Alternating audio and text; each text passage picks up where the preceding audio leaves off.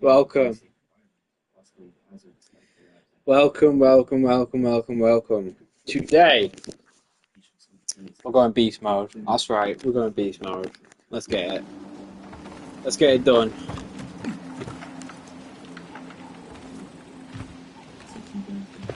Okay, we're stuck. So, today we're going to be playing a different game.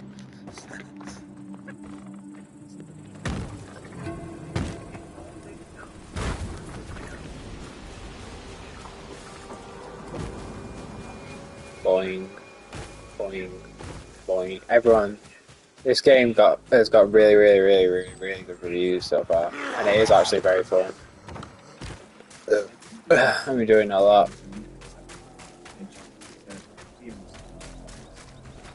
I enjoy it more if I had someone to share it with. But, you know, that's okay.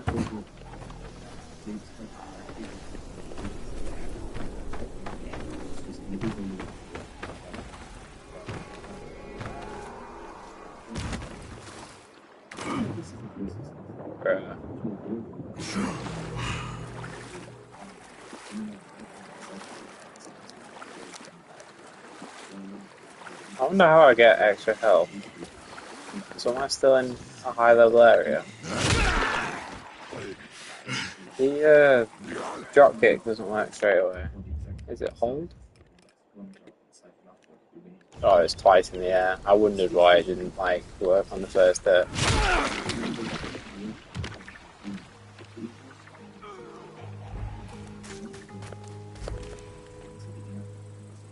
Too much hair, man.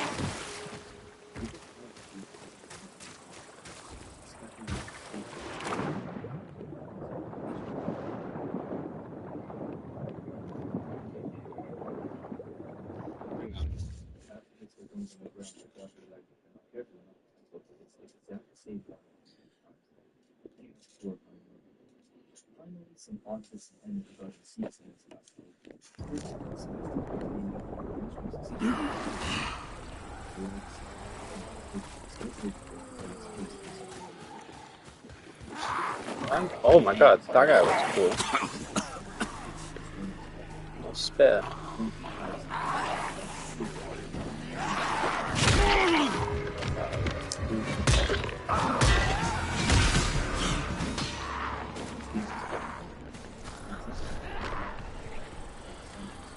I just want to look at the zombies.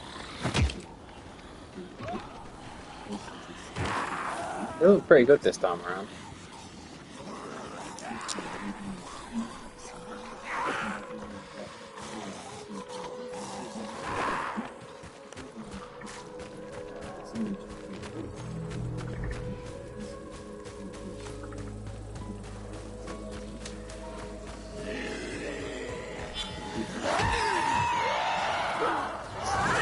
What's actually going on?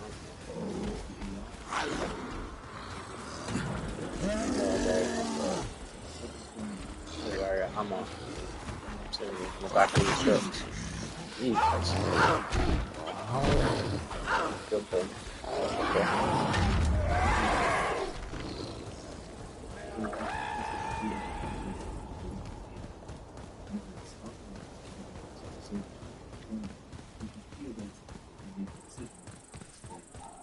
Crane must be very skilled to run across that at full speed.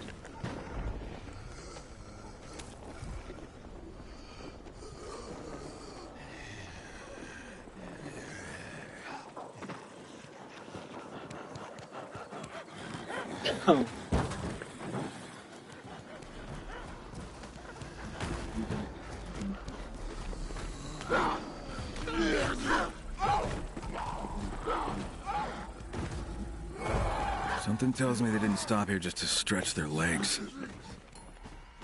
Fuck. What a massacre. Yeah, me too.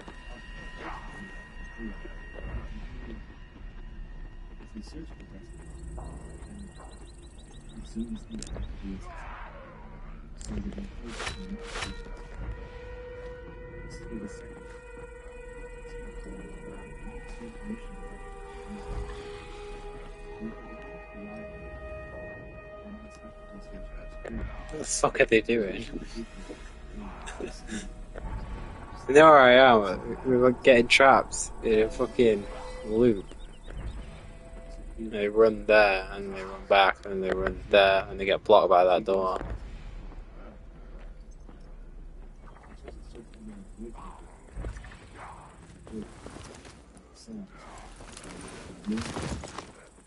Dying Light always has this. You always turn bodies over and then find something underneath them. In literally every game. Olivia, you were right. I found the Baron's men, but whatever they were moving, it's gone. Gone? You mean The game puts the invisible UV field around you when you during a cutscene. Poor fuckers never stood a chance. Do you think you can track it? I can try. The blood trail leads into the swamps. Please be careful. You want me to be careful, or do you want me to find it? I want you to find it. Exactly. I'll keep you posted. Yeah. See how we started cowering then? Unless that's UV. But why is that UV? Oh, this guy. The Traveller.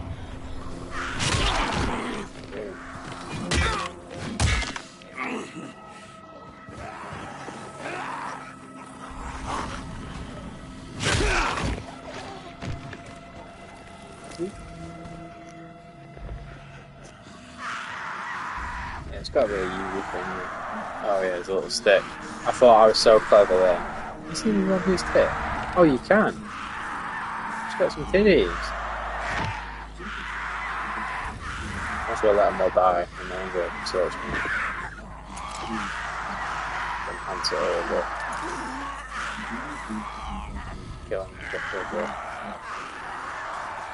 That's a stick.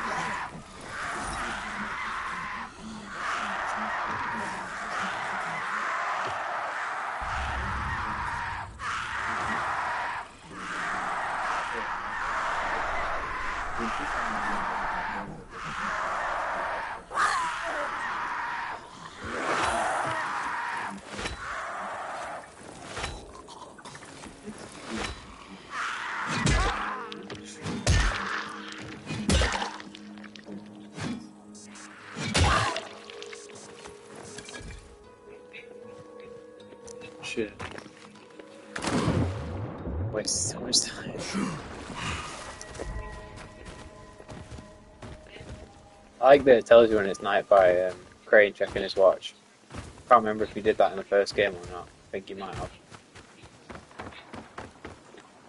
I also think he might. Maybe. I can't remember, but he might have had that watch in the first game. The same one. Quote me on that. What am I doing? No. Please. Right.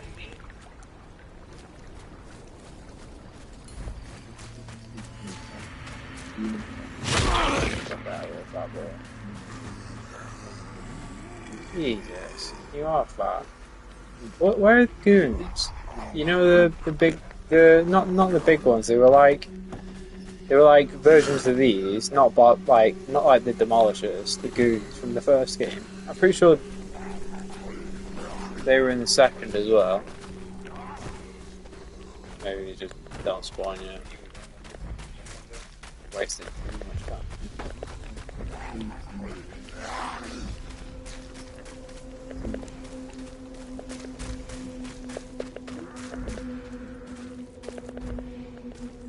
Guess I better get to that island.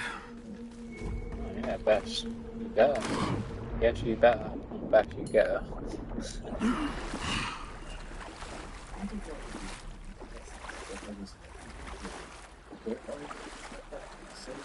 Swims very fast.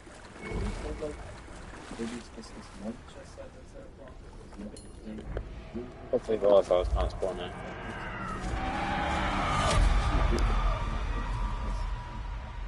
Doesn't sound good.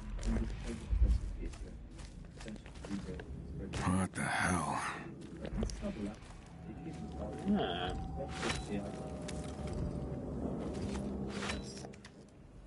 It's gonna be like a swamp monster.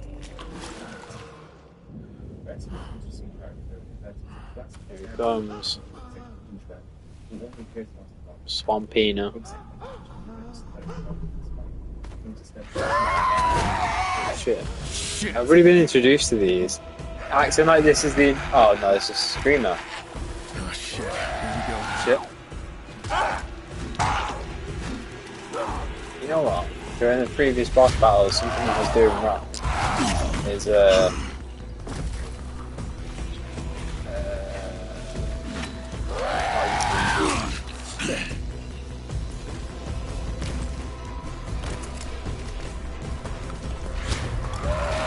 we go.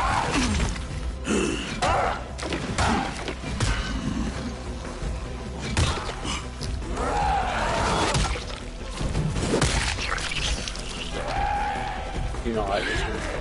Jumping around with him. Dodge it.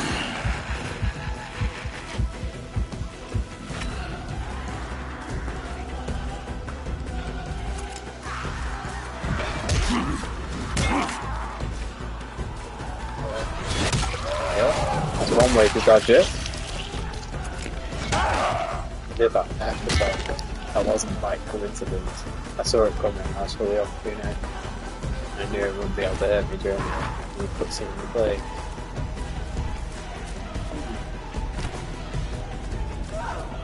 Maybe just bounce back too. Yeah. It's annoying. I have to like chip away at his health the entire time. It's fast. It looks pretty cool.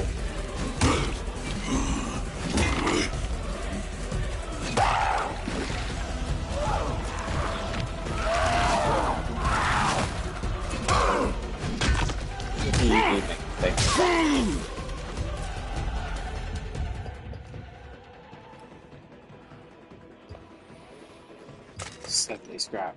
So I mean, that's how you do it. Pick everything up. Shit, I exist instead.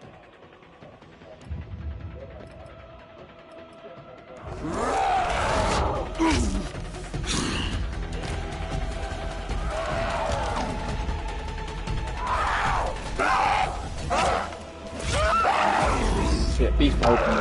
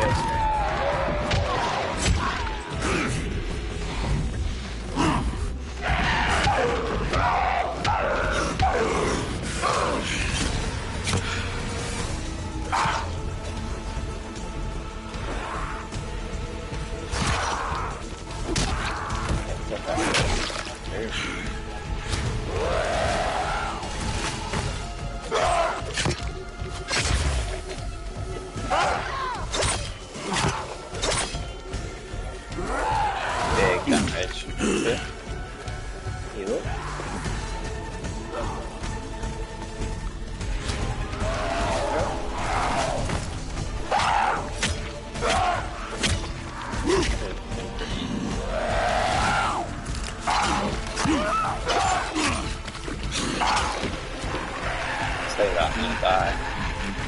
Shit. We chase him, we don't jump as much.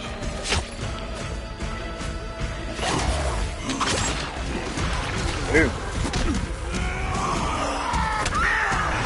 Fucking hell. Like the fucking Hulk. That was brilliant. Yeah, they did go beast mode on him, man.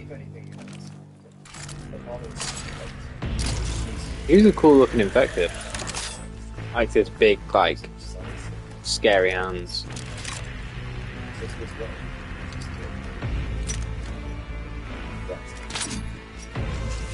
So much infected blood. Guarantee infected blood will get into his bloodstream. Can't upgrade because I need to. Oh.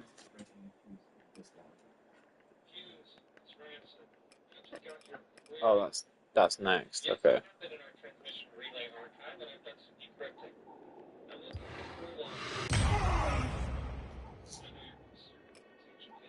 Surely it should give me like a screamer ability.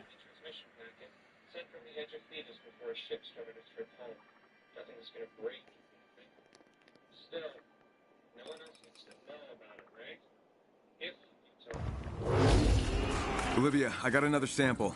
Beast power activated. Great. You're getting good at this.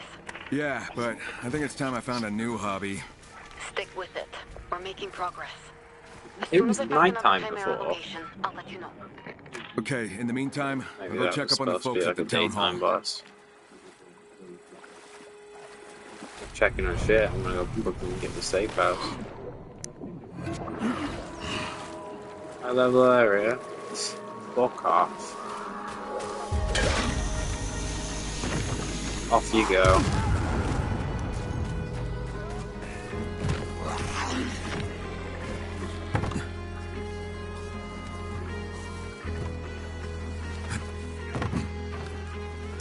Fucking hell.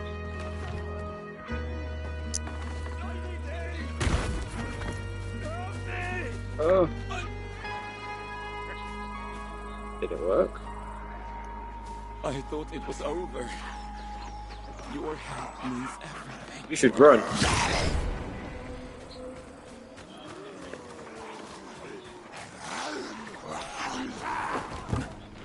Oh my god.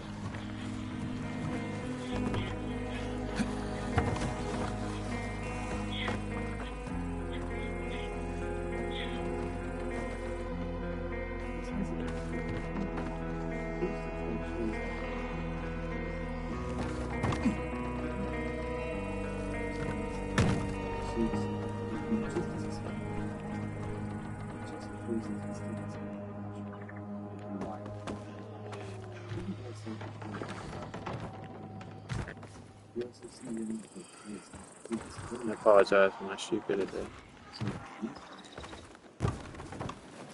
I don't know if that was what I was supposed to do, but that's what happened. Scared the shit out of me there. That was my fault.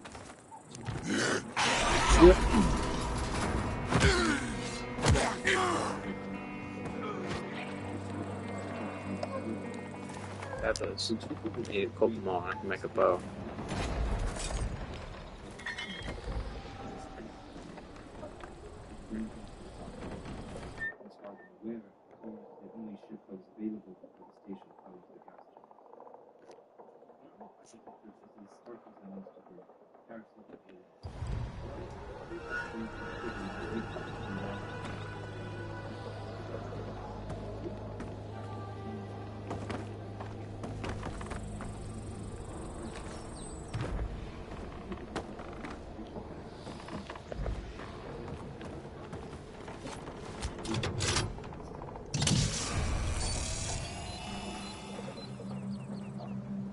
He has one of those watches that that guy had, a famous guy.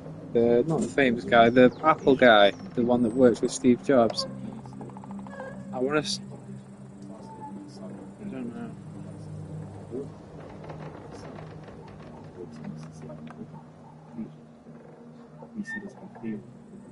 Steve Wozniacki or whatever, Wazowski. Wazowski. You know, let me just Wozniak.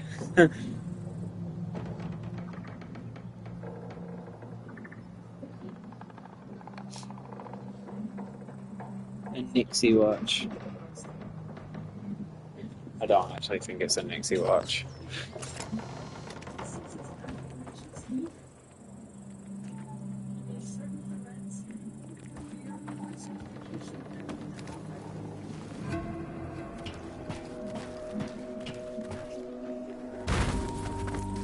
Crane can't just slide down the ladder.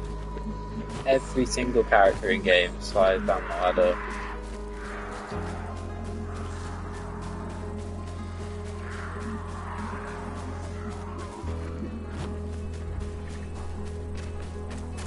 I always forget that you can do that.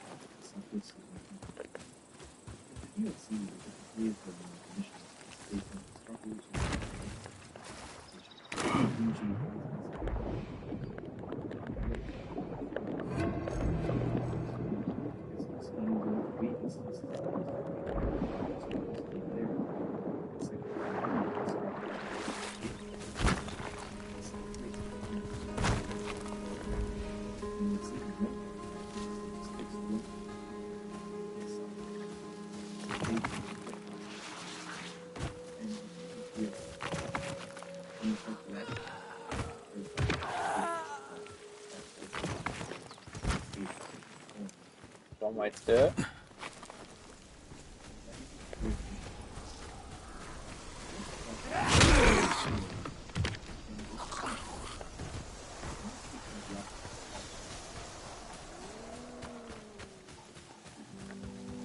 Lots of high level areas.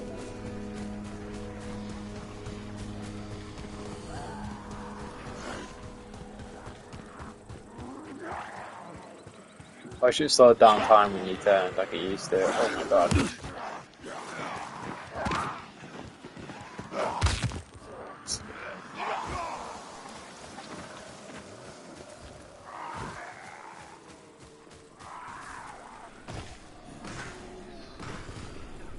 Parkour in Dying Light is so fun.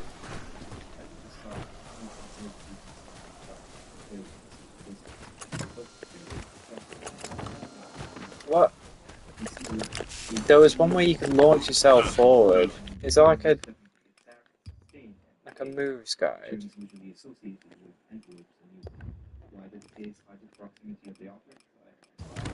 It's clear though that the number at the bottom left is ratio, with 0 meaning whatever you're tracking is right on top of you, and 0.95 meaning it's way too far to be inferior. Like, it used to be press LB. Go into one of these, press LB. Or not one of these, just anything that you can vault over. And then, yeah.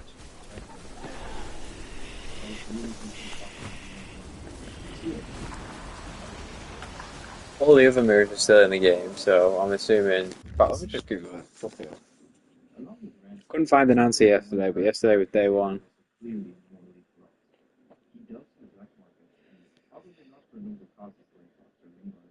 And when the infestation started, he showed this to colleagues. He was the head of Seeks and security on the station, but still took orders from Waits and the marshals. That is, until he decided to apply to them. That's shown here. This is a message from all members of the Seeks and security team. There's been an altercation in the spaceflight terminal. Waits doesn't have our back. As of right now, no one hired at Seeks and security is going on shift. We're cutting ties with the marshals and everyone else on station. Time to take care of our own. I'm gonna find someplace safe where everyone will hold up. Money's dried up here. We don't owe these people nothing. The altercation mentioned occurred so that disappearances reached a level that couldn't be ignored anymore, and people demanded answers. Marshal Waits and his team, however, did not supply them. When you level up, you get a buff to parkour efficiency. So then you climb faster and shit.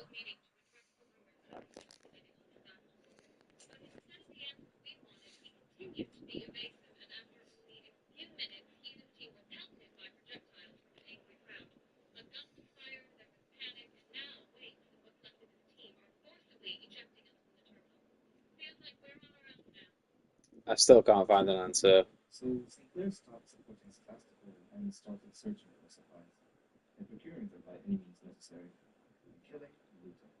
Actually, primarily killing and looting. Another audio log shows this. Guys, it's Sinclair. We need supplies. Take what you can from wherever you want. I found an area in habitation where we can seal ourselves in and wait for rescue. I got guys welding vents shut, shutting off elevators. Plan is to make it watertight. There's no room for more people in the sanctuary, but we can make space for them food, meds, water, and guns. If we're gonna get everyone through this alive, there's no room for pity. And this note by witness, which reads, Sinclair, I have verified the reports that you and your men are shooting civilians and looting supplies. If I find a way to kill this creature, I hope to hell there found you first. Wait. He was also not below the trees. People are saying that all the moves from Dial. I'm gonna double tap LB. It should be like a guide or something. Like a parkour guide in the game. So you can know what move or how to do the moves. But it doesn't actually tell you. Like it never told me that I could do this.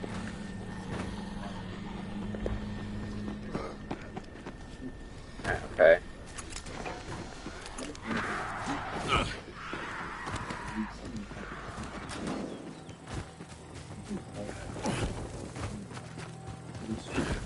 Ah, it's X. Think.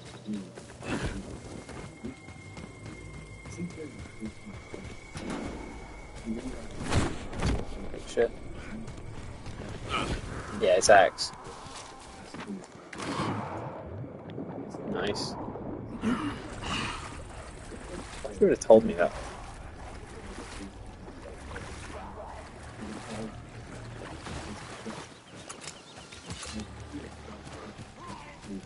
I gotta look at that watch. I barely see it.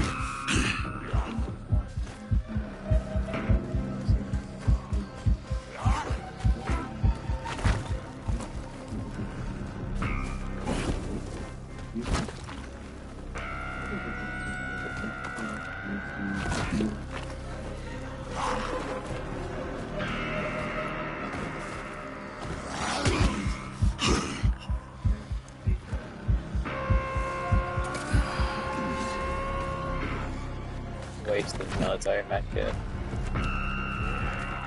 Could have drafted fucking bandages.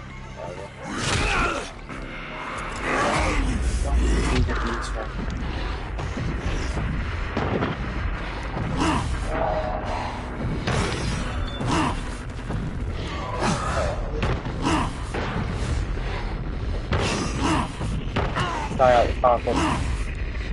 Parkour.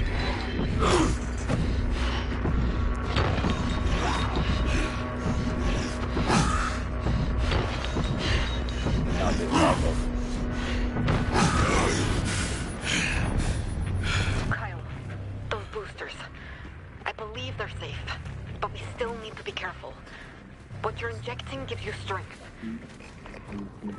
Let me know if you feel anything strange, okay? I'm sure whatever it is will be fucking rectified. Whatever illness it gives him.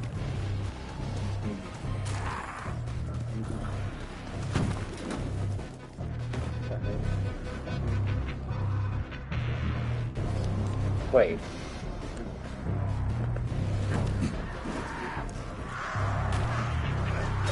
Yeah, he chased me all the way from fucking that area. Jesus.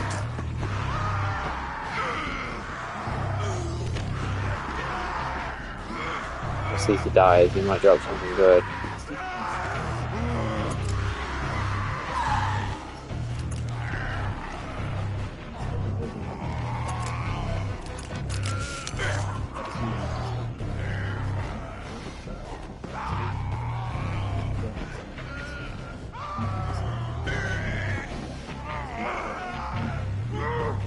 I don't know if it does damage to them, like, or if they just stay in it for a certain amount of time and kills them. Because he got on the floor then, which is close to the dying position, and now he's got back up, and he seems to be fine, just running.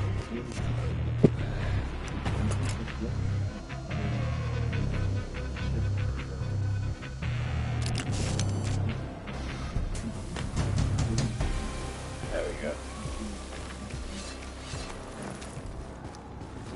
Two advantages.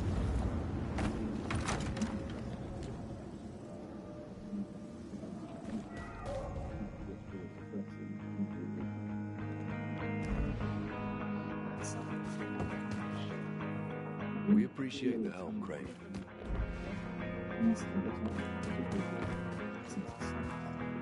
Yeah, but can we check once more? Go look. You've got...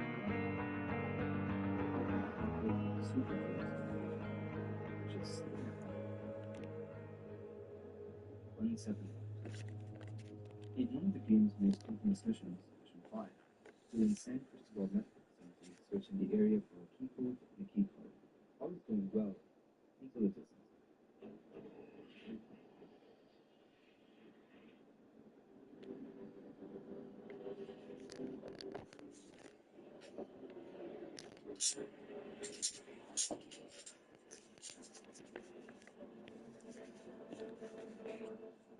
Nicholas saw this and instinctively hid from Sarge when he went through this encounter like all the others with extreme strength.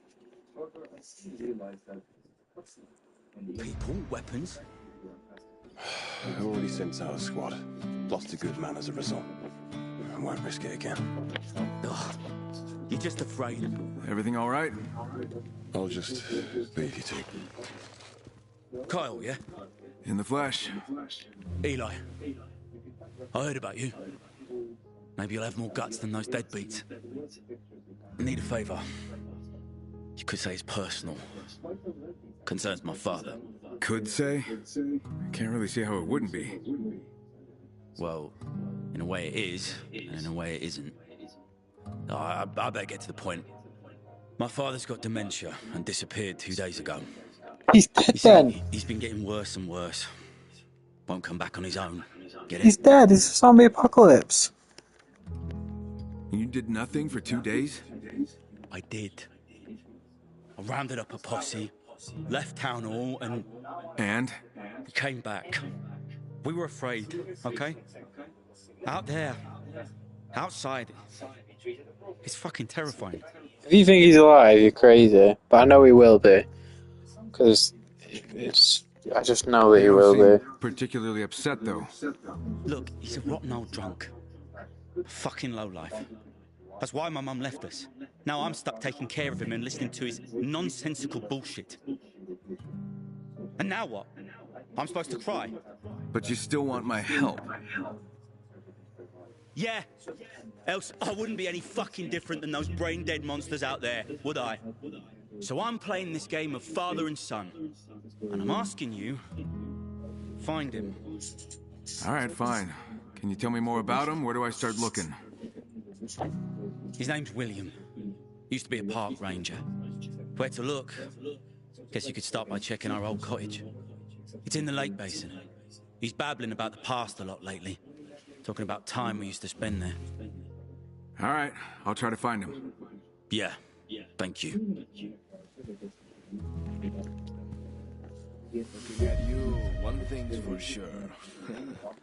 Baron's a fucking gunner.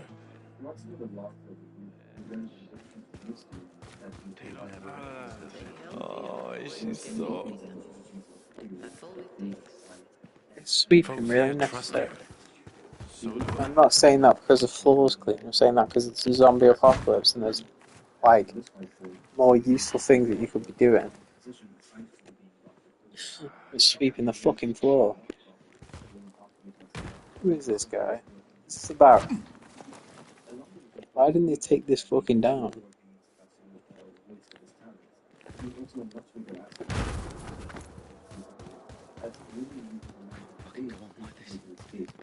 Yeah? The beast you chased away. That tunnel leads to the forest. But who's to say it won't find its way back? Always a possibility. Yes, which is why the sheriff would like to have a word with you. She feels we're rather defenseless at the moment. Gotta go. Come. Just watch yourself out there. Kyle, we got a problem. Our backup system is just that. Backup. I'm not sure how much longer it's going to I'll last. do everything that What are you saying? you should be doing. Literally The plant comes here, that powered the town went like, down about a he month did the ago. same thing when he went We to tried Thingy, contacting the foreman there, but there's no answer. but he just I sent does a squad all of the rangers to work. see what Nobody was else going does on, and they anything. never returned. I sent a If second somebody squad, does do they something, they disappeared go too. and they never I return. asked for volunteers for a And they're third either squad. dead or hide No in a one stepped cupboard. up, and frankly, I can't blame them. So I said I'd go. And I told her no. If we lose her, we lose our last shred of hope. Look, I'm no electrician, but maybe I can go check it out and at least see what's going on. I didn't want to ask. I didn't want to be presumptuous. But if we can get the power back on, we might just have a chance here. I'll see what I can do, but no promises. Thank you, Kyle. People around here are starting to lose faith. I guess they don't trust that God is watching out for us anymore. God is watching out for us. He sent us Kyle. True. Yeah, that's true actually. I hope we didn't just send him to his death. Even if Crane makes it there, who knows what he'll find.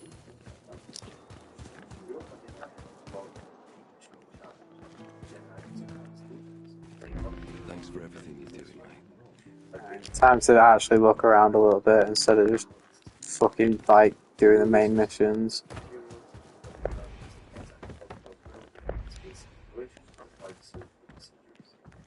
You got electricity. There should be a store. Yeah, here we go. Hey, Kyle. I I hear didn't you're need a to go into problem it. solver. Occasionally. Oh, got it. You don't want to commit until you hear my pitch, so you're playing it all cool and casual. Is that it? Okay, well, here's the thing. We have some supply stashes out and about that our scouts check on now and then. When? Couple hours ago. Infected probably got to them, but maybe not. Maybe there's still a chance to save them, or at least recover the supplies. Can you check it out, maybe? Yeah, I'll go take a look. Thanks, Kyle. No, I fucking won't.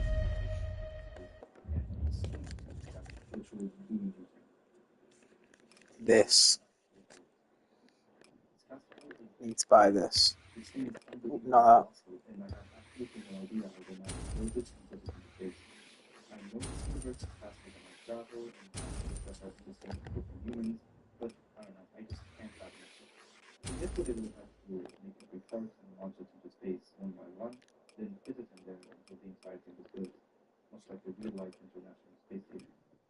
Same with the refinery that the Nostromo's already near.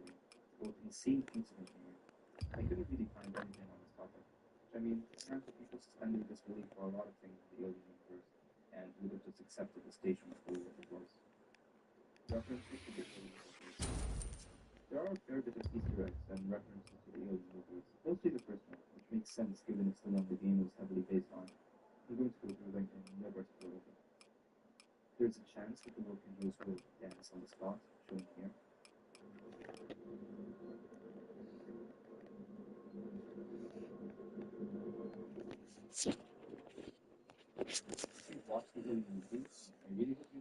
I need 200 more. I haven't got anything really that I can sell. Albeit much faster since the available time model and much more advanced. There's also this.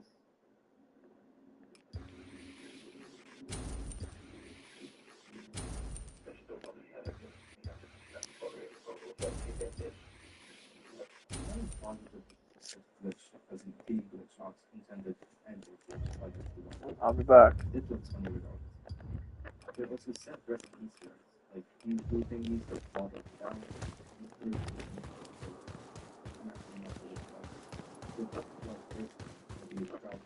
All right, mate. We also have this, which is so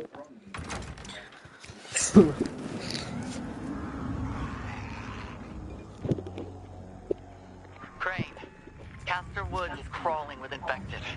You can't kill them all. Sometimes it's best just to run.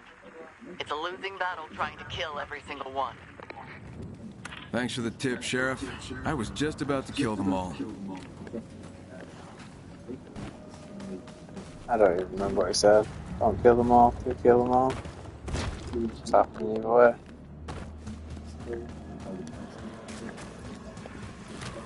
Oh shit.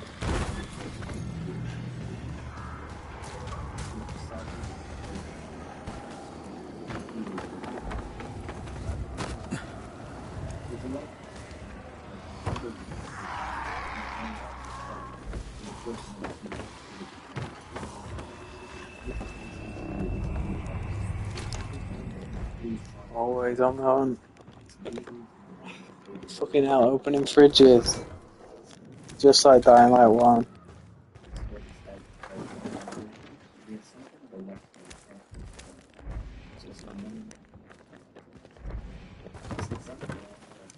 I can't get to that one.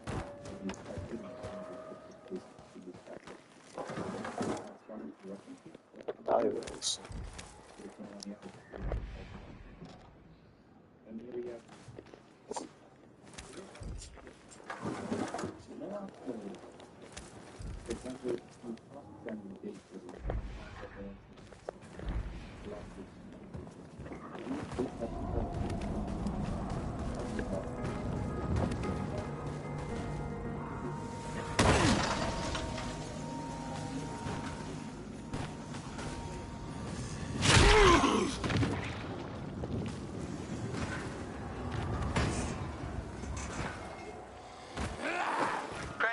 Do you copy? Read you loud and clear. What's up, Sheriff? If you get there and the power plant is totally foobar, just walk away. No reason to risk your life for no good reason. I have a good reason, and if I can get it up and running, I'm gonna expect something in return. Our respect and admiration? That's a given. No, I'm gonna expect you to do something for me. And what might that be? I haven't figured that out yet, but when I do, I'll let you know. You get that power plant online, and we will owe you. Big time.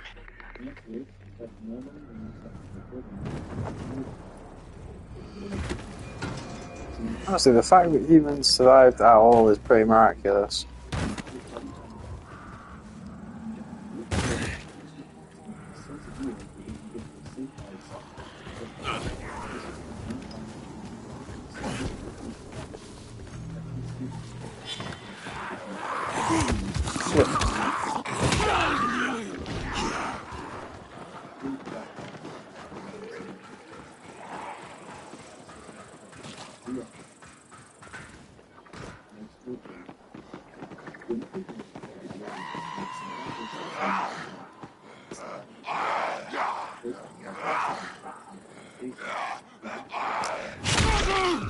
Oh shit.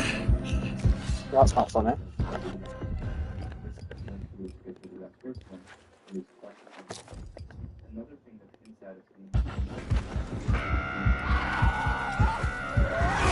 God damn it. God fucking damn it.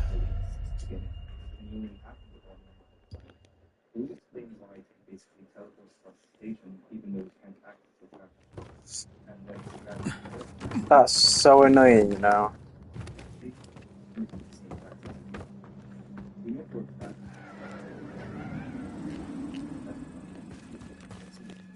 Oh my god, I die again. Fuck.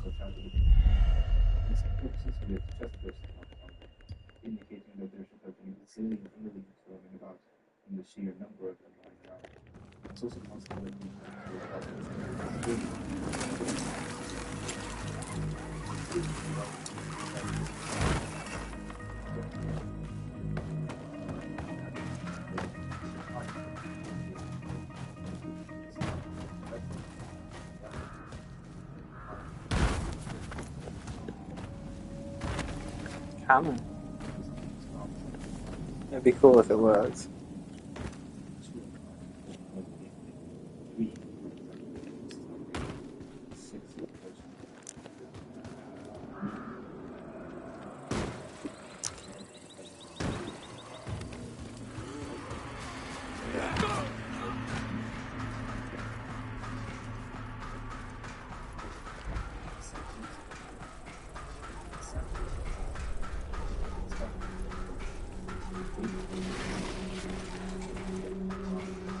wish the slider was a little bit more physics-based. Is that even worth it?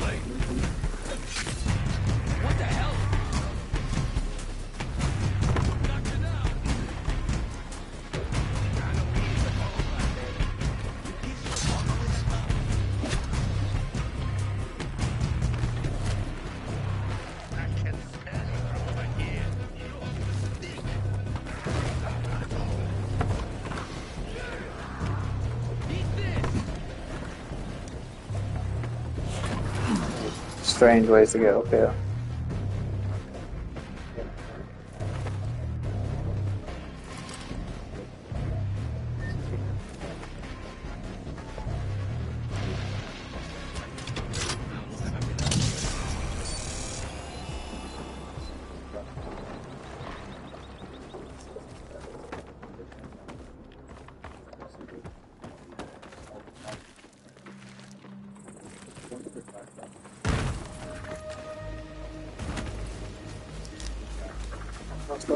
You fucked around. Now you're gonna find out.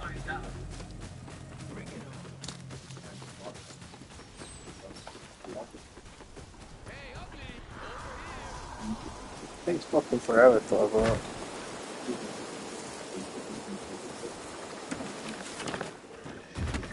I will say though, the game feels a lot more like designed for parkour than Dying Light 2 did. Like this sort of like swinging thing and like fucking poles, and it's like in Dying Light 2 that was more like a novelty because it was just so few and far between, and also so unnecessary that you just didn't need to use it. So it worked, but only worked as a novelty. But in this game, it's genuinely useful. Like this branch here, I didn't make it, but the other branch, and there's little bits that you can swing on everywhere. Basically, any pole that hangs like that, you can swing on. It's great. And I keep like you see ropes and fucking poles, and it's just so dense with fucking environmental parkour. It's great. Olivia, it's Kyle. Do you copy? What's up? I'm headed to the power plant. The locals asked me to find out why it's down. You're trying to get yourself in their good graces. Something like that. If I scratch their back, I'm hoping they'll scratch mine. You know how to get the power plant up and running? You can't just unplug it and plug it back in again, you know? Ye of little faith. It's gonna be a cable puzzle,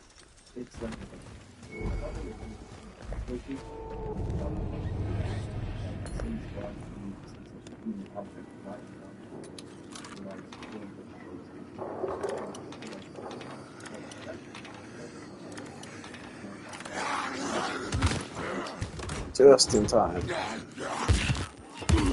Oh, shit.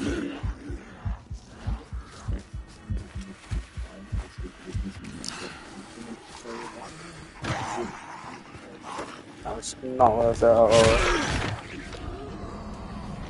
You! Better stay back! There are fighters everywhere, and they will tear you to shreds! Guess that foreman is still alive after all.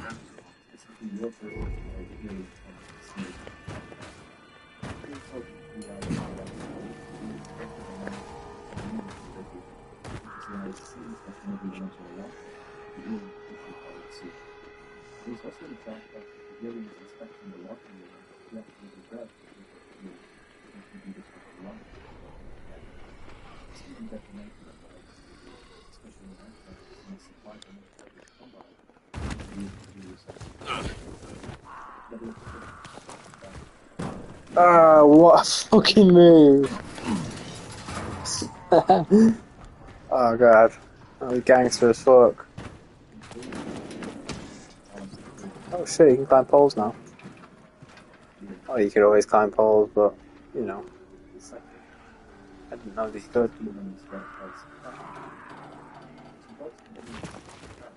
Ugh.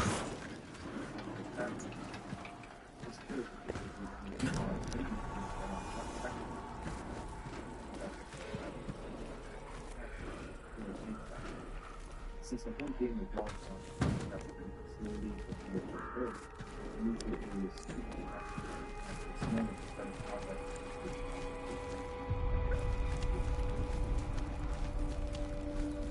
super and this moment that is not like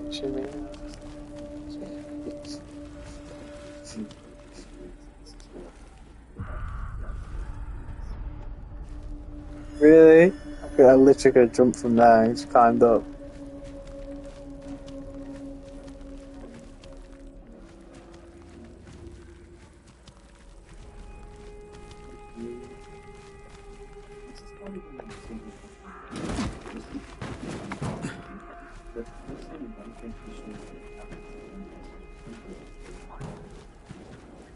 Oh, that's the way, obviously.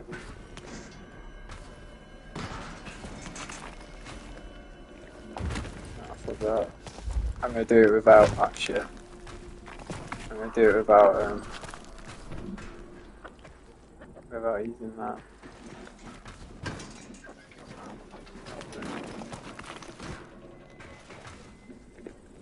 God damn it.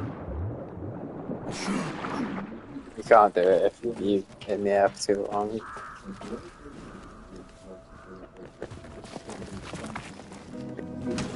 Ah, yeah, did it.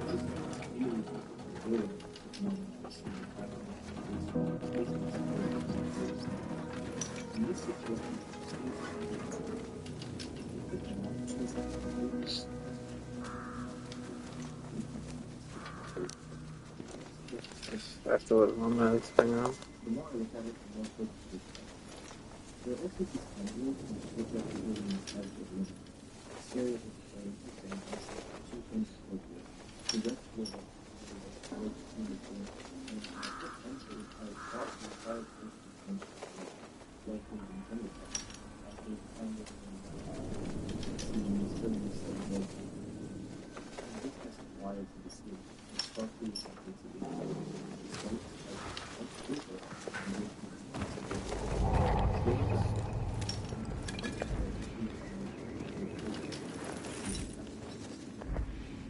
Love the script. Oh, damn.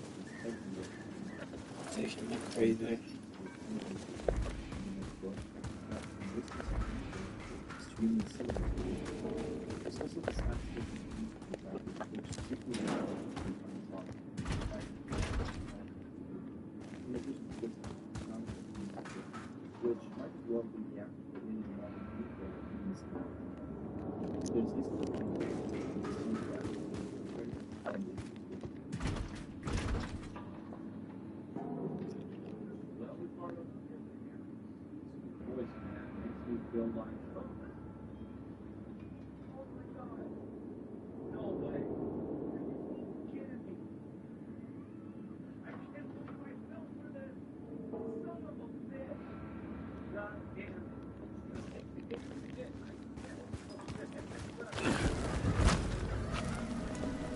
There is it. Jumping motherfucker.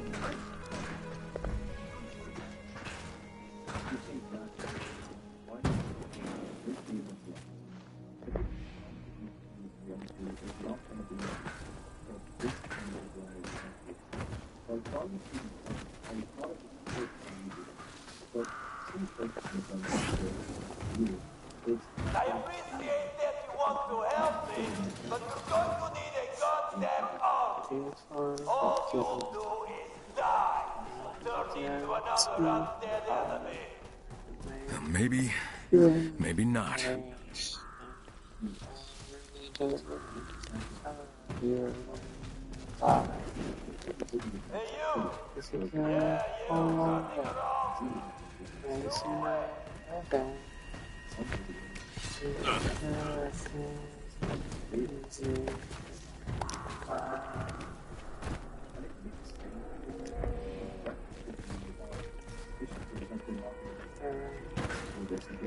Damn it.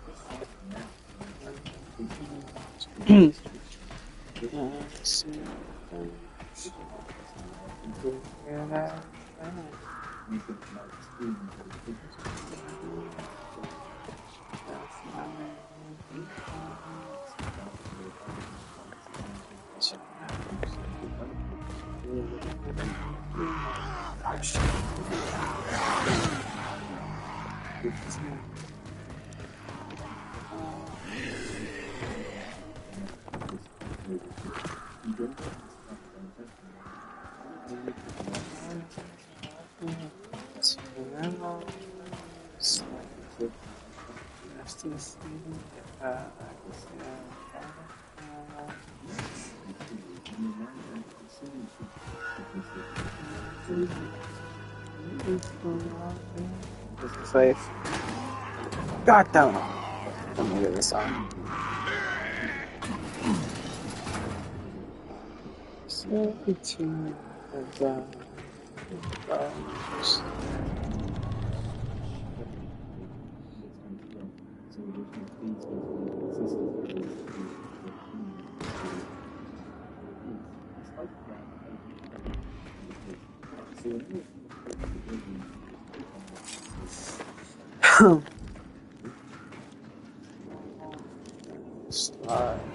You the foreman? Yeah. Largo, how the hell did you get in here? Same way you did. And now you're as trapped as I am. You stupid, pig-headed idiot. Trying to help you here, moron. I'm the moron. Didn't I tell you not to come here? Well, you couldn't fix it? Fix it? Fuck that. I'm not going down there. They would tear me apart. How about I try? We can stay on the radio and you can guide me through. Guide you through? Ha! Something blew up down there. Half the building is flooded. What kind of idiot are you? Just the kind of idiot that'll kick your ass if you don't adjust your goddamn attitude. Fine. You won't go down there? Have at it. It's your funeral. Love that can-do spirit. So where do I start? How do I get in? Get on the roof. I'll point you in the right direction. Keep your radio on. My name's Crane, by the way.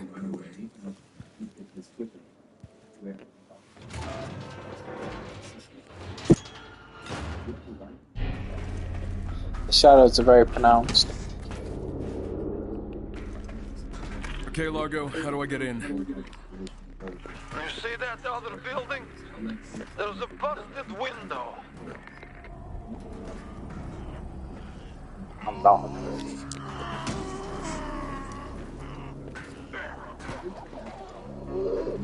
Hi there.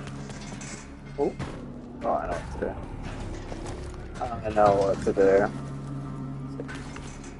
Ah! God fucking damn it. Right, fuck this.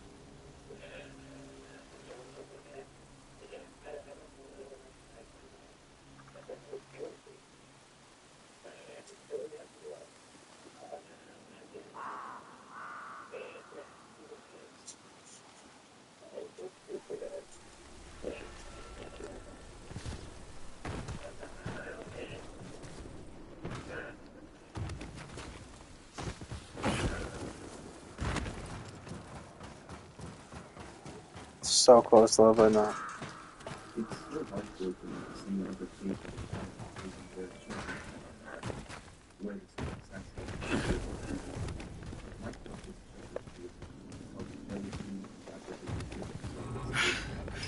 is I'm getting too old for this shit.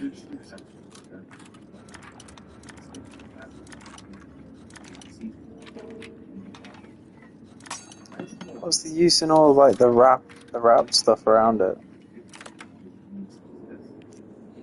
Just to strengthen it, maybe.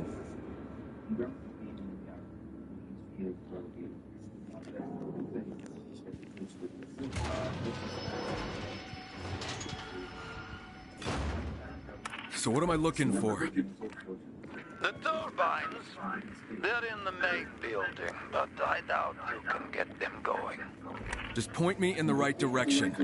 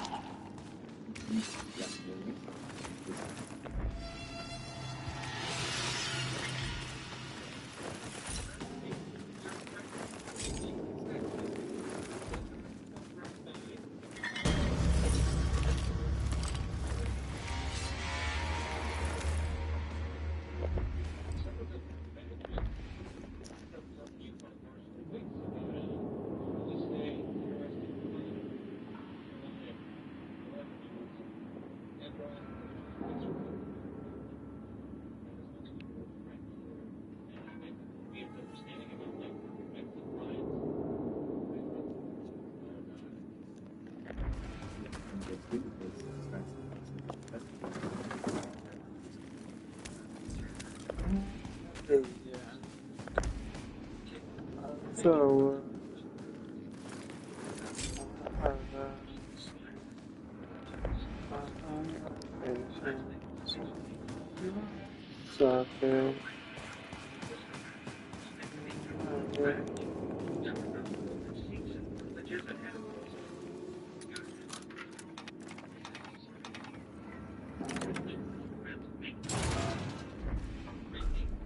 Largo, do you want to explain to me why you... I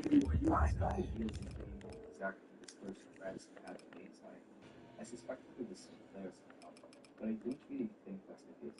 And it's possible there wasn't a reservoir, and it was just a cover-up for something else. I asked this question on the Alien Explanations subreddit, and user Shade_Ash said that he doesn't actually need a rat, because he's already active for a lot of messages, including the ones inside the Marshall unit. Quote, he claimed to Lingard that he has friends with badges that told him about Foster, but that's likely a lie to cover up the fact that he's intercepting electronic communication. And if everyone comes down, communication. Have power in your control room, but there's no power down here? Yeah. It's the reserve line. There's not enough power to run the whole place. But there's just enough to keep me out of the dark. Well, I need some light in here, so shut down your power for now. Shit, fine. But it isn't gonna power everything. Reserve light only good for emergency light. Got it.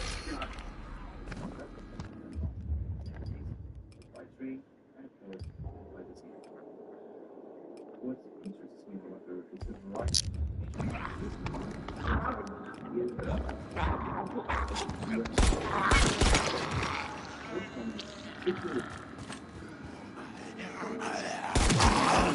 There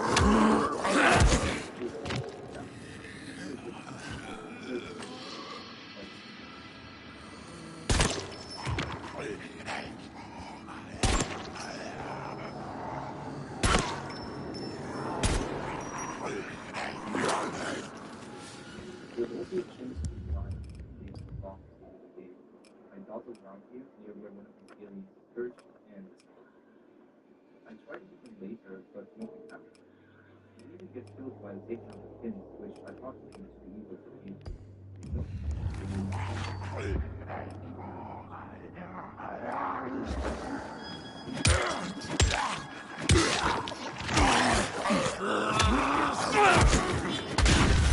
Jesus.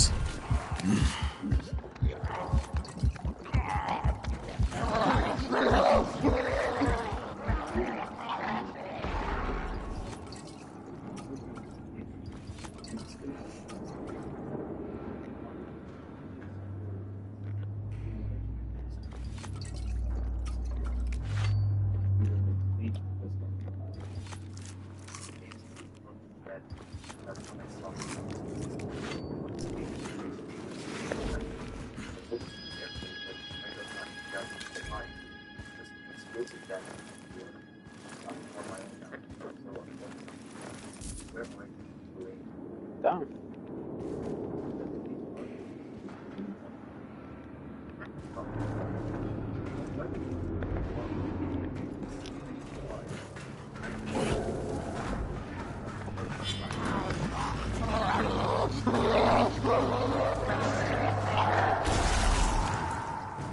Get all the exploders out.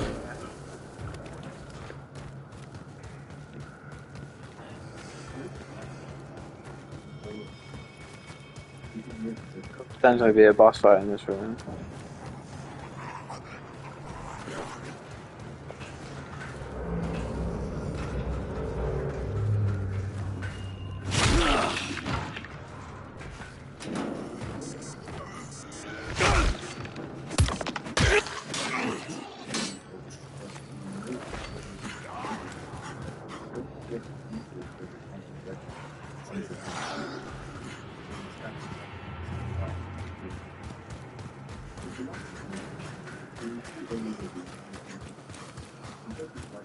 Fucking moving.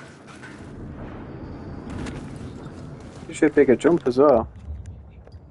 I think.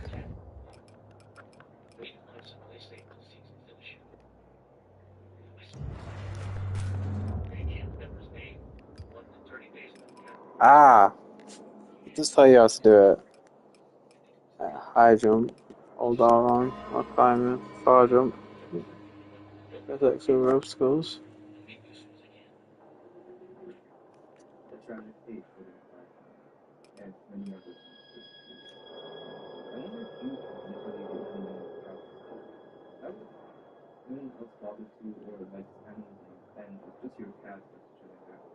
There were more animals than probably would have seen. The alien killed them, and the humans would have had little use of it. Unless they made changes. I wonder what cats means. Humans are a real danger. There is a theme that Nice. leads the alien culture, or at least aliens, and alien isolation, as those are real threats.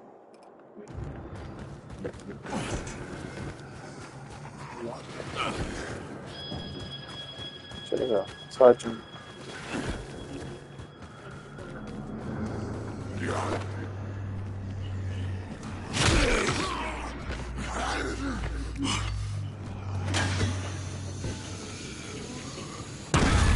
Oh my fucking god. How did that not kill them?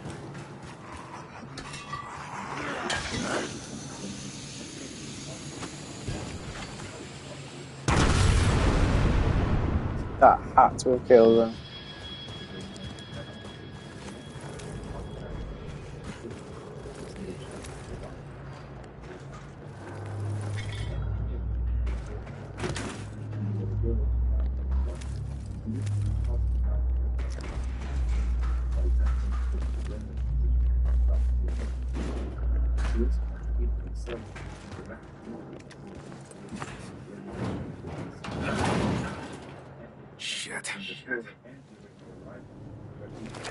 Can't reach the turbines. They're all underwater. Didn't I just tell you that a moment ago? I'm gonna look for a way to drain the water. You're going to get yourself killed.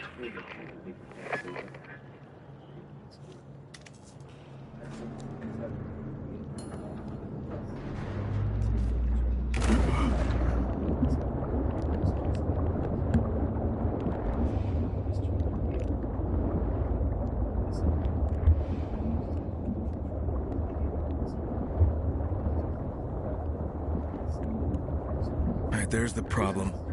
I need to Why close are you off that pipe talking somehow. underwater?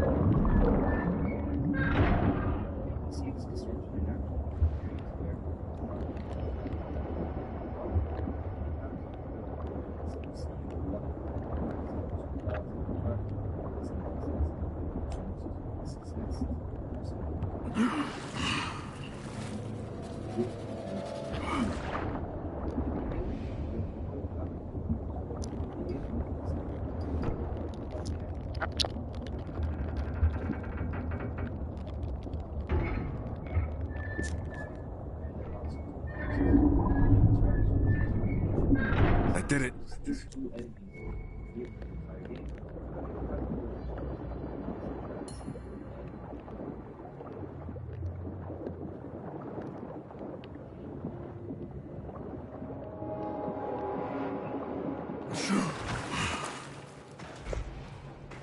Largo. I cut off the water coming in, but I still need to drain the flooded area. There must be a pump down here, right? On the ground level, I think. Doubt it's working though. Love that optimistic attitude. Realistic. But hey, if you want to get yourself killed, who am I to stand in your way?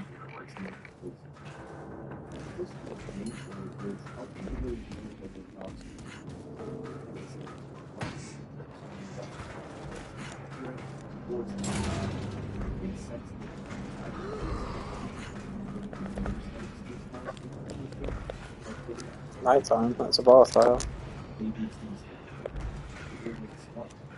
I'm cautious.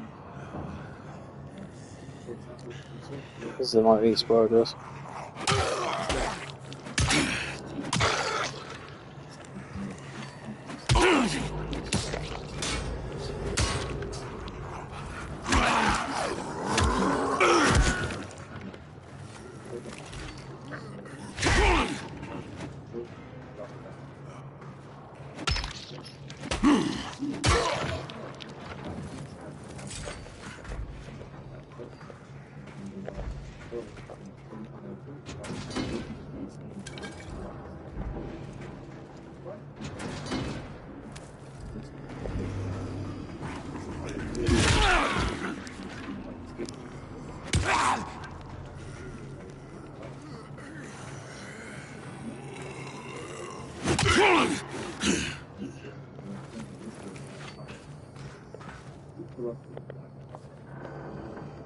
What the fuck? Oh god. Trap man.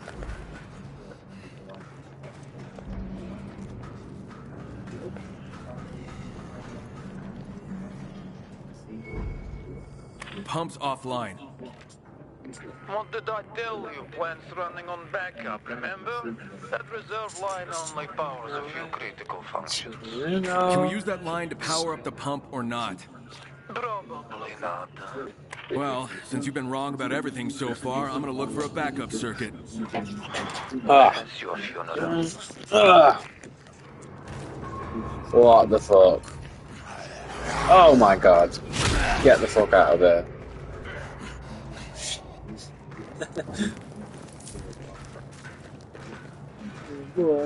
I don't know where I'm going. Oh, this way. What? Okay. This way. Oh shit! Oh,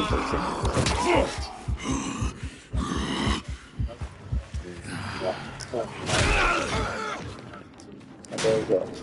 No. Still being cautious. Being cautious. Yeah. Shit. So fun. The dropkick is literally the best thing I ran into a game. Jesus Christ. This is fucking brilliant. Oh, bad idea.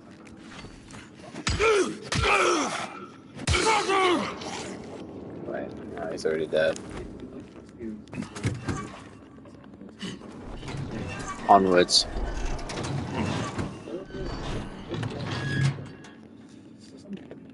Let's put this open.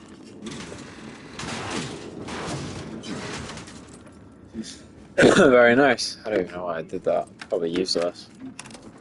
Like I need the doors to come off. The door isn't electric. And this door is available. I literally had no reason. Oh well.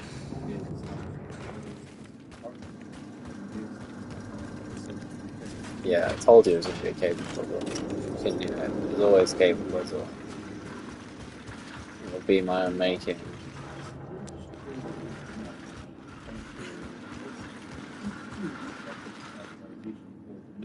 Nope, not this way.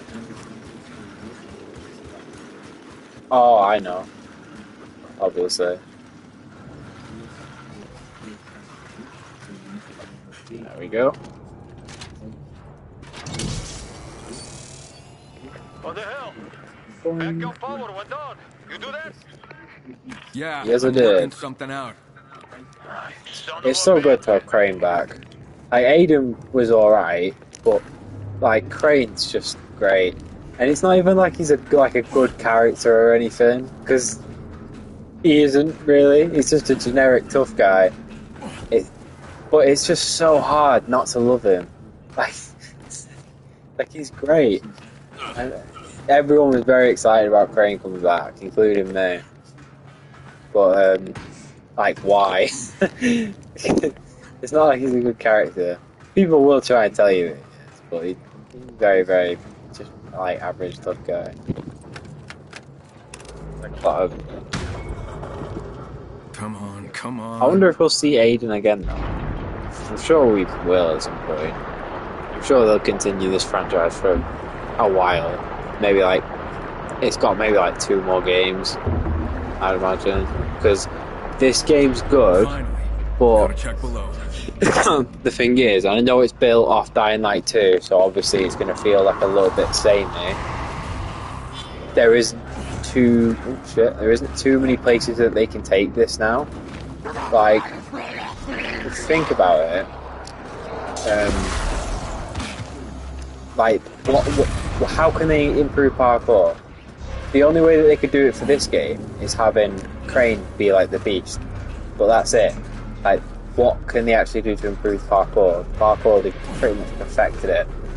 And combat as well. You can add new weapons, new guns, but seeing everything. 3 games, you know, it's starting to show. And there's only so many different types of zombies you can make as well. I'm sure they'll make a Dying Light 3, but it's probably going to be the last one. I can't imagine like what it would actually be like at all. I hope I killed one. I think it did actually. Yeah, shit. Yeah, no. This game's good though. We've been having fun so far. More fun than Dying Light 2, maybe, but at the same time, Dying Light 2, I always enjoyed it. Like, a lot of people didn't like Dying Light 2 when it came out, and, you know, I didn't play it straight away, I played it a few months after, but I liked it when I first played it, and that was when the game was in a similar state to the day one.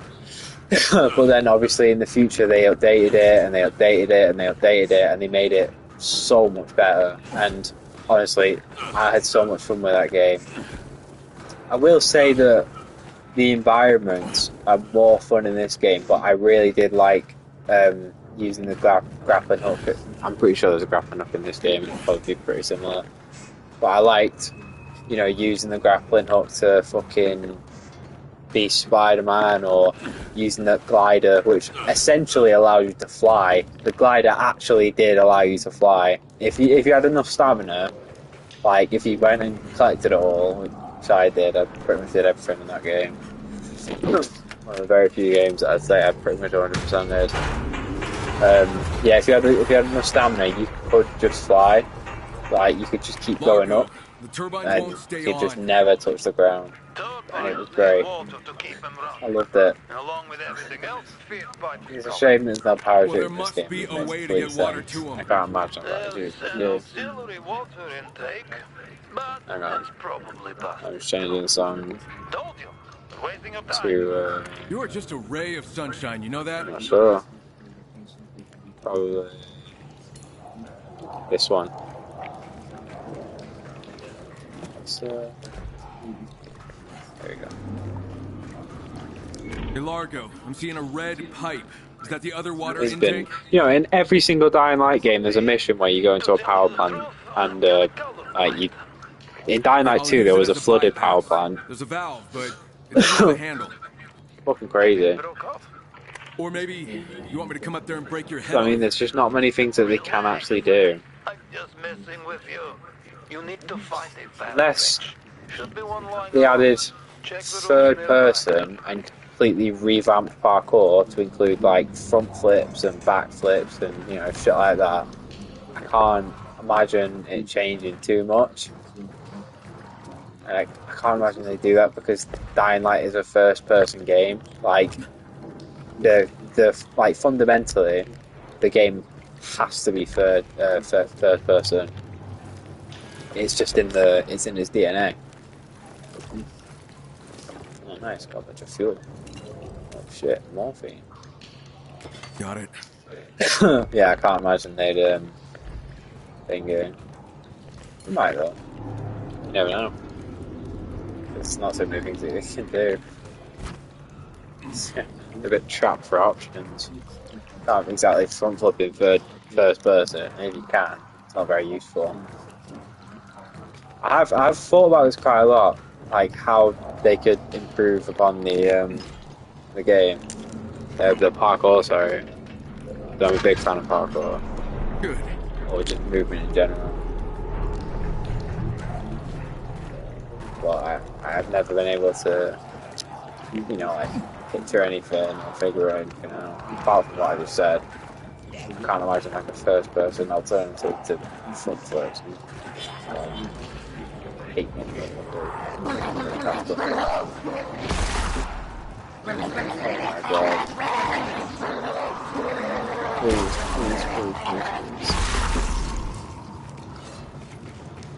There we go.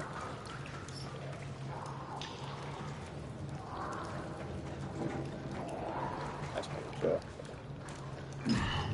I would like to. I'm curious though. You wait for a game for so long, and then it comes out. You beat it, and then starts the long wait for the next game. And you're always, you're always vying for details, any little snippets of information you can possibly get. GTA 6 next year. That'll be the game of next year. This isn't the game of the year, but Holland. I'd say Silksong is the game of the year. Let's see if that worked. Expedition 33 came out of nowhere, but when I say game of the year, I mean the game that everyone's waiting for. Even though nobody knew it was coming out this year, it shadow dropped. Oblivion, you could also maybe say Oblivion. But maybe, I'd say Silksong. More people want Silksong than people want Oblivion. That's kind of a hard statement to make, but yeah, I think there is some truth to that. But yeah, no, the game of next year is GTA 6, and then you have to wonder what the game of 2077 is. Is Resident Evil? No, I think Resident Evil 9 comes out. next year in like early thingy. New Silent Hill as well. This year has been crazy for gaming. So many good games have come out. So many bad games have come out too, but mainly good. It's been a good year. Yeah, I work for the big man. Did I forget to mention that? Yes, it has indeed. Where's my phone? I appear to have lost my phone. I always lose my fucking phone. Oh, he knocked me out. You didn't even notice. As if he was looking for my phone. What a dick. I wouldn't push me if I were you. I know, he's put me in handcuffs. You don't want to piss me You don't off. want to piss me off. Turn beast mode. Beast mode. Beast mode activate. Bruh. Beast mode. Move! You're gonna see. I'm not going back. I'm never going back. Back off. I'm not going back there. You don't know what it's like, man. You don't know what it's like.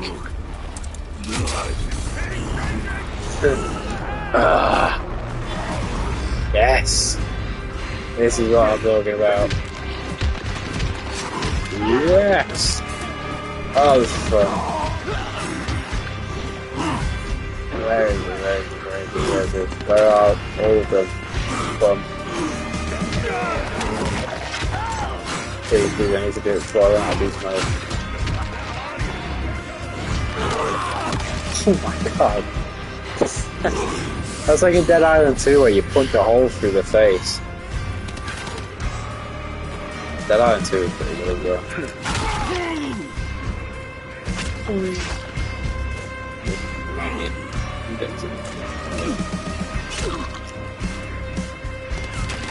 Wait a couple seconds.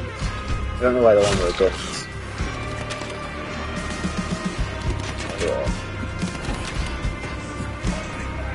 Coming for you.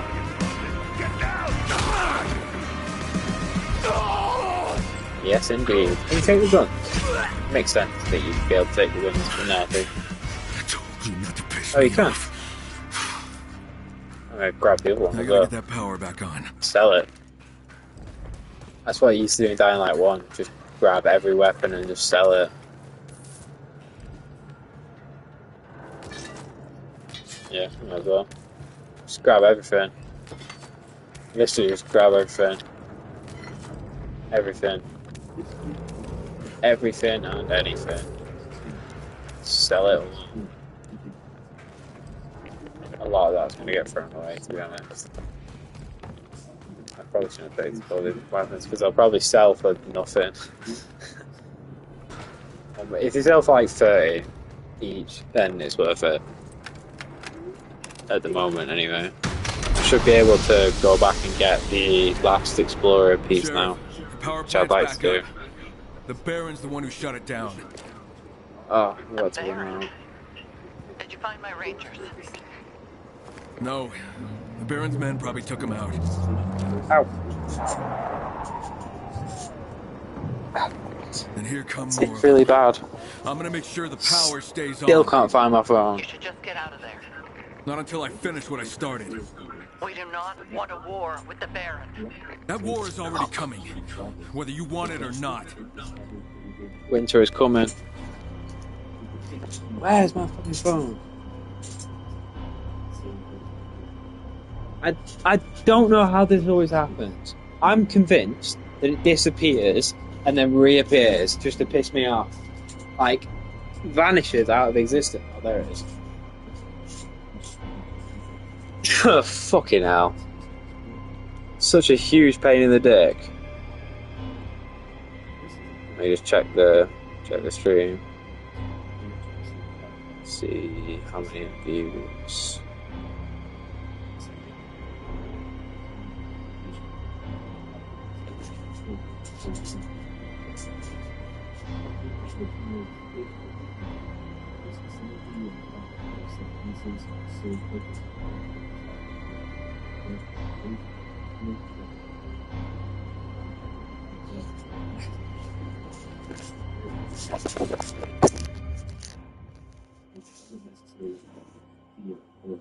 Despite the player, which is being sold with capacity.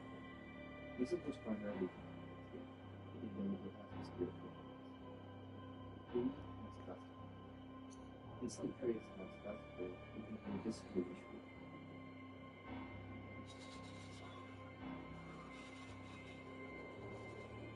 The problem is, to some, this sounds like the shrieks of a much larger, formidable creature. I personally never noticed this. I just attributed them to the growth, but they do sound scary. I managed to get access to the gate lights, and after listening to all the alien sound effects, it seems like these sounds are very similar to the normal detectors. There are also just backstage sound effects that I assume were implied, and could be attributed to them. It's not definitive, but I think it's more rare these sounds create, which bring up ideas that create rather than their fault, since it's both unexpected in general solutions and expected in design. But that choice is just contradictory. All that aside, we do have active confirmation of the dead themselves that there is indeed a clue on the left, and those sounds are most likely technical, so maybe I just didn't know. Now, for the reason as to why we don't see her following them, or more obvious hints towards her existence, is to not give the player the expectation of the boss fight, since that's the goal that's the key of the game. It was also to stay true to their focus on the original video movie, as that one didn't have a theme, possibly realizing different ways of reproduction. Having a theme be hidden from players with a review is necessary. For attentive players, it gives you yet another reason to enter that fight, and it also has this almost childish feel to it, like this monster that's hiding deep at the front of the stage, version of the race of these virtually invisible creatures. It's almost as if you should count yourself lucky or not to come across it. And if you hold your revolver, you can see that Ripley's hand trembles slightly. Now, this could be attributed to the slowness way, not everything holds guns perfectly still, so, but it could also be chalked up to her being inexperienced with it, since she's an engineer and wouldn't have had to engage in combat or not. One last little detail that gives her just a bit more. The art book. There's an art book for this game that has quite a lot of worldwide stuff to check out. It's a art, artist's insight, alternative tips for the areas. It's a really good read if you want to see some more behind the scenes of the game's development. I'm not going to cover it page by page here, of course, but there are some things to mention. First is that the environments we see in this book don't really match up with what you get in the final game. These are more brand new worlds. It almost looks like a different game from the book, and the close games are all over. And you might think so much story, another player gets to do. The alien isolation we got is more dramatic, and while I would have loved to see the designs of all book to come to fruition, I think what we got is all around better things. These high designs feel exceptional, and that's exploring the judgments of machine. It being so large and sleek, it's not a beauty, it would be magnificent. We also have this area, and while it isn't a final game, it looks completely different, and instead of sacks filled with synthetics white clay, looks more like those doors from that one scene in Monsters Inc. It does spill something when you shoot it though, so at least that detail survived. Moreover, we even have a mention of the alien queen in this book, strangely with this image. I cannot cipher for the life of me what this is, so if you can figure it out, let me know. One redditor by the name of Whiplash Animal thinks it's maybe egg snappish and the alien queen, and it sort of resembles the queen's crest-shaped head. I can sort of see the latter, the black feather looks somewhat similar. Lastly, we have the mention of Apollo on the side, with a mix of tentacle and again shield.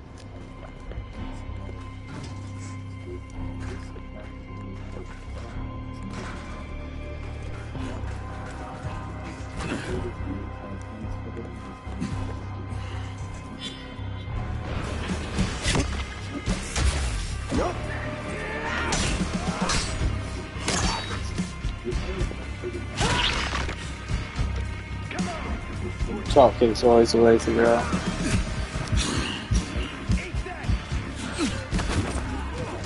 Oh yeah, I forgot about that.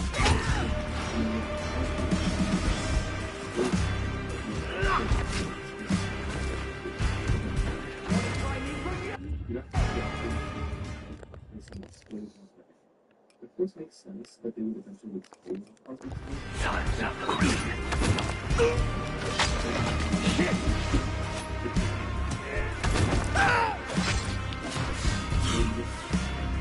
Say goodbye, Clay.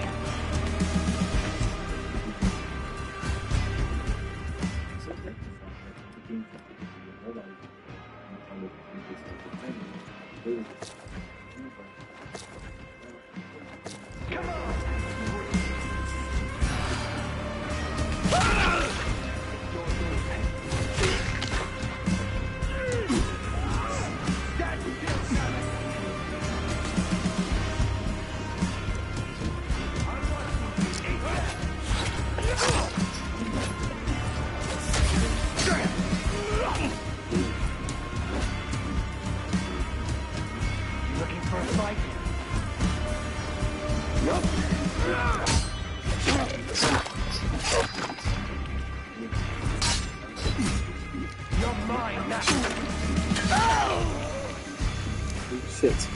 Shit.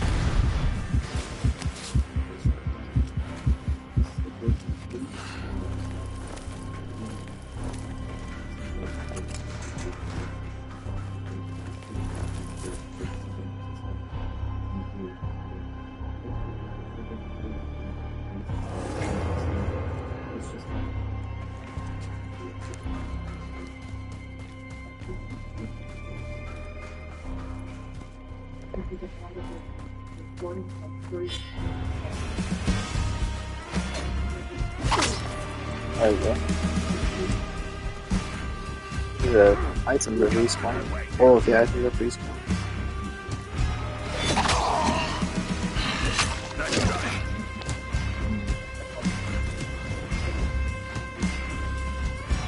You're mine.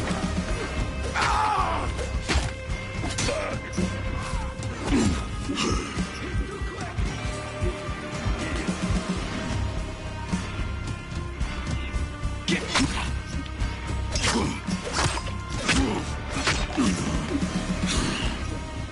Time's up.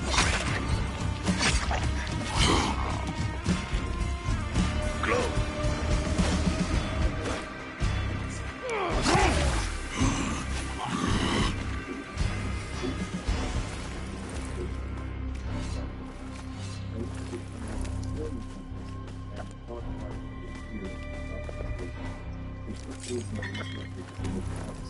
Nice.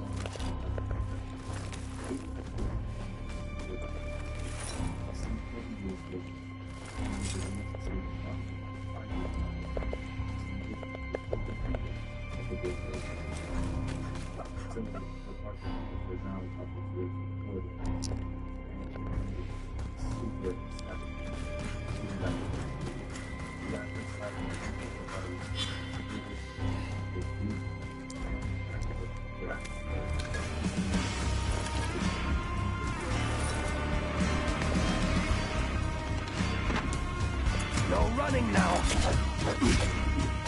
There's the wrong button to block. 3 times.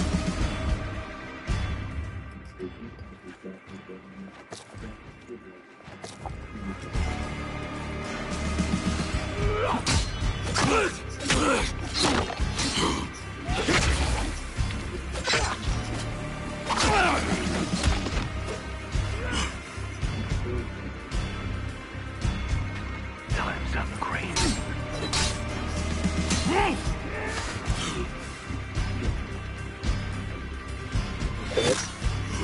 That could potentially be a problem if I need to kill every enemy. Yeah? Oh yeah, I forgot. Crap.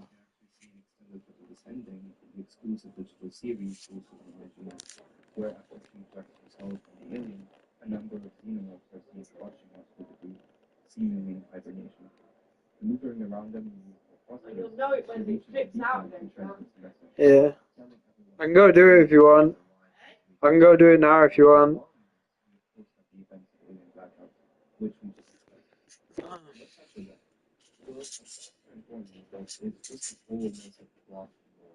Basically, there's this comic series that has Amanda Ripley being her friend, that she works with for just 1 week in Luna, and they go into black. I saw this video that goes over the story, and I personally didn't find it interesting at all. It seemed all against the inside spirit of the game, and not individually like aliens, or those packages of bias, given that it's in a different medium in the game. There is a video linked in the description if you'd like to watch it, but I think that the comics and novels are third-tier campaign work, meaning they can get retconned by a future movie or game, so there's that. Now comes the interesting part. Is Amanda still alive? At first, this seems like a dumb question. It's confirmed in the director's cut of the aliens that she died on December 23, 2178, at the age of 66 from cancer, having been married and with no children. But there's just one catch. The person who tells us this info is the extremely untrustworthy Berkeley.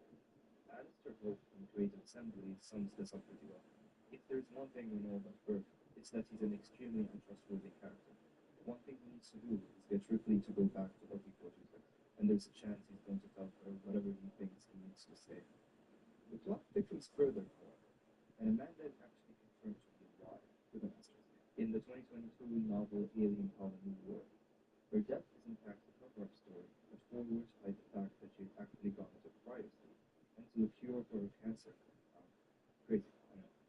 So she's confirmed to be alive as far as 2096, the year the book is set in. What happens to her afterwards is unconfirmed, but one can hope that Amanda was cured and lived the rest of her life. What about this whole deal is just how many damn books, comics, and other media is in the Alien franchise. I mean, just looking at the stuff set after Alien Isolation, it's an exorbitant amount. In my opinion, it's clutches of canon books, but I guess there's always the option of corresponding. Alien Isolation comic. Speaking of comics, there exists a single-issue tie-in Alien Isolation comic that's a prequel to the game, covering 3 stories that happened before the release of Uncut Sebastopol. It was written by Dan Abnett and Dion May, if I pronounce those properly, who both worked on the game, and the stories themselves are quite good.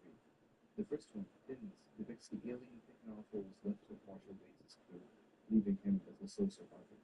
That decent man is Mark Clark, and his accidental shooting of the survivor boss, which, while not killing him as he initially thought, attracts the alien, which finishes the job. The last one, Hold On Place, details Mutes, one of the crew members that was on Pandora, and his nightmare sequence that he experienced while a facehugger was attached to his face. The comic ends with Waits being confronted by an android called Chuck. Chuck informs Waits that he's trespassing, to which Waits responds by shooting him, which destroys him. Waits then walks away, uttering "damn androids" to himself. As said before, it's a good read, with beautiful art and a solid story, and not as offensive as the other plethora of Alien comics. Just a simple tie-in showing up more of the chaos of Sebastopol. Useless utilities. You do a lot of button pressing, lever pulling, code punching in this game. It adds to the immersion of the game, especially since the animations are so well done. However, not all of these methods serve a purpose, and more than once you can find useless switches that are just for show, with doors and trapdoors that were never meant to be unlocked. The one that stood out for me was this switch here in Mission 7, in the area where the alien snatches one of the survivors into the floor below. As far as I know, you can't interact with it at all, which is strange given that all other instances of the switch are interactable. Perhaps it was meant to have a use, but was hastily cut without checking the model itself. And another example, courtesy of the channel Slippy Slides, is this door near the ambulance shuttle, where, similar to the previous one, it has a handle that's used throughout the game to open doors, but in this case it's non-interactable. What's even stranger, however, is that there is an item that can be collected behind the door, so it's most probably a case of press contact. Another dubious door we discovered is this one marked with red X. It's supposed to imply that whatever is behind that door is too dangerous for any mortal being to observe, which might be a possible explanation for why there is nothing behind it, if you look at the geometry. Jokes aside, this is the only example of red X in the game that I can find. Makes you wonder where its story is. My bet is on someone seeing the alien there, quickly locking the door, and bravely marking it with an X to warn any future passerbys. We also have 3 things that just don't do anything in the game. First is this code that's outright mentioned in the terminal in Gemini Exoplanet Solutions, which doesn't unlock the alien. Again, probably from the game, and let's say that. Another is the previously mentioned 1979 code, just an Easter egg, and finally, which I find funniest, is this unstable system you find in the circuit breaker signature that literally don't do anything, like in the game code. I think they're just placeholders for you to take power from them. There are probably more examples like this, since this game is huge, and even the ones that I did mention could allude to something bigger. If anyone knows similar connected peripherals, feel free to write it down in the comments below. Amanda Ritchie's backstory. Amanda has somewhat of a backstory. The little that you get in the game boils down to her having lost her mother in a turmoil, and that she's been looking for her ever since.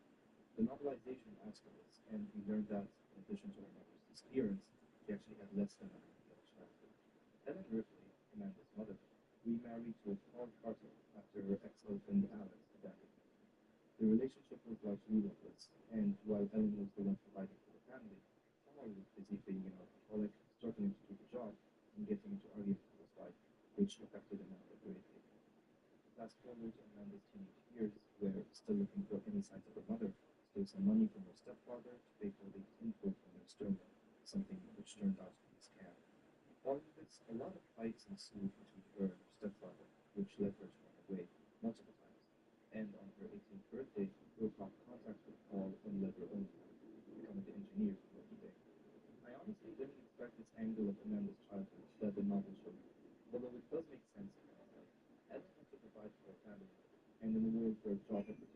scarce, she had to accept any offer, even ones that gave her estranged from her husband and child for years at a time. Her new husband also harbored disdain for her, for this exact reason. Her 2-year journey to Phoebus took a toll on her, and while this doesn't excuse his alcoholism and other behavior, it has certainly exacerbated it. Amanda losing her mother, after being promised that she would return on her 11th birthday, was enough tragic factor to her. But this one painted in the novel helps you understand her determination even more. Her mother was the only solace she had in her life, and Mr. Greypool, who lived in a road with Carter. It only makes sense that she continued to search for her, along with any inkling that might allude to her fate. It's quite tragic that, as far as we know, they never really met, as that's the story presented on the surface level with aliens and alien isolation. It still makes you wonder if they would have done something else with it, because as realistic, gut-wrenching as this option is, it still left me empty and dissatisfied, but maybe that was the entire point. The birthday curse. If I had a nickel for every time a parent promises their child that they're going to be with them on their birthday in the alien universe, but not going through that promise, I'd have to nickel, which isn't a lot, but it's way better than twice.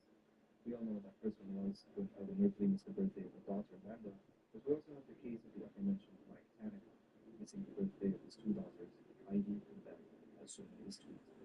Got your latest transmission, Heidi and Beth. Don't worry, I'll definitely be home in time for your birthdays. Yes, for the gifts. It's a gut-wrenching quote to use, which makes more sense why the devs employed it a second time. The walls are covered with black tar. Bulbous eggs are strewn by the floor. Screech is getting heard from every direction, and motion traffic is going mad. It has reached the abyss.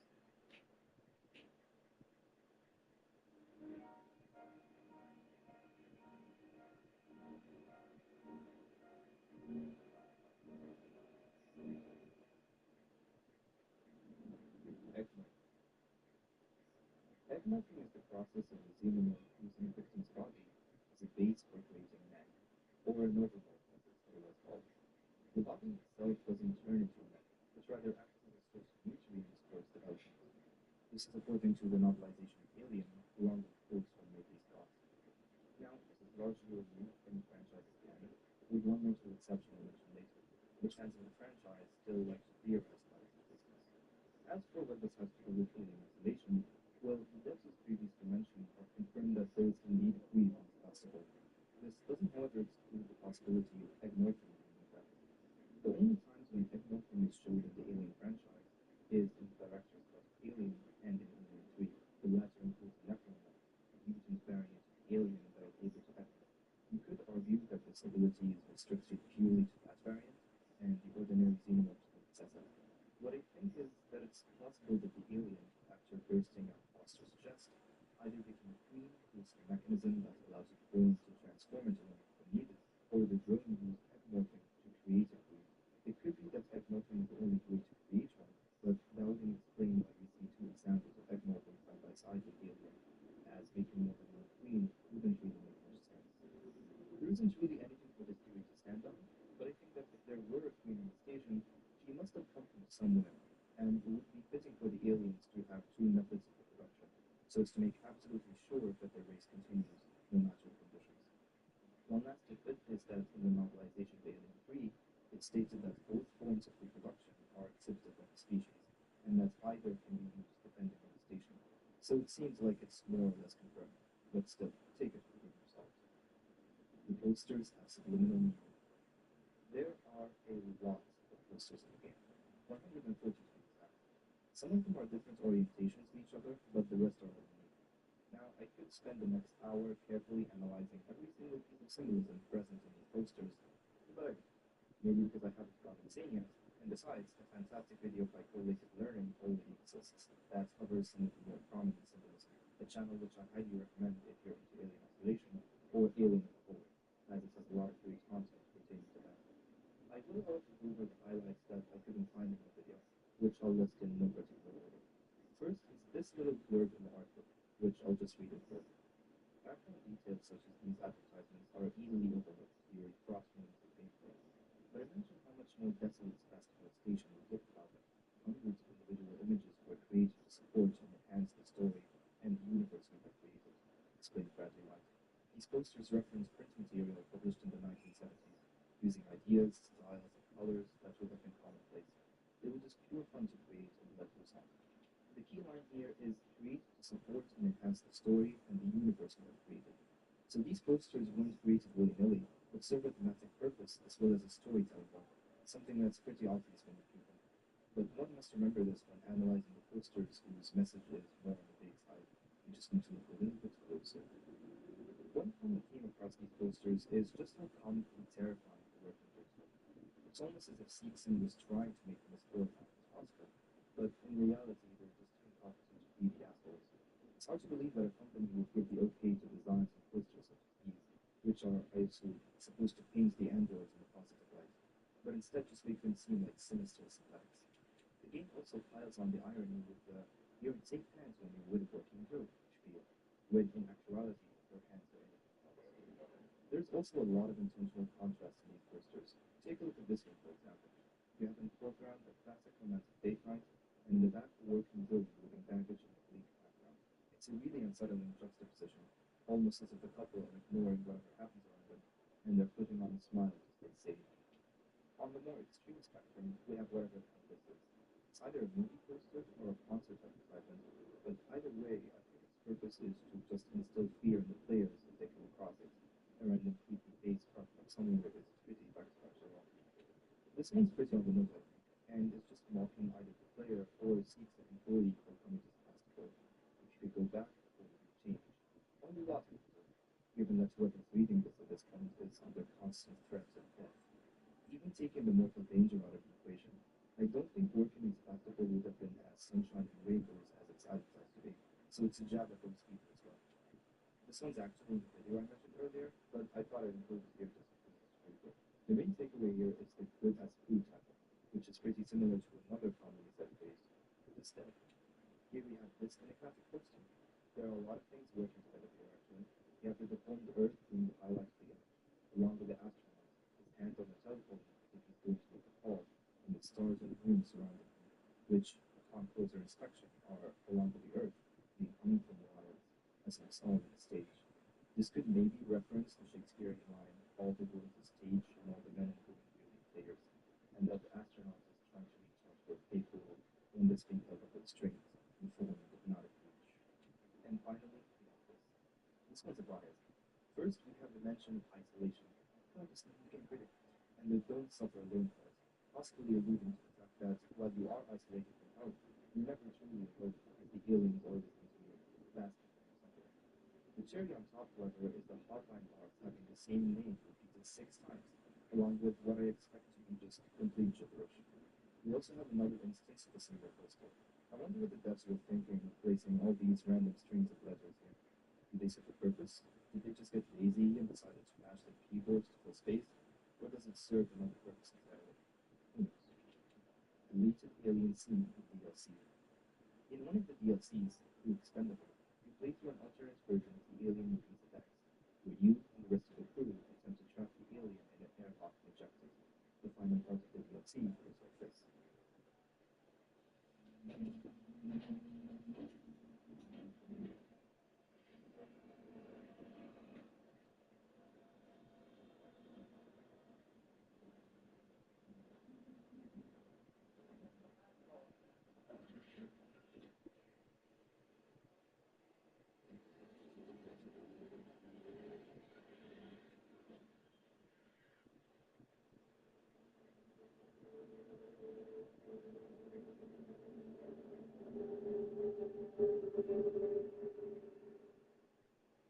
If you've watched the movie, you'll know that this lovely gentleman here is the reason the plan was deceived, as he had ulterior motives. He set up an alarm that scared the creature away, knocking it down in the process. I really enjoyed this part of the game, because it's yet another way to show Ash's malice, and it's being a moment where the crew got so close to ridding themselves of the xenomorph for good, failing because they didn't realize there was another, more insidious threat on board. Now, this entire sequence was actually a cut scene from the original Alien, where the same events happen, albeit with some differences. In the game, I used a flare to lure the alien to the airlock, but in the movie, as well as the novelization, the alien is mesmerized by a green light and enters the airlock to investigate. Yes, that same green was mentioned earlier. The airlock is then opened to justice the alien, but just as Ripley shuts the inner door and opens the outer one, an alarm sounds, scares the creature away, and as the inner door closes, its arm gets caught in and subsequently severed. There is more to this scene, but that's the extent of its presence in the game, minus the second one. I really like its practice of putting cut scenes into an adaptation, along with adapting the game faithfully. You also breathe life into the scenes that didn't make it, so fans of the series can enjoy them for less. Working Joe's definitions.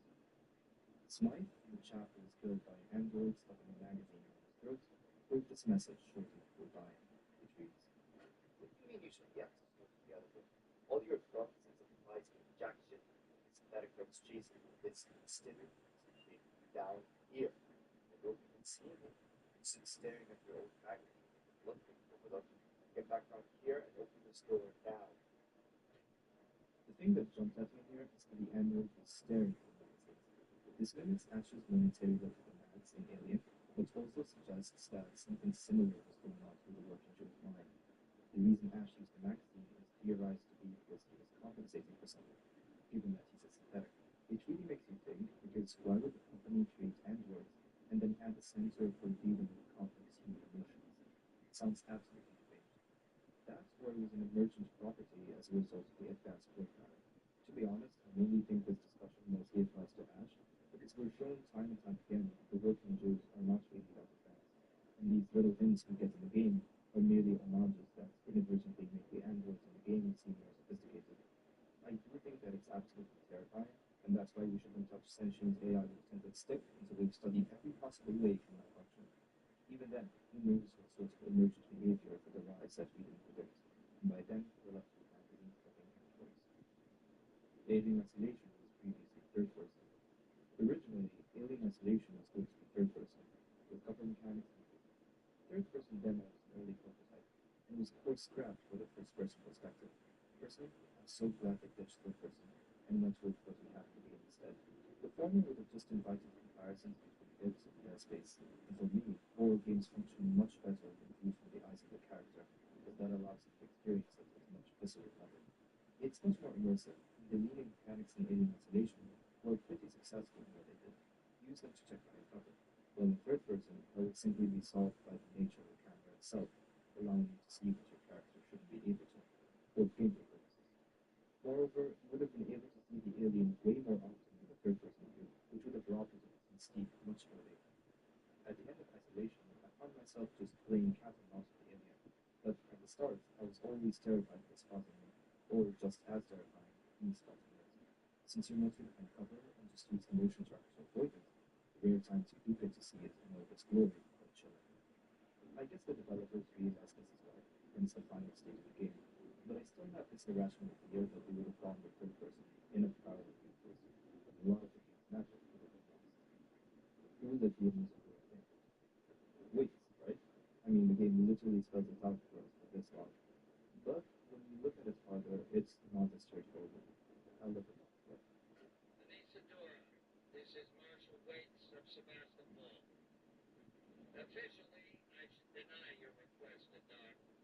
Sebastopol is currently being decommissioned, and I can't compromise security for unscheduled vessels. However, in the light of the property you found, I will allow a small number of your crew to dock via a short-range shuttle. I must remind you that Sebastopol is entitled to a cut of any reward for return of said property once it's on station. Let me know your decision. Waits out. So Waits actively ignored security protocols and stepped in, just to get a cut of their reward money for delivering the external black box. The thing that source conflicts with the whole Waits let them in idea is this log by Lingard. It states, Waits, it's Dr. Lingard. I'm just a primitive patient. Well, from something like it, some kind of unknown parasite. I did a quick check on the name they gave me, and there's no one registered under it at Sebastopol. I think she came over recently. Do you know anything about this? I have no idea what Sinclair and his men were doing, but this ship was picked up during quarantine. Who knows what else they let through? Patient and her captain are waiting for me in the examination room. Get down here now. we know two things from the file. One, that Lingard blames Sinclair for not catching the infestation in quarantine, and two is that Sinclair and his team are responsible for enforcing said quarantine and its procedures. So there are two possibilities here as to what happened. First is that, yes, Waits let the Explorer in, but only some of his crew members, and he expected Sinclair to go through the usual quarantine procedures. He, however, did not, and was either lenient with them, which is unlikely, or was brought to another, or some other number, possibly because of their leader. I'd like to think that if the robbery did occur, it was done by Margaret, since he knew that there was something amiss with his wife, but wanted her to get medical attention at any cost, and so bribed Sinclair. This would explain why she was at quarantine, and why Waits assumed that she was clear to go. The second possibility is that Waits was informed that Foster was sick, but ordered Sinclair to meet with further meetings. We know that Waits is at the top of the command chain, and is within his rights to do this, given that he offers to drop his investigation into Sinclair's involvement in unregistered black market trading, implying a sort of power over him. And this theory would exempt Sinclair from being directly involved in the investigation. Personally, I think both are equally possible. Waits is clearly stated to be the sort of person who, when it comes to certain situations, can disregard the general safety procedures. Maybe he wised up and realized there was nothing for him at Sebastopol, and saw that this was his chance for him to make a quick run before the decommissioning ends. Maybe he also expected the quarantine procedures to be carried out properly, or maybe he himself said to hell with it, and let them in place. One can't be sure. What is certain, however, is that Reed was part of Sebastopol's downfall. If Jethro, Waits, and Sinclair, whoever was actually responsible for the xenomorphs that he put on the station, maybe took a page from Ellen Ripley's book and stuck with the procedures, the massacre would have been over. Of course, Marlowe came to Sebastopol to save his wife, and they landed on LV-426 as part of their job, but grief was the straw that broke the camel's back, and that Sebastopol took over. The walls of the station rumbles, and the screeches of the aliens grow ever louder. Sebastopol is slowly sinking, soon to be engulfed by a giant. Only one light remains, the other is a devil. The bottom of the ocean awaits.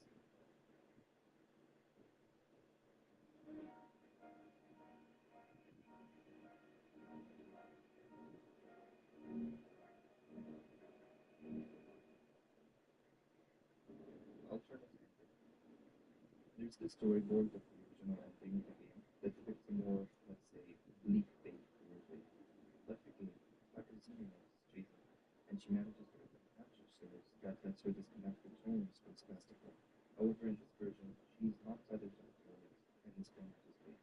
In one frame, she comes really close to one of the aliens, but floats away, attempting to clutch a piece of metal, but falling. We then get a shot of Sebastopol sinking into the gas giant, and the Torrens flying out to escape the planet's gravitational pull. Berlin attempts to contact Ripley, but receives no response. Another shot of Sebastopol being fully engulfed, and one last look at Ripley, stranded in space, seemingly unconscious. So in this version, that entire sequence of Ripley holding the Torrens and finding the alien already aboard was cut, meaning Verlaine and Arnold survived. Of course, it can be a video game iceberg without the obligatory resolve dream theory, and the wiki mentions something similar, citing certain fan theories that propose that the game's ending was in fact a dream, and she never set foot in the Torrens, citing the evidence that Torrens, unlikely to have escaping from fallen Sebastopol, but the crew was already killed, and that the final section of the gameplay possesses a certain dreamlike quality. Yeah, it's as far as stretch as can be, but then again, these resolve dream theories are most of the time just jokes. The ending we got is more or less a cliffhanger, which, while I find anticlimactic, certainly implies ideas for us. Cut content. As with all games, especially AAA ones, there's a lot of cut content surrounding alien installation, from milestone cut lines, to archive logs, to game mechanics and entire sections of the game, along with the massive story rewrites that happened around a year before release. I'm not going to cover every single plot thing in the game, or else Sebastopol will crash before I'm done, but I will mention the most interesting stuff, in no particular order. As mentioned, there are quite a few cut audio logs, mine of them being correct, but they all sound a bit off, and don't fit with the rest of the ones in mind. I'm glad they were. The voice acting in this game is really good, and Ripley's voice actress really impressed me with one of her lines. These left out loud are all mediocre in comparison. Speaking of voice acting, there's a lot of cut dialogue in the game, which has been imported and everything and still live in the game files. There's this fantastic video by Galaxy Traveler that compiles them all into one continuous experience. So I recommend you watch that if you'd like to check all of them out. But from what I've listened to, all of the lines were cut for a reason. But there are ones that I would have liked to see in the game, or modified into them. One such line comes from the hostile group's reach on the station that gives insights into their situation and their leader's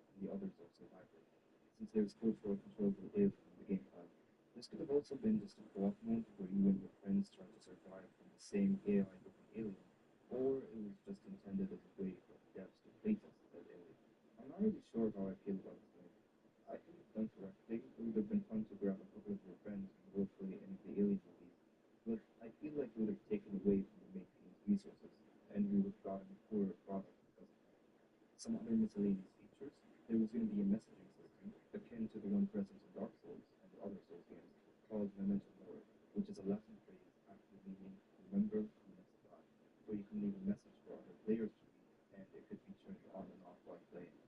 A new game plus mode was in the works until it was cut, and we don't really know much about it other than it existed at some point.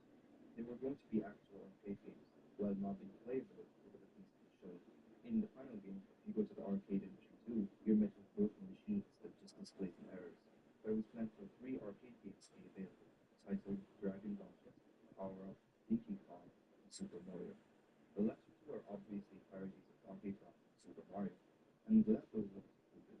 Because I mean, all the companies we've seen in the game were original, and these references would have seemed weird, given that it's the same universe and implies these are either digital copies or the actual game. And the latter is much less unique in my opinion.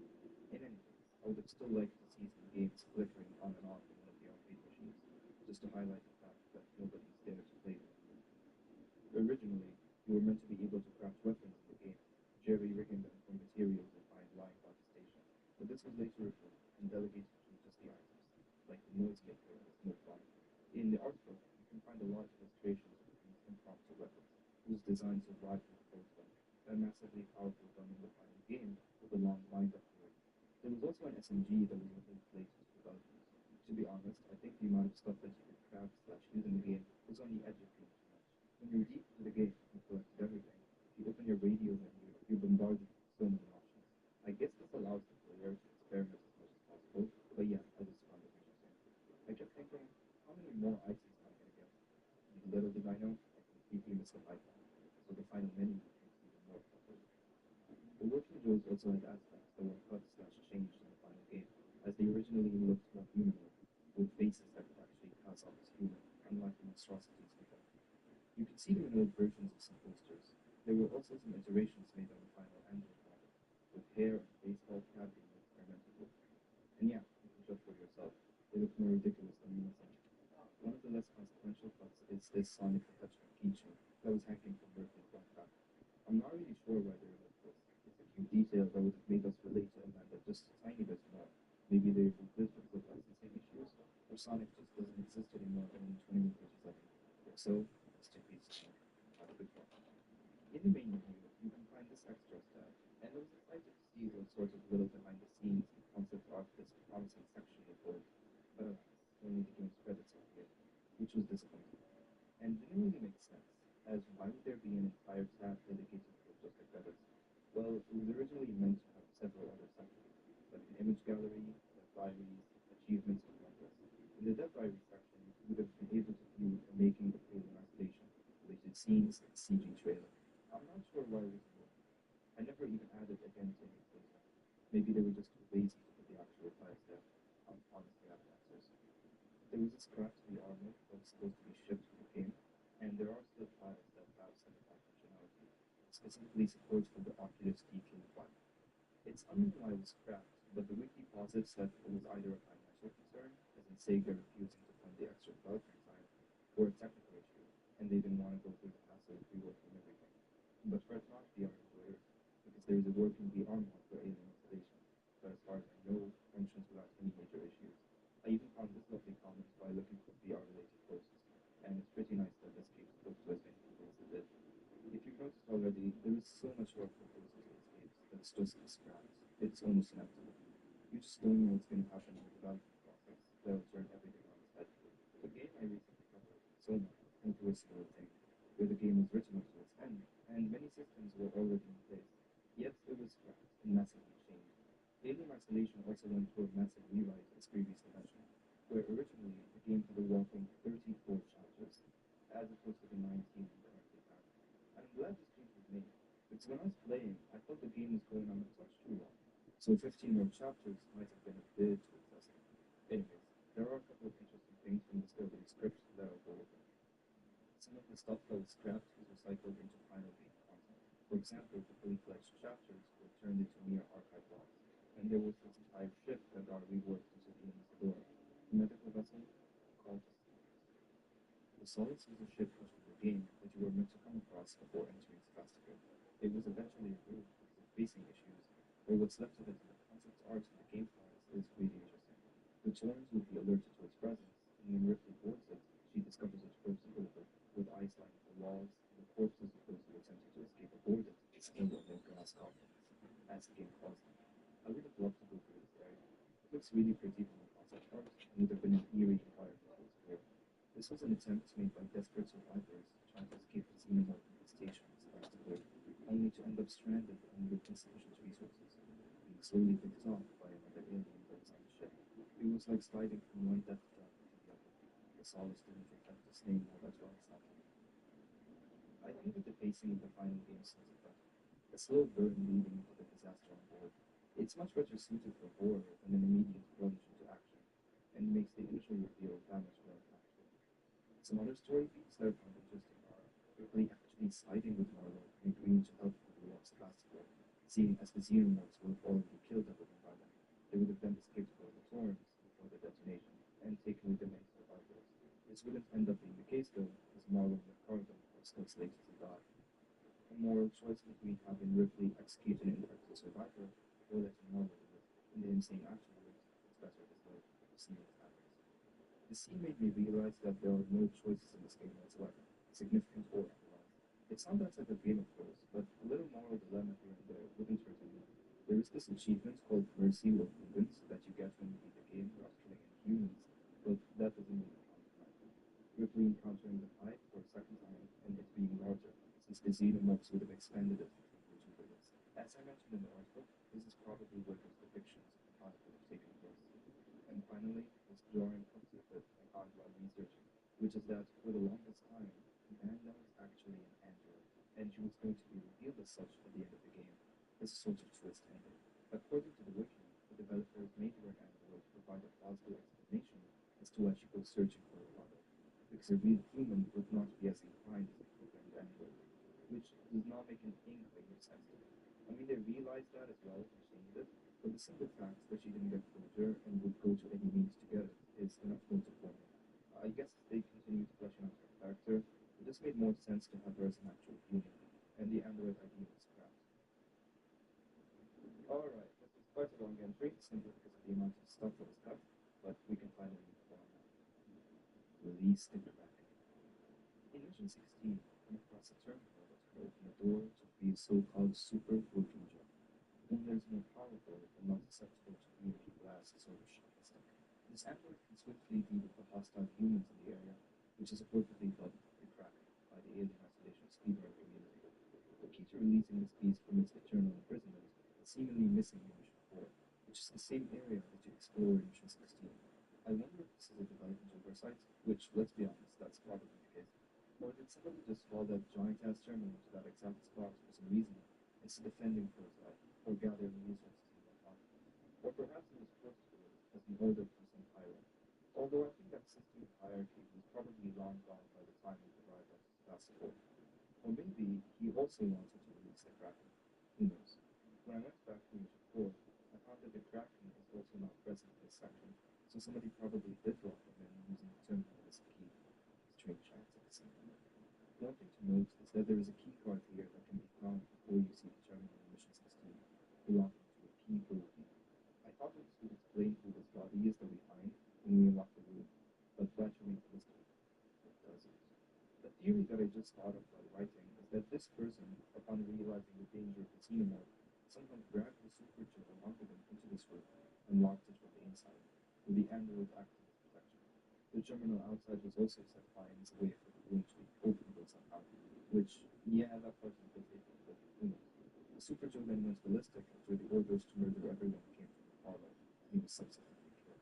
This could be the story that the devs were trying to show the android being stuck with a body, or not, and I'm looking to other things. If there's one thing we've learned from this video, is that both are equally possible. The area that this whole ordeal takes place in is also called idle synthetic storage, which I guess explains why the android would be there in the first place. But I checked, and I couldn't find any of those logs where they're normally stored, so that's just my opinion. If you have any ideas as to what actually transpired in the answer to this whole mess, feel free to write down in the comments below. The Autonomy of Flesh. The game has 2 DLCs that take place in Nostromo, and they provide some more insight into the original Prometheus.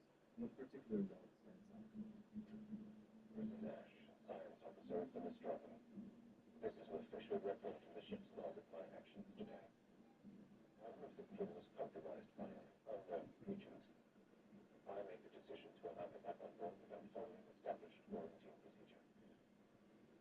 the bigger picture, I feel comfortable with this decision.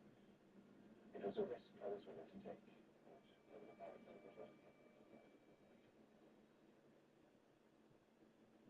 This is a really interesting one because it makes it seem like Ash is acting autonomously, and that he made that decision himself and wasn't guided step by step by Wynne and Tawny. Maybe this goal of capturing alien specimens is so deep inside his programming that he subconsciously knows it's the right call. But in that case, why doesn't the company outright confirm it?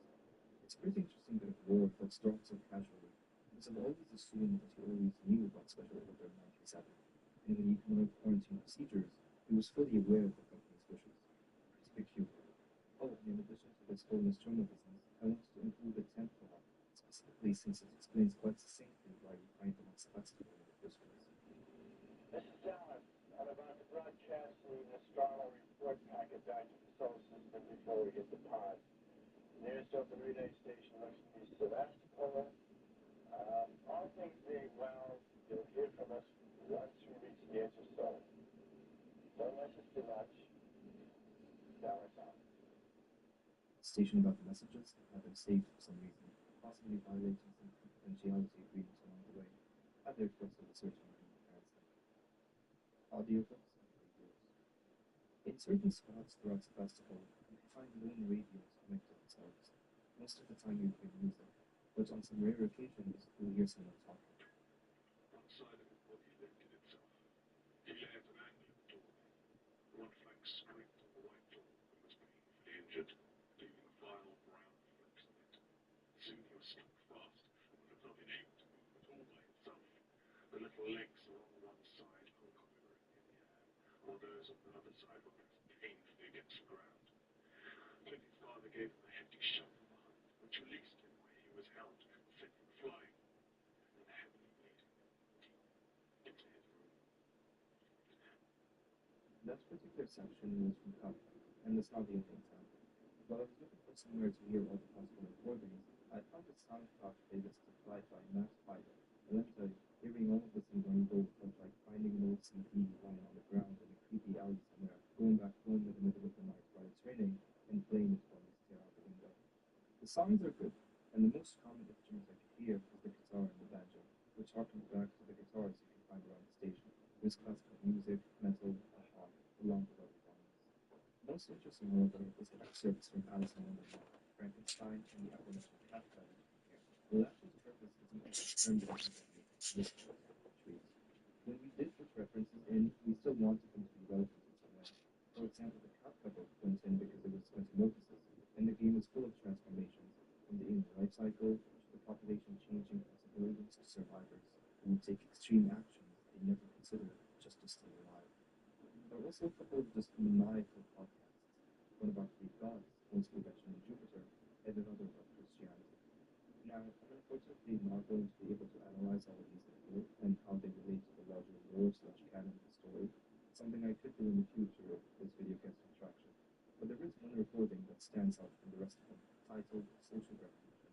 It begins with a man giving a speech in which he discusses order, authority, and significance in relation to civilization. He then calls into question the authority of a certain company. And if there be reason for acknowledging anyone, it surely should be a deceitful corporation with its unwieldy thought, its heterogeneous population, and its conflict different. This is, as far as I'm aware, the only time where the game's growth is directly referenced in these radio broadcasts, and it could have come from an off-planet location somewhere with seats and rains, or more likely, from the station itself, perhaps after the decommission and the growing anxiety surrounding seats in Sevastopol. It's really interesting, and I love finding out that stuff like this exists in the game. It makes you appreciate the lived-in world that the writers have created, with its revolutionaries broadcasting for those who listen, and calling into question authority and those who hold positions of power, and that they are not the saints they claim to be. To sleep for a chance to dream.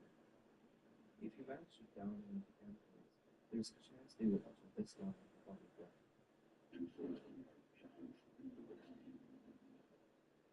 Now this is the epitome of horror to me, and I'm thankful I didn't get to experience it myself in the game. It's almost as if the android had a soul all along, and it used its last moments as a chance to say that it was indeed alive. It's also such a large juxtaposition of the cold, calculated nature of the androids, then saying a Shakespearean line out of nowhere is incredibly chilling. This is actually quite a big mystery, as it's present in one of the posters you find around the station, shown here. And writer Will Porter even planned for the androids to randomly utter Shakespearean lines as vocal exercises. That snippets from the interview reads, "Something of mine I love that was recorded in the game, but was ultimately cut, was the androids quoting snippets of Shakespeare as vocal exercises. We have all these amazing Shakespearean actors, so I followed through with that and sunk various ominous and death-heavy lines into the recording sessions. Androids would say something along the lines of initiating vocal routines, and then deliver an 11-minute couplet or two. Ultimately, it was cut. I think because it didn't fit the game role, which is probably fair enough. It certainly would feel like it was slightly out of nowhere. Then again, I'm still totally in love with the concept that the man-made creation plunging into a gas giant in outer space, still parroting lines written 650 years ago, and that it could never appreciate or understand. We are such stuff the streams are made of, and our little life is rounded with the sea. I think this thought process is incredibly beautiful, and without a doubt, it makes me appreciate the work that went into the world building so much, and consequently the entire game. Just leave her chance to dream. Alien Isolation is simply put a masterpiece movie, and its ability to take the source material of the survival book and execute it with such accuracy and love has to be commended. I went back and watched Alien after playing the game, and the entire movie was just going like this every 5 seconds. It's astounding. One facet of this game and other games that goes particularly unappreciated on average is all the behind-the-scenes lore that's established. From the archive logs, to the terminal entries, to the graffiti on the wall, to the environmental world building that constantly surrounds you. It all works beautifully to create a world that you can be completely immersed in. Once you watch the game and wear your headphones, you have effectively turned into a man, and the alien might as well be there, judging by their actions or bound to be happening. This is what I find beautiful about horror games. It engages this primal instinctive fear that's present in everyone, and manages to evoke it in a safe manner. It's like being hunted by a lion in prehistoric times, except there's no danger of being hurt. But anyways, back to the good. Alien Isolation, along with Alien, provides a commentary on the soulless corporations that we have today, a massive great people that is never seen or named, even not orders from their ivory towers, not really seeming malevolent by any means, because they're just completely detached from anything human. Its presence in season, and of course, its presence in William Montana. This is something that I understood instinctively from the company's descriptions, and didn't find the need to put it into words until now. It's incredible writing that works on multiple levels. This video is a love letter to the game, and I hope I've been able to do it justice. Thank you so much to anyone who's watched this far. If you have, I'd like to do a little litmus test. Comment, to sleep, a chance to dream. I'd also like to thank u/random_Chris1, who was the only one who had an iceberg chart on Alien Isolation, which I used as a base, as well as the Alien Isolation subreddit itself, its members who answered my dumb questions, members of the Alien Isolation speedrun Discord server, and CatVR, who helped me greatly with footage and research. His YouTube channel is linked below. Watch out for an Alien Isolation video coming sometime in October. Oh, and of course, the Xenopedia Wiki. It has been a gold mine for getting all the information necessary for the iceberg. That's about it for me. I hope you enjoyed the video. I'm sad to glad, last survivor of the 2-hour-and-a-half iceberg. Signing out.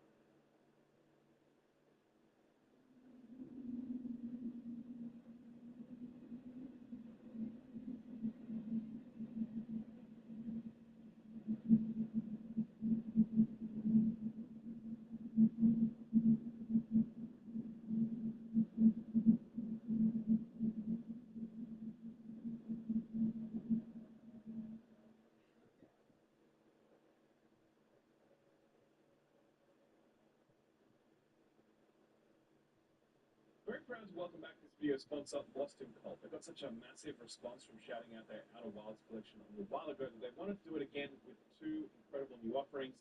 The first is a 270-page book detailing the rich history of the original Dead Space, and the second is a vinyl box set celebrating the work of Enhance, responsible for over a decade's worth of classics from Res Infinite through to Tetris Effect Connected and more.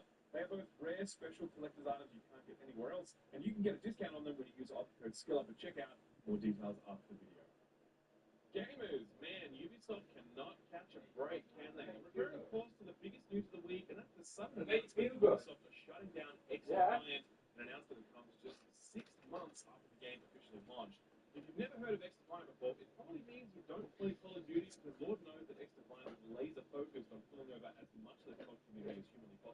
essentially positioning itself as a free-to-play COD alternative, with more of a play Black Ops 4 or whatever. The big so was no skill-based matchmaking. Back-end setting that would always try to match you with players with equal skills. Good idea in theory and in practice, but there's always been a very loud segment of this community, mainly the Sweats, who absolutely despise this matchmaking method because they accurately claim that it made every game very demanding, which is exactly what happens when a bunch of high-skilled players have to play together. But the byproduct of that is that low-skilled gamer dads with their 3 wives and their 8 full-time jobs, they get to play with people at their level rather than getting dunked on repeatedly in the 16 spare seconds they have each week to play video games. The X-Defiant dream came crashing down yesterday as Ubisoft posted an announcement that said, in part, quote, today Ubisoft announced that it will discontinue development on X-Defiant, its free-to-play first-person shooter title. As a result, half of the X-Defiant team worldwide will be transitioning to roles within Ubisoft. The decision also leads to the closing of our San Francisco and Osaka production studios and the ramp down of our Sydney production site, with 143 people departing in San Francisco and 134 people likely to depart in Osaka and Sydney, end quote. Now, to be clear, that is 277 roles, which is not insignificant. That's 277 people with, families and mortgages and dogs and probably very expensive Warhammer 40k habits. Yesterday, these people had jobs, and today they do not, and that is ultimately the most important and most disappointing aspect of any game cancellation like this. As for why it went down the way it did, here's what Ubisoft had to say, quote, despite an encouraging start, the team's passionate work and a committed fan base, we've not been able to attract and retain enough players in the long run to compete at the level we aim for in the very demanding free-to-play FPS market. As a result, the game is too far away from reaching the results required to enable further significant investment, and we are announcing that we will be sunsetting the game, quote. And look, that was a PR spin because, X-Defiant fundamentally was a pretty decent video game. Even those who didn't like it or preferred COD, who just had no interest in suiting up for yet another competitive multiplayer experience, they all agreed that this was, at a foundational level, not half bad. Gunplay was solid, maps were good, class kits were interesting, it was a little wonky. We definitely had some technical issues to work through, some of which played the game both pre and post-launch.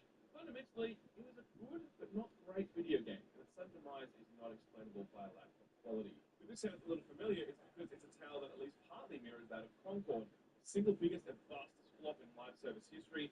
That also was a pretty decent game, and I know not everyone agrees with that, but certainly from my perspective, its foundational elements were solid, and had the character designs, maps, and game modes been improved over time, you could have had yourself an interesting shooter. But the road to get to that point has been quite long, and Sony did not have the stomach for that sort of investment, which is why Concord lasted just a few short weeks. Similar thing here with X-Defiant, where you can imagine that if Ubisoft had poured huge amounts of money into it over a long-ass time, it might have found the footing it needed to become self-sustaining. But the elephant in the room, of course, is that you're going toe-to-toe with Call of Duty in a year when Activision just so happened to make a really good Call of Duty, one that is also available on Game Pass. So, how do you compete with that? Evidently, you don't, and I think this will be the last time any major publisher tries this. We'll still see indie shooters like BattleBit Remastered or AA offerings like Splitgate 2. Don't expect any of the big dogs to make the same mistake that Ubisoft just made. In terms of nuts and bolts, Ubisoft are refunding anyone who bought the Ultimate Founders Pack, as well as any DLC purchases made after November 3rd of this year, so that's good. If you bought anything else outside of that grace period, then you're fresh out of luck. Contact your bank, maybe, see if they'll help you out. Ubisoft have stopped all new sign-ups and all new downloads, but the promised Season 3 content will be delivered as promised. The game will then go offline entirely on June 3rd of next year. Yet another example of a game that a bunch of people spent many years building, rendered completely unplayable and lost to time because our industry makes no effort to protect video games from permanent deletion. This really caps off an absolutely disastrous year for Ubisoft. In December of last year, they had that Avatar game, and when's the last time you heard anyone mention that? They opened 2024 with Prince of Persia: The Lost Crown, which was a fantastic game that unfortunately undersold, and so now the team is working on something else rather than a follow-up sequel. Skull and Bones, oh man, a game they spent 11 years making, and it ends up being worse than the game that inspired it. Rogue Prince of Persia was another Prince of Persia game released this year, promising in early access, but it's unlikely to ever shift the sorts of numbers that Ubisoft need to arrest their decline. Beyond Good and Evil 20th Anniversary Edition released in June, reminding us that Beyond Good and Evil 2 is literally the longest in development video game in the history of video games, and there's no signs coming anytime soon. Star Wars Outlaws arrived to a very middling reception and sold so poorly that it prompted Ubisoft's board to announce a company-wide investigation and transformation focused on player centricity. This was also the same week that Ubisoft announced their marquee release of 2024, AC Shadows, would be delayed into 2025. And at this point, it's really tough to find much hype or excitement for that game.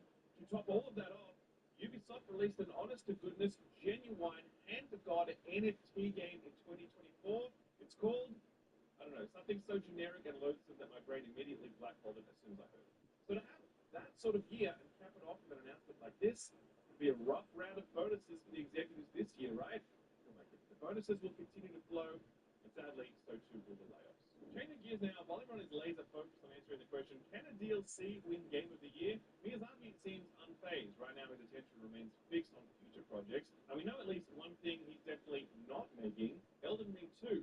This week, Miyazaki was chatting with Japanese publication Game Watch, and here's what he had to say when questioned about the possibility of an Elden Ring sequel. Quote, at this point, we are not considering developments such as Elden Ring 2. However, this does not mean we are denying the development of the IP Elden Ring. As for what will we do then, From Software is running multiple projects as usual. Among them, there are various variations of projects, so I hope you will look forward to them. End quote.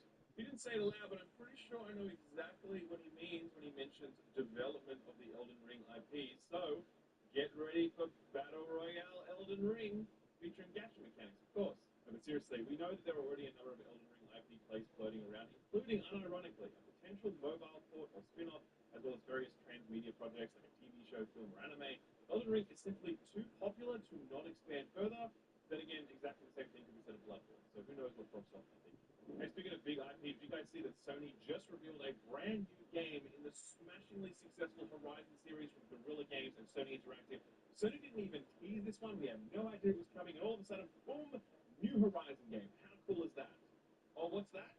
This isn't Horizon, but rather a 10-cent-made knockoff that is a shameless copy and paste of the visuals, so much so that it would put Palworld to shame. That's right, believe it or not, this is not a new Horizon game, but a game called Light of Motorum, which is basically 10-cent figures of themselves. Well, if Palworld can beat Nintendo's lawyers, then surely we can beat Sony's, developed by the 10-cent-owned studio Polaris Quest. It's what you see.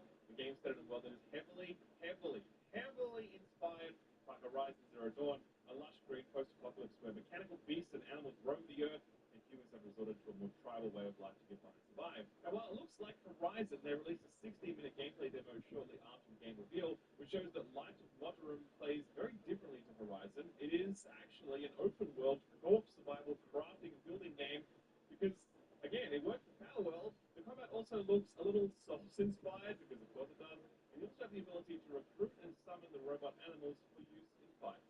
So what does PlayStation think about all this? I mean, they must be okay with it, because the official PlayStation social accounts in China helped announce this thing and confirmed it was coming to PS5 as well as PC and iOS. No date for this, but yes, it is going to be free to play when it does arrive. So far, people are calling it Horizon Zero Originality and Horizon Zero Shame. That is, of course, very funny. But damn, you gotta admit, these knockoffs are getting pretty ambitious these days. Here's a sad story about a delisting that sort of has a happy ending, but no thanks to Blizzard. So remember how Blizzard released those questionable-looking remasters of Warcraft 1 and 2 a couple of weeks back? Well, unsurprisingly, they're pulling the DRM-free versions down from goodoldgames.com.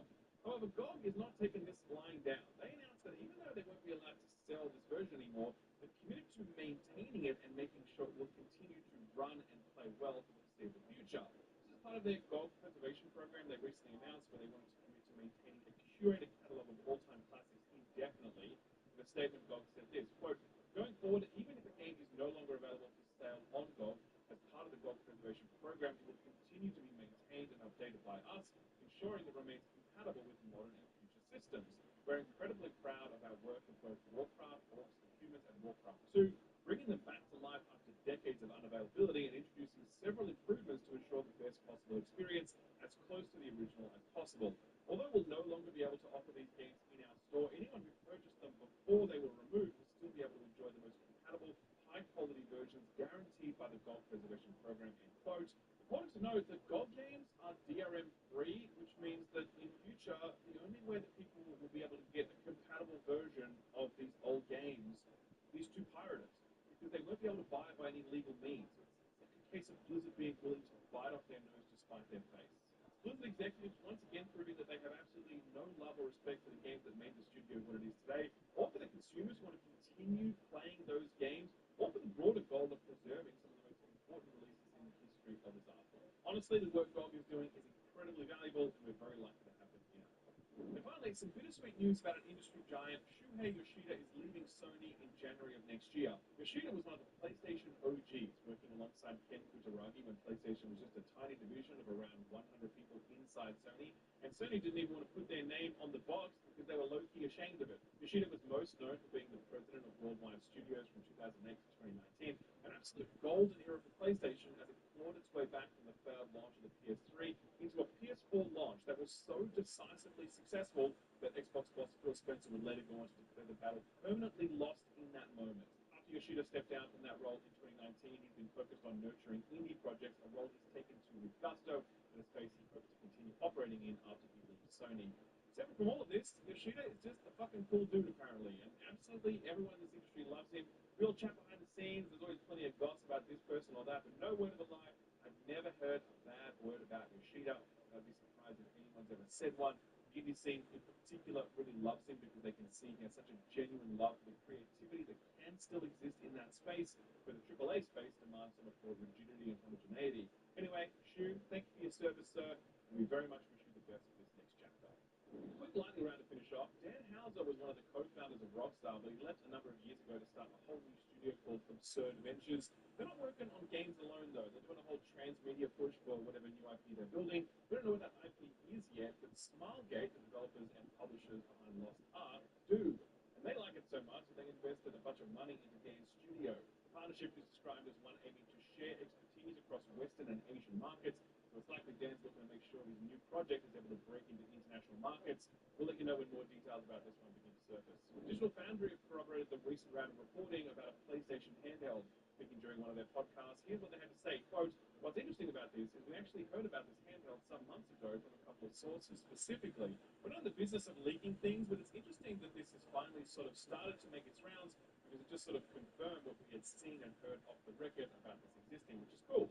It sort of just strengthens the notion that, yeah, they're very much working on something. This article makes it seem like it's even further around than I actually thought based on that. So I'm not sure where it's going. I think there's like prototype stuff out there possibly. There's still a lot of questions for this, but it does feel like this future of offering a handheld and a home console option is very likely at this point. Quote. Microsoft's efforts to shoulder barge their way into the mobile storefront space has hit yet another snag. They plan to roll out a storefront app this week onto the Google Play Store, one that would allow people to buy and play games from the app, bypassing the 30% revenue cut that Google demand. Google sought a court order to stop the app from rolling out, and the court agreed, leading Xbox's Sarah Bond to announce a delay of the rollout, and Tim Sweeney to tweet about how much he hates Google, which is like his favorite pastime. Quote, Google's statement is deceit, shame on them. They well know that the 30% cut they demanded is far more than all the profit from game streaming. They know this because they blew hundreds of millions of dollars building the failed Stadia game business themselves, end quote. Should have put some ice in that burn, Google. Some quick sales numbers to top you off. Gary's Mod just hit 25 million units. Not bad for a game the creator was originally planning on giving away for free. At the other end of the value spectrum is Star Citizen, which just surpassed $750 million in crowdfunding and is still absolutely nowhere near release. Chris Roberts is either headed to the Game Awards to collect the Game of the Year trophy, or it's one of those fancy white-collar prisons. No in between. Dave the Diver has sold through 5 million copies. You absolutely love to see it. Just like you love to see Palatro cleaning up on mobile, where it apparently has made over $4.4 million in revenue. Not bad for a dude, an Excel spreadsheet, and a bunch of if statements. That Pokemon TCG mobile game has apparently made over $200 million in its first month, because of course it has. And Fortnite just passed its highest concurrent player count ever. 14 million people were logged in at the same time to watch the Remix, the finale event featuring Eminem, Ice Spice, Juice WRLD, and Snoop Dogg. 14 million people, that's literally 20,000 Concords, just in case you're wondering. Concord. It is to player counts what the Scaramucci is to time, a very valuable metric that we will not soon forget. So what were announced or delayed this week? Well, man, I thought last week was pretty light, but this week, Jeff, please stop holding every game developer and publisher hostage. It's not just the Game Awards, mind you. Also the other smaller showcases around the Game Awards too, all of them thinking it's a great idea to blast out every announcement at the same time. There were a few announcements this week though. Power, for example, they announced a bunch of updates as they continue to handle the whole being sued by Nintendo, who wants to shut them down completely for patent infringement thing. They announced the game will be getting a big new island as part of its December update, and it's the biggest island to date, about 6 times bigger than the last one. The other big-ish announcement is that Power World is partnering up with Sandbox great Terraria on some kind of collaboration. No details beyond some art at this point, so just stay tuned for more details later on. Star Wars Hunters is that team-based arena shooter that Zynga was making for what seemed like forever and finally released on iOS and Switch in June of this year. Surprisingly, it's actually meant to be pretty okay, and now they've announced the game will be coming to Steam on the 27th of January with playtests currently happening. Hey, did you catch the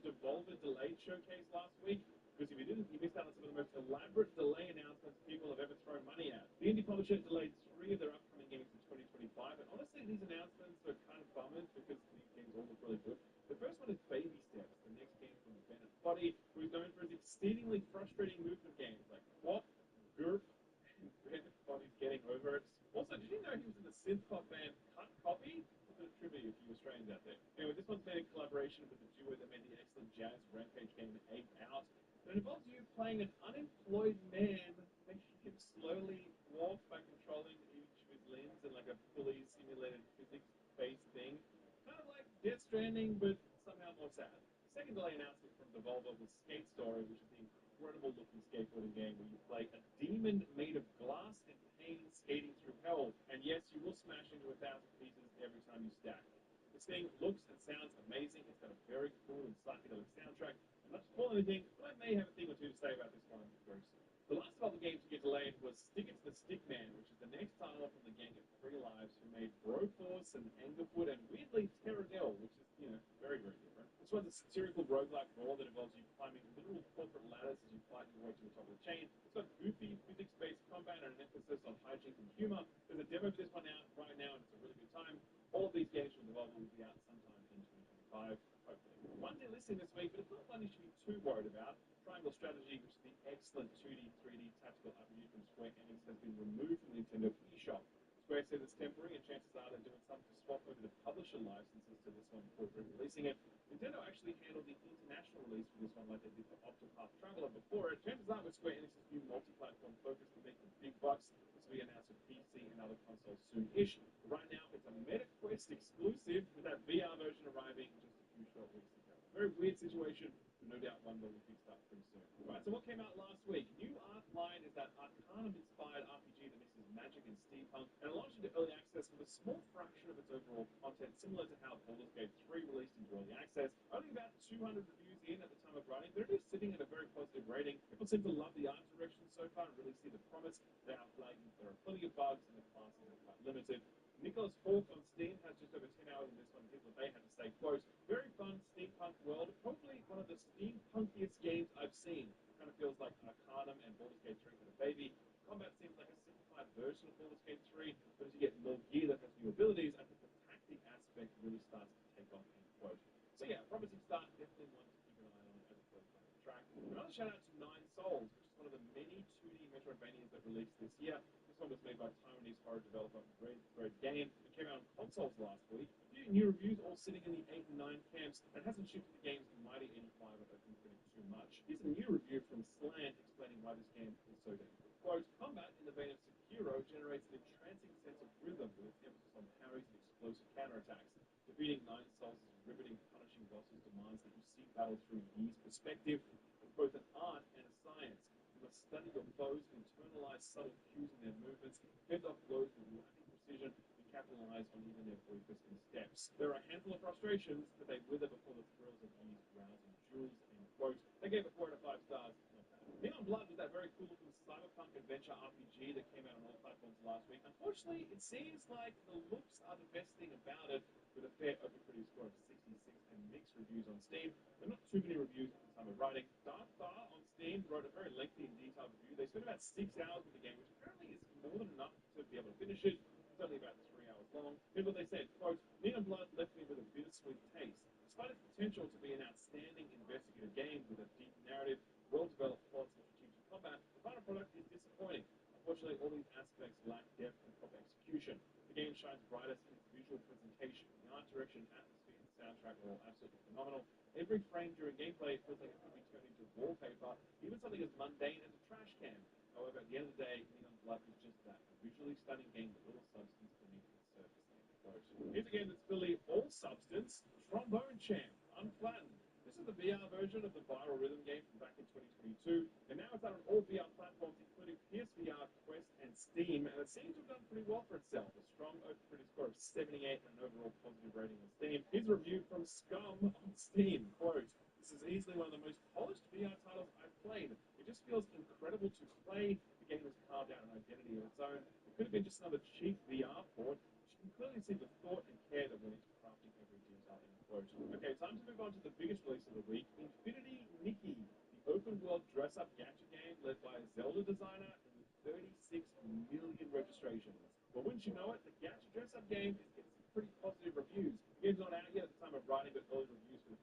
version is sitting at 78 on Metacritic. Eurogamer gave this one 4 out of 5 stars while noting that its gacha systems don't seem to be required to all progress the main storyline content.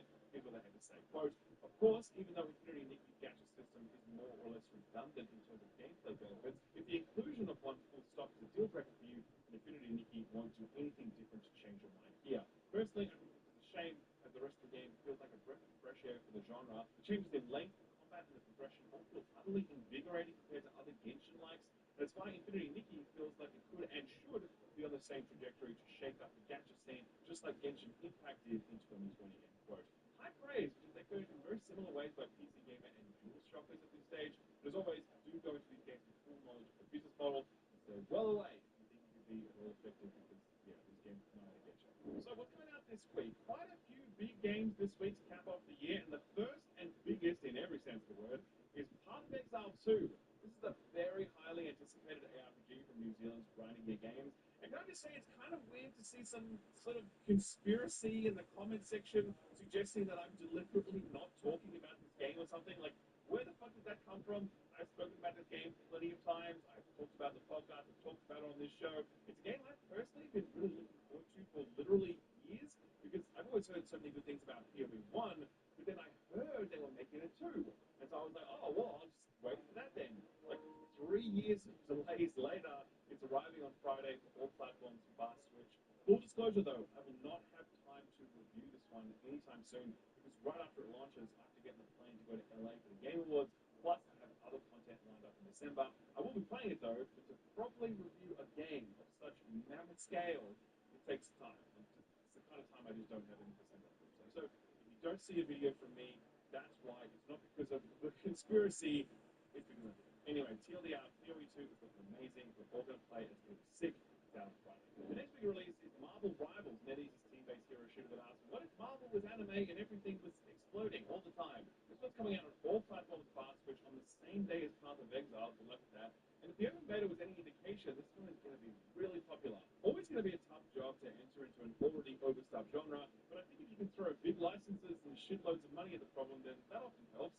Plus, the game itself is actually pretty damn good, so that doesn't hurt either. I did a pretty deep dive impressions video for this one, and I don't expect to have much more to say at launch. So similar to Concord, we're actually going to get Austin to do the review for this one, so you get a bit of a different perspective. Look forward to that review dropping next week, or just be sure to subscribe and hit the notification bell. That way you won't miss it. The third big release for the week is Todd Howard's Baby, the game he willed into existence and executive produced. No, it's not the Elder Scrolls 6 because it's not the year 2030. No, I'm talking about Indiana Jones and the Great Circle. Bethesda have been trying their best to drum up some excitement for this one, but they seem to be struggling as various cinematic and gameplay trailers have left people feeling a little overwhelmed. Previews for this one were net positive, but no one was really jumping out of their chair ready to declare it a banger in the making. Also interesting to note that reviews for this one drop at the exact same moment that it's released into early access. So it's a good thing that it's on Game Pass, making it very easy to check out no matter which way those reviews land. Hopefully you checked out Road Flight from the Put This On Your Radar segment a few weeks back, which was looking to capture the vibes of early 90s Robotech in an arcade flight game. It's a good thing they got out early because the real deal is coming on December 6th. Macross Shooting Insight is a bullet hell based on the anime of the same name, already out in Japan. This one is the English release and it's hitting PC, Switch, and PlayStation consoles. Reviews for it make special note of its high degree of difficulty, so definitely geared towards that hardcore shop market. Thursday, December 10th is a big day. It starts off with the port of Resident Evil 2 Remake on Mac and iOS. iPhones and Mac have had no difficulty handling any of the other RE games, so this one shouldn't be any different. Also on the 10th is a day I never thought we'd see. Legacy of Kain, Soul Reaver 1 and 2 Remastered arrive for all platforms. Now look, as I've said many times before, these games have not aged well in their mechanics. Combat, traversal, puzzle, camera, anything. But if you haven't experienced the Shakespearean-inspired melodrama and monologuing before, then you are in for one hell of a treat. Written by the legendary Amy Hennig of Uncharted fame, these games are just straight up poetry at times, and the voice performances are all-timers, and the world building is sick. It's just super good shit. So please buy it. And the suits upstairs get the KPIs they want in order to greenlight a proper sequel, okay? The world needs Ben Starr voicing Raziel in an all-new Legacy Kain game, so this is step one. Don't let me down. Also releasing on December 10th is Mighty Morphin Power Rangers Reader's Rewind, which is an all-new modern retro beat-em-up for 4 players made by the folks at Digital Eclipse, who are most known for their preservation work. This one is based on the 1990s run of Power Rangers, so it's scientifically designed to be a big nostalgia hit for anyone who watched that show. And honestly, it looks pretty damn good. So it's coming on all platforms, although the Switch version will be delayed until December 19th. The last one for December 10th is the long-awaited Monument Valley 3. The first two Monument Valley games were excellent and beautiful puzzle games. So good, in fact, that Netflix bought the rights to distribute this one exclusively through its game service. So if you want to play it, you have to have Netflix. There you go. That's where we're at now in 2024. And the very last release for the coming week is Shiren the Wanderer, the Mystery Dungeon of Serpent Coil Island. Released earlier this year on the Switch, it now arrives on Steam on December 11th.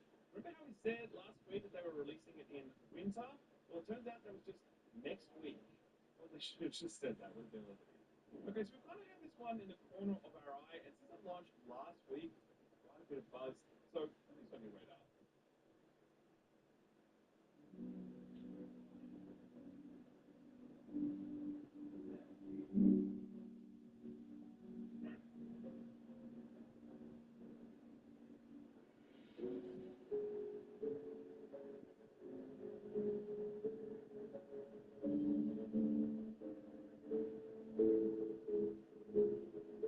This is Enigma of Fear, a Brazilian-made mystery game that looks like a survival horror game at first glance.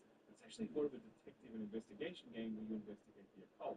Now, I love a good detective game, but it's often hard to get a gauge about how intricate all this stuff is until you get into it for yourself. When people compare it to Outer Wilds and Tunic in their Steam reviews, that's certainly enough to get me paying attention. So yeah, there's a lot of self-led and non-linear investigation, clue hunting, and world unraveling to be done in this one. Some light combat and stealth, plus a really interesting mix of 2D sprites and 3D environments. Also, you have a dog.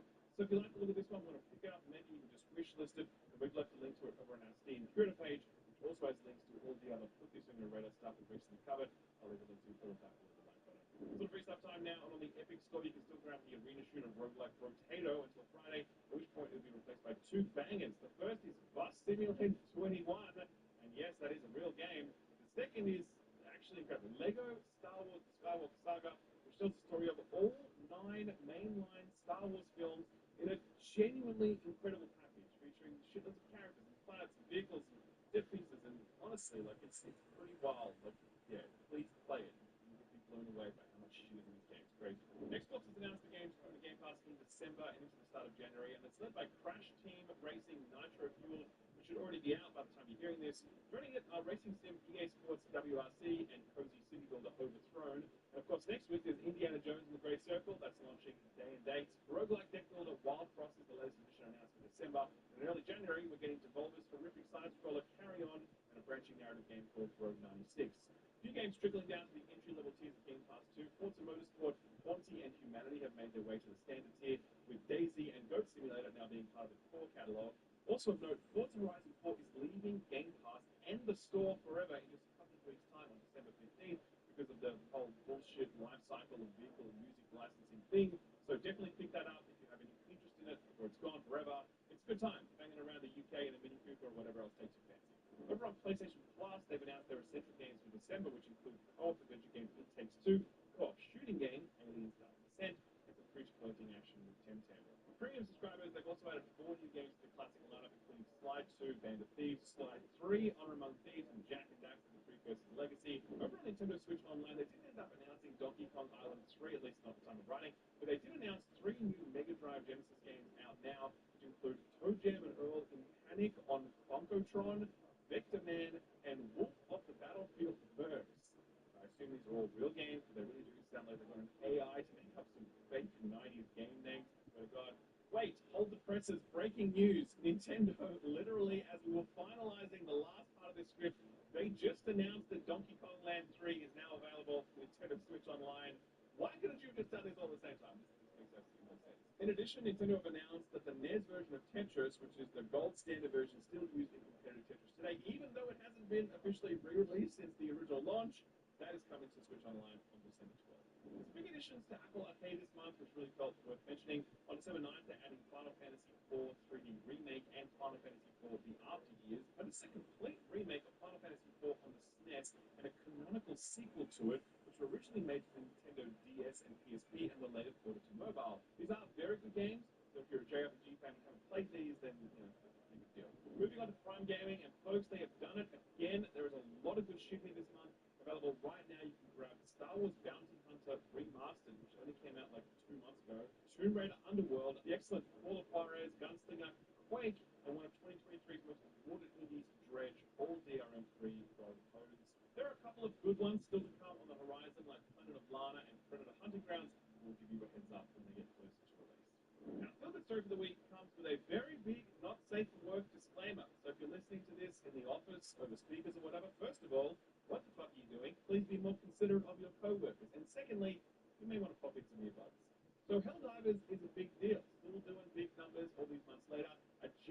Game of the Year contender, or maybe it would have been had DLC been excluded by the rule set, but that's a topic for another video. Anyway, we've spoken a lot about knockoffs this video, that 10-cent game ripping off Horizon, Power World going all in on Pokemon. Well, a studio by the name of Octo Games found themselves very inspired by Helldivers. Only they didn't try to convert it into a survival crafting game. They just thought they'd slam some porn in there and call it a day. Take a look at just some of the trailer. Become the hero.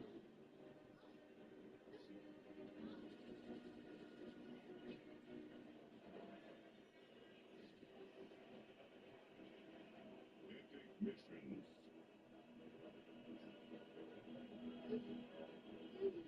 This is Sex Divers, and yes, the absolute mad lads really had the balls to call it Sex Divers.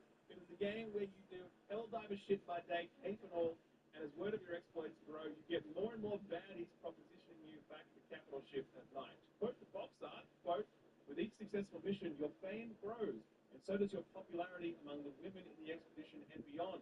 The more achievements you unlock, the more erotic possibilities become available, turning your journey into something far more than just a fight for survival, end quote. So there you have it. Sex Divers is a real thing. Just make sure you don't misspell anything on your Christmas list. Otherwise, your mum is going to be in for a very rude shock when she starts doing some Googling on your behalf. Dad, though, you probably won't. Alright, ladies and gents, that is the show done. Thanks for being rad. Always appreciate you stopping by. Would extra appreciate it if you hit the like button on the video, subscribe if you haven't yet, and ding that notification bell. Look forward to Indiana Jones and Marvel Rivals reviews going up in the channel over the next week. Don't play too much PoE 2. Remember to go outside from time to time. A big thanks for watching, and a very special thanks to this week's sponsor, Lost and Cold. So you might have seen last month we partnered up with this video sponsor, Lost and Cold, to profile some of what they do. If you haven't heard of them before, they specialize in making beautifully crafted collections of books, music, and memorabilia, all of it celebrating the rich history of video games. I earlier bought their Sable book because I love Sable, and the chance to have that art on my coffee table, I just couldn't turn that down. Last month, they announced their most requested project ever, a richly detailed and beautifully presented book looking back at Outer Wilds, favorite game of all time, and I think one of the most important games ever made. Well, Lost and Cold aren't slowing down, and just this month they announced 2 new offerings. The first is Make Us Whole, The History of Dead Space. It's a 270-page book by author Elijah Beam, and it's a definitive history of one of the best and most influential survival horror games ever made. Make Us Whole features incisive prose, new and canon interviews with the franchise creators, and hands-on insight into pre-release prototypes, all paired with masterful illustrations by Jonathan Lamantia. This oral history book explores the vast reaches of the Dead Space universe, from its games to its books, movies, and comics and beyond. It comes in either a standard edition or a pre-order exclusive signed edition. That pre-order window is only available until the end of December, though. The other thing that Lost and Cold are putting out is pretty extraordinary. You might have heard of Enhance. It's a Japanese studio led by Tetsuya Mitsuguchi, and over the past decade they've delivered all-timers like Res Infinite, Tetris Effect Connected, Lumens Remastered, and Humanity.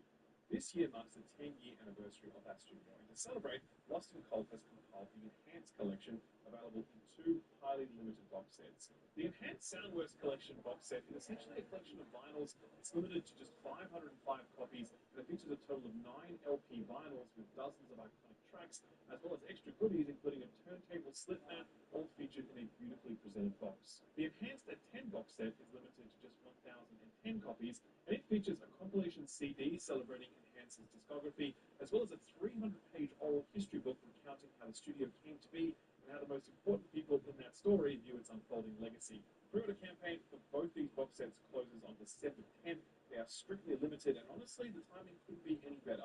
The holiday's just around the corner. These sorts of collector's items are perfect gifts because they're special and rare and intimate. The perfect gift for nerds like us who know what this sort of stuff is and really value it. If you'd like to grab either the Dead Space book or the Enhanced Collection, I've left links to both of them below the like button. And don't forget to use offer code SKILLUP at checkout for 5% off your order. Thanks Lost and Cold for sponsoring the video, and thank you for watching it.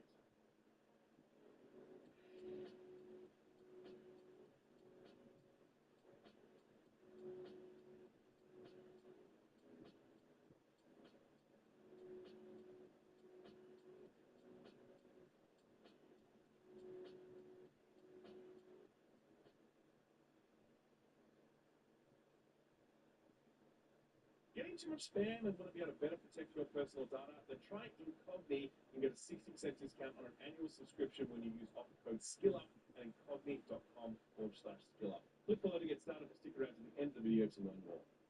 Gamers, hello and welcome to the 4th annual This Year in Video Games Roundup, the show where we look back on the biggest, best, worst, and craziest gaming news of the year. 2024 was clearly a big year for Nintendo mascots like Diddy and Luigi, probably not for any of the reasons that'll make Nintendo's PR team very happy. It was also a big year for the little guy. No, I'm not talking about Todd. I'm talking about indie games achieving breakout success.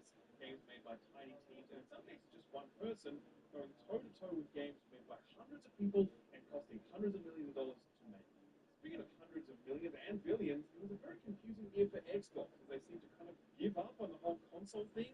But Sony's year was far from a home run. Sure, Helldivers went really large, but then it became one of the most controversial releases of the year thanks to the PSN drama. And sure, Astro Bot took home Game of the Year, while Concord took home the title of biggest live service flop in history. These are just some of the headlines that dominated 2024. And the point is, it's been a big, dare I say, transformative year for video games, where platform holders reevaluated their business models, the live service gold rush seemed to hit bedrock, and emerging development talent from places like Korea and China delivered new experiences in new settings.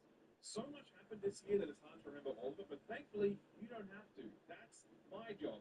And that's what this year in video games is all about. It's always my secret hope that these videos will live on as like time capsules, and the AI robots that rule us in 50 years' time will look back on these videos and be like, wow, I can't believe they cancelled the PvE in Overwatch 2. Wasn't that the whole point of Overwatch 2? And we'd say, yes, Mr. Robot Sir, it was. So, enough preamble. Let's take a look back at the biggest news, releases, and events that defined 2024.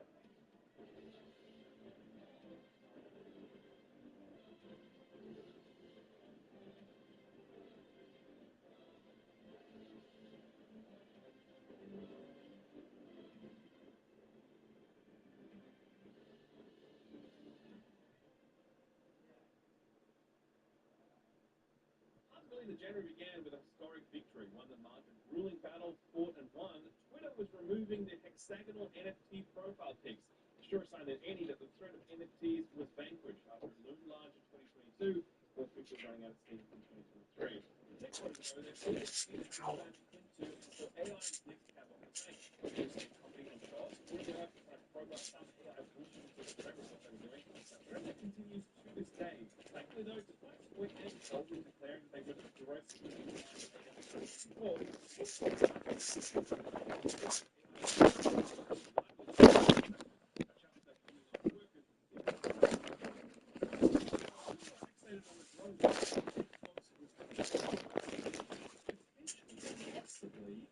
putting it through their exclusive games on other platforms.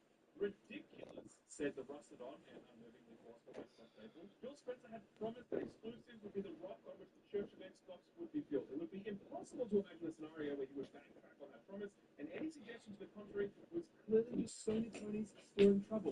Famous Sony Tonys like Tom Warren from The Verge and Jez Corton from Windows Central. Regardless, those were just whispers and rumors at that point. Nothing had been confirmed. But what was confirmed was that 343, as they were then known, would be moving on from Halo Infinite. They announced that future content updates for the game would cease and they'd be moving on to other things. Kind of a short lifespan for a game with the word Infinite in the title. Despite some modest improvements in player populations and sentiment in 2023, it was clear that Infinite had well and truly missed the mark and that a reset would be the better option. Speaking of Xbox, we got our first look at the Indiana Jones game in January, and we were thoroughly whelmed. $10 says that game's gonna suck, right? There was one other bit of Xbox news in January. Oh, that's right. They sacked nearly 2,000 people. Most of the jobs came out of Activision Blizzard, with Xbox boss Phil Spencer saying that he was committed to a sustainable cost structure. Interesting that this happened in the exact same week that Microsoft achieved a $3 trillion market cap. Times are clearly very tough over there at Microsoft. Of course, Microsoft were far from alone in these cuts. Riot laid off 500 people in the same month, and an absolute dagger to my heart, Embracer Group laid off 97 people at Eidos Montreal who were working on a now-cancelled Deus Ex game. We give Embracer a lot of shit, but honestly, I feel like we could give them more. It was a quiet month for game releases. Prince of Persia: The Lost Crown was an absolute banger that didn't sell nearly as well as it deserved to. Like a Dragon, Infinite Wealth proved that RGB still had it despite a leadership shake-up at the studio. Tekken 8 launched and would go on to win Game of the Year at the Game Awards. But by far and away, the biggest release of January, and one of the biggest releases of the entire year, was a sort of Pokemon ripoff that most of us had initially dismissed as a meme game. Palworld released on January 19th, and in 8 hours, it sold through 1 million units. 2 million units in 24 hours. 3 million units in 40 hours. By that third day, Palworld had beaten Elden Ring to achieve the second highest concurrent player count of any single player game on Steam. A few hours later, it surpassed Cyberpunk to take the #1 spot.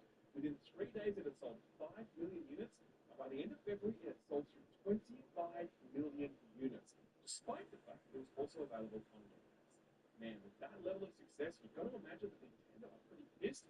But what are they going to do? Sue? Unlikely. Litigation really is not Nintendo's style. We make every decision really with the long-term health of Xbox in mind.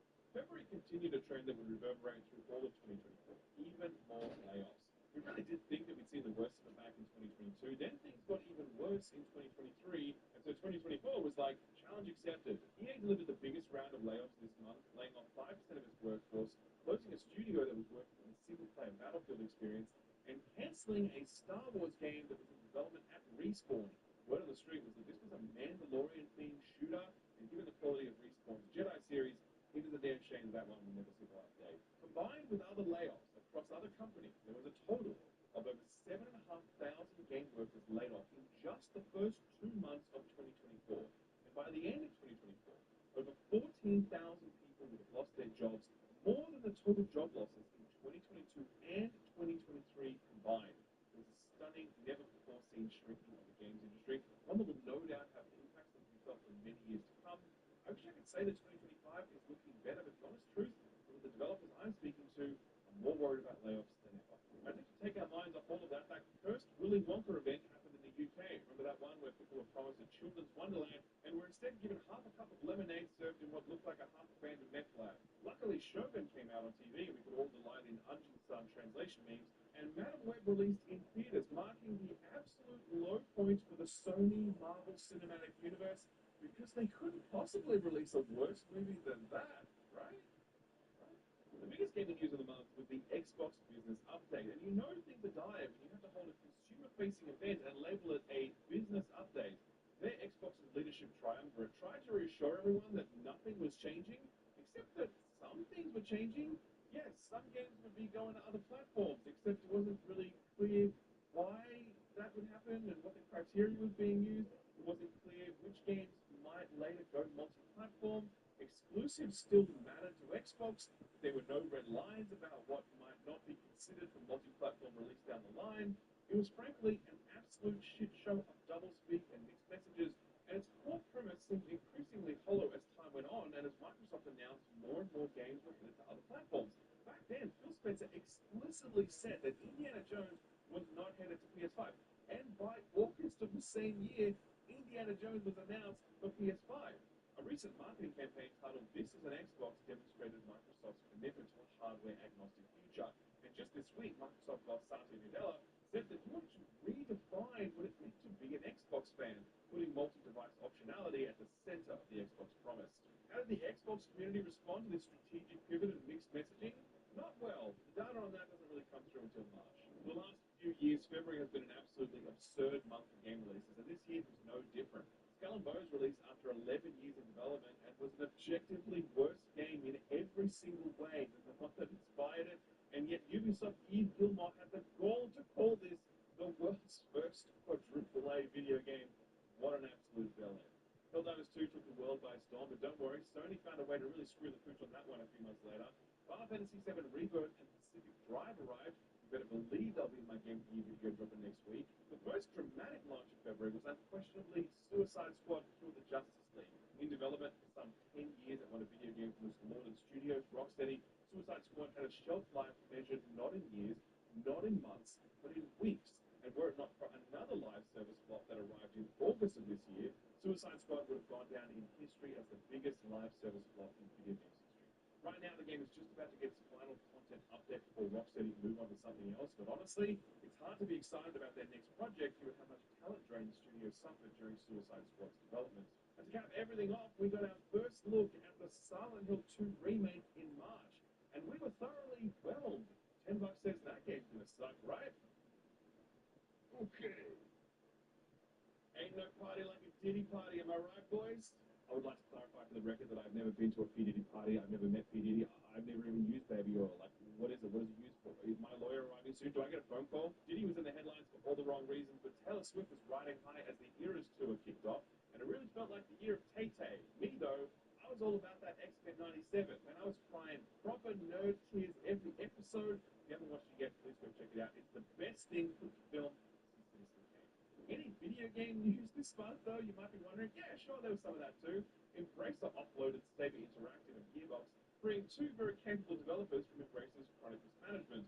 Saber would go on to deliver one of the best games of the year in Space Marine 2, and Gearbox would go on to promise that Skibidi Toilet will not be appearing in Borderlands 4, so it sounds like everyone's a winner in that equation. Meanwhile, two major, long-in-development games got a big reset.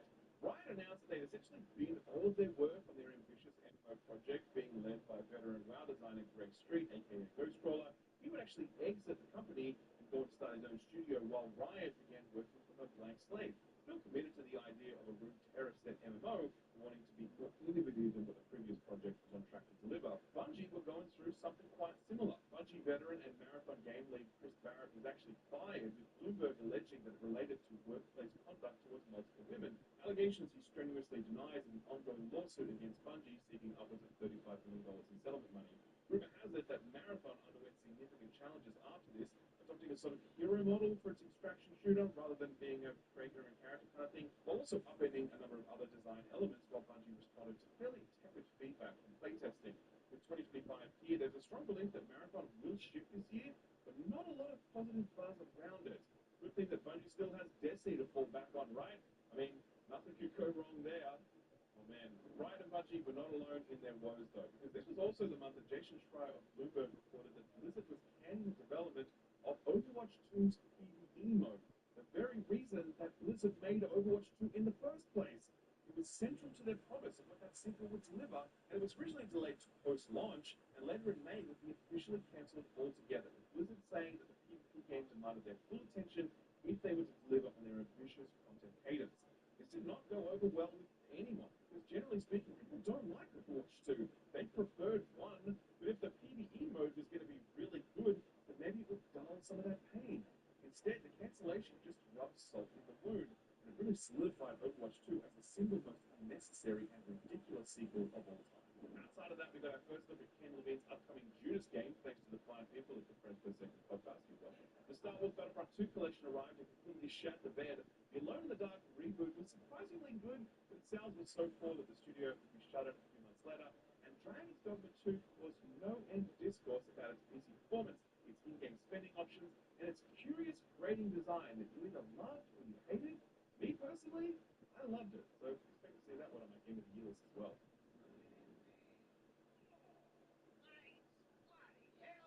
April was actually the most Spartan month of 2024 when it came to new releases, but it did have a few high points. Tales of Kenzera Zao was a beautifully made and moving Metroidvania inspired by both personal loss and a love of culture, while Stellar Blade was fully inspired by 2B upskirt shots. I'm joking, of course. It was actually a really good game, but I did find its warning after Nier Automata to be a little much, though Stellar Blade certainly did leave its mark on a bunch of people, and it really put Korean developer Shift firmly on the map. Manor Lords was the most interesting release of the month. It was an ambitious medieval builder and management game with some light combat elements. It's the kind of game you look at and go, wow, well done to the team that made this.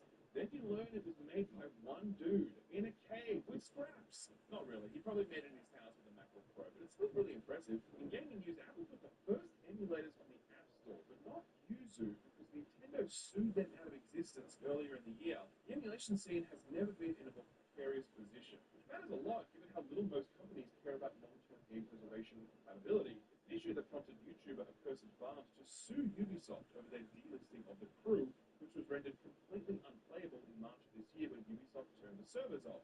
Accursed Farms started a very successful movement that resulted in Ubisoft committing to offline modes for The Crew 2 and The Crew Motorfest, but The Crew 1 is still unplayable, except through the mods.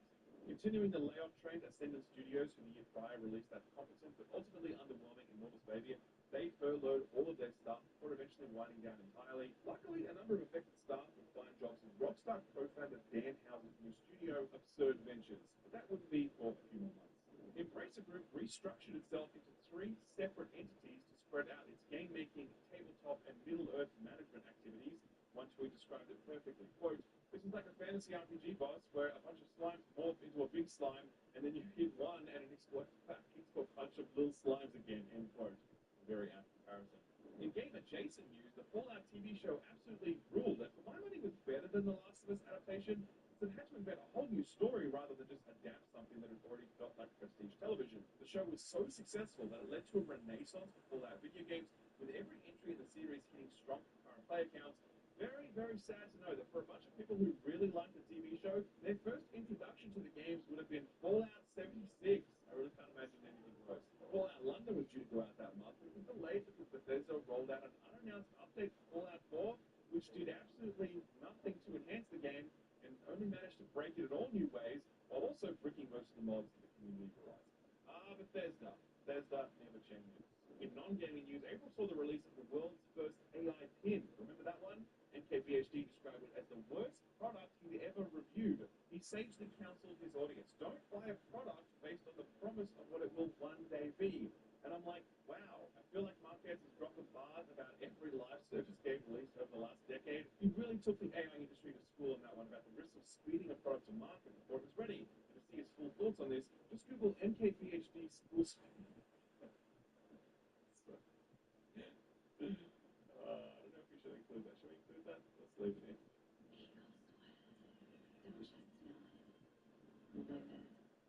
The biggest gaming news typically drops in June or December in line with Q3 and the Game Awards, but I'm going to say that May was actually the most consequential month of the entire year when it comes to game news and releases. And it didn't hurt that playing in the background throughout all of it was the Kendrick vs. Drake feed. I didn't even listen to hip-hop, but even I was into that shit. Let's do some of the smaller stuff first, and the fact that this counts as smaller shows you just how big a month this was. Square Enix said that they were abandoning their exclusive-driven approach to game making, meaning that future titles were more likely to ship across multiple platforms at launch. Great news for us, probably bad news for Sony. We'd like to have all that Square Enix stuff locked down. Speaking of Sony, the Helldivers PSN debacle unfolded here, with Sony adding a PSN requirement for PC players after they had already bought the game. It seemed like a small imposition for most, and it was, but there are also plenty of other people who don't live in territories where the PSN is available. In fact, there are 170 of those territories, and so this is going to affect a lot of people. The Arrowhead community manager actually suggested that people review bomb the game to get Sony to change the policy, and that person lost their job. And as much as I applaud their authenticity, I'm also not super surprised to see Sony take some action on that one. PlayStation also got a new boss man at this point, and that's a lie, because they actually got two. Hideaki Nishino and Herman Holst are now the co-leaders of PlayStation, surely a sign of Japan's desire to take a firmer lead in company management. Jim Ryan's leadership during this current console generation not delivering the sort of financial margins that Sony needs to remain competitive. Ubisoft cancelled the long-in-development division Heartland, just one of the many, many disappointments and setbacks that Ubisoft would suffer in 2024. The uncertainty around the future of Xbox exclusives was beginning to hit home, with a retail sales data report revealing that the PS5 was outselling the Xbox 5-1. FAFO, I believe, is the acronym, but I still don't know what that stands for, so let me know in the comment section below. Games-wise, this month was absolutely out of control for the indie scene. It may actually go down as one of the best months for indies like ever. I mean, Hades 2 launched into early access, and V Rising successfully exited early access. 1000 X Resist was one of the best written games of the year. Animal World silenced every donkey critic by being one of the best Metroidvanias, full stop. Pro Country was a brilliant retro survival horror game. Mullet Mad Jack was a fantastic fever dream of twitch shooting carnage. Lorelei and the Laser Rise have people pulling out a pen and paper to diarize their puzzle-solving journeys. And the Rogue Prince of Persia wasn't technically an indie, basically was, and it was really great even in early access. So those were the indies. What was the AAA scene up to? Oh, X Defiant. Okay, we'll talk about that one later. You know what else the AAA scene was up to? Shutting down more studios. These closures were actually the biggest news of the month, because Microsoft is closing both Arcane Austin and Tango Gameworks. Now, Arcane Austin, you kind of understand. The year prior, they had released Redfall, which was an absolutely cataclysmically bad launch. And there had obviously been significant talent drain at that studio. Sucks, it's sad, but you kind of get it. With Tango Gameworks, though, like, holy shit, what are we doing here? This was an absolutely brilliant studio, staffed by extremely talented developers who had put out consistently strong games, and in Hi-Fi Rush, put out one of the best exclusives that Microsoft had put out in years. Xbox senior management were praising this game to Hi-Fi Heaven as the Game of the Year nomination for rolling in the year prior, and now they were shuttering the studio that made that game with only the most embarrassing explanations. Sarah Bond was asked about it at a Bloomberg event just after it occurred, and her answer was just pure pure, unadulterated word salad about it being hard to be profitable, making games, yada yada. And in a perfect, almost divine moment of pantomime, the camera operator at this event pulled back to reveal that Xbox was growing well, it was fine, and the suggestion that Microsoft needed to close the studio was just an absolute perfect, which is an Australian slang word for a story that is so bullshit. The impact of this closure on Microsoft's brand was immeasurable. It really was. And I still believe it is not recovered to this day. It makes it so much harder to believe what their leaders say about their commitment to great games when they shuttered the very studio that made one of their best games. I think before this, it was a much more broad-based affection for Phil Spencer and his leadership team. Like they'd make plenty of mistakes, but we'd extend them some grace. It felt like they were trying to get to where we wanted them to go. And their personality-driven brand of leadership made them feel like they were one of us. But this decision made it really clear that they weren't like us. That brings us back to that whole Drake versus Kendrick thing, doesn't it?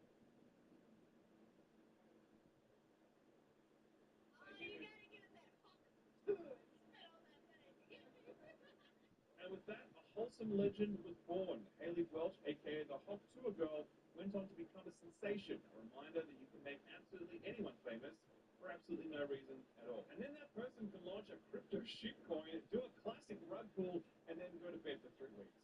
Haley, we hardly knew ye, but luckily, the blockchain never forgets.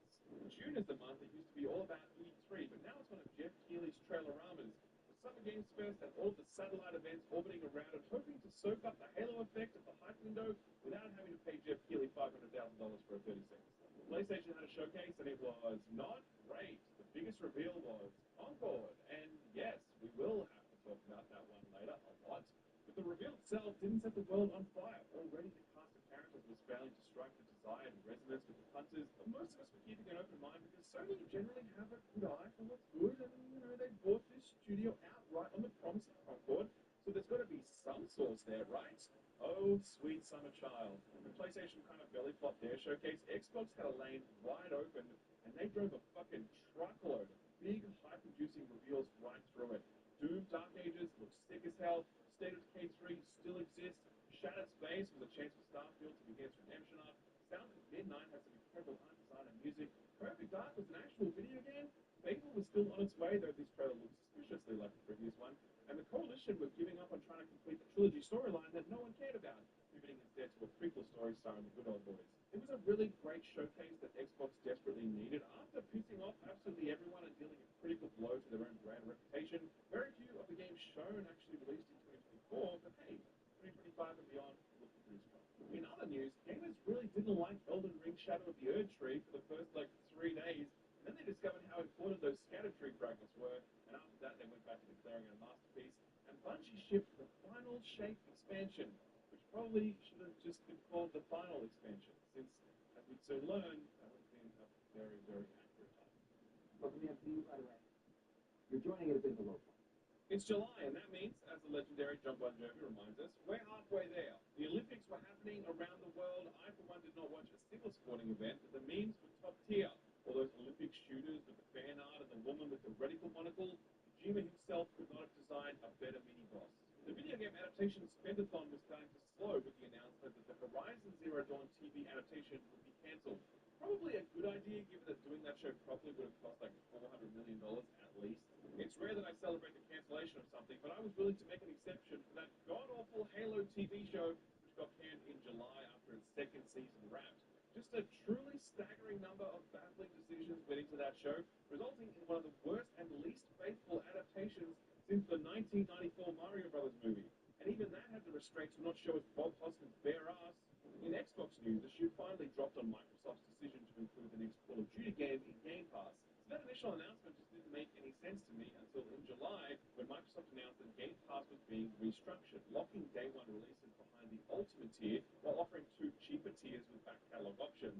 Usually people get really annoyed when a subscription service fucks around with price points or offerings or whatever, but to be honest, Game Pass always felt like too good a deal, and now it just feels like a kind of fair deal. So the pushback on these changes was actually pretty muted. Speaking of restructuring, Bungie's senior leadership decided to restructure the entire way we view their studio. It started with the announcement of a massive number of layoffs, 220 people, or 17% of Bungie's current workforce, and this was after they'd laid off around 100 people back in October of last year. Bungie senior management actually blamed themselves for it, saying they stretched themselves too thinly across Destiny, Marathon, an unannounced Destiny spin-off called Payback, and another new IP project. But just because management blamed themselves didn't mean they were going to take any responsibility for it. Don't be ridiculous. In a just world, the CEO whose leadership cost 300 people their livelihoods would fall on his sword while making that sort of announcement. But what did Pete Parsons do instead? We don't know exactly, but it probably involved buying another anti-card ad for his growing collection, since it was revealed that Parsons was spending millions of dollars on collectible cards while also driving his company to the brink of insolvency. What did all this mean for Destiny? Nothing good, let me tell you. After cutbacks and reallocations to Marathon, the team working on Destiny today is the smallest it's ever been. Bungie would go on to later confirm reporting that we would no longer be getting the annual expansions that were the marquee event for the game each year. The act-based model was being abandoned just after it was rolled out, with Bungie retreating to a more familiar seasonal model that so far has done little to ignite the interest of the player base. Just this week in December, Destiny hit its lowest current player count of all time on PC. Like it has never been lower. And the game's been in tough spots before, sure. But the difference now is that no one really has any faith that anything's going to change anytime soon. It does feel like Destiny's best days are behind it. That is something we'll talk about in that video. In terms of releases, July saw the arrival of Final Fantasy XIV's Dawn Trail expansion. That one landed with a bit of a thud, actually. Same goes for the first Descendant, which had really strong player counts, but really negative sentiment. Zenless Zone Zero was spectacularly successful, and it's a pretty good game despite the gacha stuff, and Flip-Flop the Siege of Dawn was one of my biggest disappointments of the year, actually, since I really liked the studio's previous game, Ashen, and this follow-up didn't have nearly the same amount of sauce. To cap off July, Sony held their first round of playtests for Concord, which would be releasing in early August. Tell you what, let's save that conversation for August, because there's a lot to say. Why? So let's not delay any further. Let's talk about the shocking news that really defined August and much of the year, really. I'm talking, of course, about Rhaegar. Now listen, obviously she was the single worst dancer since 7th grade me, but also fully grown me. And had she been a good sport about it, we probably would have made a folk hero out of her. Hell, if she'd been smart, maybe she could have launched her own Scandy shit coin. She may not know how to cut a rug, but the right hell, maybe she could have rug pulled. Sadly though, Rhaegar has turned out to be a bit of a dick, and just this past week it turns out she's suing a local theatre here in Australia who was planning to stage a parody play based on the life and times of Rhaegar. Late-night comedians around the world were farming her for content, but she can't sue Jimmy Kimmel, so she sues a local theatre. Hard to believe that she could sing any lower than the score awarded her by the judges at the Olympics. That was a perfect zero, by the way. Very impressive. Speaking of perfect zeros, the Borderlands film launched this month, and it debuted on Rotten Tomatoes with a score of 0%. Do you know how hard it is to achieve that? The Room got 24%. The film would arrive on streaming platforms like 3 weeks after its cinematic release, and the box office receipts remained dismal. And after all that time of Randy Pitchford being on set harassing actors who clearly didn't want anything to do with him, how could it have gone so wrong? Game Informer shut down this month, marking the end of one of the longest-running, most influential, and most loved print publications. But in some very good news, PUBG publisher Crafton sadly had to save Tango Gameworks, purchasing it from Microsoft before immediately committing to a Hi-Fi Rush sequel. God bless the $16 billion company for doing what the $3 trillion company said it just couldn't afford to do. Quite a solid month for game releases, actually. Thank goodness you're here for some cheeky fun. Same goes for Squirrel with a Gun. Yep, that was a real game that got released. WoW's War Within expansion landed really well, and people were very happy with it. Black Myth Wukong, though, wow, man, people were very, very happy with this one. And driven by the Chinese player population, this went on to become the second highest, most concurrently played game of all time on Steam, surpassing Palworld, which had nabbed that spot earlier in the year. Wukong would go on to win Best Action at the Game Awards. The game's director was hoping for more, revealing that he'd actually written his Game of the Year acceptance speech 2 years prior. Okay, my dude. Regardless, for a debut title to have achieved as much as it did is a huge deal, and you do get the sense that the Chinese development scene is one we're going to be hearing a lot more from over the coming years. Oh, and Star Wars Outlaws arrived too. It wasn't great, but just how not great it was for Ubisoft wouldn't be known for a little while yet. A very strange story was unfolding around Valve's next game, the mobile-like Deadlock. Everyone knew this thing existed. To this point, Valve hadn't actually announced it, and playtesters were being asked not to share their impressions publicly, despite the fact that millions of people were in the playtest. It's led The Verge to publish an impressions write-up, and people got really mad at them for doing that, which is kind of ridiculous. But it was another playtest that everyone was still talking about in August, and it was the Concord betas that had happened in July.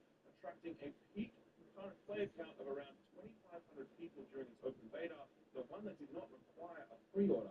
This was such an abysmal result that everyone was pleading for Sony to delay the game so that it could be retooled and converted to a free-to-play offering. There was just no fucking way this game was going to get the required player population when it had a $40 price tag attached to it.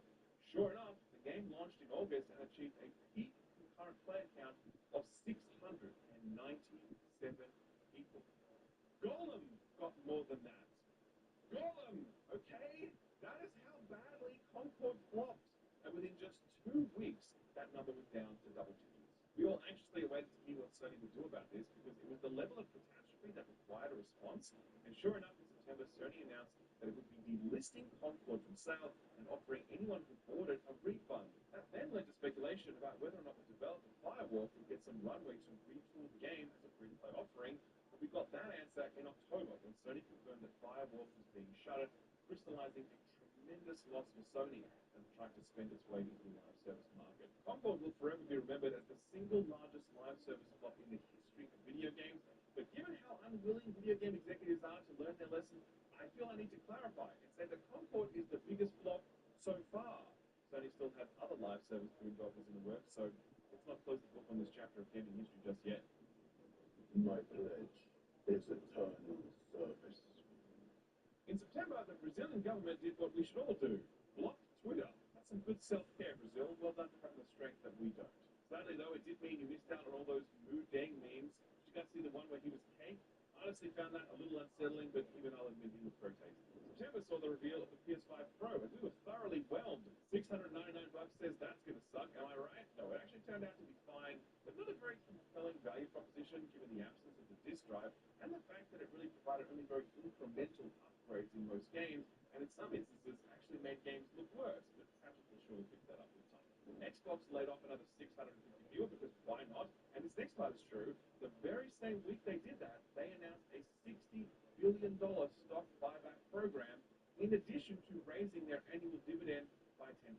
So just as before, times are obviously very tough for Microsoft, and they simply had no choice but to sack all those people. While Microsoft was firing people, Annapurna Interactive staff was self-selecting out, and by that I mean they all quit en masse due to irreconcilable differences with management. Some of them would go on to form their own indie publishing label, while Annapurna themselves said they're not going anywhere. They still have quite a few games in the pipeline and the backing of a billionaire owner, so they'll be just fine. Nintendo did the unthinkable and sued Powell developer Pocket Pair. We all thought it would be for a copyright claim, but it turns out it was for patent infringement, with one of the main claims being centered on the ball throwing and catching mechanic that Powell obviously ripped off. Nintendo is seeking only a small amount of damages, but you get the sense the real goal here is to get Powell removed from sale, something that is very unlikely to happen at this point. So this entire lawsuit really seems quite frivolous. It's still going on, by the way, so we'll no doubt hear the results of it sometime next year. This was the month when Fantastic made their triumphant return. Remember them? They're the guys that put out the day before and then closed their studio like 3 days later. Now they were back spruiking some sort of automation game Kickstarter thing, which went absolutely nowhere. And since then, they've announced they were putting that project on hold, and now they're going to make mobile games. Honestly, seeing how much utter garbage makes its way onto the App Store, I think it's a match made in heaven. Speaking of mobile, Destiny Rising was revealed. It's a mobile gacha game developed by NetEase, and unfortunately, it's actually very good. As I've said on many occasions, gacha is a plague on this industry. It is all the worst monetization mechanisms Voltron together. Because most of the games have cute waifus, no one seems to really mind all that much. I do predict that Western developers are going to start trying their hand at this stuff in the future because there's just too much money in gacha for them to ignore it. I then hope we have another reckoning like we did back in 2018 with the loot boxes, and the gacha is beaten back to the stick, but you never know this last week. The biggest news of the month was Ubisoft's reckoning with itself. Star Wars Outlaws launched to middling reviews and then kind of bombed sales-wise. It followed disappointing sales for Prince of Persia: The Lost Crown, a very hostile reception to Skull and Bones, and X-Defiant wasn't doing so hot. Ubisoft was essentially 0 for 4 in 2024, and with so much invested in Star Wars Outlaws, Ubisoft's leadership felt like they needed to act. They announced big changes to their publishing strategy, namely launching games day one onto Steam and getting rid of paid early access for future titles. The big announcement, though, was that Assassin's Creed Shadows would be delayed into 2025. That was Ubisoft's biggest title of the year and one of their biggest for this entire console generation. And for them to bump it so far out, you knew that the alarm bells would ring in pretty loud inside Ubisoft's halls. Believe it or not, though, this wasn't even Ubisoft's low point for the year. That story comes a little bit later. In the meantime, though, we had ourselves a pretty good slate of releases. September is, after all, the start of the busy season, and I, for one, got to experience Astrobot, Space Marine 2, and Echoes of Wisdom space of about 3 weeks. That's a bit of a step up from my February, where I did back-to-back Suicide Squad into Skull and Bones. Outside of that Frostpunk 2 release, that would go into win Strategy Game of the Year at the Game Awards, and Starfield Shattered Space really sucked. No one liked it. And to this day, the expansion still sits at a mostly negative 30% rating on Steam. Looks like Bethesda fans are going to be waiting a little while longer for that Starfield redemption arc.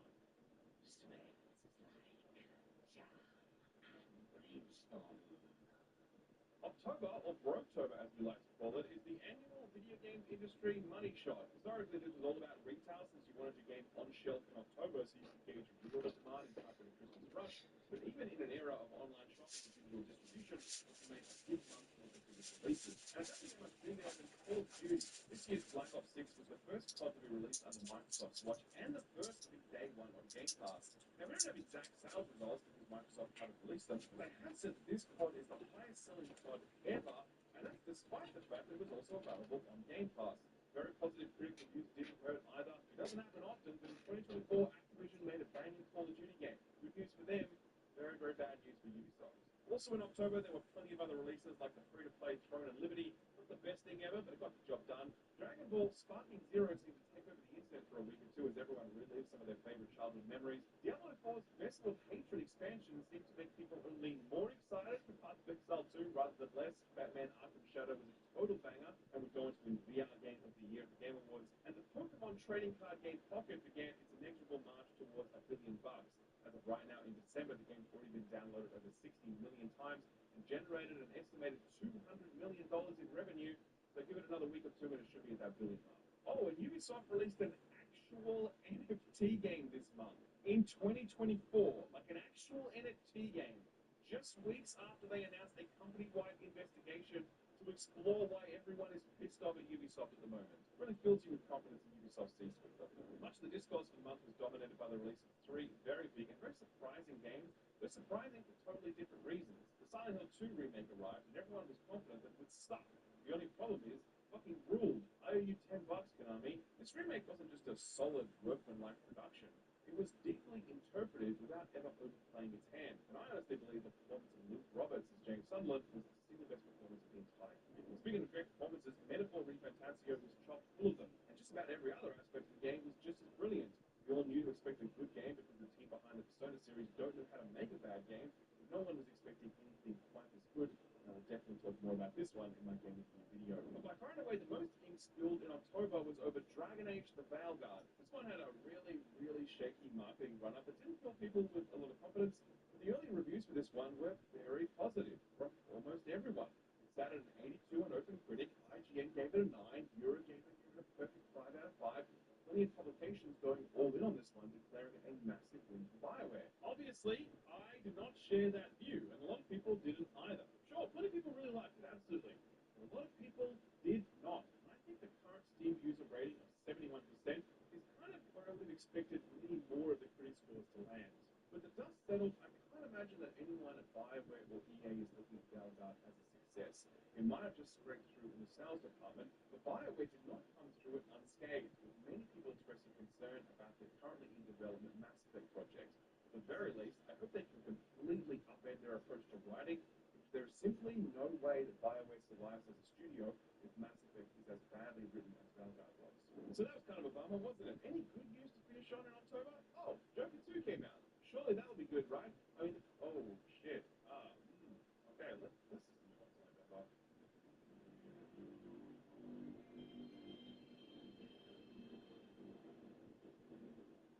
It's November, and you know what that means? Absolutely nothing interesting happened in the world of US politics. Nope, nothing at all. Speaking of geriatrics fighting younger opponents, Jake Paul fought Mike Tyson, and Jake paid him so much money that Tyson agreed not to throw any punches after the second round. Good thing that shit was on Netflix, because could you imagine if that was a classic pay-per-view? They'd be rioting in the streets, and they'd be right to do it. Most of the biggest games for the year had already released by this point, so the release schedule was definitely slowing down in November. Mario and Luigi Brothership was a rare miss for Nintendo, delivering a drawn-out and played-out RPG experience that felt like it came out of time and not in a good way.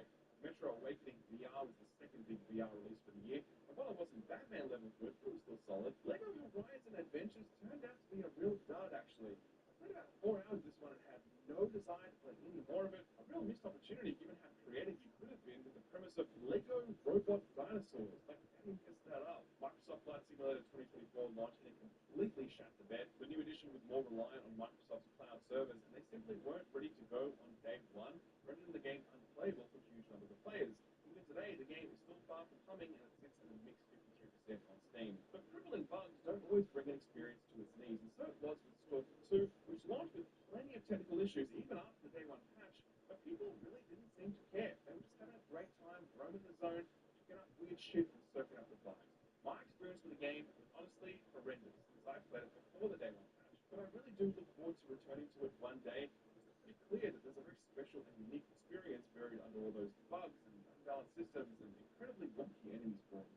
On the news front, it was kind of quiet actually. Biggest news was talked about both Xbox and Sony entering the handheld market.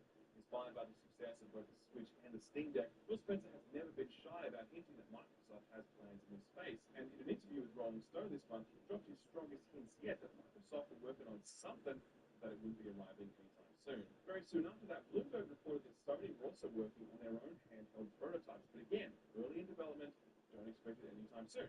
New hardware is always exciting, but I do wonder how much room we all have in our backpacks for yet another handheld. I can see a PlayStation handheld making a little bit of sense, but Xbox would kind of be going toe-to-toe with Valve, and I, for one, would not be betting on Xbox in that matchup. All of this might be academic, though, as November was the month that the This is an Xbox campaign rolled out, reminding everyone that Xbox is barreling towards a hardware-agnostic future that lets you play Xbox on any device you damn please. If I can already use my iPad as an Xbox thanks to xCloud, would I need a dedicated Microsoft handheld?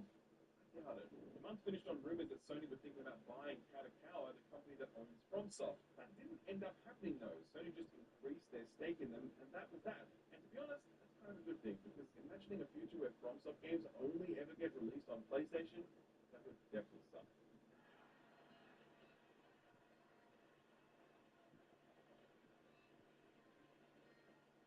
It's December, and for some reason, Nintendo's Luigi is getting a lot of play in the media. Something to do with a blue shell, I think. I'm not exactly sure. December is usually a quiet month for releases, but this year was an exception. Caves of Cud released after 17 years in development, and unlike Skull and Bones, those years were well spent, resulting in one of the deepest and most sophisticated games released this year.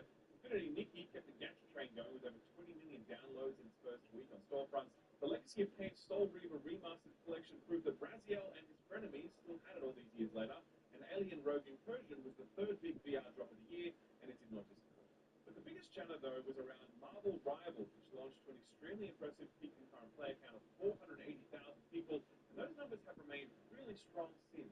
There's this belief that people are over hero shooters, but the truth is, people are still up for them so long as they're fun and good. And the fact that Rivals is based on the Marvel IP obviously doesn't hurt, but if it was a shit game, it wouldn't matter which IP was based on.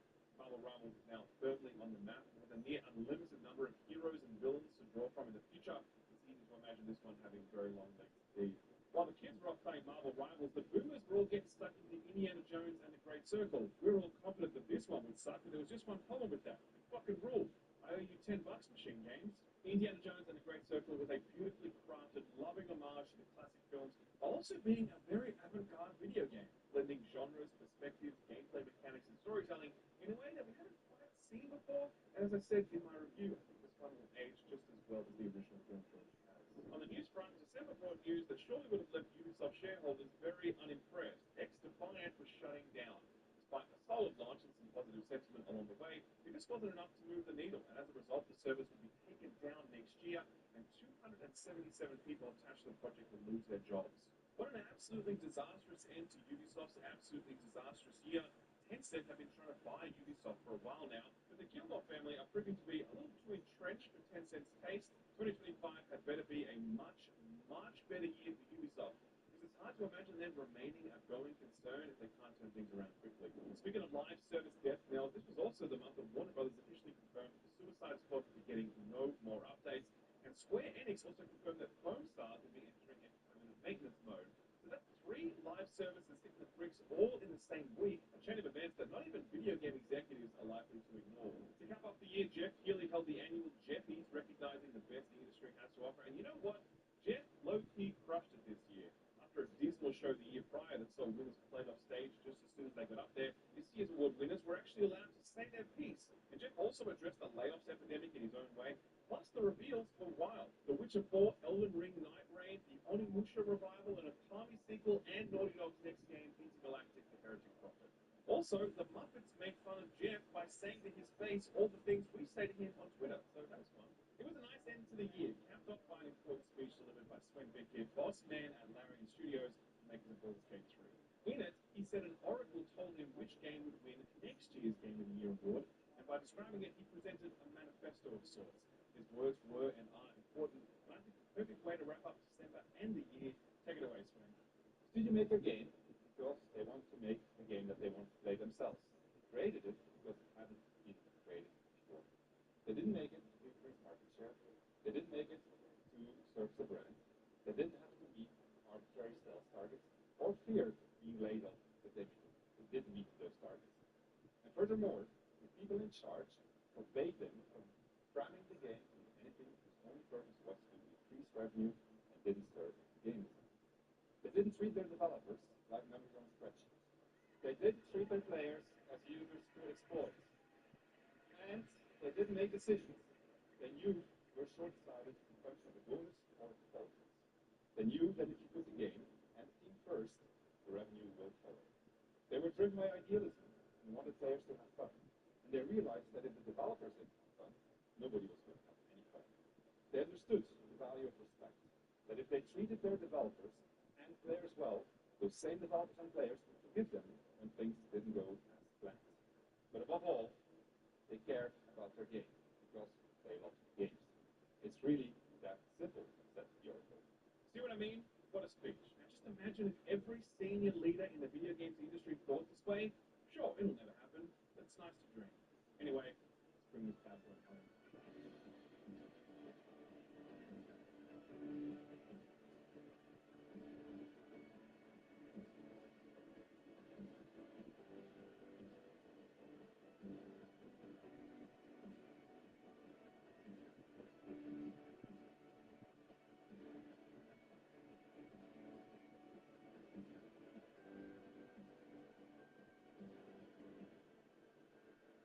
So that was 2024. And with that recounting done, we might now stand back and ask, what will the legacy of 2024 be? How will this year be talked about and remembered? Well, I one think that 2024 really outdid itself when it came to great games releasing. We'd expected this year to be a lot more muted after the once-in-a-generation greatness of 2023. And while it wasn't on that level, it was certainly no slouch. With some surprising successes in games like Silent Hill 2 and Indiana Jones, and the smaller end of town really punching above their weight with games like Power World, 1000 X Resist, Lorelei, Manor Lords, and a bunch more. To this point, we haven't even mentioned Balatro, and seeing it scoop up 3 Game Awards plus the Apple Award for Game of the Year on the App Store, that is a pretty inspiring story that shows just how much small teams of people or individuals can achieve in this business. And those stories matter more than ever given how little job security major publishers are willing to provide. Clearly, one of the biggest trends of 2024 was the same trend that we saw in 2023 and 2022, layoffs. Only this year, it was worse than those other 2 years combined. CEOs are taking home millions of dollars and pumping it directly into their collection of classic cars, while developers are out on their arse. Many of them forced to leave the games industry entirely because there was just nowhere else for them to go. That kind of brain drain means we get worse games in future because the talent pool is smaller and shallower. I wish I could say things are looking different in 2025, but the truth is, there's just little reason to be optimistic. I mean, you've really had a situation this year where a $3 trillion company, Microsoft, shuttered one of their most successful studios, Tango Gameworks, citing cost pressures. When you reach that sort of event horizon, everything starts to feel untethered. Speaking of Xbox, this was also the year when they exited the console race and committed to a multi-platform, multi-device future. That is a pretty seismic event. Xbox has been running the same race for the last 2 decades, and now, having surrendered the battle, they're looking for other ways to win the war. The truth is, they're uniquely positioned to do it owing to the immense scale of Microsoft and their reach across things like Windows and cloud infrastructure. But they've had many of these same advantages for a while now, and it hasn't translated to success. Microsoft just hasn't been able to deliver a high volume of high-quality games. The minute that changes, Sony's going to find themselves in a much trickier position, and Xbox's 2025 lineup is looking particularly strong. Impossible to predict where any of this goes, so it's definitely a case of watch this space. 2024 will also surely mark the year where publishers will be forced to wake up to themselves about the live service fool's gold rush that cost them a packet. This year we saw the failure of Suicide Squad, Concord, X-Defiant, Foam Stars, and probably a bunch of other ones that I can't even remember now. The live service gambit is just so expensive, so risky, and the way that major publishers are approaching it just isn't working. So a pivot is highly likely. What will they pivot to? Well, I'm worried that Gacha is the next cab off the rank. This year saw the successful release of Zenless Zone Zero, Wuthering Waves, and Infinity Nikki. Plus, Destiny Rising is looking very solid, and the recently revealed Ananta from Tencent already has a lot of buzz behind it. Gacha games are also live services, but we refer to them as Gacha games because their game design is so deeply intertwined with monetization that describing a game as a Gacha game immediately tells you so much about pacing and progression, cosmetics, and so much more. Gacha games are wildly successful, but right now they're all coming from Asian developers and publishers. Even the spin-off titles like Diablo Immortal and Destiny Rising, I'm almost certain that Western developers and publishers are eyeing all of that success very jealously, and I really wouldn't be surprised if the current live service gold rush gets replaced by Gacha fever. This sort of pivot is likely in large part because right now multiple publishers are on the back foot, really struggling to manage the transition into a post-pandemic market. Ubisoft seems completely lost, announcing a total upending of their strategy. Square Enix seems equally adrift, also announcing a complete upending of their strategy. Sony's live service ambitions have almost all been a total bust, and now the company is retreating into more familiar territory. Warner Brothers, Embracer Group, Sega, they're all trying to figure this shit out and find the next growth vector, the thing that's going to stabilize them and give them a good 5 to 10 years of growth. The truth is, there are no easy answers to these challenges, but betting the house on the next live service dice roll probably isn't the way. Better instead to follow Sven Vicky's advice, trust your developers, support them, make good games, and charge a fair price for them. There's a reason that Capcom is in the enviable position that it is now, and it has absolutely nothing to do with live service or gacha. And I really hope that other publishers are able to recreate that sort of success model rather than, the less appealing alternatives. But that is just what I think, and I'd love to know how you think 2024 will be remembered, so let me know in the comments below. Thanks for sticking to the end on this one. I always start out being like, I'm going to keep this one at 30 minutes, and then it ends up being kind of long. But hey, cut me some slack. There are 8,760 hours in a year, and we just covered a full year in an hour, so I think we did okay. If you agree, I'd love it if you could drop the video a like, maybe even subscribe if you'd like to come back next year and hang out. This Week in Video Games will now go on a brief hiatus. We'll return the week commencing January 13th next year. As the Japanese say, please look forward to it. Please look forward to a word from this video sponsor, Uncut. One of the new sponsors that joined the channel this year was this video sponsor, Uncut. And I gotta say, I've never heard of them before. I'm very glad I know about them now. It's been one of the biggest upgrades to my digital life that I made this year, and I will 100% be re-upping on my subscription next year. If you haven't heard about Incogni before, then here's the deal. So we know that big corporations like Apple and Google have our data because we hand it over to them, whether we wanted to or not.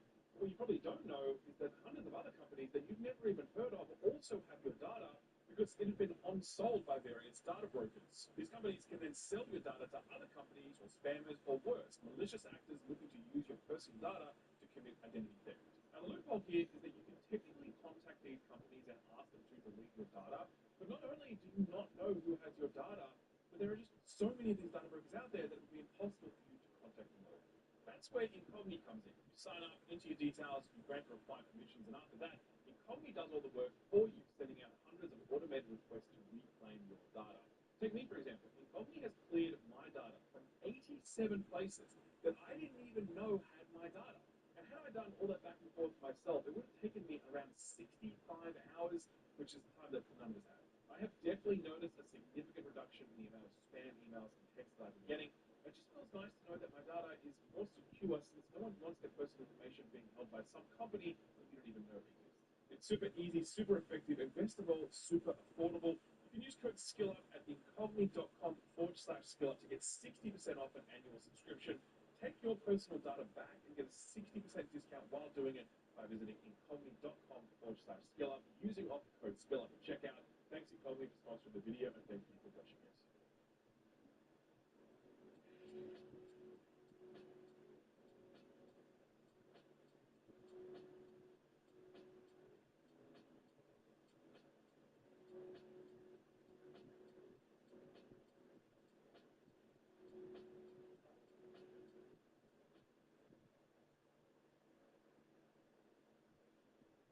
This video is brought to you by Gigabyte Aorus and their new RTX 4060 GPUs and their B760i motherboards, enabling super powerful but super compact builds like this one, a special Starfield-themed PC that I took with me to the Game Awards earlier this month. To see Aorus's full range, click the link below or stick around to the end of the video to learn more. Gamers, welcome to the end of the year of our Lord 2023, and by our Lord, I of course mean Taylor Swift. Let's be real. It's clearly her year, and we were all just lucky to be in it. I suspect, though, that you are not here for a play-by-play on the Tay-Tay. You are here for a look back on the biggest video game news, events, people, and releases that define 2023. Arguably the best year for video games in over 2 decades, right? Honestly, are we going to get serious? I think, yes, it is an amazing year for video games to come out. I think it's not a great year for video games insofar as all of the layoffs. I think we want to celebrate all of these games, but maybe there is something missing because a lot of people who made those games are no longer working at those companies. That was Ben Starr, the voice of gaming's sexiest leading man, Clive Rosfield. And in that clip, Starr accurately summarizes the contradiction inherent in 2023. This was, inarguably, one of the best years for video game releases in history. You know those JPEGs that show games that came out in years like 1997, 2001, and 2004? And we're like, fuck, man, I can't believe all those games came out in the same year. 2023 is undoubtedly another one of those years that we'll look back on as an all-timer. So thick with high-quality releases that almost any of the Game of the Year nominees would be a clear, distant front-runner in any other year. But at the same time, games are made by people, and for many of those people, this was a terrible year for video games. Layoffs at dozens of publishers saw thousands of game makers lose their jobs, many of them forced to leave this industry entirely as the job market contracted. Sadly, I've seen some indifference to this, but I'd remind you that this affects us as consumers too, as the wealth of knowledge that these people take with them could have been put to use making better games. Furthermore, the hostility and uncertainty of the industry may drive away those considering a career in game making, forcing them to instead become software engineers at investment banks, or worse, crypto bros. The point is, 2023 was an all-timer for both good and bad reasons. And if you are a regular watcher of This Week in Video Games, you already know that. Each and every week, except in July, I've done my level best to highlight the best and worst that this industry has to offer, and it's a project that I'm increasingly glad to do. As I've said many times in the past, as much as I love video games, I also really love the video games industry. I love knowing the story behind how a game is made, how it's received, how it sells, how it's supported post-launch. I love the breakout success stories of games like Pizza Tower, and it will never not be funny to see obvious scams and grifts like NFTs or The Day Before explode in a giant mushroom cloud of failure. This is one hell of an industry to cover, and I'm lucky to get the chance to do that each and every week, month, and year. 2023 has been big, so let's take a look back at what made it so.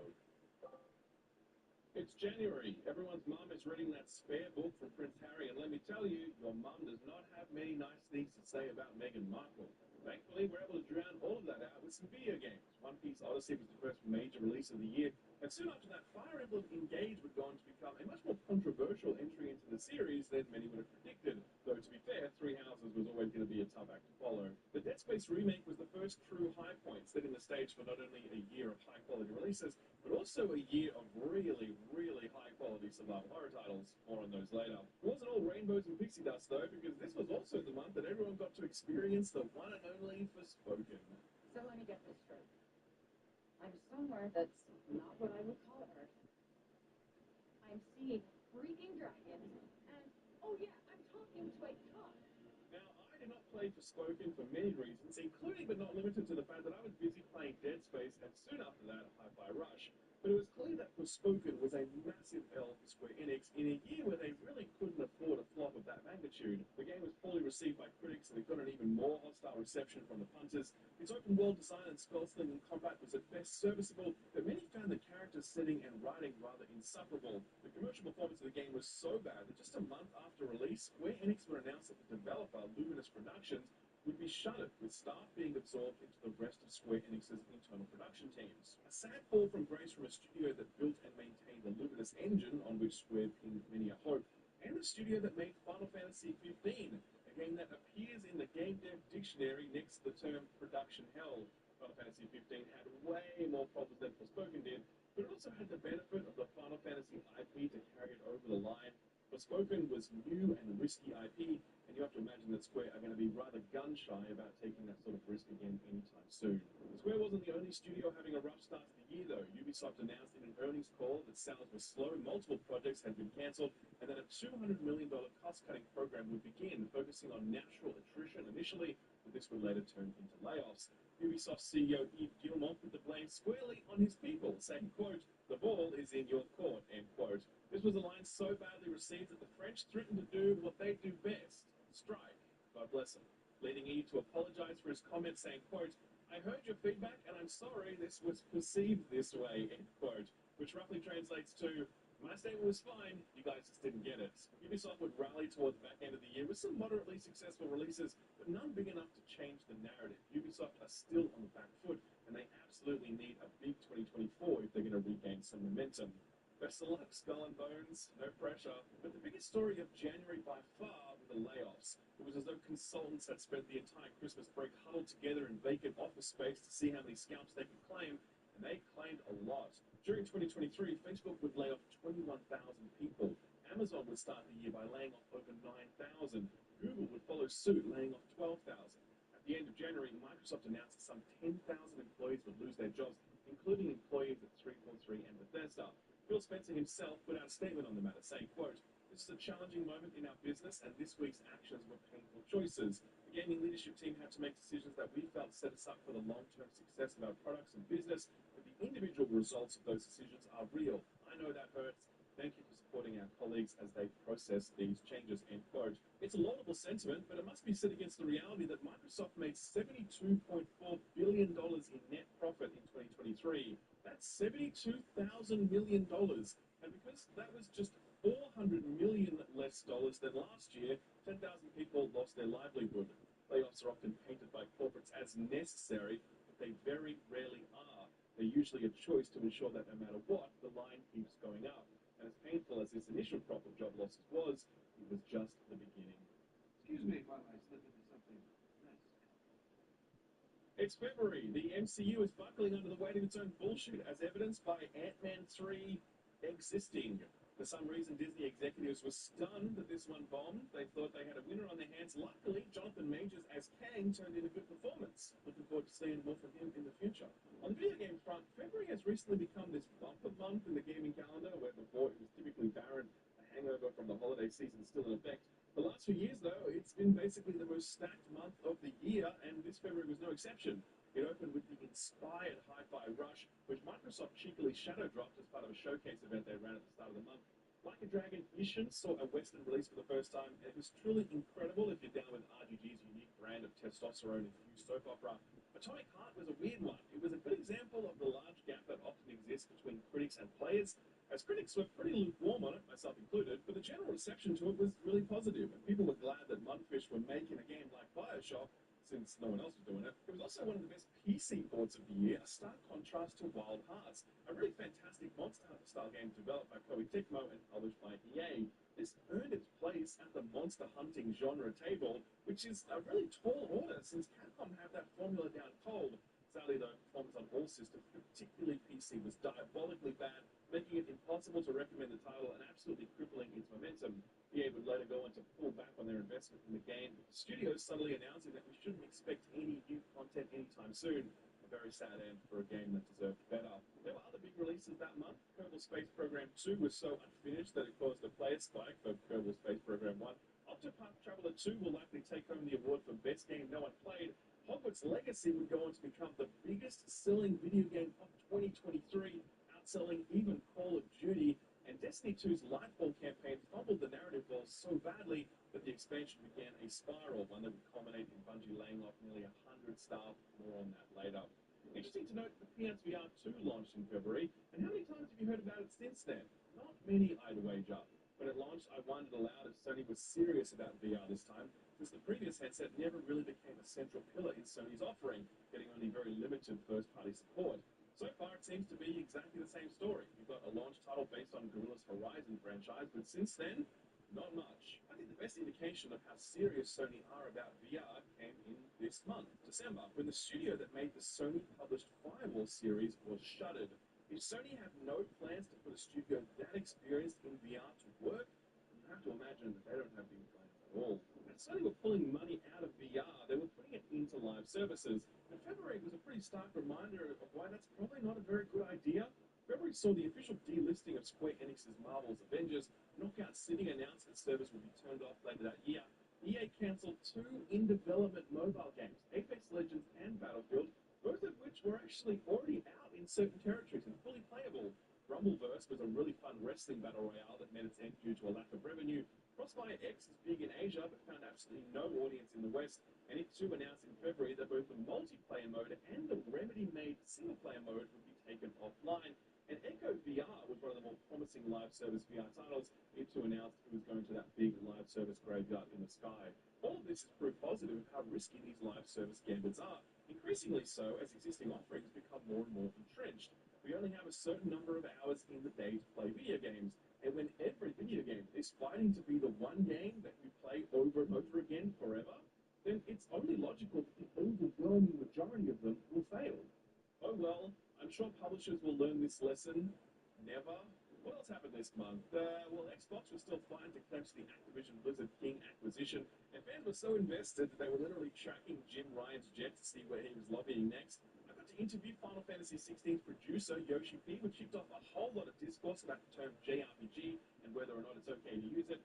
And a report hints that E3 2023 might not happen because none of the publishers have signed up to turn up. The ESA dismisses that report, promising the event will happen, and if history has taught us anything, it's that we can always trust the ESA, right? March kicked off with one hell of an announcement. We're getting some DLC for Elden Ring.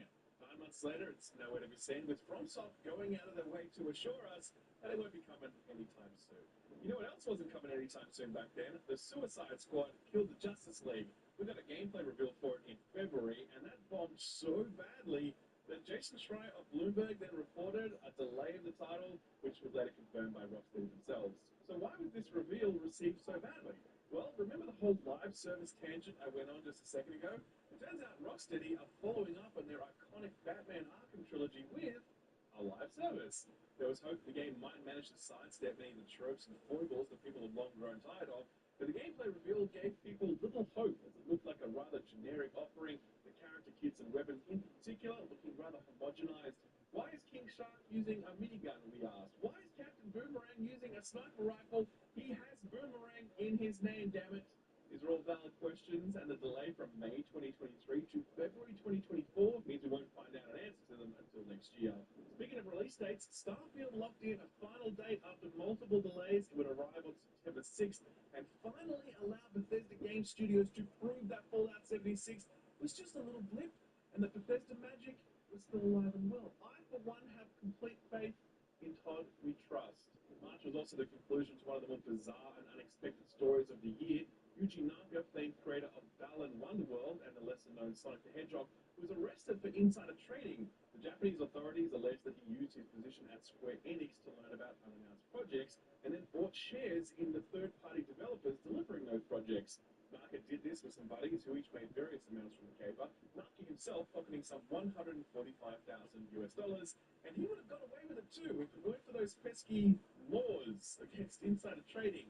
He cooperated with authorities, culminating in a guilty plea. He was sentenced to a fine and a suspended jail sentence after his very public falling out with Square Enix, and now his very public and humiliating fall from grace. This is surely the last we'll see of the man who created one of the most iconic and memorable games of all time, Balan Wonderworld. Also Sonic, I guess. Yes, I've used that joke before, but it's literally the last time I'll ever get to use it, so you've got to cut me some slack. March wasn't all about the drama, though. Some video games came out as well. Counter-Strike 2 is probably the biggest one. Not that it's spoken about much outside of its absolutely mammoth community. CS is still the most played game on Steam all the time, and while Counter-Strike 2 has certainly had its share of teething issues, the engine upgrade is likely to ensure that CS will stay on top for many years to come. Bayonetta Origins released on the Switch that month. It was a bit of a weird one. Wo Long Fallen Dynasty arrived from Team Ninja, and it seemed to make a much smaller splash than the Neo franchise had done years prior. Dredge was one of the indie darlings of 2023, an absolutely brilliant game that I can't recommend more highly. And Resident Evil 4 Remake arrived, absolutely blowing the doors off the survival horror genre, with Capcom finding a way to not only honor, but improve on the source material. Though not everyone agrees with that perspective. Many people still feel as though the original was better. The Last of Us Part 1 came to PC, and it was the worst PC port of 2023, a year filled with abysmal PC ports, and Stadia managed to somehow die again. It was being maintained internally as a white label cloud streaming product that Google could on-sell. But in March, that plan also hit the rocks, meaning that both the consumer product and the business-to-business solution were dead. Google really found a way to lose money on a low barrier to entry video games platform that launched when people were locked inside their homes for 2.5 years. You really have to give Bill Harrison credit where it's due. No one can snatch defeat from the jaws of victory like that man. Finally, March finished on a very sad note with the sudden and wholly unexpected passing of Lance Reddick, legend of the big and small screen in productions like The Wire and John Wick, but known to many of us as Commander Zavala in Destiny. Many of us were in the tower that day just to honor his legacy. He was a titan both in-game and in real life, and he's sorely missed. Oh look, what a surprise. E3 2023 is cancelled because no one signed up to turn up, just like all those reports said. I can't believe the ESA led us astray. Oh well, don't worry. They say E3 will definitely be back in 2024. Bad luck, Jeff Keighley. You ran a good race, but you never bet against the ESA. April saw the reveal of the Asus ROG Ally, and I'm going to say it's been really awesome to see the whole handheld PC market blossom this year. Before then, it was some lesser-known Windows-based devices, but the Steam Deck obviously blew the category wide open, and the ROG Ally is easily the best Steam Deck alternative on the market. We'd later get the Legion Go, and Valve snuck in their cheeky little OLED refresh, which in my view really cemented the deck as the best overall choice for handheld PC gaming. It's just cool to see that this is a thing. A space that was once exclusively controlled by Nintendo is now full of options, and I, for one, make regular and liberal use of my Steam Deck because I love playing it when I get the chance. New hardware categories rarely stick around in this business, so I'm glad that this one did. April also saw the release of the Mario movie, Nintendo's first foray into feature films, because damn it, if Sonic can do it, then Mario can do it too. It turned out to be a much more divisive film than I would have anticipated, critics putting it at a rotten 59%, while audiences loved it, delivering a resounding 95% approval rating. I was firmly in that 95%. I loved it. Chris Pratt did a decent job. Charlie Day and Keegan-Michael Kay absolutely crushed it. Seth Rogen absolutely sucked. But Jack Black was, Jack Black, and God bless him, we all love him. It was strange to read some of the reviews lambasting it for being too like the video game. And to those people, I would remind them that the Bob Hoskins Mario movie is right over there, and you're welcome to watch it anytime you please. Sadly, April also brought with it more layoffs, this time at EA, which made $5.7 billion in profit in 2023. They announced they would lay off 6% of their workforce. CEO Andrew Wilson took home $20 million that year. Someone who's good at budgeting, please tell me which headcount we should remove for the maximum cost saving. Release-wise, April was a bit of a slow month. The excellent Everspace 2 finally emerged from early access and did well for itself. Minecraft Legends was a very weird third-person strategy game that I was into, but I'll admit that most other people were not. Dead Island 2 finally dropped after enduring one of the most cursed development cycles in the history of game development, and it turns out it was okay. It was a very solid 7 out of 10 that people were happy to play through. It did nothing new. It did nothing particularly well. Its story was basically non-existent. It was only around 10 hours long, but it was properly fun. It really was. And given that everyone was kind of expecting it to really suck, it was a pleasant surprise. A very unpleasant surprise was Star Wars Jedi Survivor, which launched on consoles and PC and was yet another brilliant game completely undone by horrific performance. I didn't bother to play The Last of Us on PC, so for me, Jedi Survivor was the worst performing game I played all year. It was truly abysmal, to the point where I simply couldn't believe that Respawn shipped it in this state. But they did, and it sold a boatload, so there's your answer as to why companies do this. The game would go on to receive multiple patches, but as of the most recent one, the game is still not in an acceptable state. And Digital Foundry expected the game will not get another major patch, meaning we're probably going to be stuck with this turdish performance forever. Truly a shame to see great games shipped in this state. I wish I could say I expect the trend to improve in future, but I absolutely do not. Finally, the hype for Redfall is building. It's out next month, and IGN did a hands-on gameplay preview for it. I mean, the dislike ratio is really bad. Like, people dislike the gameplay, but the comment section is full of people being like, we owe you an apology. That's weird, right? I wonder if that'll make sense later on. It's May, the Succession finale has aired, and I ask you, what is the point of living when there is no more Succession to be had? I still haven't found an answer to that question all these months later. It was corporate skullduggery I want. Luckily, the video games industry is more than happy to deliver. This is the month that Sony held a showcase, revealing a slew of live service titles, and subsequent reporting revealed that Sony had greenlit a total of 12 live services and was spending more than half of their research and development budget on live services. In the words of Fallout 4, Everyone disliked that. The centerpiece of that live service push was Naughty Dog's The Last of Us Online, a live service experience based on the faction multiplayer mode from The Last of Us Part 1. Jason Schreier of Bloomberg revealed that Bungie had visited Naughty Dog to give them feedback on the game, and they were so underwhelmed by it that Sony put the project on ice. Naughty Dog was still maintaining that the project was still alive and well. It just needed some more time in the oven before it could be shown. Many of us know exactly how that story ends. Following this, it was Sony's turn to do the layoffs theme. Exact numbers still haven't been made public, but Sony let go people from both Deviation Games and Final Strike Games, a studio where they straight up cancelled a new sci-fi IP they were working on. Sony's layoffs pain was just getting started though, but we wouldn't hear more about that until much later. What we did hear about though, endlessly, was Xbox's attempts to acquire Activision Blizzard King, and in the month of May that ambition hit a serious roadblock when the UK CMA blocked the deal. For the CMA, it wasn't the Call of Duty exclusivity which was soaking up a lot of features at the time, but rather cloud gaming, which was emerging as a new platform that Microsoft was uniquely positioned to dominate thanks to their Azure server infrastructure. It was, as the British say, a sticky wicket, sticky enough that it said Microsoft scrambling to find a solution that would keep the deal afloat. They would find one, but not for some time, leaving their ambitions in limbo. Maybe it was a bit of a blessing in disguise, because May was the month that Overwatch's senior leadership team turned on their webcams and delivered more of that disappointment that Overwatch fans had become more than accustomed to. You know how Overwatch 2 was entirely predicated on this ambitious PvE mode that delivered a whole new, exciting experience featuring character customization, story beats, and more? Well, not so much. Blizzard announced that all of that was canned, offering a consolation prize in the form of some very half-baked PvP events, which, and I cannot believe that this is true, weren't even free. You had to buy them on top of all of the overpriced skins in the cash shop. It is difficult to think of a bag more fumbled than that of the Overwatch franchise. The literal game of the year in 2016, an absolute phenomenon at its launch, all of the momentum squandered through indecision, overpromising, and under-delivering. Overwatch still limps on, enjoying the status as one of the lowest-rated games in the history of Steam, but it feels as though it's on a parallel track now, always looking sidelong at what might have been had Blizzard been able to better steward this franchise. What else happened in May? Let me think. News of the Switch 2 started to leak. We'd get plenty more leaks before the year was out. That Metal Gear Solid 3 remake was revealed. Jeff Keighley was not a fan of that one, no surprises there. Tears of the Kingdom released, and clearly nothing was going to top that for Game of the Year. Just give it to Nintendo right now. There is no point in anyone else bothering. Ayanuma-san sitting back in his office looking at those review scores, thinking to himself, GG easy. What else happened this month? I feel like I'm missing something, or maybe two things.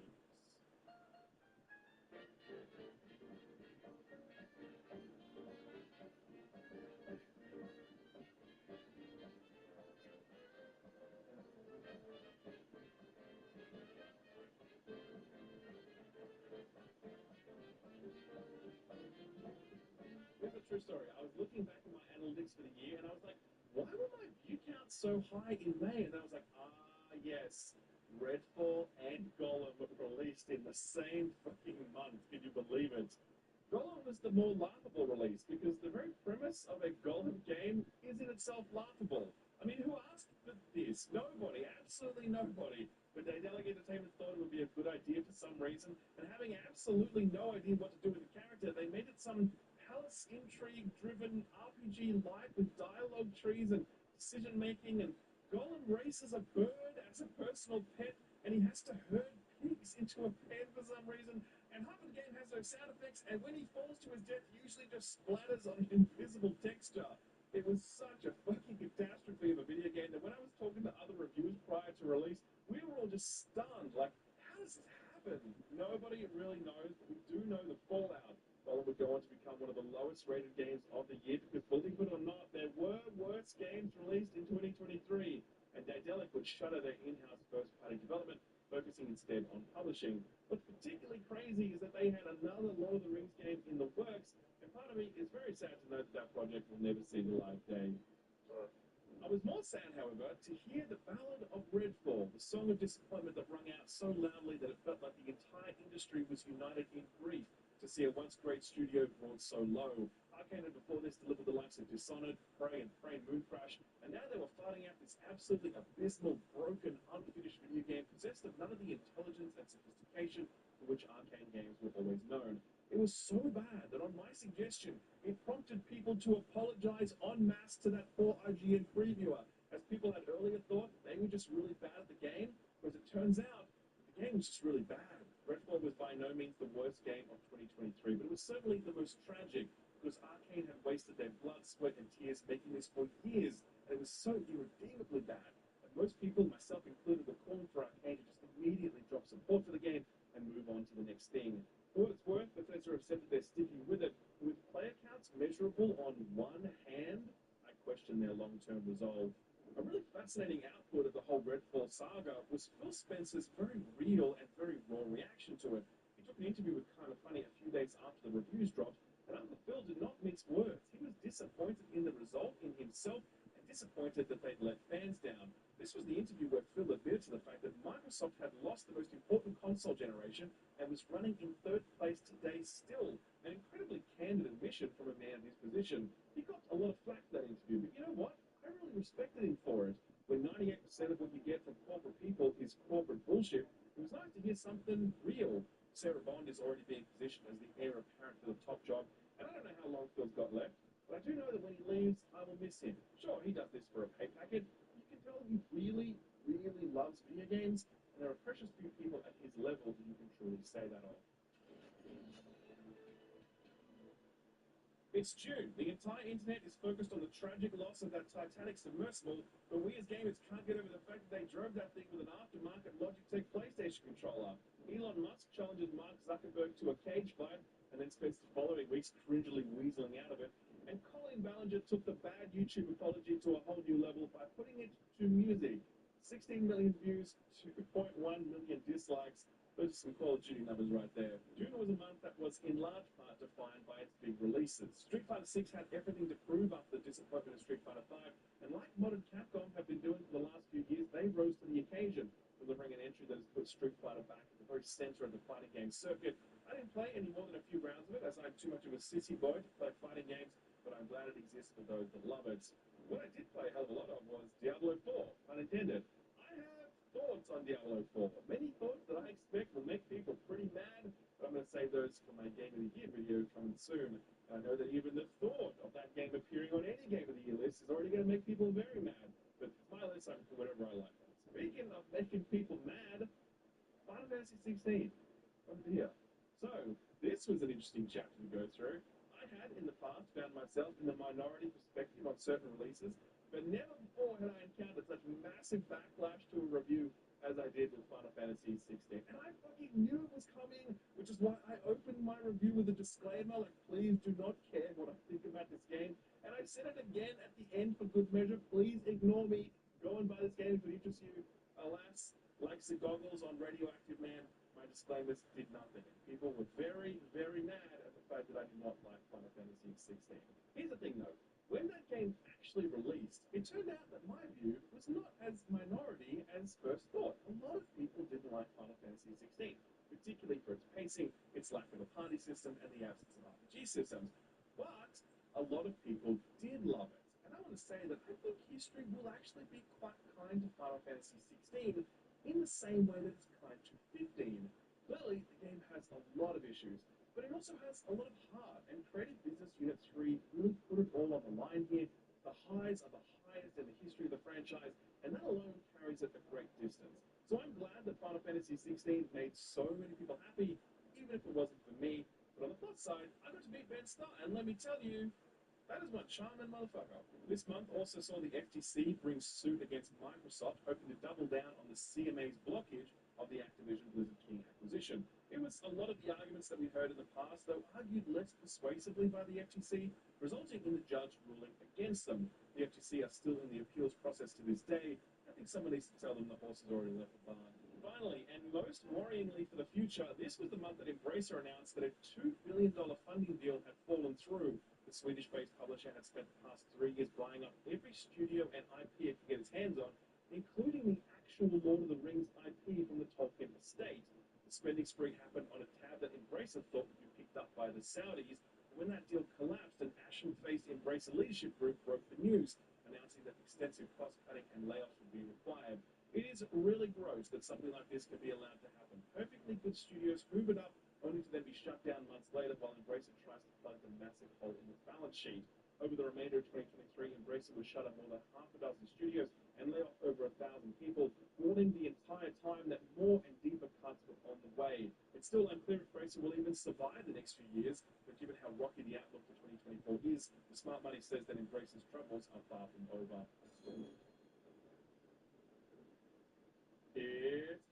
Oppenheimer time, with the MCU crumbling, people were aching for some real capital C cinema, and what could be more cinema than a double feature? One part a deep character study centered on a complex man whose reckless ambition loosed unspeakable horrors on the world, and the other one an Oppenheimer movie. This was the month that I took off for a vacation. I hadn't actually had a proper holiday since the pandemic began all those years ago, so it was nice to visit Europe during a once-in-a-generation heat wave. I'm not exaggerating when I say that I could not go to Sicily as originally planned because the airport burned down. Still, I had a good enough time, and this is actually when Austin started doing some content on the channel. You guys liked it so much that you didn't want me to come back. Thanks for that, by the way, appreciate it. I did come back though, but as a compromise, Austin also remained a regular feature on the channel, and I've been super proud to have his stuff appear here because he really does fantastic work. Just don't tell him I ever said that, okay? Austin reviewed the two biggest games that released in July: Exoprimal, the super weird live service co-op dinosaur shooter from Capcom. At the time of writing, this was averaging 150 peak concurrent players on Steam. So it looks as though Capcom's unbroken winning streak has finally been broken. And no, we do not count the Resident Evil multiplayer games. We are all in agreement that they do not exist. Remnant 2 was the other big one to drop this month, following up from the sleeper hit Remnant from the Ashes a few years prior. It was really great to see this one pop off in the way that it did. Review scores were super positive, player counts were very healthy. Hell, the game even got a few Game of the Year nominations, which is fantastic to see. It's a franchise that deserves more attention, so it's fantastic to see it get some. I do expect that Gearbox will double down on Remnant in the future. On the news front, the FGC trial continued, resulting in some very salacious outputs. At one point, Sony's lawyers tried to redact a document so as to hide the development costs of both Horizon Forbidden West and The Last of Us Part 2, only they didn't use a proper redacting pen, just a stock standard Sharpie.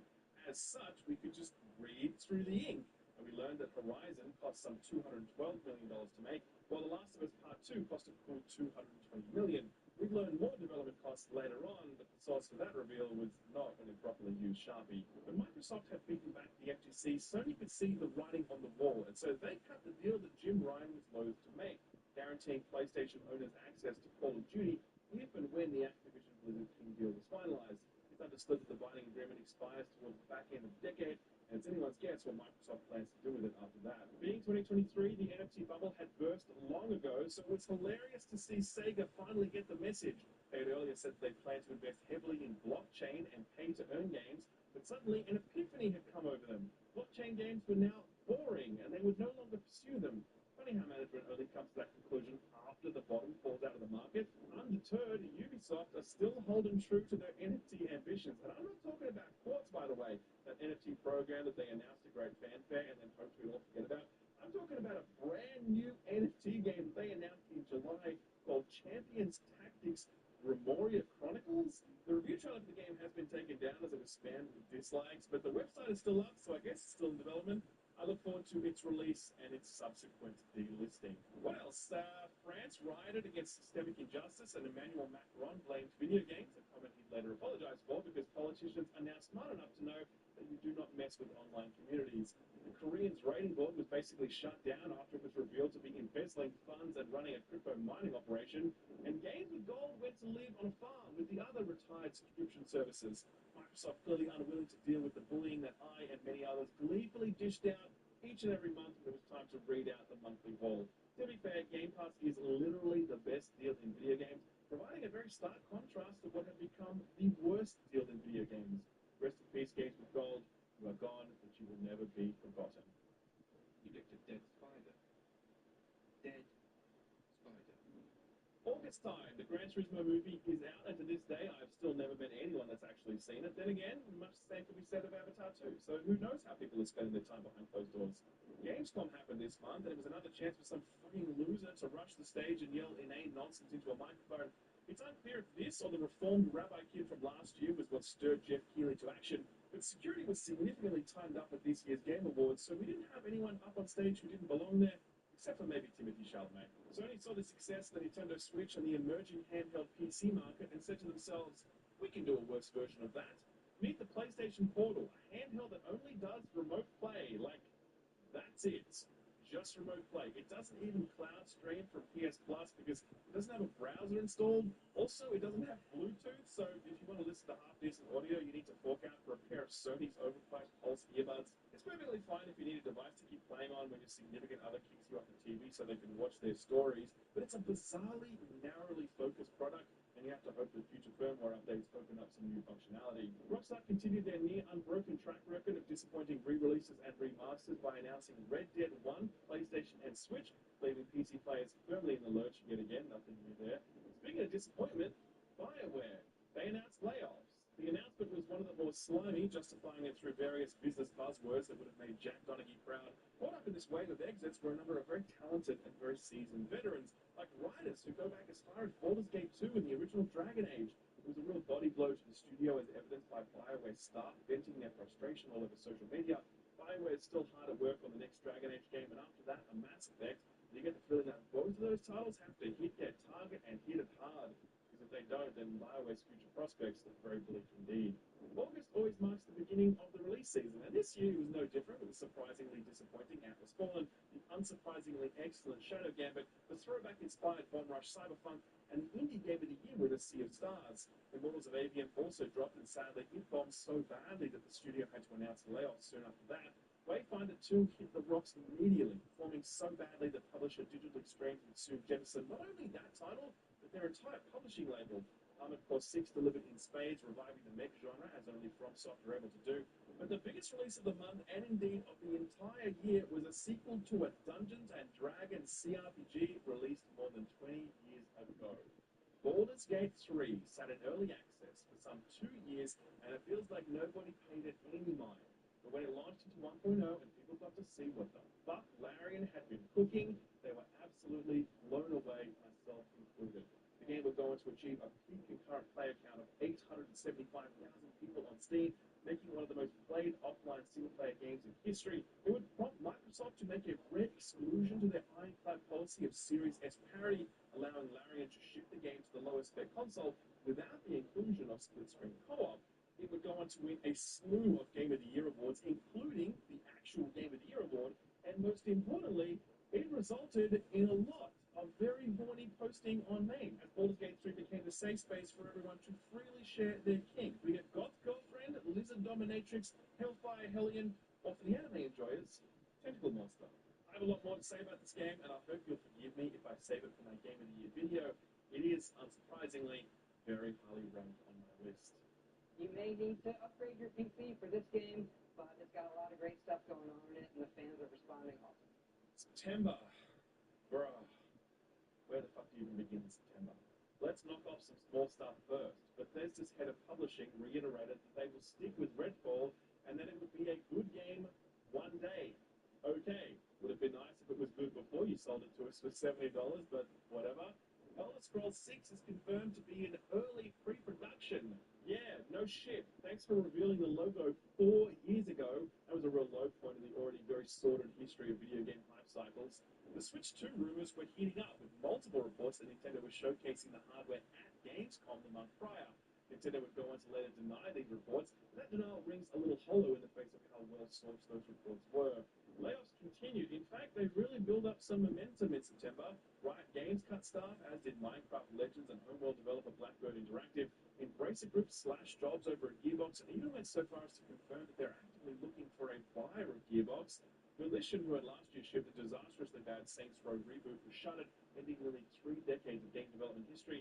And Mimimi Games, who just put out Shadow Gambit, decided to close up shop, citing the ongoing stress of trying to hustle for financing in an industry where that was becoming increasingly difficult. And outside of that, there were plenty of video games released. June Spice Wars hit 1.0 and landed with a thud, as many of the promised features simply weren't there. The Crew Motorfest sold surprisingly well for Ubisoft. Lies of P would go on to become the year's best Souls-like, and not only because FromSoft didn't release one that year, Payday 3 would take the title as the most warped launch of 2023, totally unplayable for weeks to the point where people just went back to playing Payday 2, and debut indie Game of the Year winner Cocoon launched to a small but very enthusiastic reception.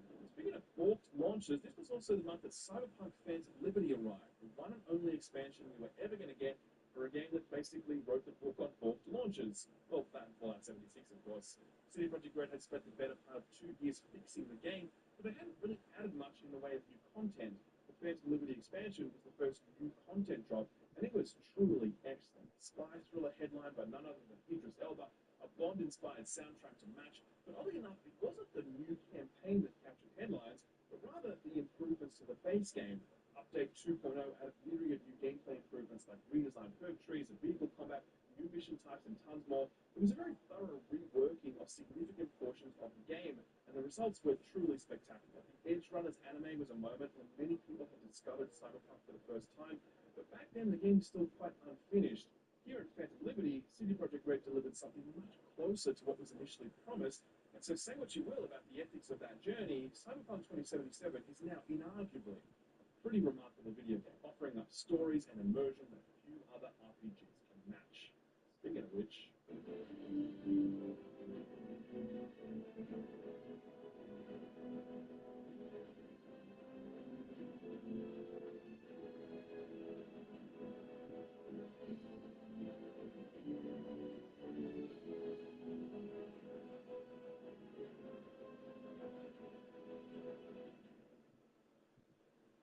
Starfield was Bethesda Game Studios' first new IP in over 2 decades. Since they didn't actually invent Fallout IP, they acquired that. For years, Todd had been saying that he wanted to make a space game, but the technology did not exist yet for his vision.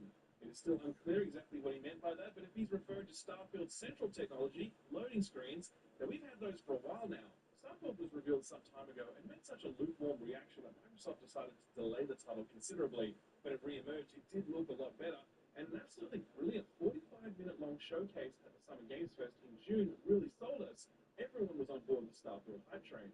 Someone got a little too ahead of the pack, though. One dude who worked in a logistics distribution center was putting out videos of him not only playing the game early, but also selling copies of the game out of his car and uploading proof of his crimes to social media. He would, unsurprisingly, get caught and arrested. Never a good idea to film one's crimes. Best of luck with the sentencing, my dude. With that little drama out of the way, it was time for the reviews, and they were glowing. A mighty 85 at OpenCritic, 9s and 10s across the board. It was declared a masterpiece, Bethesda's finest work, and the greatest space game ever made. However, there was that IGN review. It scored it a 7 out of 10, and the GameSpot review, which also scored it a 7 out of 10. Surely the biased media applying their Xbox tax yet again, kowtowing to their Sony paymasters. Imagine scoring Starfield a 7 out of 10. Impossible. But then, the game came out, and everyone got to play it for themselves. And what transpired after that was one of the most fascinating discourses I've ever seen in my time covering games. The reception at launch was euphoric. People were loving Starfield, warts and all. As time wore on, and people sunk more hours into the game, that perspective would change drastically.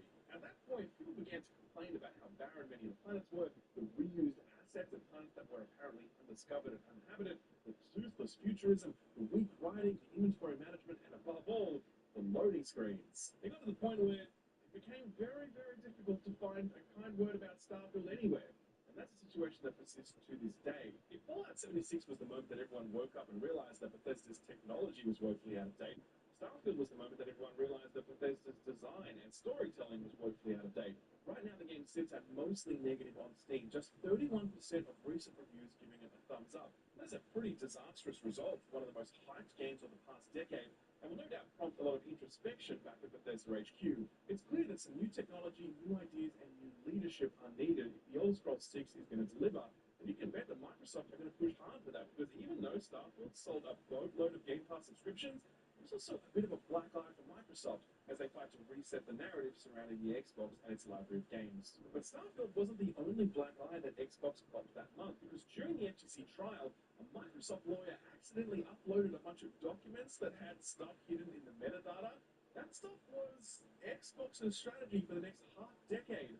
For real, the amount of stuff that fell out of that leak was staggering. It detailed plans for a mid-gen console refresh, the main selling point being a newly designed Xbox controller that looked to emulate the haptics employed in PlayStation's DualSense. The leak also contained high-level specs for the next-gen Xbox, the one planned to be out in around 2028, as well as information on Microsoft's ambitious plans to incorporate cloud technology into that console generation. We also got to look at a list of unannounced Bethesda projects, including an Oblivion remaster, a Fallout 3 remaster, something called Doom Year Zero, Dishonored 3, as well as a licensed IP, which ended up being the recently announced Blade game from Arcane. The leak also contained confidential information about Game Pass, such as how much Microsoft were willing to pay to get titles onto the service, And most salacious of all, it revealed a high-level discussion between Phil Spencer and his peers about a potential bid to buy Nintendo. We all laughed at that one the same way that Nintendo's board laughed at Microsoft all those years ago. Phil did respond to the leak calling it disappointing, but let's be real, it was not particularly damaging. It may have taken the surprise factor out of a number of upcoming projects, but it didn't reveal so much as to be ruinous. December would be the month where we'd see that sort of leak. More on that later. As if there wasn't enough going on in September, this was also the month that Unity decided it would become the main character of every social media platform, as their ill-fated plan to charge a fee to developers based on game installations was rolled out. This was, quite possibly, one of the stupidest, swiftest, and most wanted destructions of brand cash I have ever seen. The proposal was so ill-conceived that it took developers like 30 seconds to see massive gaping holes in it, forcing Unity to begin haphazardly issuing clarifications, most of which were unclear and contradictory. It caused a mass exodus of game developers, some of whom were well into the development cycles of their current games, but they still just pulled up stumps right then and there and committed to rebuilding their game in another engine because they could no longer trust Unity. It led to multiple lawsuits owing to its retroactive applications on games already in the market, and even saw Unity's offices close owing to death threats made against certain staff. The furor would continue for a few weeks until the inevitable walking back occurred. Apology JPEGs, you know the drill. The one silver lining out of this was that the CEO, John Riccitiello, got the arse. And if you know anything about this man, especially his time as the CEO of EA back at the peak of its bullshit, then you will no doubt be very happy to see the back of this man as well. And that was September. One fucking month. Give me strength. We've got 3 months left.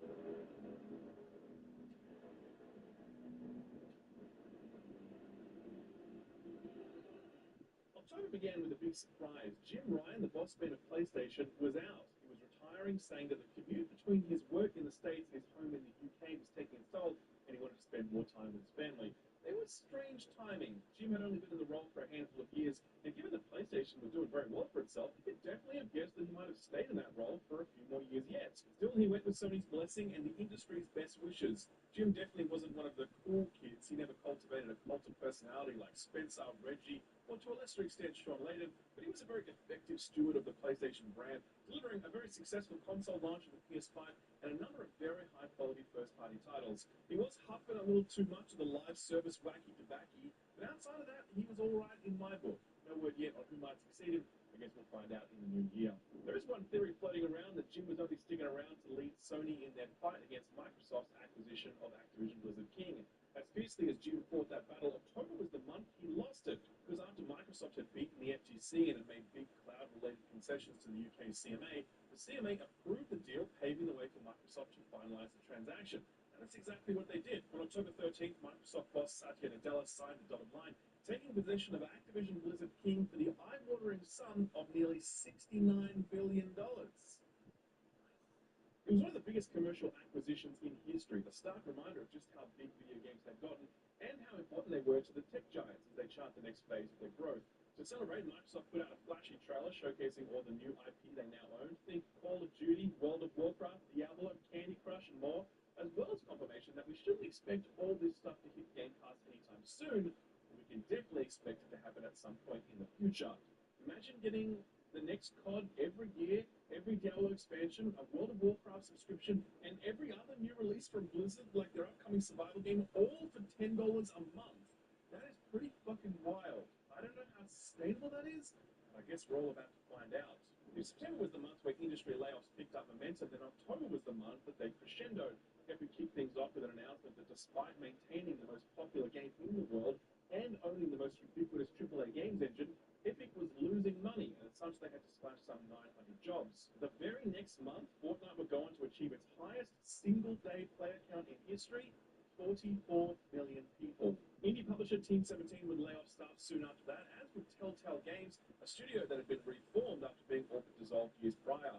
Dang, the studio behind the excellent Boomerang X would close their doors, unable to secure funding for their next project, and Embracer Group was still at it, cutting jobs at Baldur's Gate remastered developer Beamdog, as well as Tomb Raider developer Crystal Dynamics. Things really hit home, though, when Naughty Dog, makers of Uncharted and The Last of Us, also began cutting staff. Contractors were the focus, many of those contracts being cut short across various disciplines, but mostly focused on QA. We'd learn a little later on why Naughty Dog was making these sorts of reductions. Creative assembly would also cut jobs, and there was actually a reasonable explanation for that one. The studio had worked for years to develop a live service multiplayer shooter called Hyenas, and just as it was on the eve of its release, Sega pulled the pin on the project, cancelling it altogether. It was rumored to be the most expensive game that Sega had ever greenlit, but as is the way with all live services, the upfront development cost is just the beginning of the costs that the project will incur.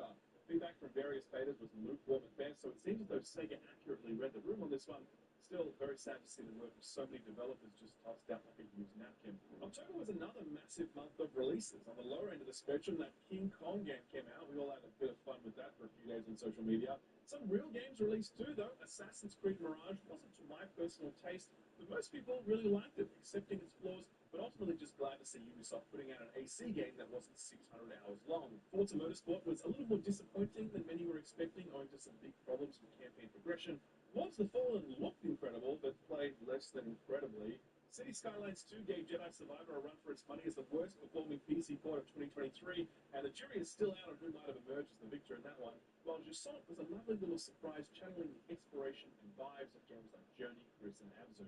Spider-Man 2 was one of the big ones, and it was as excellent as everybody expected it to be, though it did leave less of an impact onto the fact that the first game was a tough act to follow. That leaves Mario Wonder and Alan Wake 2, two games that I have a lot to say about, but again, I'll save those two for my Game of the Year video.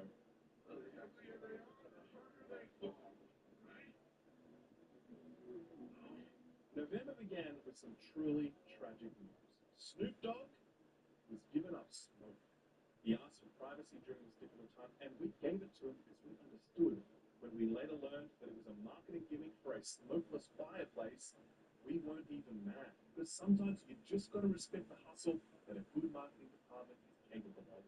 Unfortunately, there were other things for us to get mad about this month, like Bungie's sudden axing of nearly 100 staff just a short time after they were acquired by Sony, promising back then that layoffs were firmly off the table and that considerable sums would be poured into long-term staff retention.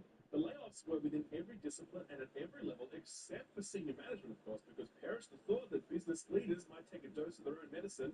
The biggest and most surprising loss was Michael Salvatore, veteran composer from the Halo days who would go on to become responsible for some of Destiny's most iconic music. If someone that tenured and that talented wasn't safe from the layoffs axe, how could any Bungie staff ever consider their employment secure? That uncertainty has led to a spiraling of morale at the studio, with Bungie leadership taking the razor to all manner of programs and initiatives in an effort to rein in costs. Apparently, Destiny 2 missed its most recent financial targets by some 45%, and player engagement took a steep nosedive after the disappointing Lightfall expansion failed to retain players post-launch. Bungie would go on to delay the Final Shape expansion to June of next year, and rumor has it that their extraction shooter Marathon was also delayed into 2025. All of this rejigging is apparently an effort to retain their independence, as IGN report that Sony has a clause built into the contract that allows them to assume full control if Bungie falls below certain performance targets. Will Bungie be able to keep their head above water? Find out in 2024, I suppose. Another month, another round of layoffs. This time at Digital Extremes, who let go 30 people in charge of their publishing label. Embracer Group would shut up Free Radical Design, the studio in charge of the Time Splitters revival. Unity cut jobs as well, no doubt as fallout from their disastrous efforts to impose that stupid install tax. Amazon would cut a full 180 people from its games division as it focused on giving away more free games or something. Okay then. And Ubisoft would round things out by cutting over 120 staff from various studios. In more upbeat news, BlizzCon happened, and it was actually a pretty good showing, revealing a Diablo 4 expansion slated for late next year, as well as a new 3-expansion-long saga for World of Warcraft. WoW has been getting its mojo back these past couple of years after a string of disappointing expansions and design decisions, and that recovery has been helped in no small part by the huge success of WoW Classic.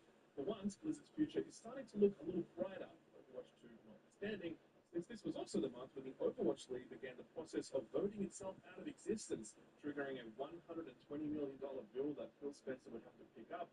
A nice welcoming gift from old mate Bobby Kotick. This was also the month when those Bethesda employees tried to gaslight Steam users into enjoying Starfield, a truly hilarious moment within the already very humorous annals of Bethesda customer support.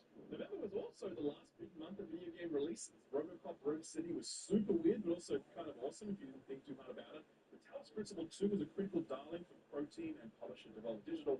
Like a Dragon Gaiden was a short and sharp touch point for fans who've been missing Kiryu, and Speaking of short, Call of Duty Modern Warfare 3's campaign was so short that it became the butt of a joke at the Game Awards. Chris Judge absolutely bringing down the house with that one. Speaking of the Game Awards, pew, pew, pew. December has one big item on the calendar, and that item is Jeff Keighley's annual Trailerama, aka the Game Ads, aka the Game Awards. At this point, I would say that views on the event have been fairly mixed. Some people are viewing it cynically as nothing more than a marketing exercise. Other people, myself included, giving Jeff the benefit of the doubt, understanding that putting together these events is expensive, so you've got to compromise with some ads. Fair enough.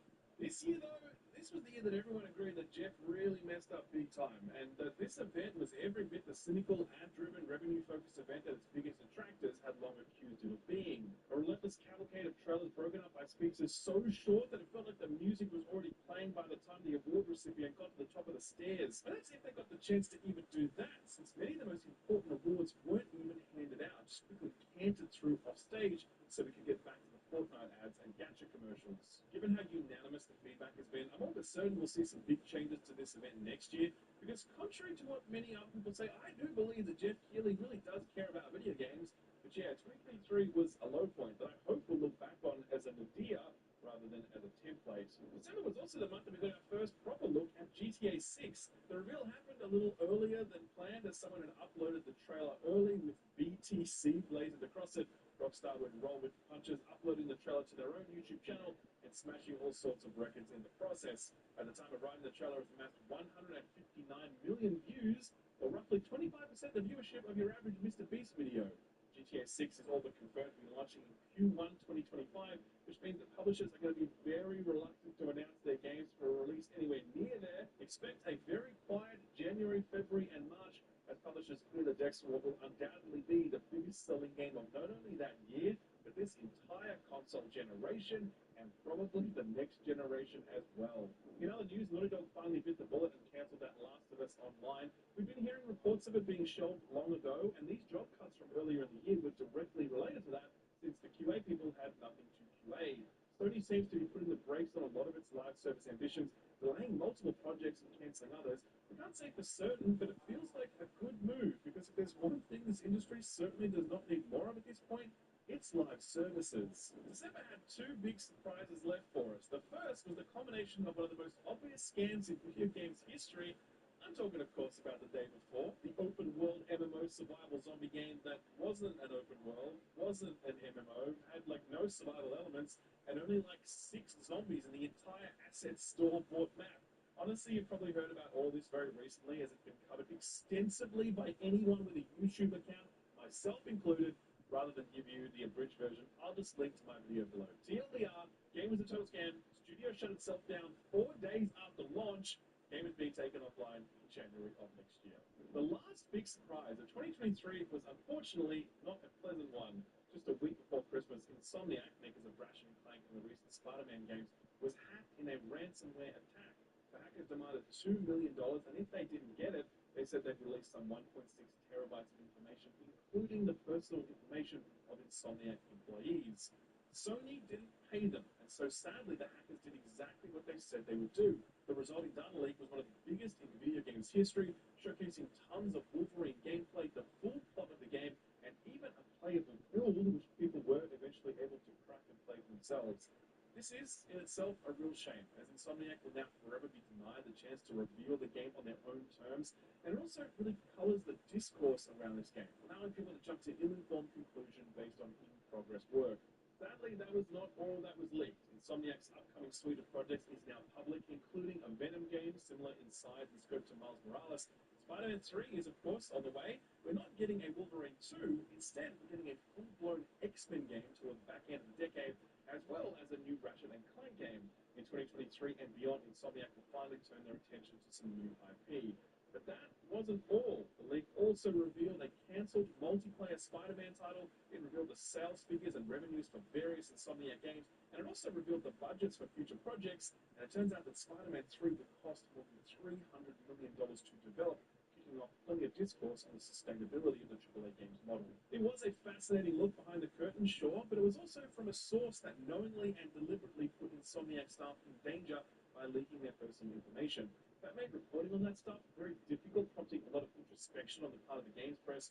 Regardless, that information is now out. If any silver lining is to be drawn from this, it's that the sensitivity with which people handle this information is a testament to just how much respect people have for Insomniac and the incredible work that they do.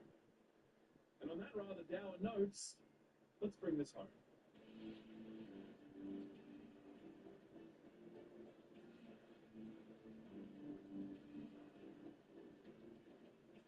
When we look back on 2023, what might we say about the year that was and what it meant to the broader evolution of video games? For me personally, I do think we need to face into the fact that this was, without a doubt, one of the best years in video games history when it comes to the quality of releases. Baldur's Gate 3, Resident Evil 4 Remake, Spider-Man 2, Mario Wonder, Alan Wake 2, Day the Diver, Cocoon, Dredge, hell, even Fortnite hit new levels of greatness with its new Lego-themed survival game mode thing. Point is, this was an all-timer, and no matter what the context of that might be, it doesn't change the fact that we've got some very, very good video games this year. In fact, we've got a lot of them. But that context really matters. Over 9,000 game drops vanished this year, leaving our industry objectively worse than it was 12 months ago. I think it's perfectly fine to celebrate all of these incredible games, so long as we're also willing to recognize that many of the people who contributed to them are no longer working in this field. It's encouraging to see that for the most part, people are alive to that reality and sympathetic to it. Consumers being aware of crunch, for example, has had a profound impact on how studios manage their people. So we can only hope that consumers being more informed about games industry job security will encourage studios and publishers to treat their people less disposably. But that is optimistic, as economic headwinds indicate that 2024 will continue many of the more disappointing trends we've seen in 2023. There's not a whole lot we as consumers can do about that. Keeping a spotlight on it and approaching these situations with compassion is certainly a good start. That's what I've been trying to do, and that's what I'll keep trying to do here on this news show. Every week I feel very lucky to be able to cover this industry that I love so much, and so appreciative that you guys all tune in each week so I can keep doing it. Austin and Stu are both as central to this operation as I am, as literally zero videos would hit the channel without them, so a huge thank you to them for all their work and support. I will say that I have pretty big plans for this week in video games in 2024. I've actually already hired someone to make those plans right now, though. We're going to be working in the background for a few months and set things up. When it's all up and running, I hope you'll join us for what I think is going to be some pretty cool stuff. And so, ladies and gentlemen, for the very last time in 2023, this was This Week in Video Games. Thank you for stopping by, and I hope you'll come back again when we recommence at the back end of January next year. And I hope the new year and all the best to you and yours. So earlier this month, I went to LA for the Game Awards, and I was there for like a week working in my hotel room when I wasn't, catching up with people, having meetings, etc. Usually, I bring a laptop with me, but this time, thanks to the video sponsor, Gigabyte Autos, I brought something a little different. And when I say little, I mean very little. This is a custom build from Aorus's PC builder, a guy who goes by the name of Simple Mods on YouTube. He built this Starfield-themed mini ITX PC that is so small that it took up just a quarter of my carry-on luggage. Here it is, set up in my hotel room. As you can see, keyboard, mouse, my mic to record audio, a portable screen, a portable command center for when I'm on the road and want to play games and make content without compromise. And that lack of compromise is what makes this so great. Even though this thing is smaller than the shoebox, it has at the heart of it Gigabyte's GeForce RTX 4060 OC low-profile graphics card, a very small form-factor GPU that will still deliver the power and features you want and expect from a 40 series GPU. We're talking ray tracing, DLSS 3, NVIDIA Reflex. All of that is possible with the 4060, even though it's only about like the size of your hand. The most important part of the small form factor is the motherboard, a Gigabyte B760i Aorus Pro. It supports 12th, 13th, and 14th gen Intel Core processors, has Wi-Fi 6E, dual M2 slots, and supports DDR5 memory. If you're considering a mini ITX build, then this motherboard really covers all bases, which is absolutely what you'd expect from Gigabyte, given their extensive range of motherboards are always going to meet your build needs. As for the design, Simple Mods decided to theme it around Starfield because it would look cool, and it does. He did some custom work on the LZ Mod Mini ITX chassis, giving it a finish and some stylings that any member of Constellation would appreciate. He actually did a full build video for it as well, so if you'd like to see how he put all this together, then I'll leave a link to his video below. Now, I don't want to spoil anything, but Gigabyte Aorus are going to be sticking around for a while here on the channel. We're going to be chatting sometime next year about how we'll work together, but long story short, They want to support what we're doing here, and I'm really excited to have them on board because I've been buying Gigabyte stuff for literally decades. They make fantastic kit, and I'm very proud to feature that stuff on this channel. If you'd like to check out Gigabyte's industry-leading range of PC hardware, then I've left a link to them below in the description. Thanks Gigabyte Aurus for sponsoring the video, and thank you for watching it.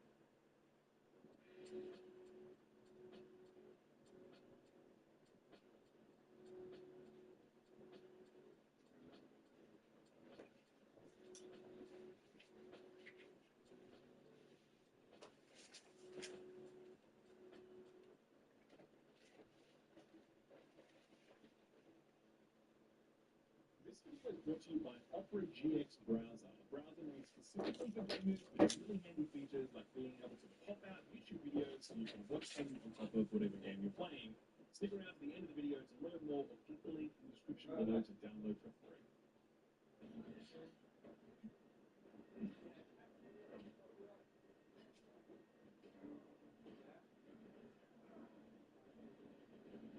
This is the perfect moment that summarizes how I feel about Marvel's Avengers. I'm fighting as Captain America, beating on some random goon, and I'm about to set up for a sweet air juggle combo when all of a sudden I hear the thrum of Thor's hammer in my left ear as it sails toward me. I see it collect this goon as I'm air juggling him, and then Cap bugs out in an animation glitch. Okay, but don't focus on the glitch yet. Focus on the fact that I'm fighting as Cap alongside Thor, and it's so authentic and experienced that this goon is pinned to the rock face, held there by Mjolnir until Thor recalls it. That's awesome. That feeling that you wanted when you slapped $60 down to get this game, that feeling of being part of this team and doing Avengers things with your Avenger buddies, this game does deliver that.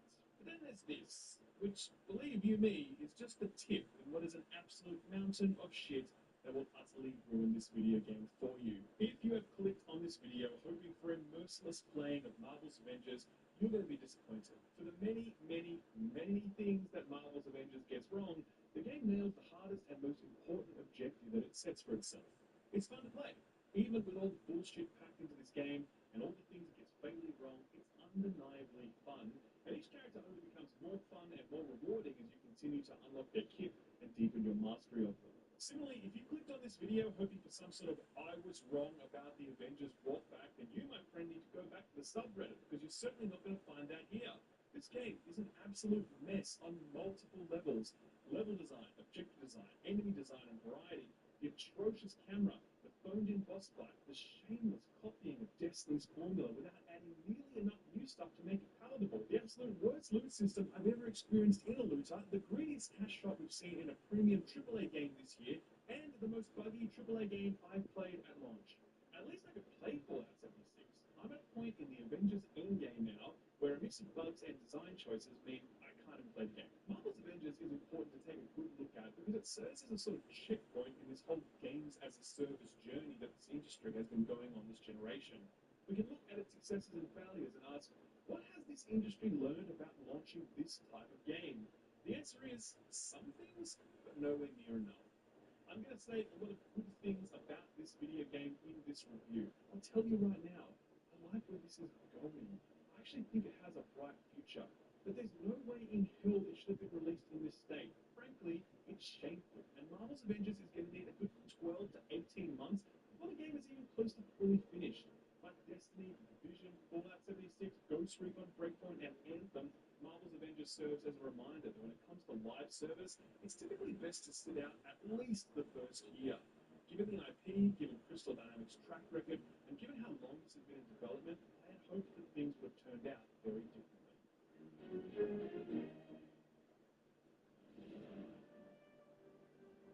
The final release of Marvel's Avengers starts the story slightly earlier than we experienced when we played the beta.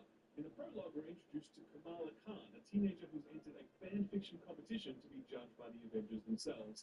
She's a finalist and she's on her way to A-Day, a weird sort of Avengers merchandise festival where the team not only announce the winner of the fan fiction contest, but they also unveil a newly discovered energy source to power their brand new helicarrier, because those two announcements definitely go hand in hand. In my beta impressions, I commented that Marvel's Avengers didn't grab me in the way that I had hoped, and that I wasn't a huge fan of Kamala Khan being a star of the show.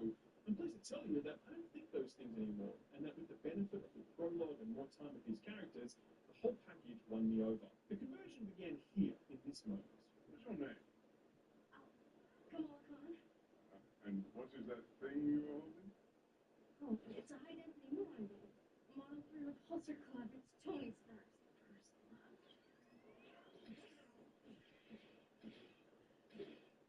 Oh, just big.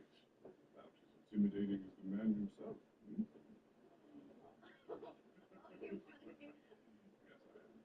Something about this interaction made me smile. Kamala's enthusiasm felt grating at first, like it was laid on too thick. But in this moment, I experienced that excitement that she felt. Like, oh, imagine if you just bumped into Thor. How cool would that be? I'd probably be giggling like a schoolgirl as well. I got the same vibes when Kamala met Cap. You know, for what it's worth, I thought that was pretty brave. Oh, thanks. I'm guessing you're a Captain Marvel fan. She's off planet. She would have liked to meet you. You're Captain America. What this prologue does so successfully is instilling you the same sort of giddy excitement that Kamala carries with her throughout her journey. That's not to say, though, that all of it's perfect. You're in the way. I'm sorry. Confession of real fans. And the mob. And the press. And the whole world telling you. You plant yourself like a tree beside the river of truth. And you say no. You. Who said that? Real fan. Kamala's character walks a fine line. At any point, it's the sort of steely-eyed determination that heroes are made of. At other points, it's the sort of cringe energy that those Batman cosplayers emit. What gives you the right? What's the difference between you and me? I'm not wearing hockey pants.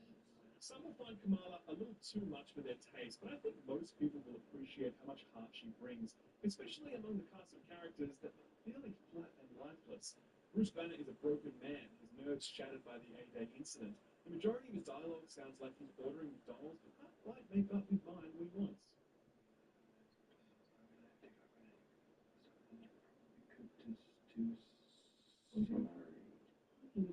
Tony Stark is just a pain in the ass. This guy will not shut up during combat.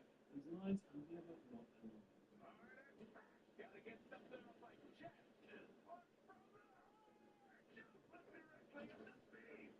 Black Widow and Captain America both have the same problem of just being there. Neither of them have a personality or anything interesting to say. They just exist as playable entities. The MCU showed us a vision of these characters that had a lot more heft in them than what we see here. So this isn't a case of that's just how the characters are. And Thor, man, it's such a missed opportunity. If Black Widow and Cap are just there, then Thor just isn't. For a character so bursting with personality, he feels cruelly underutilized throughout it all. The writing team attempt to use tension as a substitute for personality. Much like the first Avengers movie, this is a tale about a team coming together. Where on the silver screen was the formation of the new team. Here it's about the reassembling of the team after the tragic events of A-Day and navigating the character conflicts that still bubble under the surface. It works, but it's certainly predictable. On at least 2, maybe 3 occasions, some tension would erupt in a scene, only to be reconciled that very same scene. Yeah, that's why Monica got the better of you.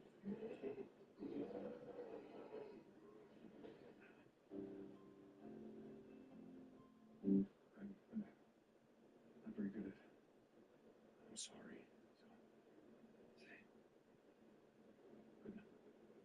It just flares up momentarily and then it vanishes like a fart in the wind.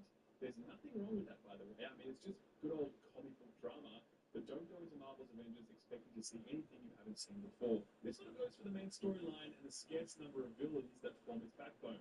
There's AIM, which has sprung up to protect humanity from, bad things, and they sick their army of robots on the Inhumans, people who gain superpowers on A-Day. It's pretty cool, some nice villain banter at times, but yeah, it's not exactly Dark Knight or The Winter Soldier, or it's not even Spider-Man 3, but it'll do as a foundation for punching some bad guys for a few hours, so let that end. The fairly mundane take on the Avengers' personalities and the very stock standard villain plot makes Kamala the linchpin that holds all of this together.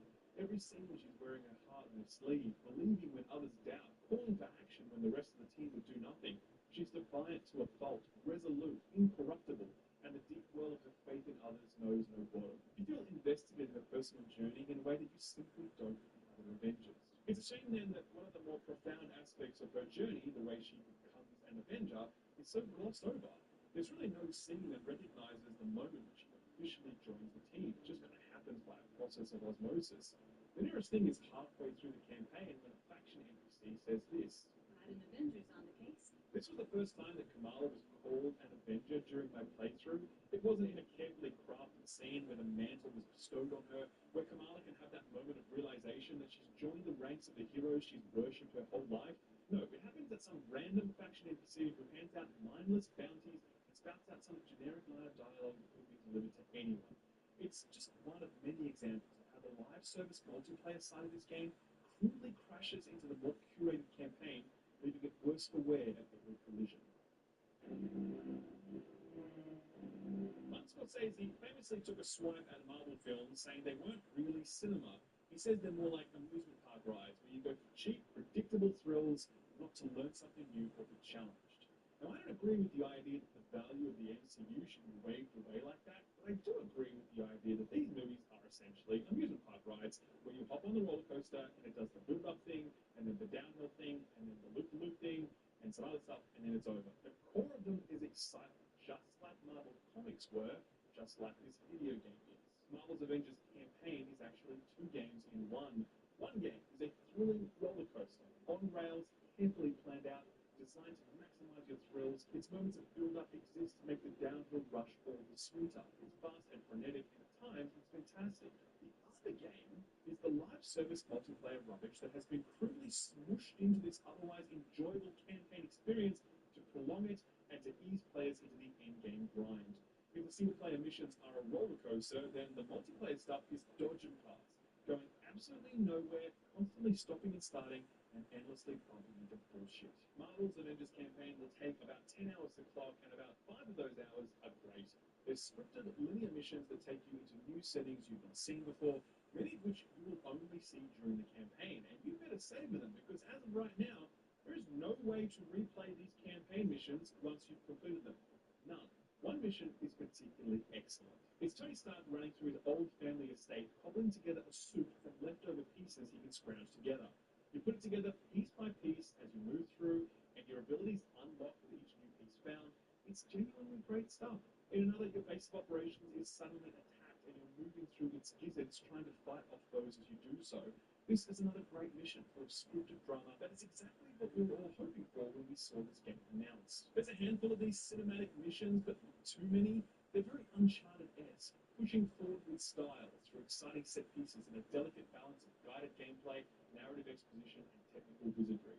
When you're in them, you're getting a taste of what might have been if the developers had focused exclusively on this sort of content, if they'd chosen to make one game.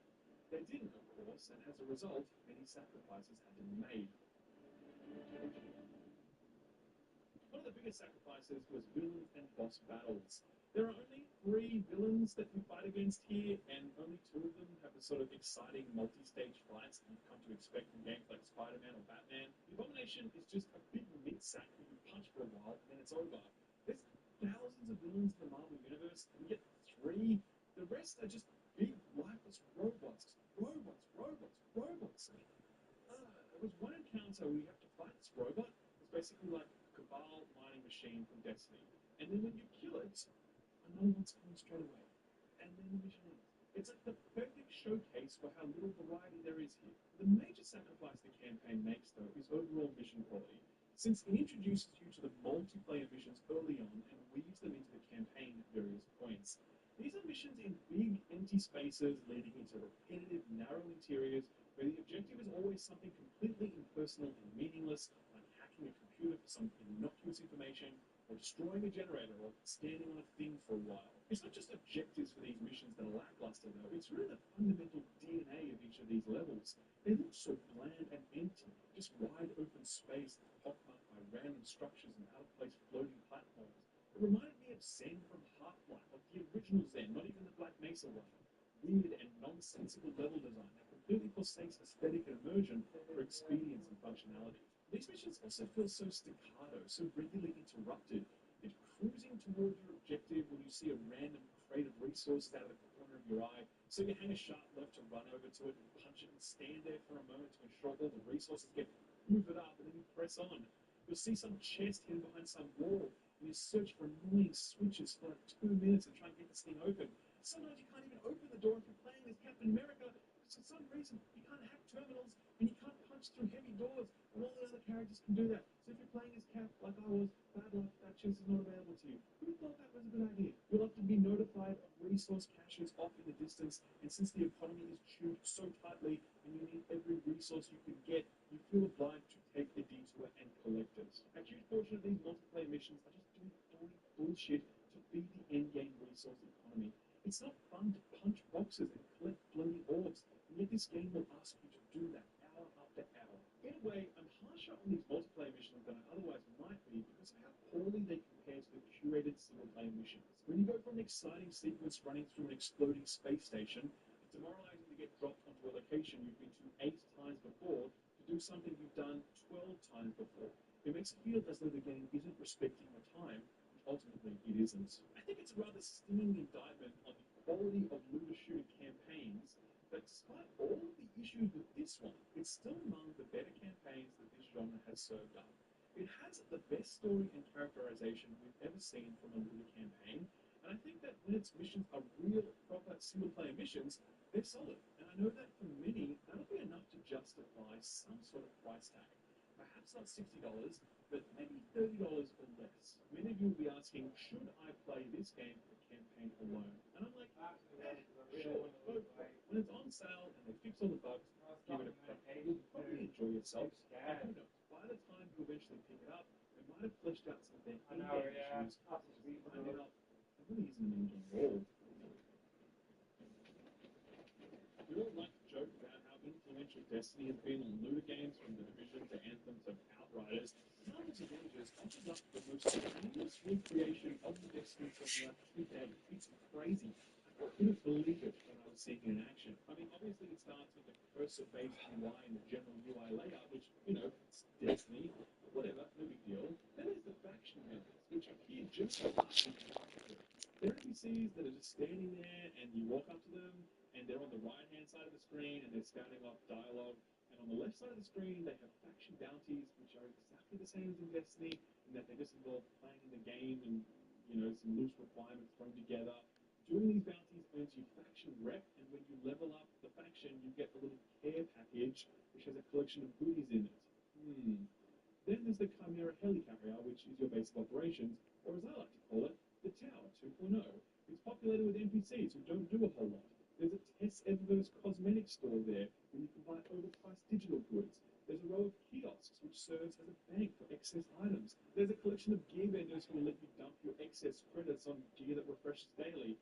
So I guess that's one improvement over Destiny, since vendor refreshes haven't exactly been Bungie's strongest suit. But it doesn't stop there, mind you. When you finish this game's campaign, your chosen hero will probably be around level 25 to 30, and then you need to grind out the remaining character levels until you get level 50. You're also trying to boost your power level, which is a separate metric to your level, and it has some amorphous, incalculable link to damage dealt and damage taken.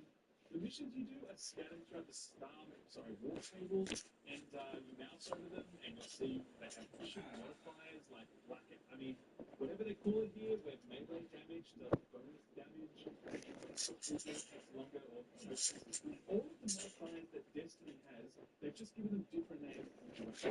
You can adjust the difficulty of the missions by increasing its power level. Doing so rewards you with better rewards, but it's not worth it because it's just faster and more efficient than lower difficulties. Enemies also don't fight any differently or evolve their tactics. They're just more of them and more bigger enemies, and everything hits harder and everything has more HP. But it doesn't stop there. When you finish the core campaign, you shuttle into the end-game quests, which are laid out in the same way they are in Destiny's objectives menu, and they're a chain of quests that basically ask you to do regular multiplayer missions, but they sprinkle little bits of dialogue over the top to create a sense of context. There's one of these quest lines for each of the heroes, as well as some broader quest lines focused on high-end challenges like Elite Hives, which are sort of like multi-story, procedurally generated missions that chain together random objective types one after the other. Even the currencies are copied from Destiny, where certain materials are required to upgrade your gear, and upgrading the better gear requires upgrade modules, which are a far rarer resource, only attainable from more challenging activities. You're wearing trinkets that specifically increase enrich the reputation you earn with a chosen faction. As I said, this shit is shameless. But that does not mean that's bad. We're all past the point now where we're arguing about whether or not Destiny sucks. We all know it's good. It's just about whether or not you happen to enjoy it. It's a formula, a cadence, a rhythm that a lot of people want to dance to, but Marvel's Avengers goes like full Drake, copying it word for word, bar for bar. I'm of a view that Marvel's Avengers has copied Bungie's homework so effectively that it's going to hold an appeal to those who enjoy that sort of thing. You're either wired to respond to the Skinner box stimuli or you're not. I am. So as much as I was laughing at the brazenness of its copy-paste job, I was also just happily going through the motions, knocking over dull quest after dull quest, slowly increasing my power level mission by mission. It's important to recognize, though, just how little endgame content is currently available. There are essentially 3 or 4 mission locations that you'll be visiting over and over again. Within them are 3 or 4 different internal tile sets that repeat ad nauseum. There's 3 or 4 mission objectives which can be repeated 3 or 4 times within the same mission. In a genre that is famous for repetitiveness, Marvel's Avengers found a way to raise the bar, feeling somehow more repetitive than anything that has come before it. We might ask, if this is so repetitive, is there anything redeeming in all of this? Is there anything worth logging in for and coming back to? In a game like this, the typical answer to that question would be loot. The pursuit of more powerful items is often so compelling that it motivates players to push through even the most boring content. That's not the case here because the loot in this game is utterly terrible. We'll talk about that later. Instead, there's a lot of satisfaction and enjoyment to be had in simply leveling up these characters. There's 6 heroes here, all of whom max out at level 50, combined with the campaign and general messing about, you're probably talking at least about 130 hours of gameplay in the launch state of this product, with every one of those hours supported by the meaningful and satisfying progression curve that is unlocking the full potential of each character. And believe me, these characters have a lot of potential.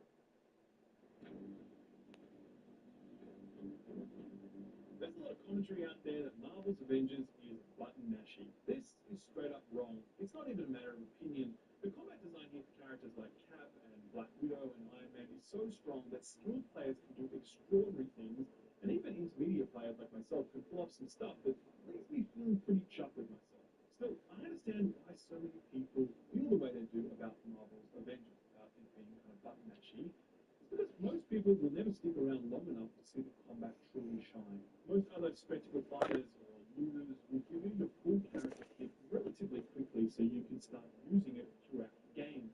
Marvel's Avengers isn't like that. It locks the character kits behind a vast leveling gate. You can't play Cap properly until he's like level 35 or 40, which is about 10 or so hours after the campaign has ended. It's at that point you'll have unlocked enough of your talents that you can really start making things happen on the battlefield. Before then, you're playing this really watered-down version of Cap that doesn't do him any justice. This was a real misstep by the developers. It's another example of how much the live service nature of this game hurts it. The developers needed an incentive to push people into the late game. They needed a treadmill for people to run on, especially given how little end-game content there is and how bad the loot system currently is. Locking complete character kits behind the grind probably did the job of converting 20% of players to the end game, but the remaining 80% of people will probably walk away from this game with entirely the wrong idea about just how solid each character kit is. I'm specifically focusing on character kits here rather than combat itself because I think that character kits are often exceptional, whereas combat as a whole is generally arse. It's as though the people who designed the characters never had a conversation with the people designing the enemies. Or maybe they did. Maybe they were beefing with each other. Maybe the enemy designer was like, fuck that character combat designer person, I'll fix his wagon good. And then he proceeded to specifically design enemies and encounters and objectives and mission modifiers that would completely cock-block just how fun it is to fight with these characters. Enemy design is the biggest problem. The small Otter-type enemies are really fun, and they can be interrupted and stun-locked and air-juggled, and it's definitely fun to fight them. You can make things happen. It's when you start getting to the larger enemies that we run into problems. These enemies are firmly grounded, which means you can't knock them up, you also can't interrupt their attack animations. They feel like mighty slabs of concrete whose legs reach deep into the earth. When you fight them, you can't make things happen. You just punch them and dodge and parry their attacks until one of you is dead. Many of these heavy enemies have shields that have to be broken.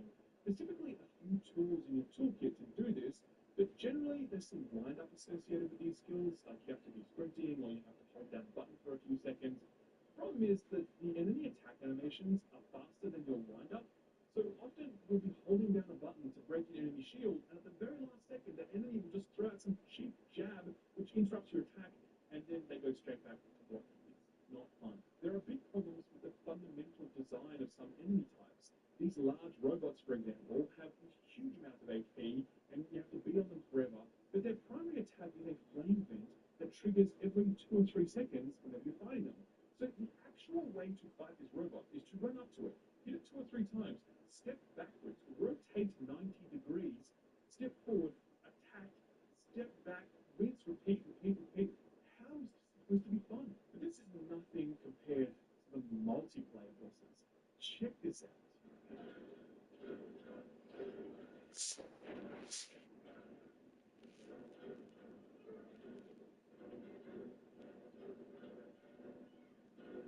This is no exaggeration how you fight in-game bosses in Marvel's Avengers. You just pile onto them and smash buttons. Any finesse or technique that exists within each character kit is smothered under the body weight of 3 other heroes, all piling onto the same immovable sack of hit points. The first time I saw this, I couldn't stop laughing. Abomination is even better, because he has this like green toxic gamma cloud around him, so you can't even stand on him. You need to stand at range and hurl crappy projectiles at him the whole time. They're complete farce. Then there's the staggers and the stun locks. For whatever reason, the developers decided it would be really cool if you could just constantly lose control of your character. Pretty much anything that hits you in this game will stagger you momentarily, interrupting whatever you were doing. If you were flying when this happens, then you just crash down to the ground, and it takes you like 1 or 2 seconds to fall, and then 1 or 2 seconds to recover. Even if you're on the ground, the sheer number of attacks that will stagger you is ridiculous. And once it gets to the point where your character is stun locked, because there's no internal cooldown on your stagger, you can go from full health to 0 by taking consecutive damage from staggering attacks, because there is literally no window for you to respond to that. There's nothing you can do in those moments other than to die. This problem is further compounded by the way the game treats ranged enemies, turrets, and projectiles. Ideally, ranged enemies should provide some depth to the battle. Blocking line of sight and engaging those targets directly, it tends to create a good dynamic experience. The way to implement this is the opposite effect. The game spawns so many ranged enemies and turrets so often, and they're so disruptive due to their damage and stagger potential, that the first thing you need to do at the start of every encounter is like run around and take out the turrets, and then the ranged enemies, and like then you can start beating on everything else. Rather than making combat feel dynamic, ranged enemies are so oppressive that they make combat feel more repetitive, because you essentially need to go through the administrative checklist, like ticking them off before you can get down to the fun stuff. And don't even get me started on like the teleporting ranged enemies. You can teleport anytime they like, even if you're like mid-combo beating the shit out of them, even if you spent like 5 seconds running up to them because they're annoying, and then they just peace out and they just run like the other side of the map, and you just have to chase all over them like some kind of ridiculous roadrunner content. Okay, pause. I know I'm really going here, like there's a lot I'm saying about. There's so much bullshit in this. I just want to get it all out. That's it, okay? Just bear with me, okay? The problems with ranged enemies become even worse when you add mission modifiers into the mix. Specifically, there is one modifier that greatly increases the damage dealt by projectiles. There are numerous enemy types who fire slow-moving projectiles, which, if this modifier is active, can and will regularly one-shot you. The design logic behind these one-shot projectiles, and most damage in general really, is that you should be able to avoid the damage, either through dodges or blocks or parries. It makes sense until you realize how bad this game is at warning you about incoming damage. There's some on-screen indicators warning you, but more often than not, some enemy projectile will just silently and completely unheralded. The absence of a reliable warning UI is one problem, but the camera is the main issue. This camera is probably the worst camera I fought against in an action game of this generation. It felt like a PS1 era camera, where the developers were just figuring out how to handle 3D. It's just so high in, and even if you max out the camera range in the menu, it's still not enough. You can't see what's going on around you, and heaven forbid you should get anywhere near a wall or some other piece of geometry, because you're basically playing in first-person view at that point. Oh, and one projectile I forgot to mention is the fucking projectile that drains all of your super energy. Yes, the developers have put in more than one enemy type that will drain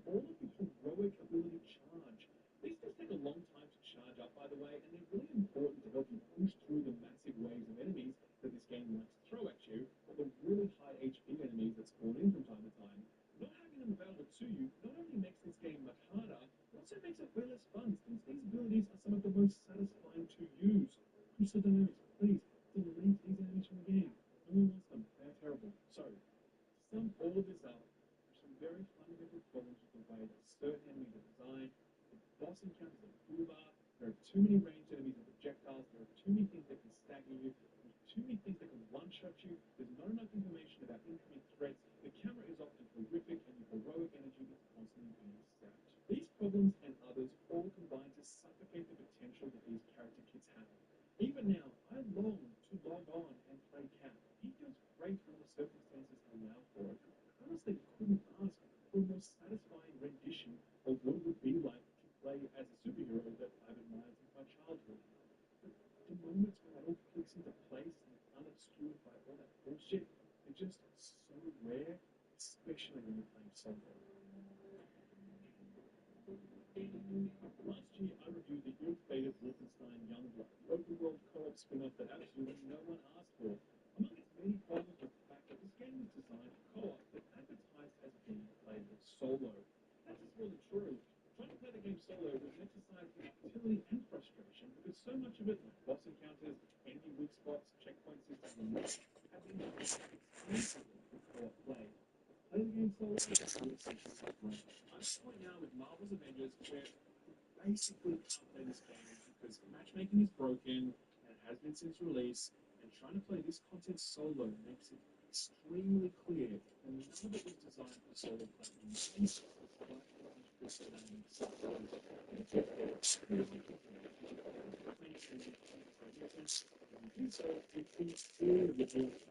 Into the mission and I'll run around doing stuff. Cleverly, there used to be a trick with the gears and possibilities to assign to those heroes, which I actually thought was a good connection for them when they're actually doing a mission. During mission, your AI teammates are actually pretty useful in a fight.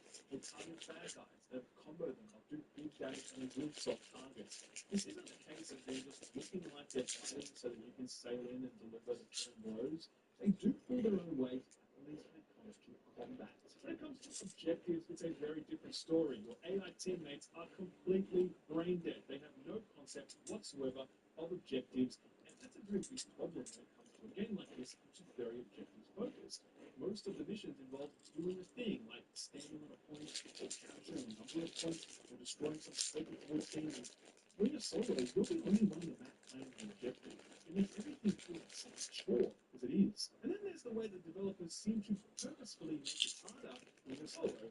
Like this bolt, for example, you need to stand on this point to advance the objective. If you're not on the point, but one of your AI teammates are, that doesn't count. It won't reach the objective for some reason. So you need to stand there the entire time while snipers are shooting at you from across the room because you're the one person on the team that can advance the objective. Then there's resurrection. If I die in multiplayer, I'm going to have to go to my teammates. If I'm playing solo, I can only be down 3 times before I go back to the checkpoint.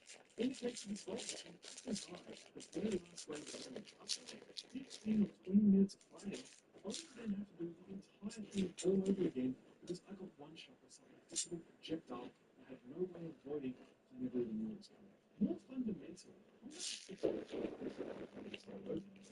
You're sick. on you. Any AI seems to be programmed to prioritize you as the target 90% of the time. So it's the same example. Eat a single bag of crisps and then just feel fucking sick. I had some peas before. I soldiered through it. It wasn't easy. It's the same number of enemies that would spawn in normal co-op, except everyone is focused on me. Now I know this is the I'm on track for an eating disorder. solo, and I'm here to tell you that no, it cannot. Given that matchmaking is currently broken, I'm at a point where I basically can't play the game now because the design of endgame missions is so hostile to solo play, it's just too frustrating to push through. I mean, I could if I really, really grit my teeth and put up with all this bullshit, but I don't want to. Especially when the biggest carrot to motivate me like the endgame loot is so unsatisfying.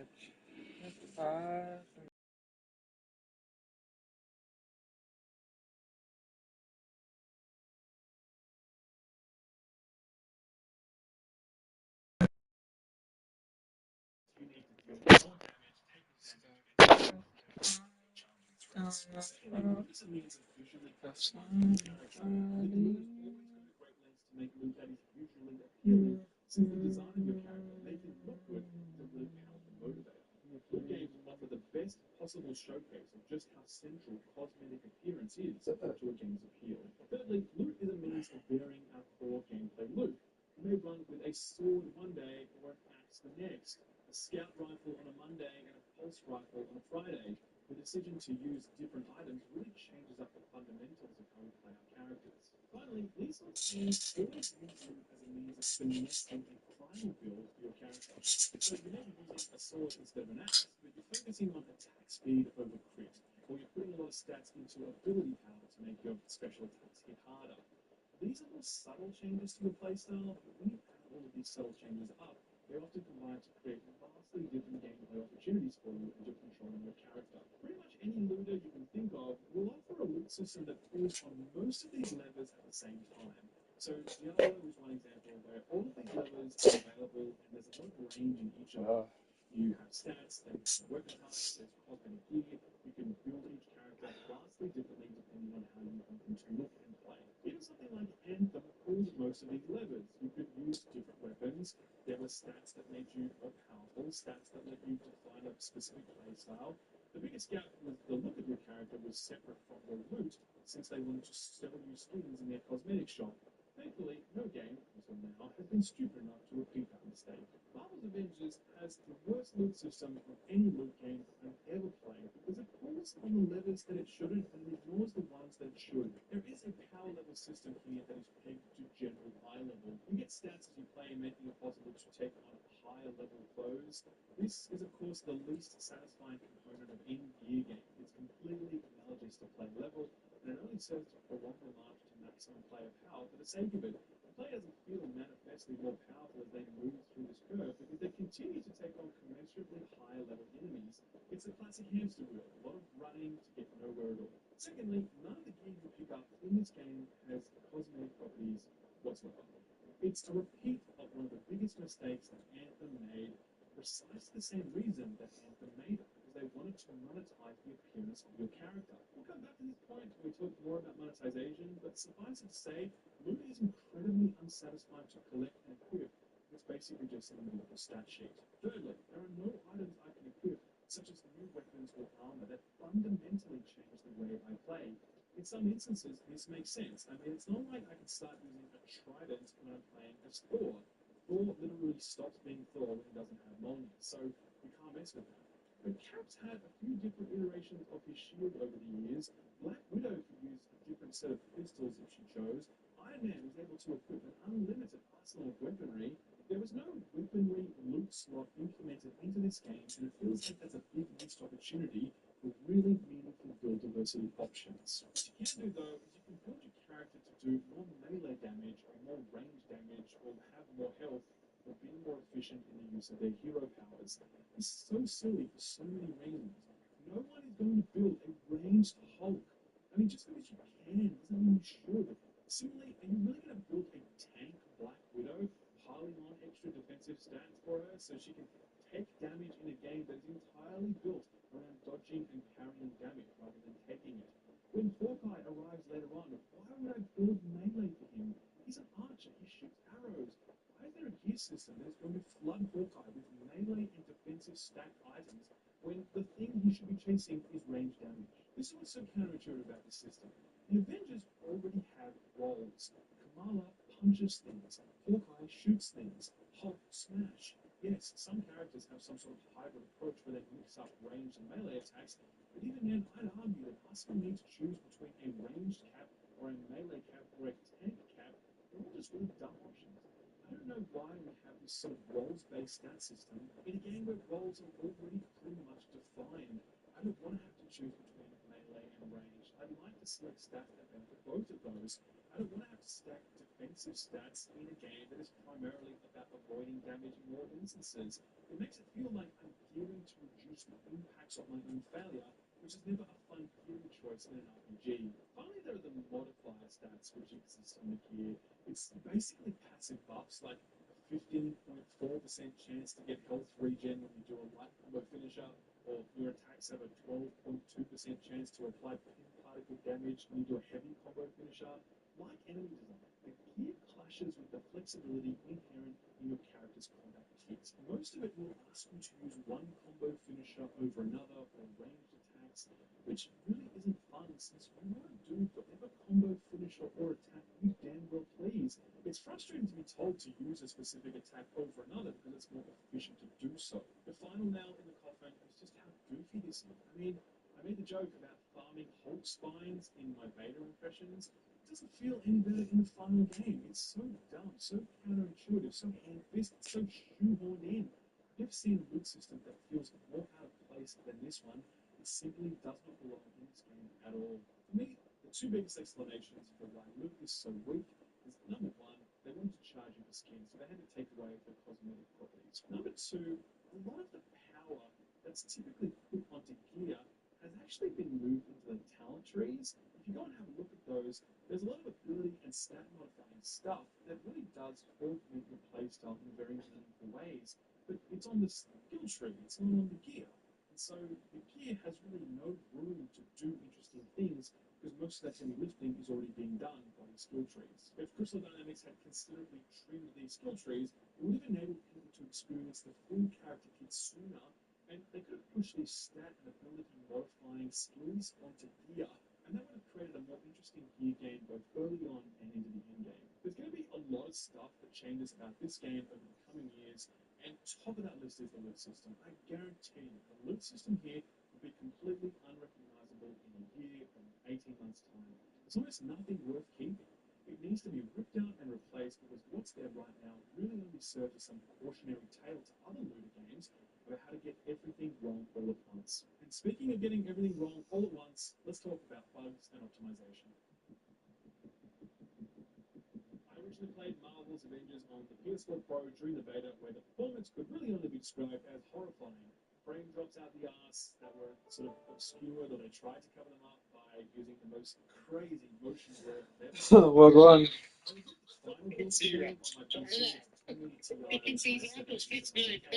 So I can't comment on the final console. Yeah, I can. But I've heard that it has improved from the beta, but those frame drops Yeah, I will do.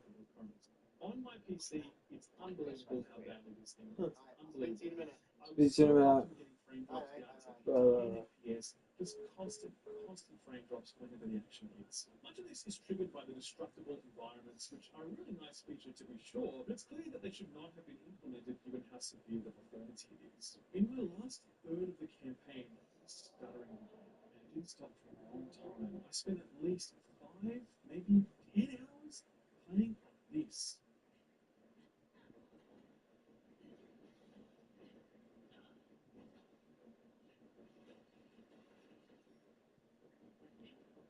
Even now, I still get the occasional stutter, but it's hard to tell if this is because of some massive FPS drop or something actually seizing up. It's particularly frustrating to experience all this because under very specific conditions, the game runs a very solid 80 FPS plus. When this happens, it feels like you're playing a different game. It's this brief glimpse into what could have been if the game had spent more time in development and properly optimized the game before shoving it out the door. There's a dynamic resolution scaling option which you can enable to maintain a more consistent frame rate. I tried this and it did not maintain a more consistent frame rate at all, while only achieving to make the game look like shit. So I turned it off and nothing of value was lost. The game crashes extremely regularly. I've had at least 10 crashes during my 50 hours with it. One of the reasons I can't really play this game at this point is because the later elite and heroic missions are really long by design. I just don't have the confidence that the game won't crash at a moment's notice, like completely invalidating all of my progress since there's no checkpoint system when you get disconnected. This has happened to me twice, and I refuse to let it happen again. Somewhat related to this is the fact that enemies often fall through the world. When this happens, you have to reload the last checkpoint, even though you've probably spent 10 minutes clearing the room.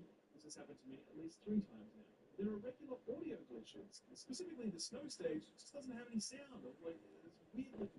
It's completely broken.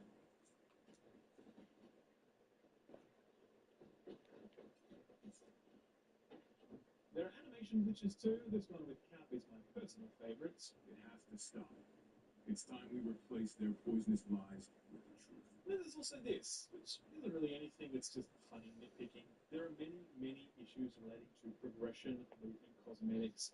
Numerous quests do not update when you progress them, exotics are bugged and not dropping, your challenge card, your objectives don't update properly, cosmetics are being deleted from people's accounts after they've been acquired, in-game currencies mysteriously disappear, the paid credits from the cash shop are also being deleted. So if you spend your money with Square Enix, be prepared for it just to vanish into the ether. But by far the most disruptive and most unacceptable bug is that as of today, the 11th of September, when I recorded this audio, matchmaking still does not work.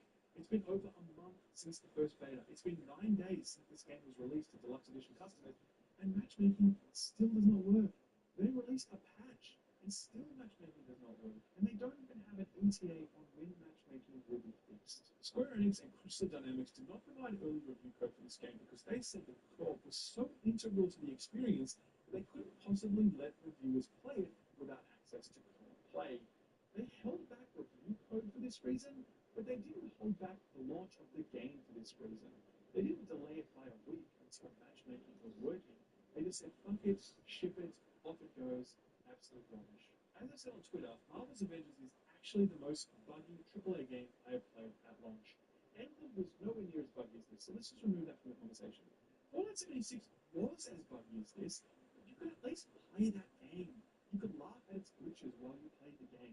Here, I can't play this game at the moment. The solo experience is so poorly designed, and I don't have any friends to play with, and I can't matchmake, and if I do, I'll probably just get one-shot by some invisible projectile in the last stage of a vault, or my game will crash, or some enemy will fall through the floor, or some colossal frame drop will see me get staggered and stumbled until I die. I've really tried to continue playing this game, but I just can't. And anyone during the beta that was like, oh, it's just a beta, bro, they're gonna fix it, chill. I'll see you in the next major AAA release that launches with a shoddy beta, because you guys just never learn. On the exact same day that Marvel's Avengers was released, Amazon released Season 2 of The Boys. Now, if you're not familiar with The Boys, close this video right now and go and watch it.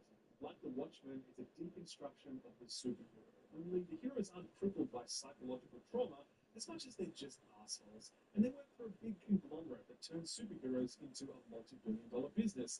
Which is, of course, exactly what they are in real life, so it's quite a clever inversion of the idea. The opening of Marvel's Avengers was interesting to me because it felt like something that belonged in The Boys more than it belonged in the MCU. It's a version of the Avengers where they throw some big carnival, they erect statues of themselves, they sell merchandise, and make video games based on their likenesses. In Marvel's Avengers, the Avengers are not just a team, they're a product. I was very clear in my beta impressions that I held concerns about the way this game is being monetized. The Verizon Up skins, the Virgin Mobile skins, the 5 Gum skins, the cash shop, the pre-order only beta, the deluxe editions, the paid battle passes per character. Sadly, I was pretty much spot on with everything I said, and Marvel's Avengers stands out as one of the most monetized AAA games ever released. One thing I wasn't ready for was Intel-specific graphic settings. Intel and Square Enix partnered up, and if you have an Intel CPU, you can enable specific graphic settings that aren't available if you're using AMD. That's a new thing. I hope that doesn't stick around. The cash shop is really gross. Its prices are ludicrous. You've just paid $60 or more for this game, and immediately it's putting out its hand, trying to charge you $15 for a skin. The takedowns for each character are like $10 a pop. You already paid for this game, and like the stuff is already there. It's on the disc, so to speak. And Square Enix and Crystal Dynamics, they want you to give them even more money from day one to access it. It's not even good either. Like, look at this ghetto crappy skin. This is like $10. Is this really what you're asking for? Really, you want me to give you $10 for this? These are mobile prices.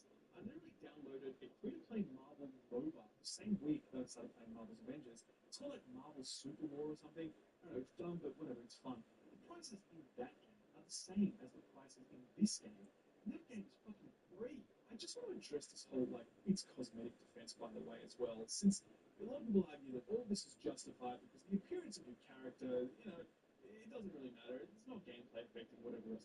There are moments, so many moments, in fact, in this campaign where your appearance, the suit that your hero is wearing, is integral to the story that is being told.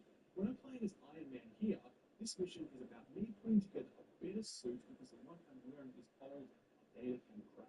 When you play through the mission, Jarvis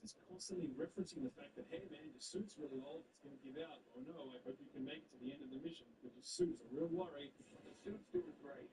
Isn't calling it a suit rather generous? The thing is, I just went into the menu and I changed suits. And then I looked cool. And I was like in this new suit. And then the mission just felt goofy. It didn't make any sense. See how your character appearance affects the very core of a game?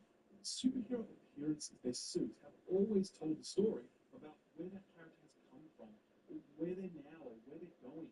Of course they matter to a game about superheroes. So locking the best of these suits, these outfits, these cosmetics behind a paywall is a really shitty way to monetize your game, especially at these prices, and especially given that the loot game is so bad that collecting skins probably would have been the only thing worth doing. Then there's the paid battle passes. They are $10 for each newly added character, and if you grind through the whole battle pass, you get the credits back, making the battle pass essentially free.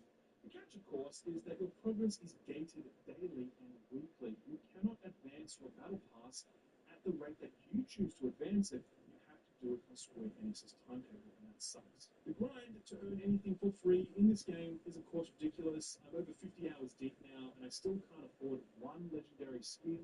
The defense that most of these cosmetics are free if you grind them is just the same bullshit it's always been. Look, here's the thing.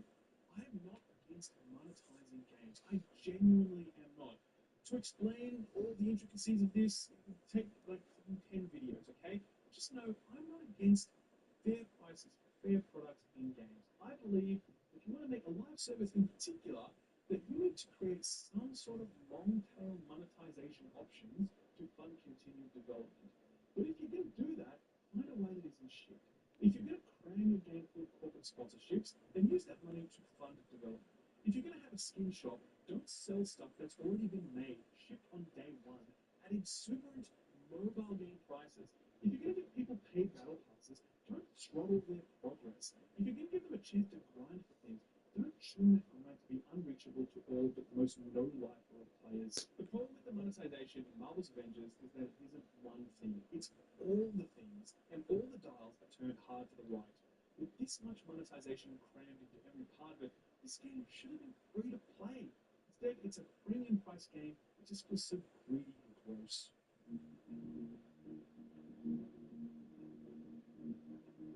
Hello. Thanks for making it this far. It's been a long review, and I appreciate you sticking around. We've covered a lot. We talked about the fact that this game has a pretty decent story and a worthwhile campaign, except when the multiplayer missions spoil the fun. We talked about the Destiny-like endgame and how vacant it is at the moment. We talked about how the excellent character kits are undermined by some really powerful enemy and combat design.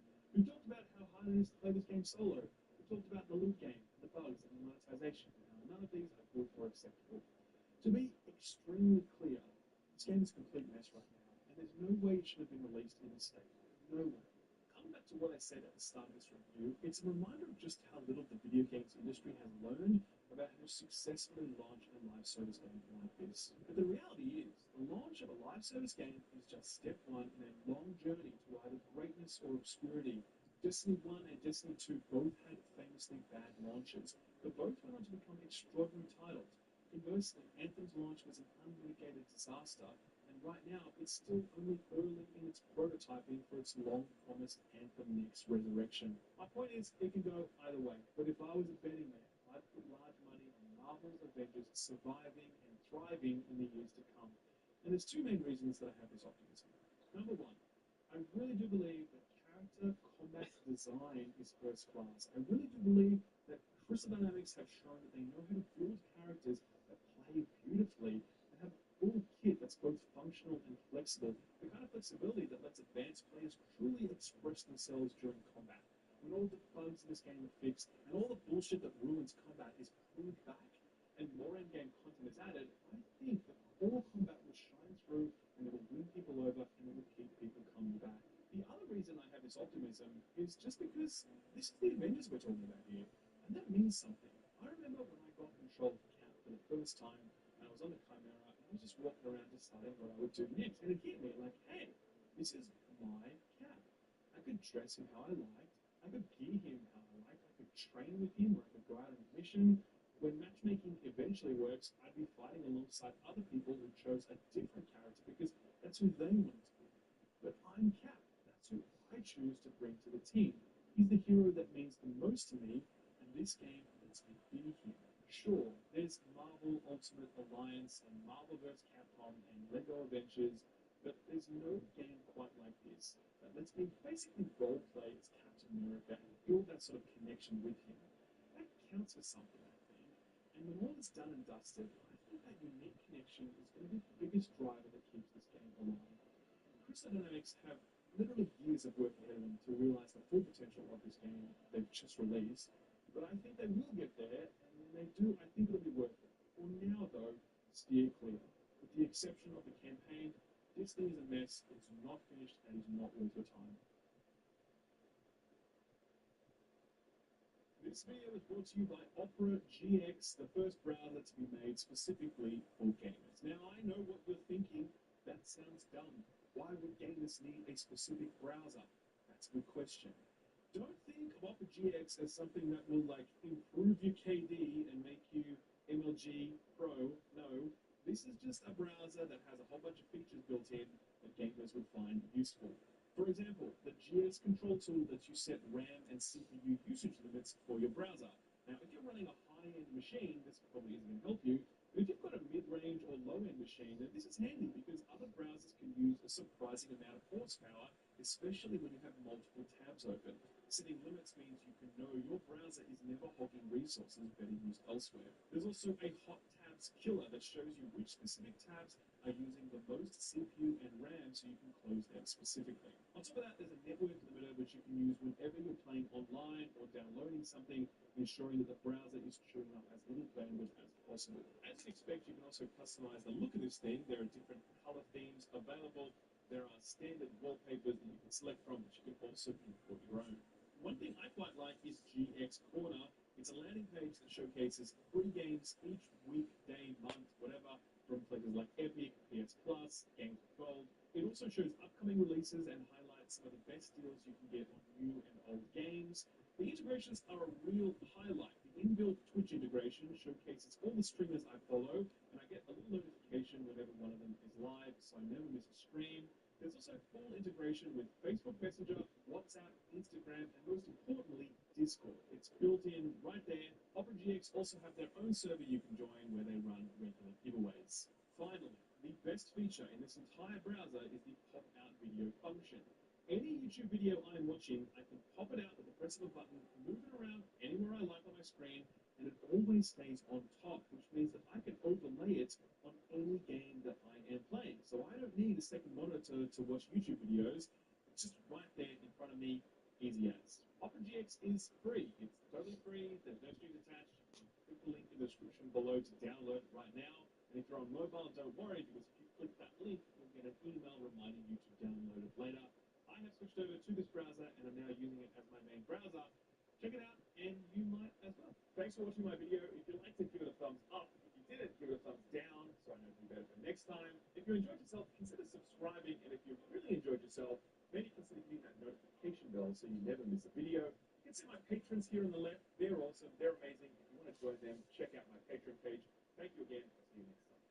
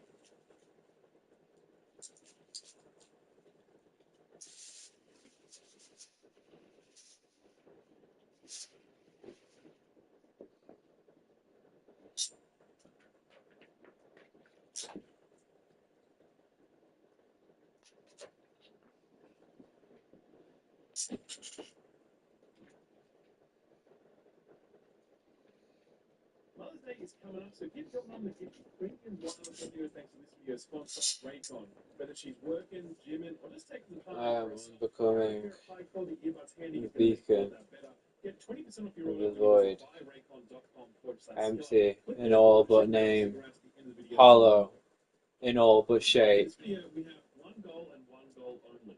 cardiovascular, Dragon's Dogma 2, anatomy, because it's genuinely flesh, this game manages blood, to be good muscle. itself. I'm not being facetious, by the way. This game has so many problems, so much Return me from whence I came, systems, and so much unrealized in potential. an absolute Put all this stuff on a list and you present it to someone sea who hasn't played of this, they're nothing. like, well, clearly that video game sucks. And they'd be 100% right, but also 100% wrong. Dragon's Dogma 2 is basically Schrodinger's video game, both terrible Sea of and cool threads, at the same time. So while threads that connect all life, true and accurate, I really firmly and on believe the edge of that ocean is a void, and I'm not exaggerating when I say that my entire and the playthrough void was is trying to figure from out where we came, why this was good, or when where so we much will of what I was return. experiencing was threadbare, or barely functioning, or reaching for something greater while fumbling it every single time. Honestly, Dragon's Dogma 2 is one of the most fascinating games I've played in a long time, because as fun as it is to play this game, it's almost more fun to think and talk about this game. Because you can't experience this game and have lukewarm feelings about it. It's going to elicit something very strong in you, either an irrational, inexplicable love, or a very rational and explicable dislike. And what makes all of this even more fascinating is something that I personally can't connect with, at least not directly. See, the general consensus from people who played Dragon's Dogma 1 is that Dragon's Dogma 2 is basically a remake of Dragon's Dogma 1. Something tacitly acknowledged by the developers because the game doesn't show the 2 in the title card unless you reach the end game. For many Dragon's Dogma fans, a remake like this is fine because it's a chance to experience this game again with nice visuals, with some subtle improvement, etc. For many more, though, Dragon's Dogma 2 is a disappointment because they feel like it didn't fix any of the problems that the first game had. Now, I did not play Dragon's Dogma 1, so I can't sympathize with anyone who feels let down by the failures of Dragon's Dogma 2 to evolve the formula. But I sort of can, because as I played Dragon's Dogma 2, I was like, damn, this system is so cool. If they just added this to it or fixed this thing, this would be the greatest video game ever made. I thought that over and over again about so many things, and that is kind of my biggest takeaway after playing this video game. The fact that it could have been so much more. And apparently, that is exactly what everyone who played Dragon's Dogma 1 felt. So I can only imagine how pissed off I would be if I played the first game and thought all those things, only for the second game to come along and make the same mistakes, making me think all those same things, and leaving me feeling like I'm still waiting for Dragon Dogma 2's final form. That would be super frustrating. It's really hard to pull your thoughts away from what Dragon's Dogma could be, because it is electrified by the threat of its own potential. Every new major milestone in your journey, every new game system that comes online, every new quest chain unlocked, every new region visited creates this sizzling sensation in the back of your mind where you're like, oh shit, this could be super cool, please don't let me down, only to then experience it and you're like, yeah, it's pretty good, I guess. I was just hoping for a little more than that, I guess, maybe a little. Quests, for example, they really aren't much. Same with the narrative, it's pretty shit. Exploration is pretty good so long as you like dark caves. Combat is pretty great so long as you aren't looking for anything remotely challenging. Class design is excellent. I've got no shade to throw there. Itemization and consumables, though, you can craft stuff, PC performance is arse. The microtransaction stuff by no means ruins the game, but it is at least a little disappointing. And yeah, the unmoored zone at the end, I think there's no better example of Dragon Dogma 2's latent potential than this. So I come back to what I said at the beginning of this review. If this is how we can talk about Dragon Dogma 2, why is this game good? And for me, I think it comes down to one thing. In the same way that survival games tap into our caveman brains and give us the evolutionary-based dopamine hit that comes from chopping down trees and using them to build a house, so too does Dragon's Dogma tap into the evolutionary-based need for us to wander around with our homies and see what we find. There's the premise inherent in any open-world video game, but one that has become obscured by all of the things that streamline the process of journeying. Things like map markers and GPS arrows and radio towers and fast travel, etc. I like many of the games that have those things, don't get me wrong, but I greatly prefer experiences like Morrowind and Skyrim, Elden Ring, and Dragon's Dogma. Games that understand that the journey is infinitely more important than the destination. I think that phrase is so central when it comes to Dragon's Dogma 2. Often the destinations we arrive at in Dragon's Dogma 2 are very disappointing. That includes physical locations like reaching the end of yet another dark cave to find a chest containing a potato. But it's important. I'm also talking about the end of quest chains, or the point at which we fully understand the game system, or the third time we fight a griffin, or when we finally arrive at that unmoored zone. The endpoints are often disappointing. The journey toward each point is utterly captivating. Energized at all times by potential unreal. What a strange and curious accomplishment for a game to engender such awe and affection after letting the player down so many times.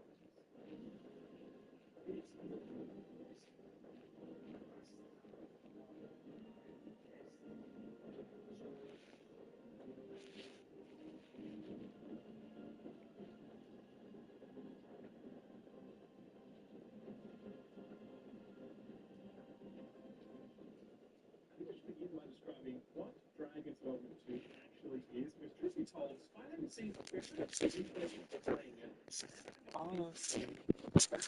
But I don't want to ruin the moment.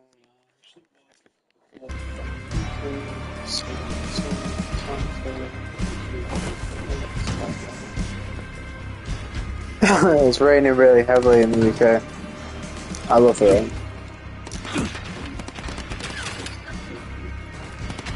I really do.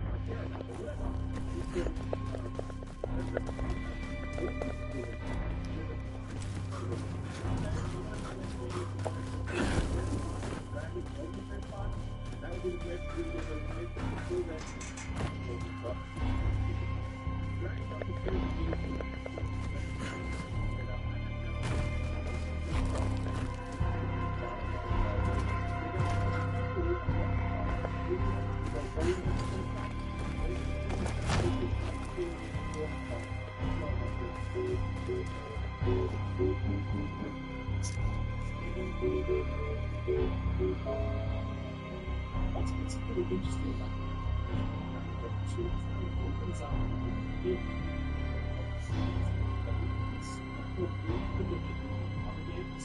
So I think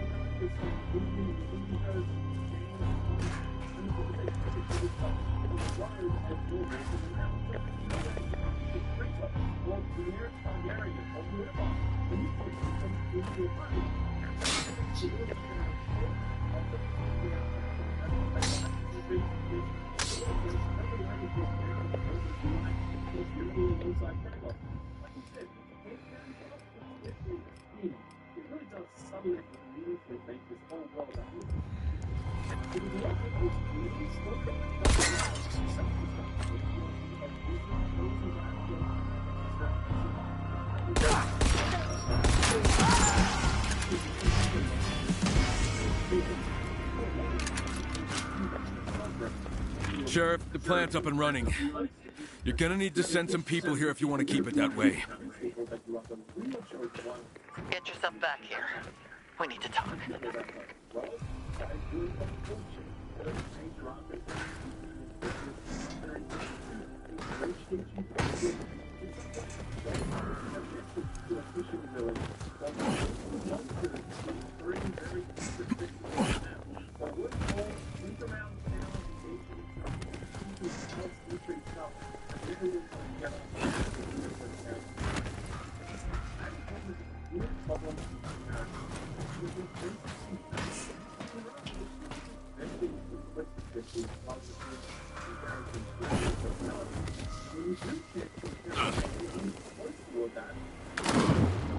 Olivia, the power plant is back online.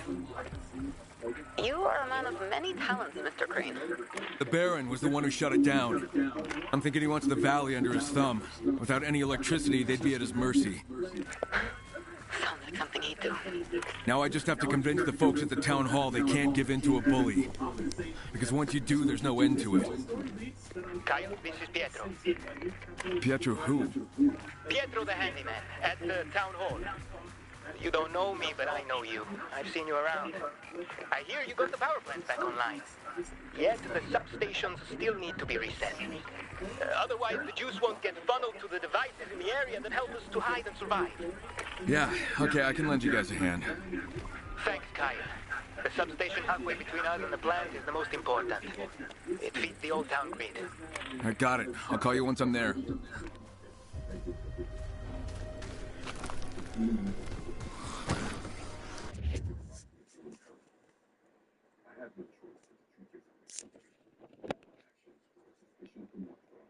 And this brings us back to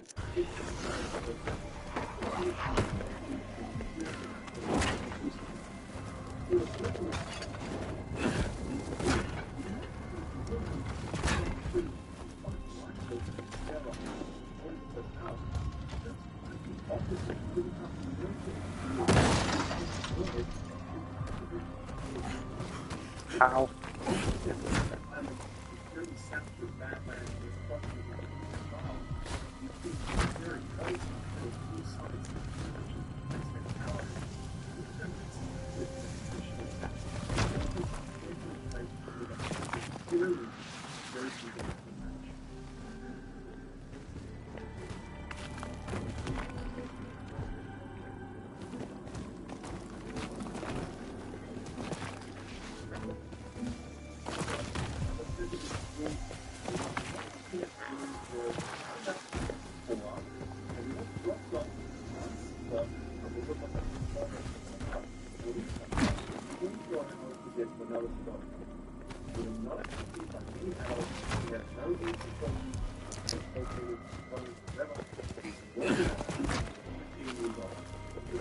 That's how you do it.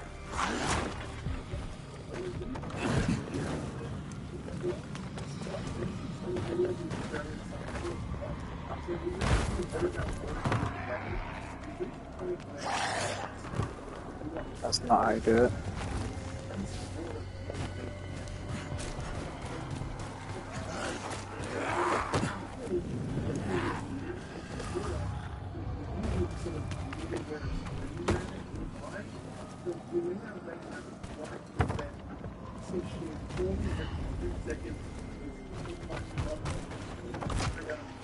eventually, after hours of talking, we learned that Baron were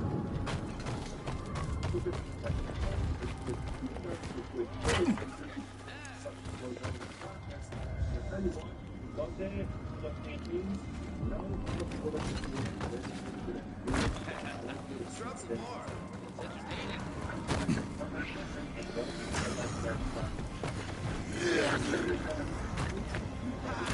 We take the street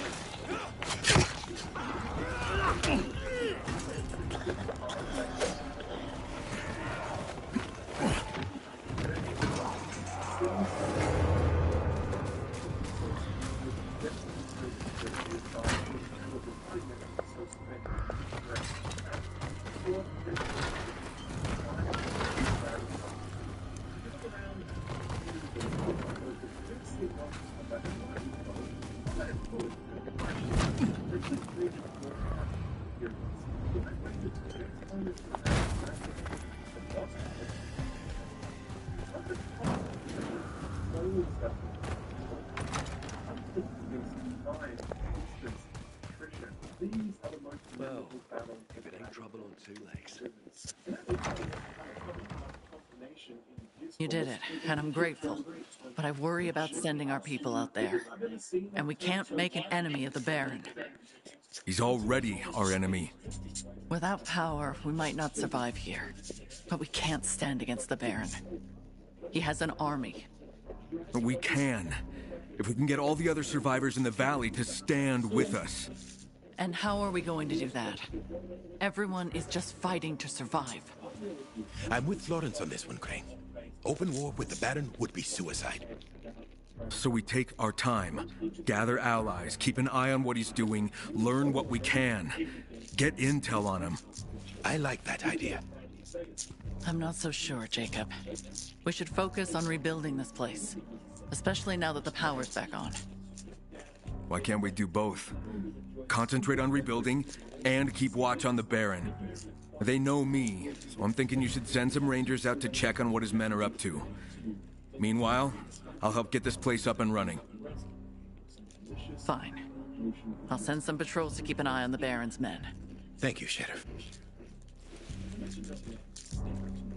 Let me know what you find.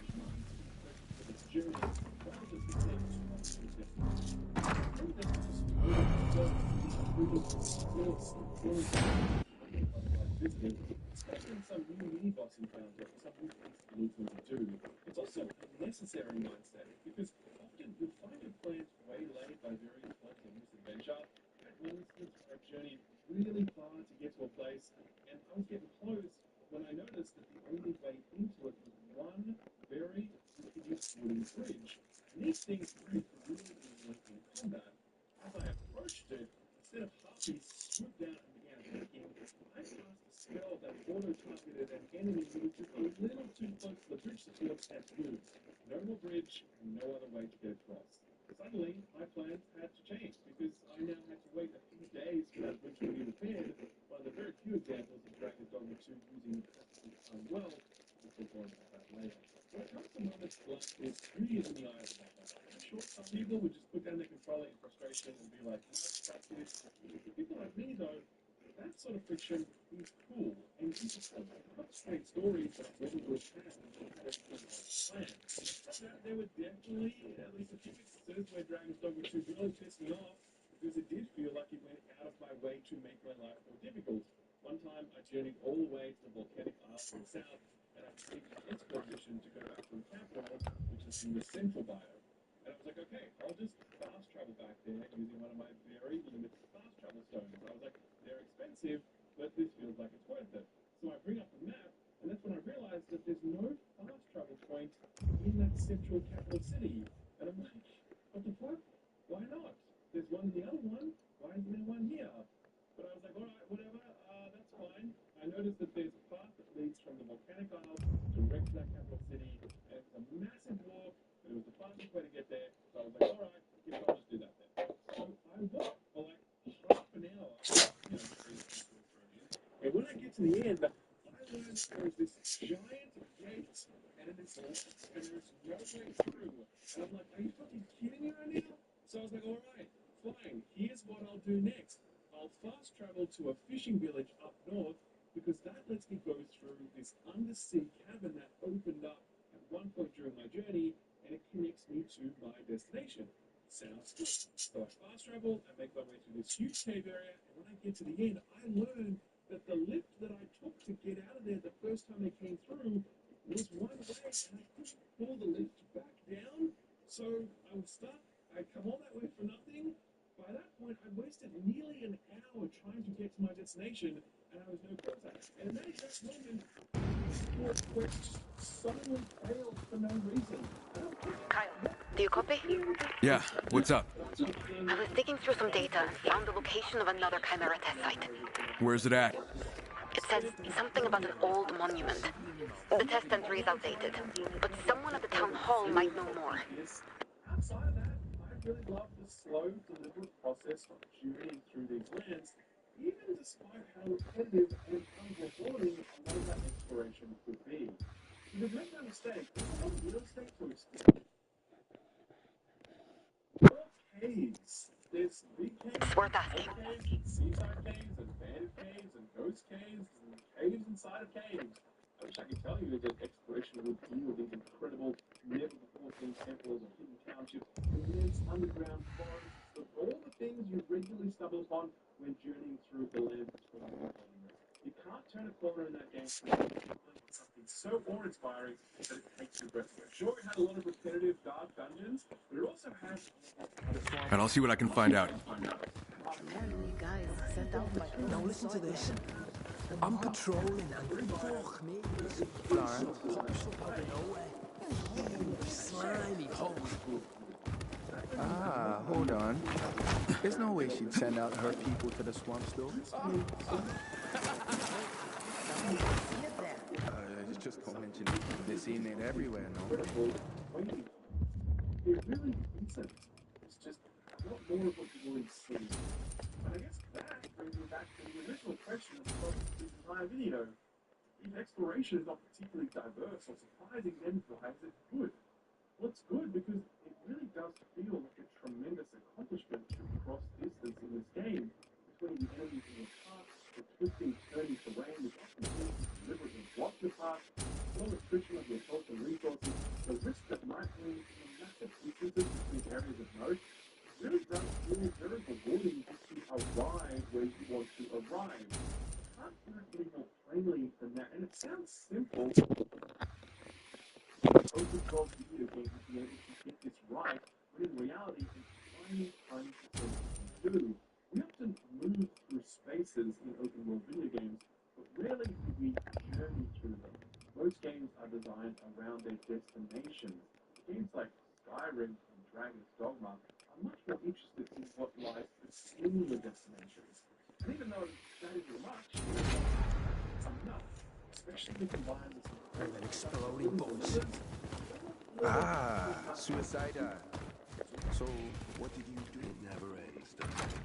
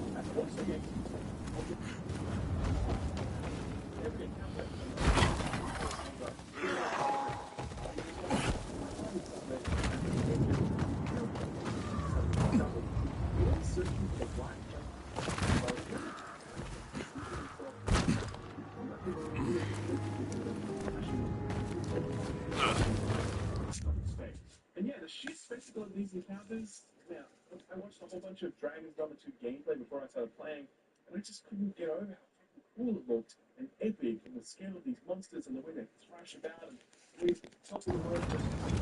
Pietro, I'm here. Approaching that substation. Copy that. The inside will be a mess. Fuses, cables, switches. That's going to be a boss fight. Connecting the conduit cable to the master socket. Master socket? Okay, I'll take your word for it.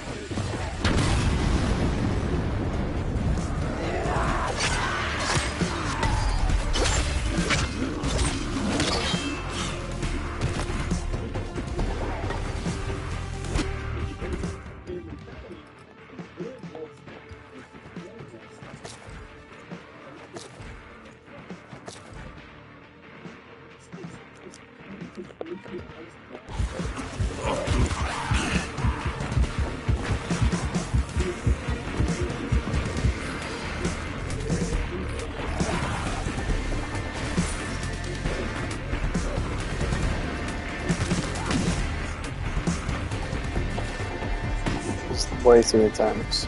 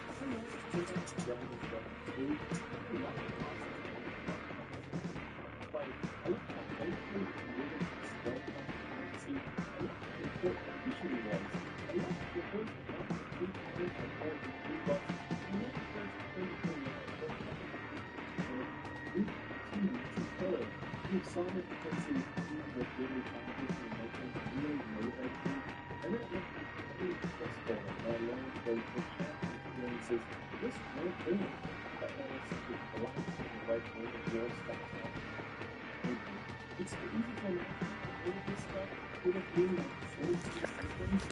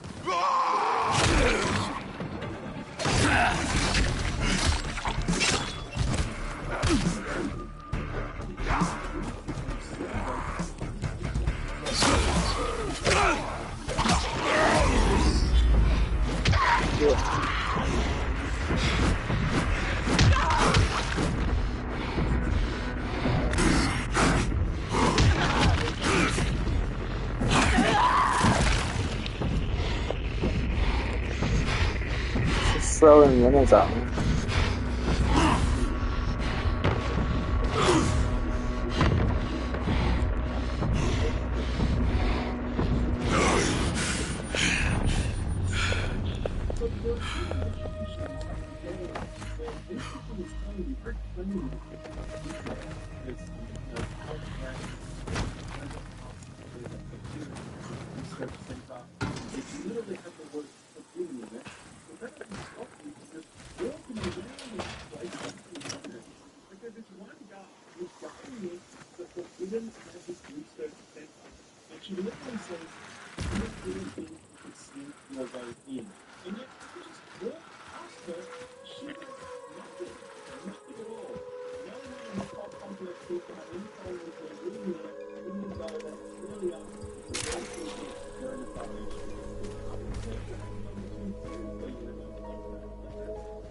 Is this the intention of the development? Do they want to fix it until they ran out of time? Do they plan to fix it in the future? I don't know.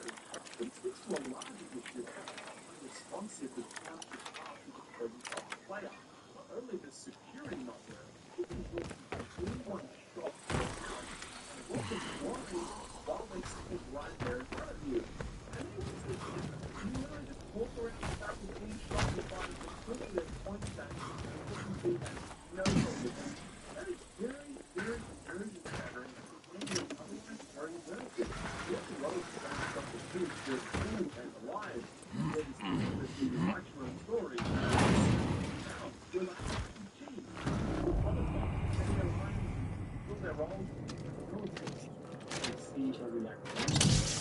This was that values of the stuff. We're surprised to not see this stuff talked about more because generally it feels like big chunks huge. Once this was I don't know that I feel like they're in alpha state. The assets have been dropped off. All right, Old Town should be getting power now. Thanks for taking care of it. That's what I do. There's still those other substations, though. I'll see what I can do, okay? I'd like to give you something in return for your help. Come by to see me.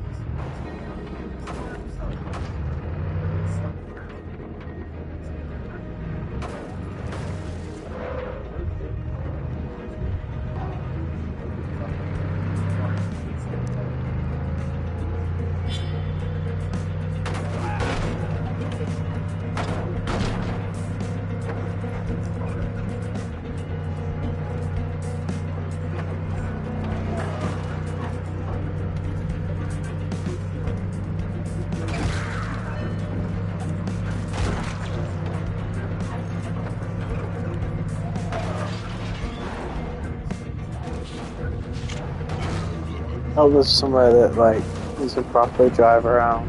Like, you know, just, like, speed around and shit. I'm sure there will be.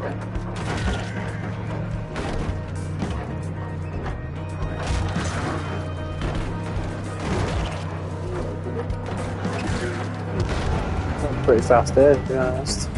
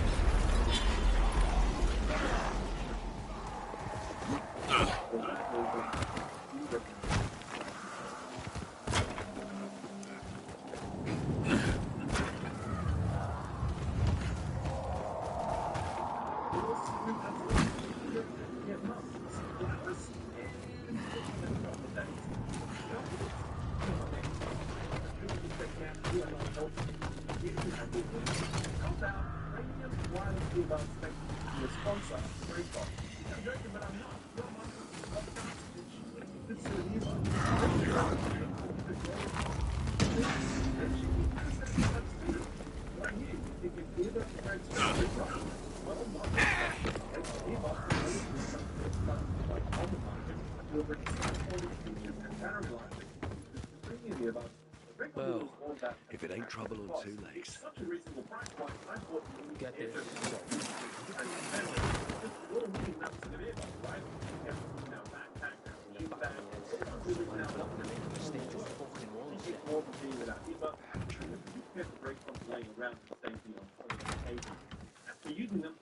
So you're Pietro. Now I can put a face to the voice. Thanks, Kaya. Everything's powered up and Old Town's a lot safer. You said you were holding something for me? Yeah. Here. Well, it should activate traps and stuff. Can't tell you how Definitely for grateful I am for traps. your help. I know you've got a lot of other stuff going on. But? Since we're talking, we've also got a real problem with the water supply. Everything was fine, and then, boom. It was like someone just shut off the tap. Soon we won't have anything to drink or cook with or clean injuries with. I worry that people might get into fights over it. Do you have any reserves? Couple of gallons, but unless something changes, we'll have to start rationing. Then it's only a matter of time before we run dry. What about other water sources? Well, there's the river, but I've seen infected floating in it. Who'd want to drink from that? Yeah, I see what you mean. We need to get the taps working again. Where's the nearest pumping station? Near the residential part of the industrial area. All right, I'll suss it out and get back to you. Suss it out. That's a British saying. I did not play that game. Not for any particular reason. I think it just didn't launch at the right time for me, to be honest, and I never got around to looping back to it. Regardless, I was excited for the sequel. I was interested in the first game, don't get me wrong, but with new additions to the combat and expanding procedural elements alongside a visual facelift, I felt this was the perfect time to dive in and see what all the fuss was about. So, I played about 30 hours of Remnant 2 now, completed the campaign at about an hour and other stuff. Played mostly co-op with a friend of mine, who also played around solo for a bit. I'll try to be as spoiler-free as possible here. As far as story goes, I won't show any cutscenes from the main story outside the prologue. I'll also play from 3 of the worlds, and I also won't be showing off any of the major bosses. Now, I was going into this expecting double-A co-op rock. A standard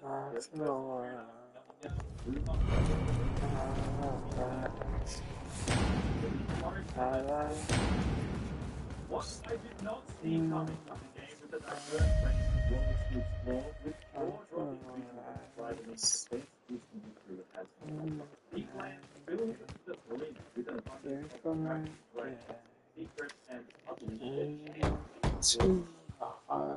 Come in. Every day. Crane, if you're here for news on what the Baron's men are up to, I have nothing to report yet. Actually, I'm here about something else. Ask away.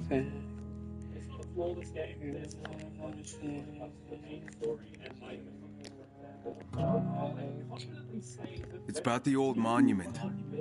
What about it? I've heard the Baron's men have been up to something near the monument. Yeah, some of my rangers reported on that weeks ago. We haven't sent patrols that way for a while now. Why? Because they chased us away. But Marcus and Karsten did mention they saw containers of chemicals. Chemicals? Don't know the details, but I suspect the Baron's running some kind of experiment there. If I were you, I'd keep your distance. No reason to go kick the hornet's nest.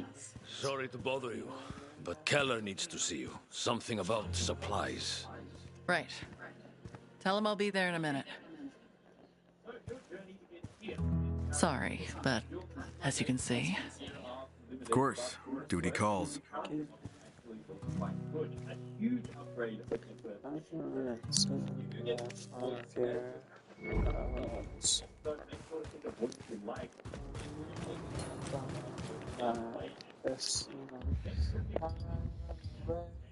to the other side. To see if I can get back home. The implementation of motion blur here isn't that bad, to be fair, for the first like first-person reference. The game honestly ran great for me on an RTX 3080. Yes, that's how I said. The game never dropped. Folks are sleeping easier. It's back. Olivia, that monument is a war memorial, and the Baron's men have been spotted there. So you convinced the townspeople to help you? It wasn't easy. They really don't want to get on the Baron's bad side. I get it. I'll let you know when I turn up.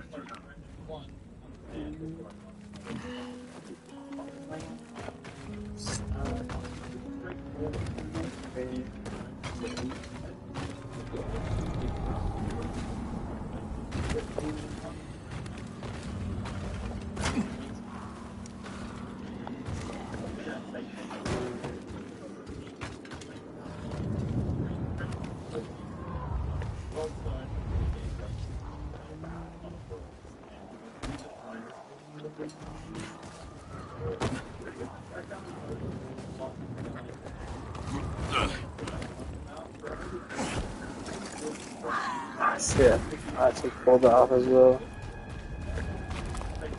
Shit. Fucking hell. Do the jump.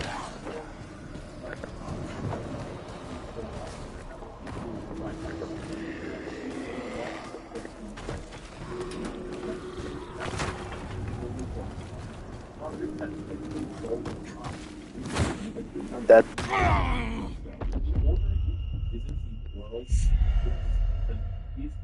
God damn it. I'll avoid sharing too many details because I think it's worth going in totally blind. But here you'll encounter all manner of peculiar characters that'll really immerse you in the drama and mysteries of these lands. It's the kind of storytelling you're used to from the Souls-like genre. These otherworldly characters provide some light exposition, but the environments and hidden journals deliver all while leaving just enough threads to spark. These interactions also serve the gameplay itself, because how your journey unfolds here is also largely determined by you, the player. This doesn't have to be something special. When you walk with characters, you're often through many dark Still kicking us. Now saying the wrong thing to a character is your moment to recover. Say the right thing to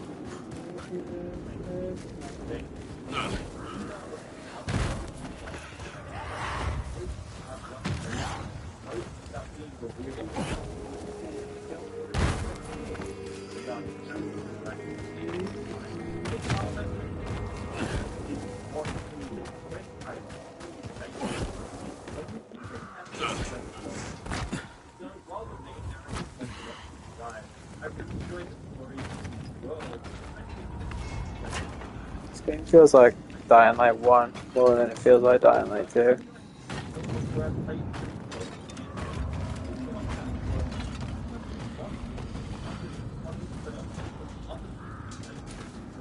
Obviously, it feels not like exactly like Dying Light 1, but a blend of the two.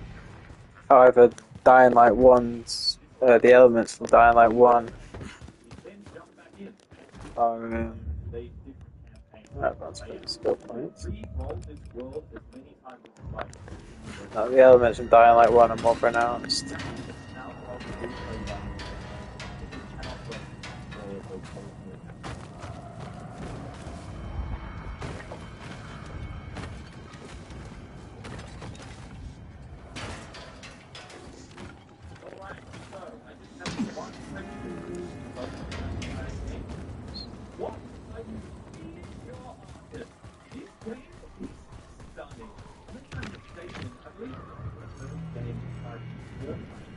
How many cars to jump on?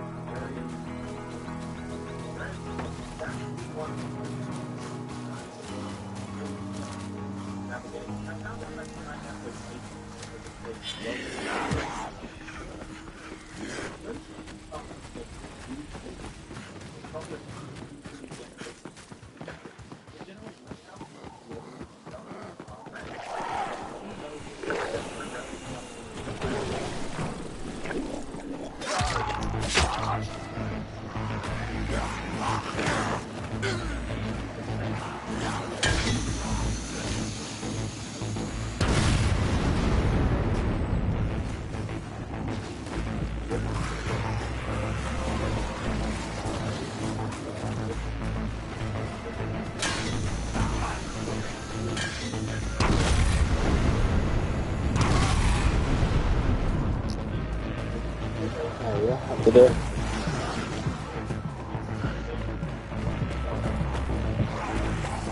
Dude, what the fuck is that? Big charger? I haven't seen that.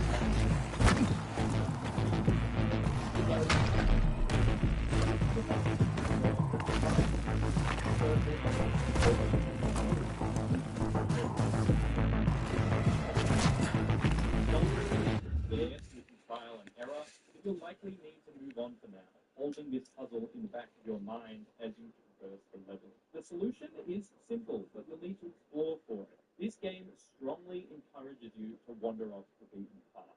Search every nook, peek over every ledge. But, you know, the opposite can happen too, where you might just pick up some innocuous object, like a coin, a gear, or maybe you see a sequence of symbols. You don't know what these things mean yet, but you'll be glad that you found them when you happen upon a lock and you've already got the key. The reward is also always worth it.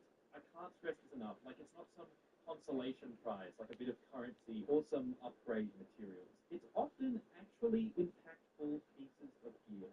I feel like outside some exceptions, modern video games have just, like, rotten my brain. Like, if there's no way marker or obvious ping on the radar, or you can't see a big red chest with your X-ray vision, I just assume there's nothing there worth searching for.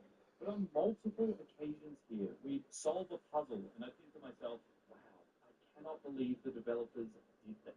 I noticed so many puzzles that required you to think outside the box and look at the environment. Like, actually really look. I know I'm being vague to avoid ruining anything, but I just really admired the confidence with which Gunfire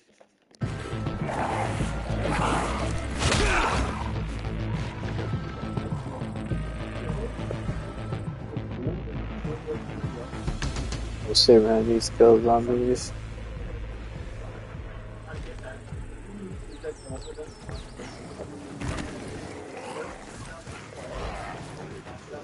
What happened here? This must supply power to something.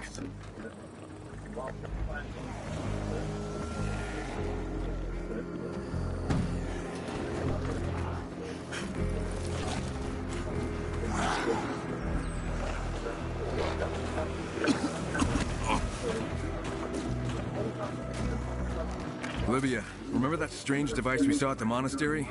I found one here. Are they testing something there? Keep looking. See what else you can find.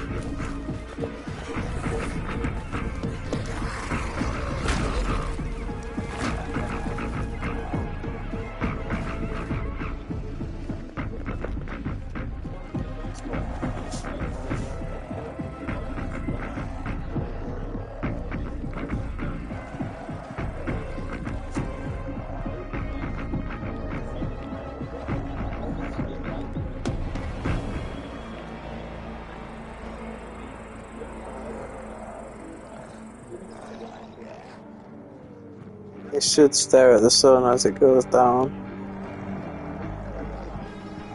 Stay still.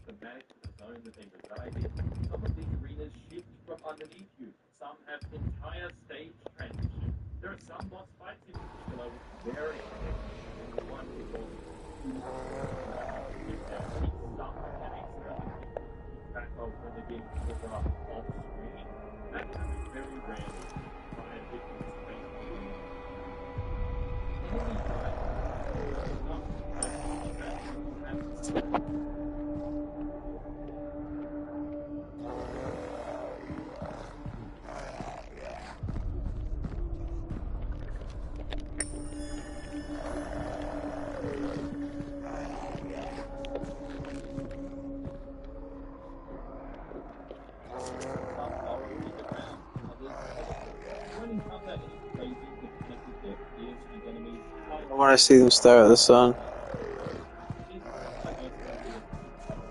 I think it'd be cool to see this big group just turn and stare.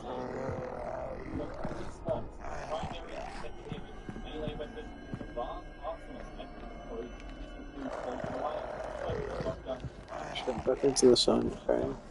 Especially not with binoculars.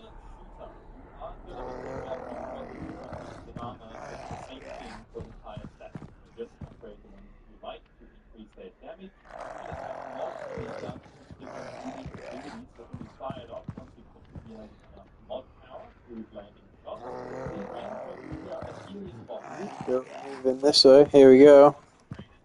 Check it out, they're all staring at the sun. Wait. Yeah, you should ignore me. It's so cool.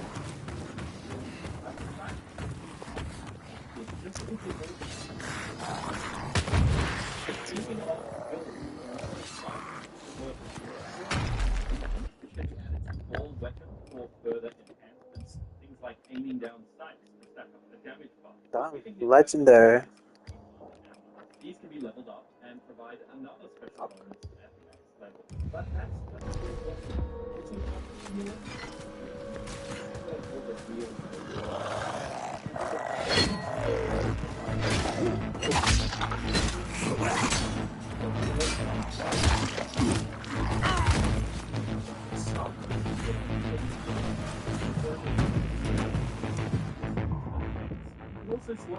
So cool seeing them stare at the sun again.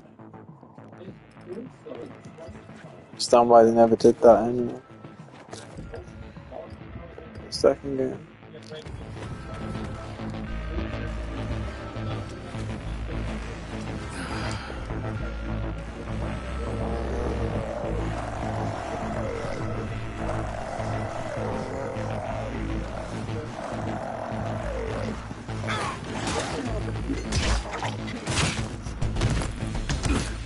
Oh my god.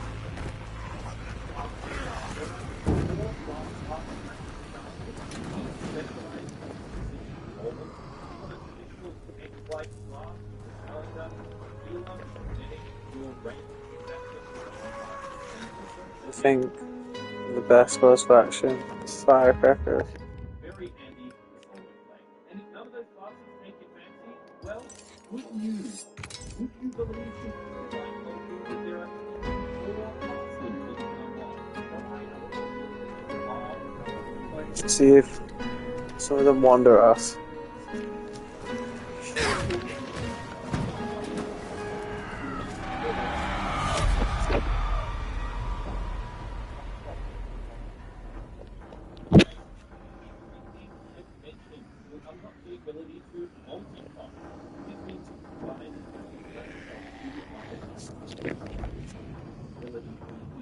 I built my DPS monkey stacking every crit multiplier and range damage buff into the card, identifying this as a gunslinger class or maximum code.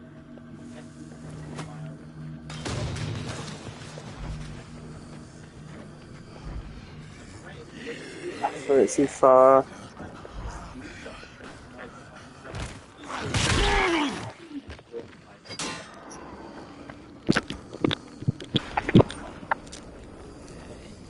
Did it.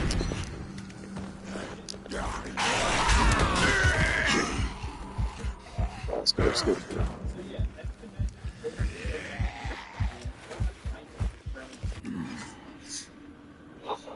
It's close.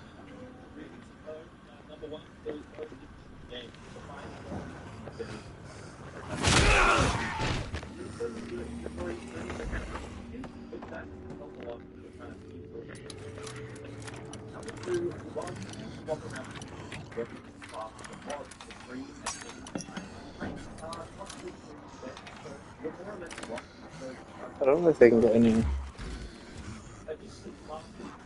Nice. Found an empty steel canister. What do you think it held? Some kind of compressed gas. It's labeled E and F. E and F? They manufactured chemical reagents. I saw some of their stuff in the Baron's lab. They own the chemical plant south of the city. I should probably check it out. Thanks.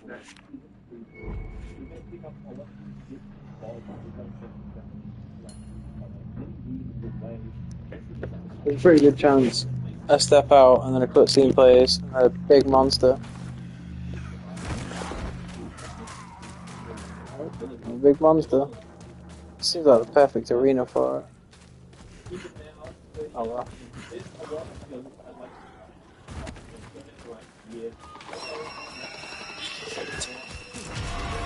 Shit. I did not see him at all. See if it can still be used. It will be very helpful to secure it. Alright, let's see what's up with that water.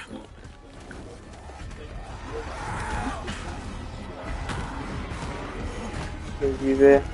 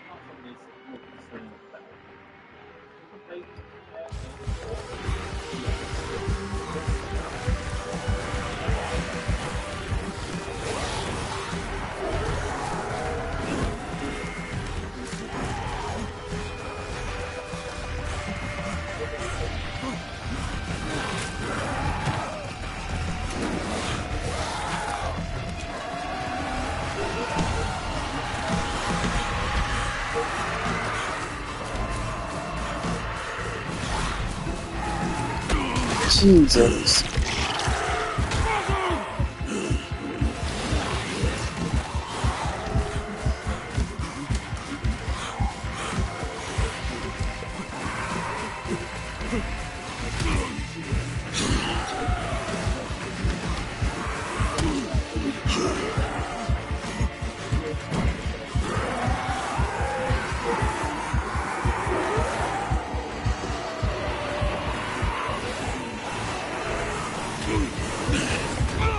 For fuck's sake.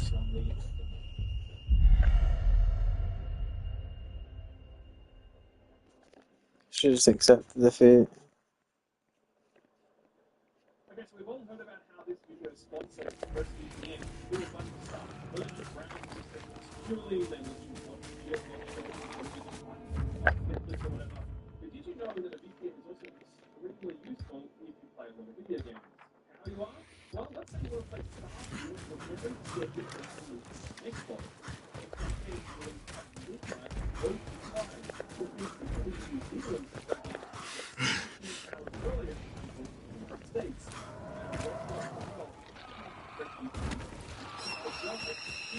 No.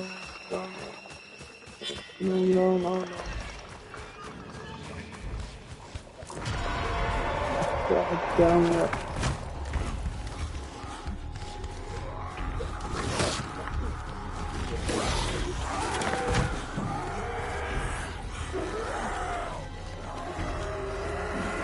Oh, let's go from Brian looking at.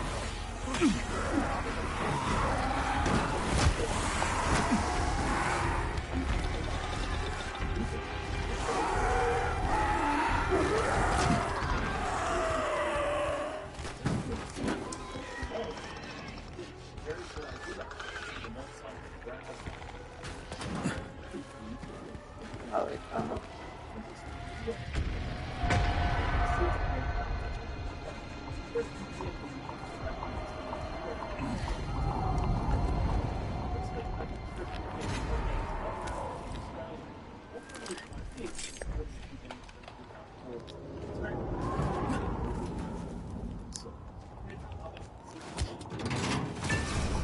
Fine.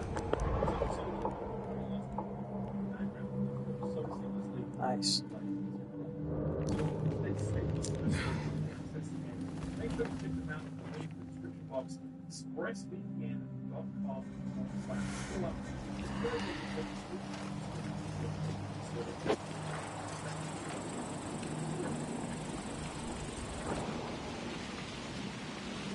It's too dangerous.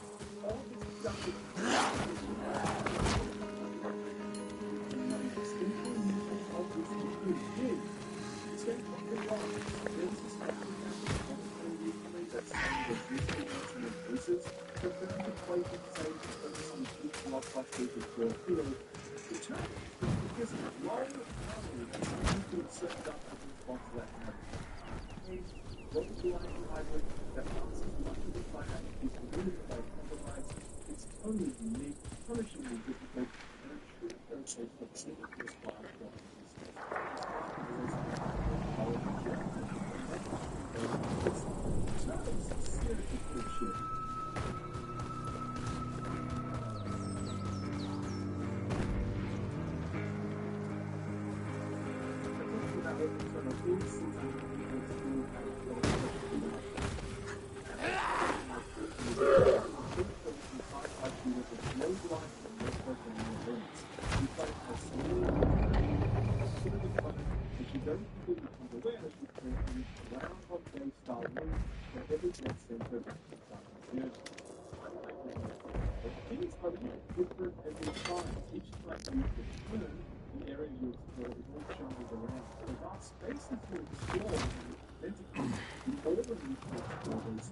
Power first.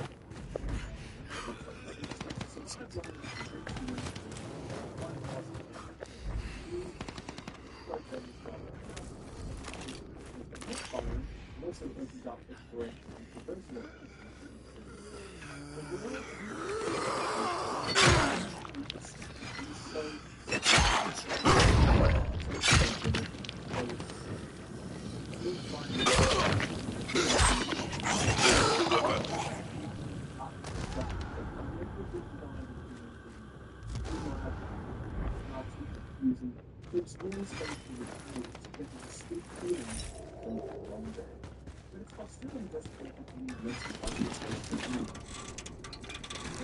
Pretty sure all of these zombies are gonna get up the second I turn the power on.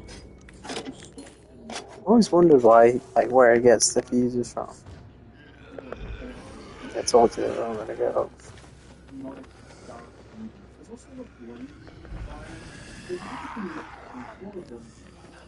Bring them all over.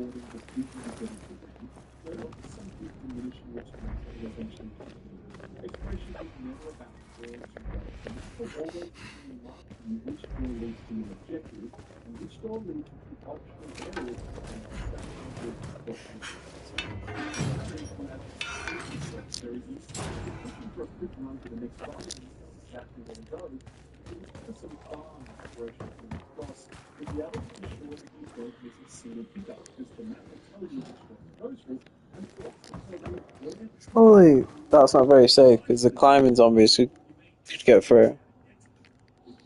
Both of us probably get through as well.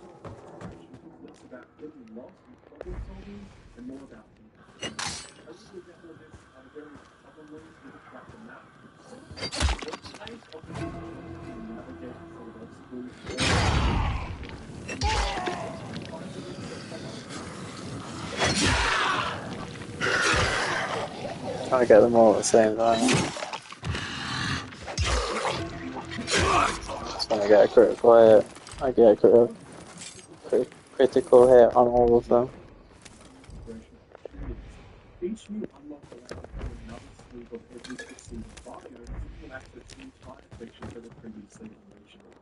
This is really rewarding in the first or second time you go through it, but sometimes we bump into the limit of procedural generation. Things can start to feel it's best to think of Returnal's world as one that you move through a few times in order to learn, not one that you endlessly return to in order to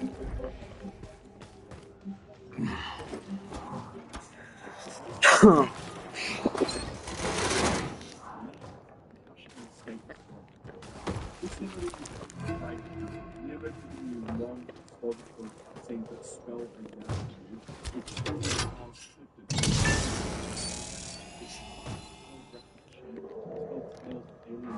Fucking grass growing inside. That would be impossible.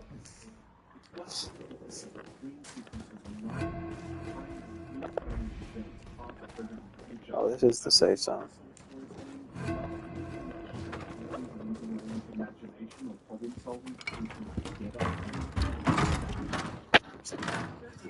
Olivia, that place is secure. Good job. Maybe Oh, you there's should no get way some out. rest. You don't want to be dragging your arse when you go up against the Baron's men.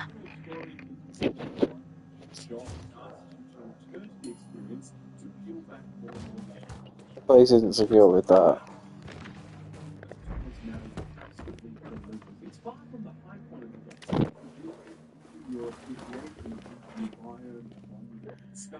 And armed with this new knowledge, your subsequent visits to them will hit different.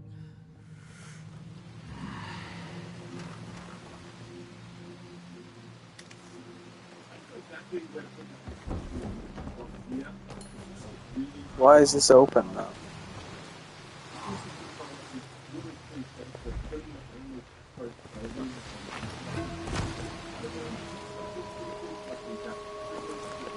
I like the rain effect in this game.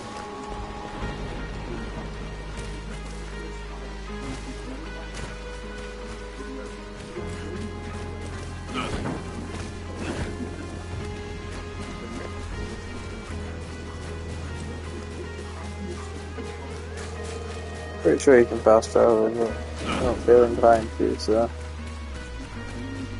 Traverse was so fun. It's been like that in every Dynamite game, to be fair. There's just no point in fast traveling. Well, I mean, there is. But it's more fun to, you know, bounce around. There's another safe zone over here.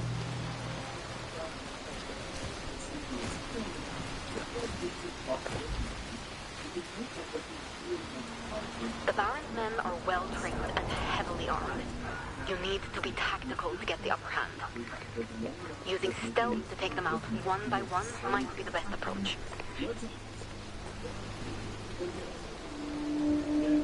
Yeah, I'm going up here.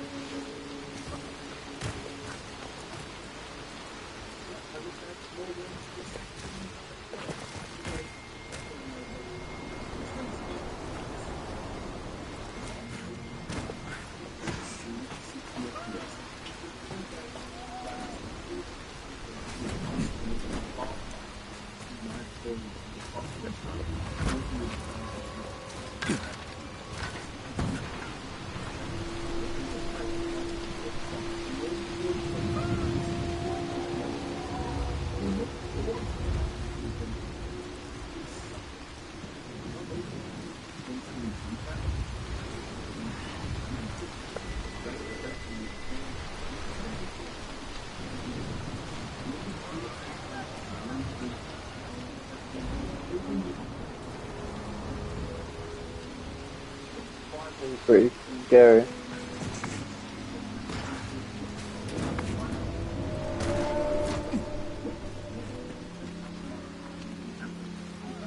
Jesus Christ, so slow.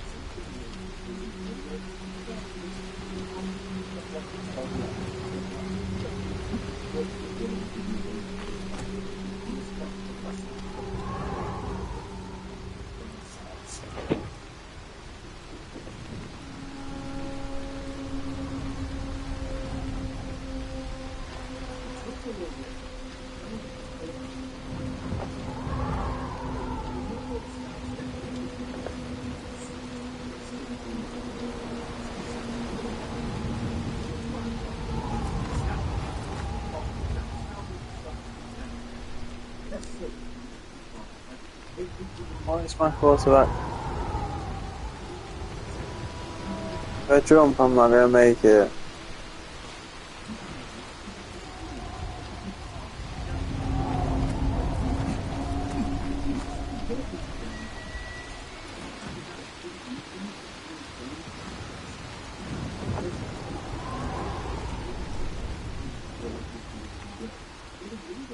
I don't think I could make that.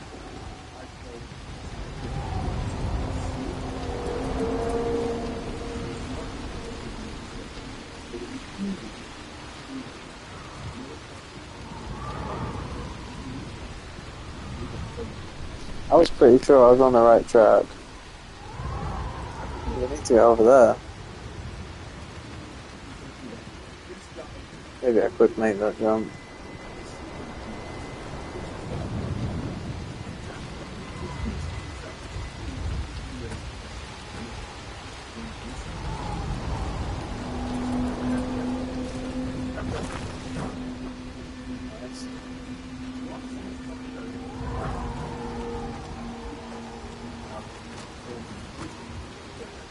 Severely underestimated his ability to jump.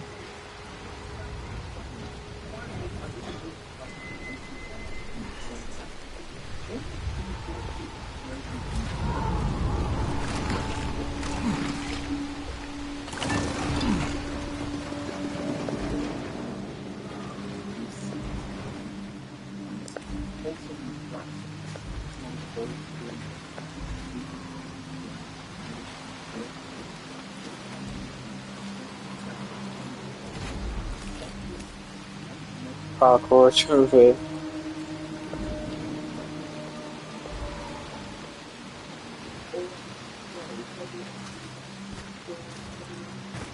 Let's talk about the best part of this game.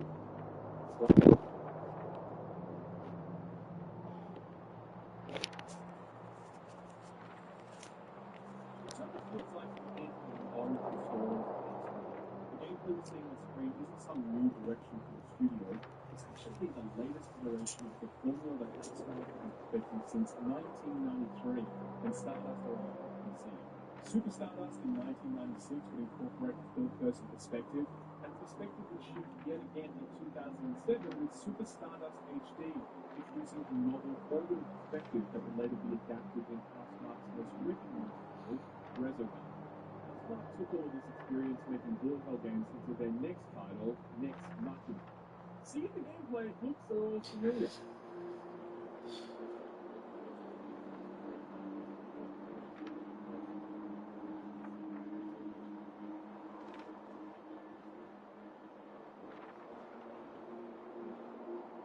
Screen is a lot more densely populated here. The DNA is unmistakable. Color particle effects, the dash and grants you iframes, the franticness of it all. Next Machina was the warm-up round for Returnal, one that allowed you to start a third of required formula for the high school. Returnal combat didn't come out of nowhere. It's made up of dozens of techniques and tricks that Housemarque tested and retested over the entire life of their studio, now pushed into a new perspective in the next game. Combat in Returnal is first and foremost about precision. Not precision aim, rather precise movements and precise strategy. On the enemy side, there's a lot of resistance that kicks in. You can turn it off, but there's really no point in doing that. I know it's this weird flex that turn the assist off. So, alright, cool. Good luck with that. Have fun. Tell me how it goes. This game isn't built around the need for precise aiming. It's about movement. So putting that extra burden on yourself, I mean, do it, but just, I don't think we're going to arrive at a better, more fun, or even more satisfying experience. You do. The core gameplay loop is movement, where each enemy throws out a variety of projectiles at you and will force you to remain on your toes projectiles coming straight at you, laser beams blocking off relatives, ring bombs that land somewhere and expand outwards, turrets that will lock onto you after a few seconds and trap you as you move across the map. The best part is everything I've just described can happen all at once. Luckily, Celine handles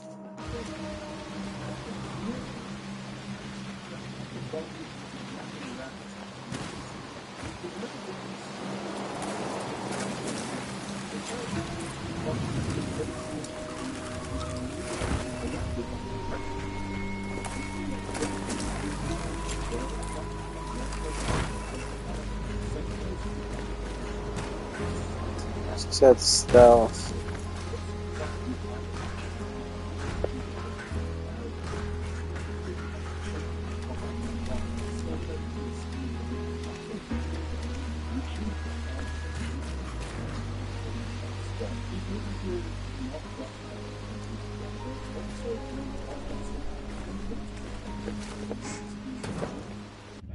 See, enemies drop currency as they die, and it's not where they are. So, like most in Gambit, you need to run over to the enemies and manage to pick them up. If you choose to sit back and shoot stuff from a distance, that works. It's really safe, but it's also very inefficient because your character is becoming stronger when you do this, which will in turn make future encounters more difficult. So you have to push into uncomfortable territories in order to play this game properly. Shielded enemies are the other thing. Shields cannot be broken with weapons unless your weapon has a very rare shield crafting perk, so you have to get in close with your melee weapon to pop shields. And some of the enemies and turrets are located in places where there's no safe approach, so you have to make their attacks and then dodge at the exact precise moment. And when you do it, just feels so good. I mentioned precise strategy a moment ago, and this is kind of what I'm talking about. Every room is a new combat puzzle, and the minute you walk through it, and route, and ducking and weaving and shooting, and then some surprise enemy pops up and the plan goes to shit and you need to improvise. My favorite rooms are the ones where an enemy begins to spawn when you enter the room, and those enemies aren't always really tough. So what the game is saying to you is, get ready for this. And there are smaller enemies that have already spawned, and this is your window to clear them out before the big guy arrives. So you're like frantic at this point, just tearing around the room, trying to clear out as many enemies as you can, because you know the job is going to get 20 times tougher in just a few short moments. Returnal really enshrines that arcade commitment to urgency and perfection. There's an adrenaline system that kicks in for every 3 targets killed, and each rank unlocks new abilities like a stronger melee attack or X-ray vision or a larger pickup radius, etc. It maxes out at level 5, 15 enemies killed, but it will reset if you get hit once. Any damage? Boom, straight back to level 0. It's well balanced though, because you don't need high adrenaline levels to fight well, but it rewards those with skill enough to maintain it. Same principle applies to the active reload. Now I know what's already happening, people are watching this and they're like, wow, have you missed every single active reload while playing? Now you're thinking that because you're watching this footage and you're looking at the active reload bar and you're like, well that's so easy, how can you not be hitting this, right? When you're playing this game though, this is essentially what you are seeing. What I mean is, this game is so chaotic so often that you're looking at every corner of the screen all the time and you're constantly engaging with peripheral vision. The fucking active reload is the last thing on your mind. Obviously, highly skilled players are going to be able to walk and chew bubblegum at the same time. Certainly while I was playing it though, active reload was not my focus, but I'm glad it exists for other people. Weapons here are fantastic. There's 10 of them, each with totally unique profiles. Sidearms, assault rifles, shotguns, single-shot slug weapons, rocket launchers, and my personal favorite, a weapon that is basically anarchy from Destiny 2, allowing you to drop pylons on or near enemies, which will conduct red lightning. It looks awesome, it's as strategic as it is powerful, and it's just really fun to use.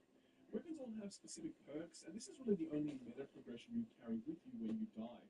So when you pick up a weapon for the first time, its perks are locked, but then you kill stuff with the weapon and it will unlock the perks. The next time you pick up the weapon, the perks are immediately available. The real magnificence of combat, though, lies in enemy design. Meeting these enemies for the first time, they're the best moments in this entire game. Seeing their designs, their tendrils, the sounds they make. I mean, if we just slow down some footage, look at this dude, man. It's incredible. It's intimidating. And it's terrifying when you figure out just how dangerous some of these enemies are. We're going to talk about difficulty after this, but the AI of these enemies is so strong. The ferocity of them is crazy. They just hunt you down with blood feels so organic. These enemies won't let you cheese them. They will find a way to get you. There's really nowhere to run or hide during combat. You have to meet the challenge head on, and you're always meeting it on the enemy's terms. To help tilt the scales in your favor, there are consumables, artifacts, and parasites you can pick up along the way. Some of these items just make you stronger, no strings attached, but many of them have a trade-off associated with them. The parasite might heal you over time, but it might also stop you from picking up any healing items.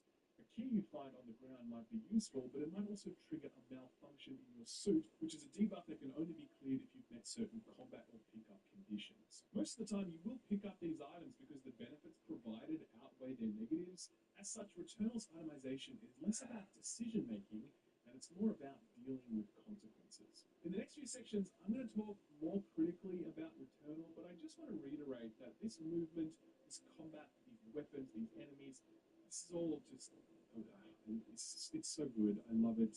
It's the best third-person bullet hell ever made, and yeah, it's a short list of competitors, but I don't care. This rocks. It can be enjoyed while relying on its most basic elements alone, and your appreciation for it only grows as you master its more advanced systems. When I say I love this game, it's because of all this stuff, and none of the things that Returnal gets wrong diminishes how much I enjoy this game's combat. One of the most interesting discussions we can have about Returnal is in relation to difficulty. It's probably the central discussion, in fact, since the difficulty is going to be what either attracts people to this game or pushes them away from it. So let's talk about that. Is Returnal hard? Question mark. In my preview, I commented that 2 hours in, first biome down, first boss down, I wasn't finding the game particularly difficult. That actually stayed the case for the entire first half of the game. I really only died a handful of times during those first 3 biomes. I killed every boss on either the first or second attempt.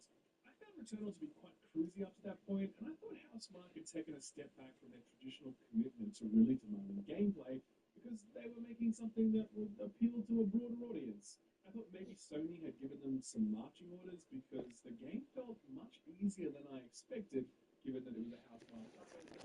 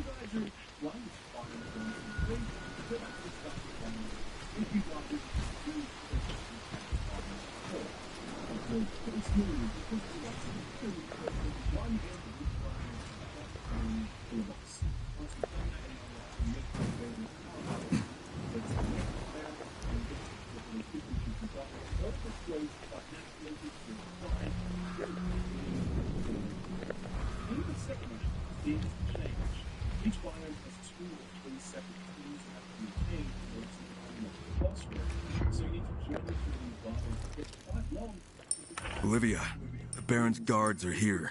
The main entrance is a no-go. I'm gonna find another way in.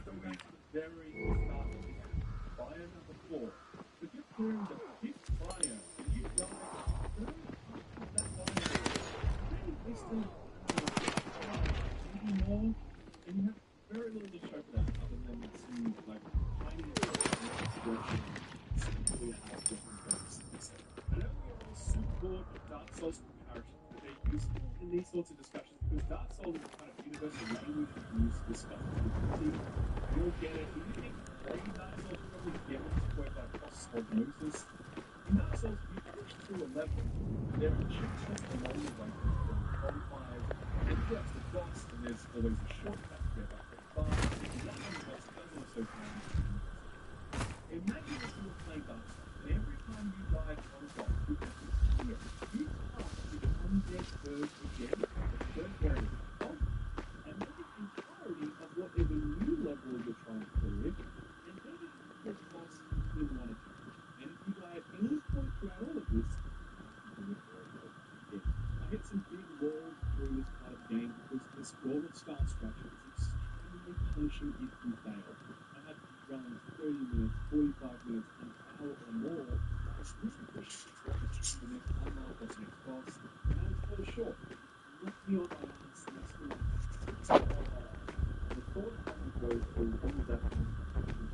really discouraged. This structure is made all the money by the fact that this save system through the runs. When you start a run, you start to react to this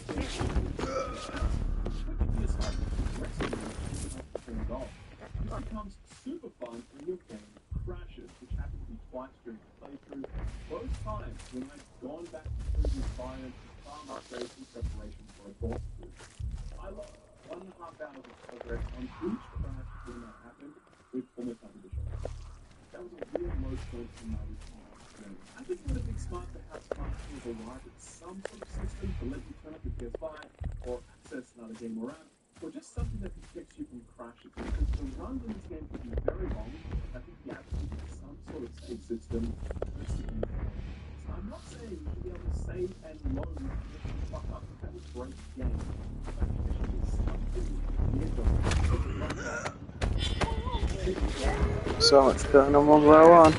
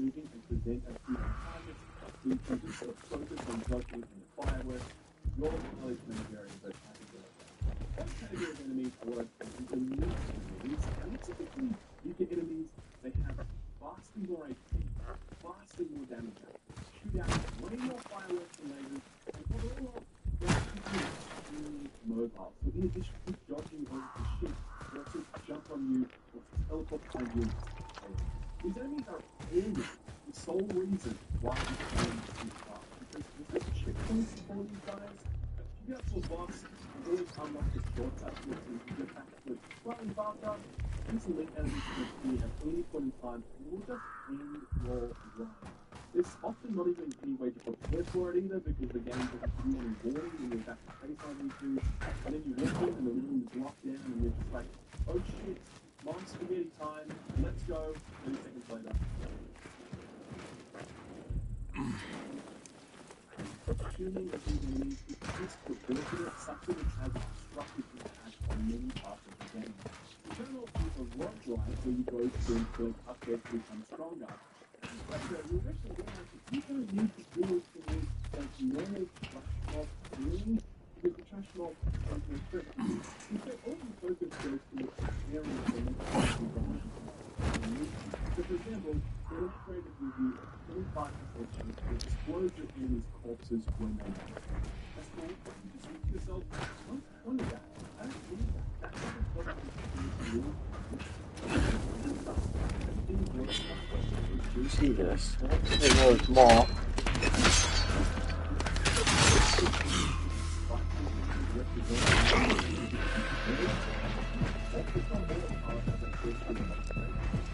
pretty easy most of the time. As I'm doing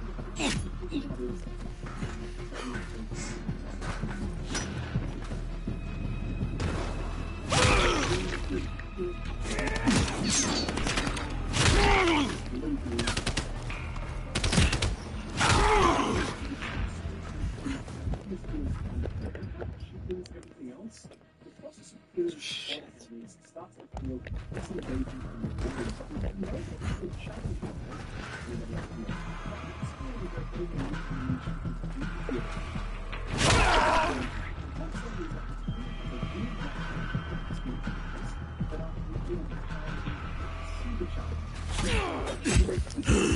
God damn it. roguelike needs to manage that curve better because you want each new room to be engaging. You want the player always focused and engaged on the here and now. Oh my god.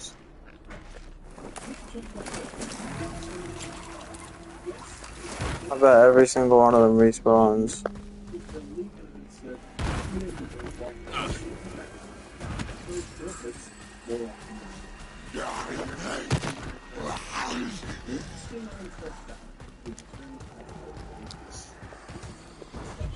Don't even have any medkits to rely on now.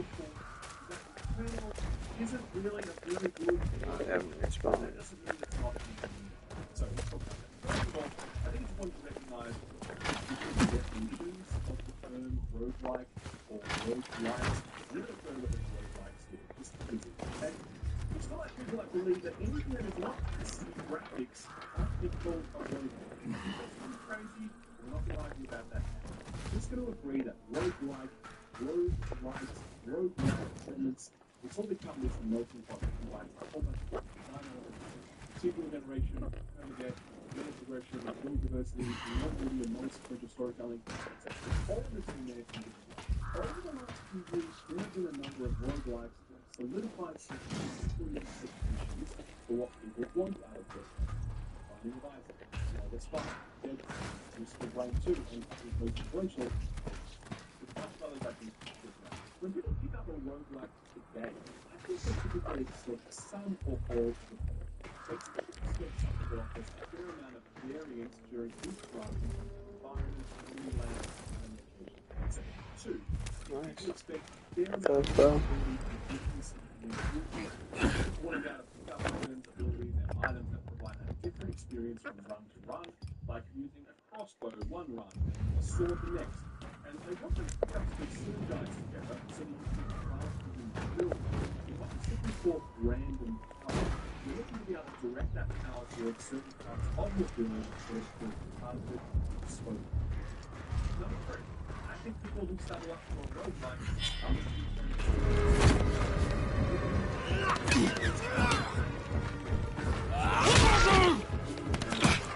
the experience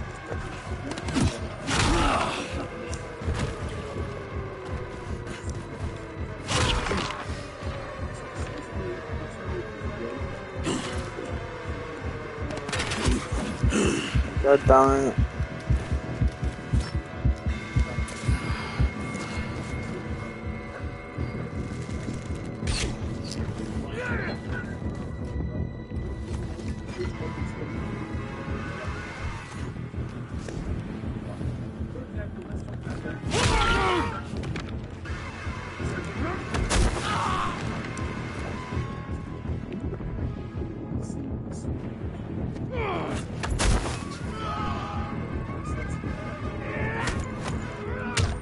Shit.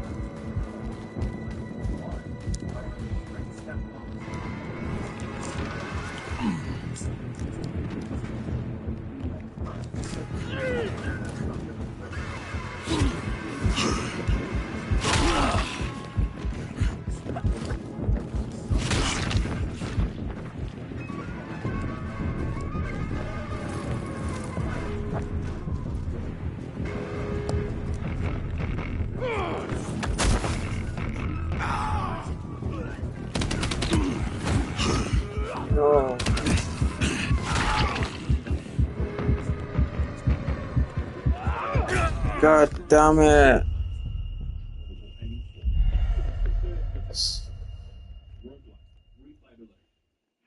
Providing more variations in level layouts, item placements, or enemy modifiers, or had it provided a more sophisticated build path.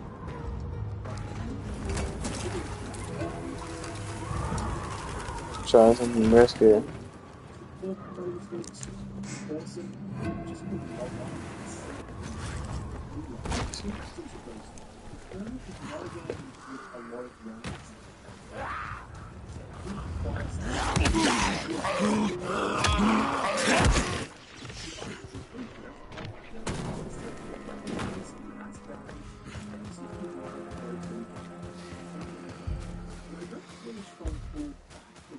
Spin it all now, and I hope that next time I suit up for a run, it'll be pretty similar to everything else. That's fine, but it's not what I'm expecting, especially in the second day. I know it is important.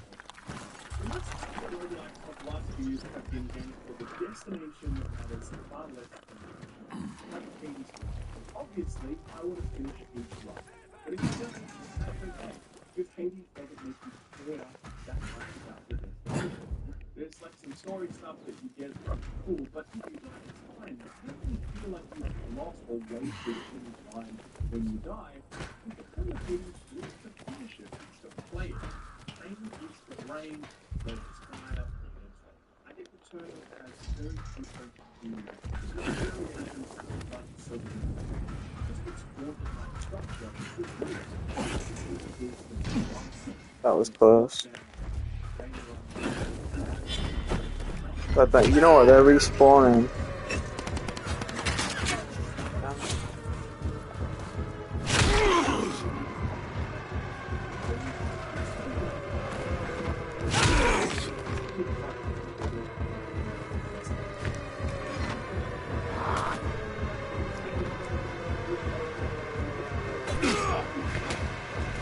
How to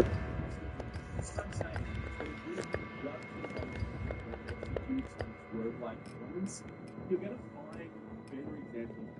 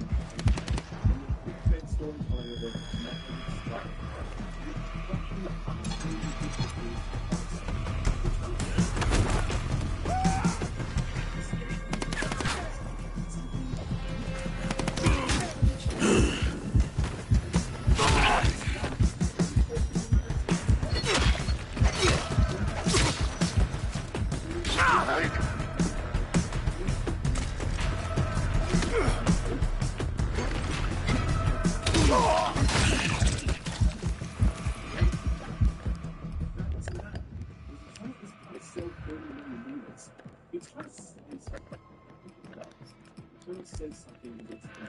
It says something with its structure. It says something with its world. It says something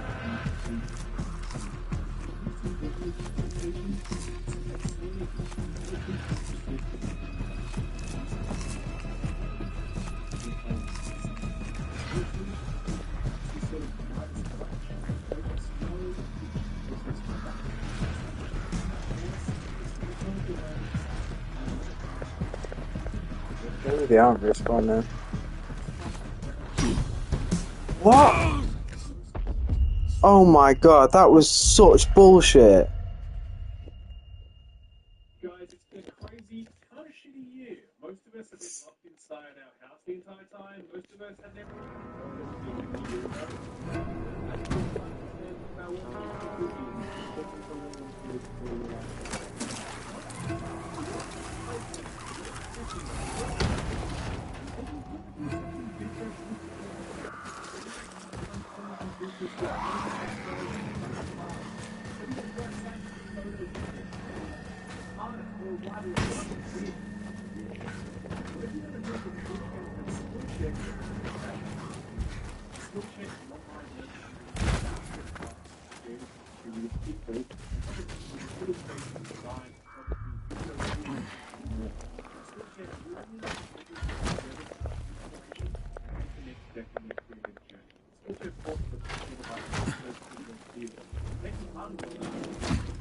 creators and other communities. It built a community around the passion of supervising competition and curiosity. First of all, Uncut is super affordable. It's less than $10 a month for an annual subscription. To get started, straight into the description below, and as an added bonus, for the first 1,000 people, click the link to go to the off subscription. Thanks to Jeff for helping the video. Thanks for watching our video. Please give it a thumbs up. If you didn't, give it a thumbs down. Great time. If you enjoyed the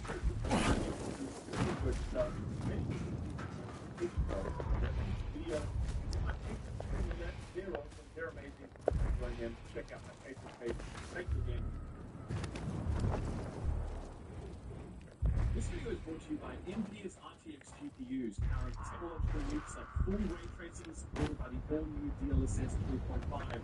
Together with NVIDIA and Boris, we've actually worked with an Australian PC builder to build a PC that can run Cyberpunk at the absolute max settings, taking advantage of all of NVIDIA's new tech to make us in better than it's ever had before.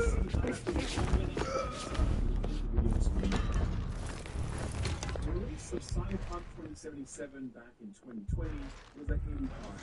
This was, after all, one of the most hyped games in the history of video games, releasing at a time when we had absolutely no reason to doubt CD Projekt Red would deliver everything they promised, and then some. I mean, this was at a point in time when CD Projekt Red had delivered us two strong months of Witcher 1 and 2, and the history of video games in the form of Witcher 3. With a massive, beautiful, content-rich game, incredible writing and characters, two remarkable DLCs that were better than most standalone RPGs were offering at the time, and CD Projekt Red did all without any in-game purchases, battle passes, or any of the shit that was taken over the video games that were out.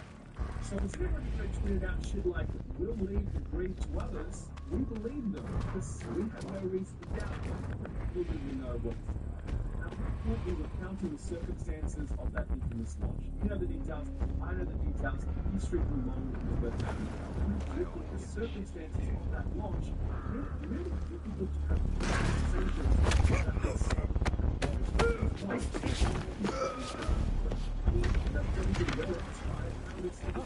Where's that coming from?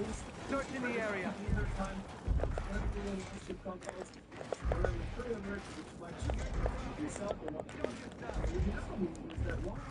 Cyberpunk, and I thought this included on many fronts, I also called it more an action game than anything else, and its RPG systems were never weak or busted.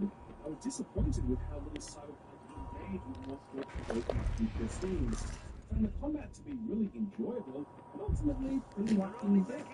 In addition to all of that, I actually didn't upload that review on the embargo to CD Projekt Red, so we weren't able to use that as a footage, only there for my video. CD Projekt Red out, and everything applied onto a review code. 13 week blog devoted to PC performance and bugs, and actually concluded my review by saying that as much as I personally love Cyberpunk, I recommend it bloody sarcasm. Still, despite that, whenever my name comes up, or legendary topic is invariably put to some person, that's like,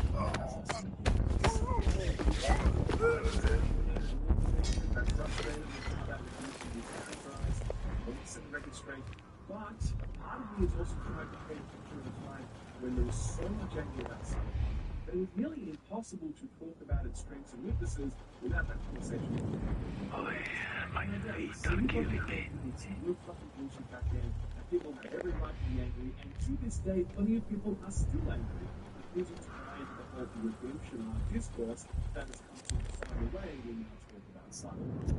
So with the release of Ben's Liberty, I said to myself that I don't want to just play the experience. I want to replay the entire game from start to finish. I want to really look at the touching of the package 2.0, or with the new content bundled with Ben's Liberty. I want to learn about such launch disappointments and really released. I want to look at those old quest lines and missions and characters and horrors and ask, what type of game is Cyberpunk really? How really those core unchanged elements hold up? And that's not to see and experience everything really good is and what. Such a some of it has a transformative experience.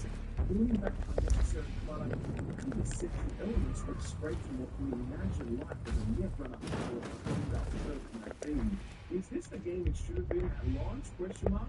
In many ways, yes. But Update 2.0 also reminds us how complex Monitor the area. issues are. To the point where the only place we might reasonably look to address is in a sequel.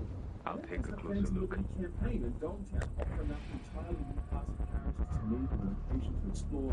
There are times absolutely inspiring. Can't be fun now. The film is a massive step up over what the rest of the game has to offer, delivering a deeper and more compelling cyberpunk fantasy to sink ourselves into. But Phantom Liberty is still held back by the things that hold back the base game. Like the base game, I think it struggles to create the emotional connection that serves as the bedrock foundation for the rest of the game. Reveal yourself, coward! Things that inspire it, Phantom Liberty is truly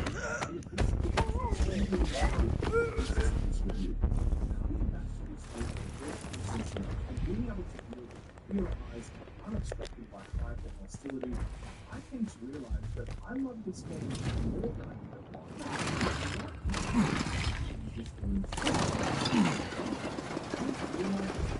Go on.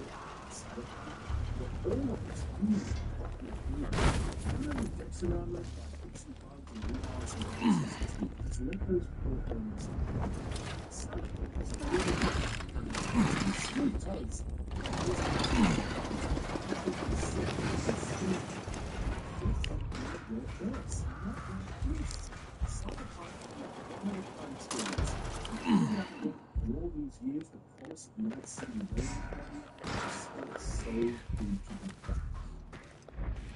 Perimeter check.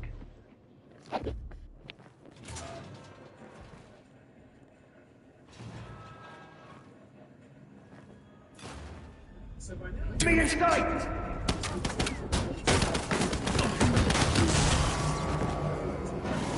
Dodging bullet. What the hell? He's breaking out! Here it comes.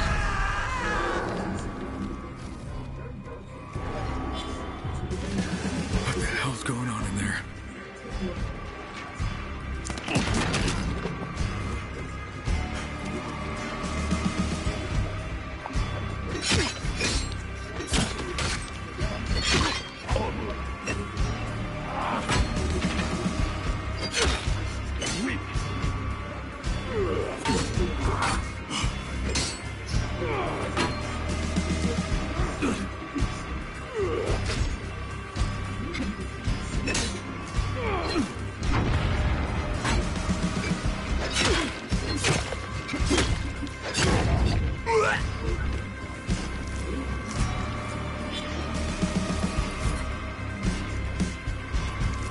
No running now!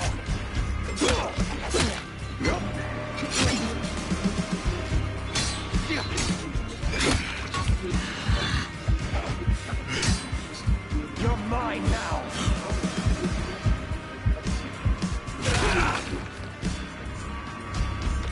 It's the last one on the inside. Kill.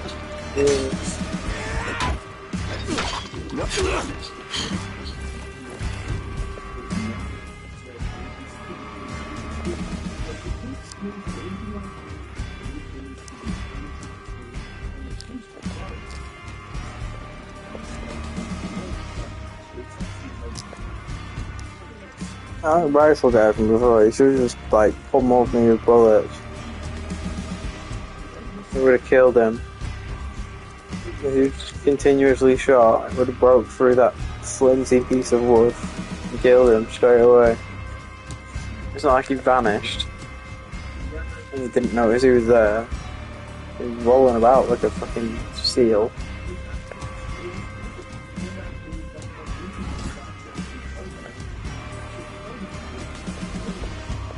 Where's me backwards?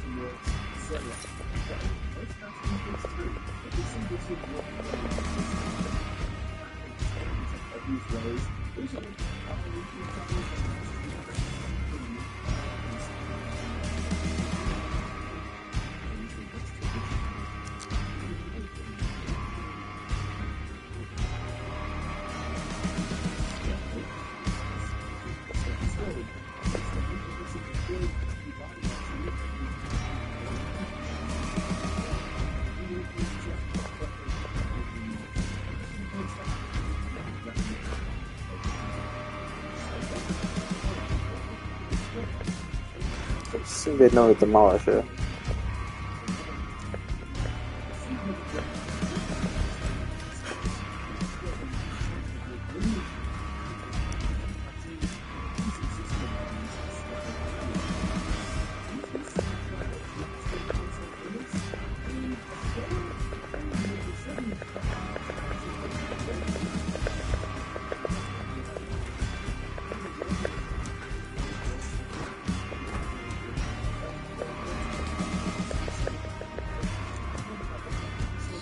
？It sounds really big, but oh yeah, because it means a lot of things.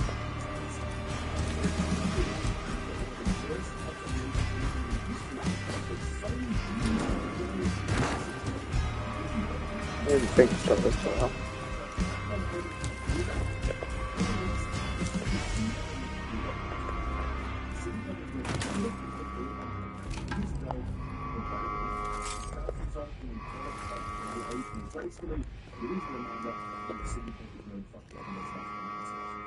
So, how does Cyberpunk on consoles? Xbox Series X, kind of safe, it's not bad. There's quality adoption targeting 60 FPS, which does a decent job of hitting that number. You'll definitely notice some glitch and there's a ray tracing option that targets 30 FPS. But to be honest, having played this game on 100 frames a second on PC, that's still not better.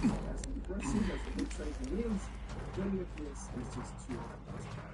We managed to test it out on PS5 and the foundry performance that is even better with slightly better resolutions and image quality. Nothing deal-breaking, but still fun for the enthusiast might know. Bottom line, if you want to play Cyberpunk on console, you can do so with confidence. It's stable, frame rate and not look pretty well because it's not doing it. One of the interesting things to occur since the release of Cyberpunk is the rise of handheld PCs. This is a category that basically didn't exist back in 2020. Thanks to devices like the Steam Deck and the Asus ROG Ally, this is now a big part of it. Absolutely. This is me playing on Steam Deck, and Steam Deck actually provides a dedicated Steam Deck headset that will give you a fairly solid loose 30 FPS. Again, Where the fuck he came from? Push that frame rate much higher with some tweaking, but you'll lose a lot in terms of frame consistency. The Asus ROG Ally is actually able to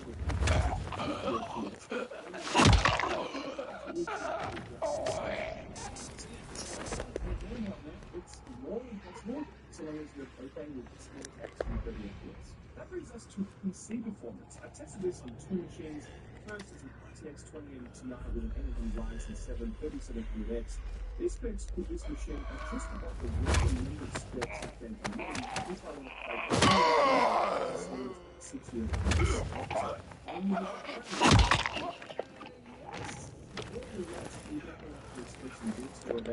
Cyberpunk is essentially a launch point for the 30 series generation of GPUs, and trying to like to keep up with the 2080 Ti is somewhat short of age. Without absolutely enjoy Cyberpunk on hardware and this level, see what it will that increase the rest of the recommended specs here.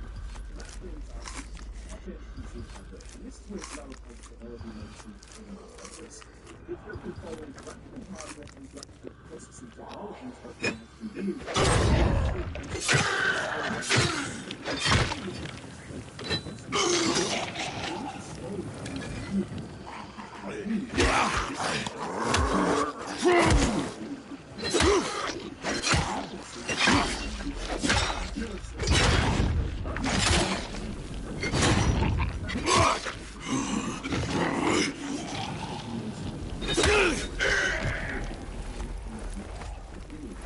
most importantly, front-facing reviews in Cyberpunk. Tricky to explain this one, it's very good deal. It's a way more ambitious way of simulating life and is so impactful that it genuinely transforms certain locations and scenes. This game looks absolutely unfucking believable.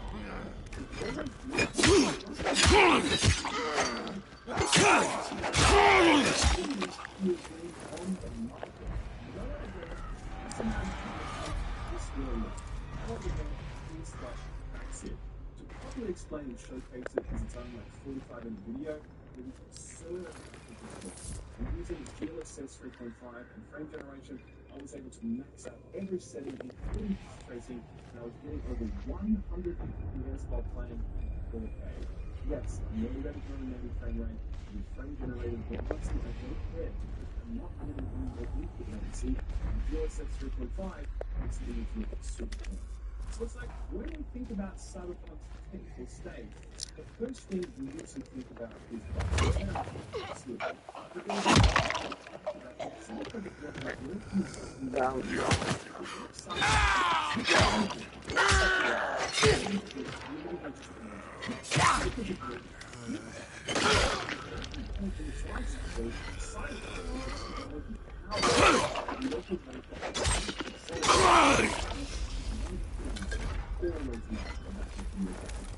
PC game PC platform forward.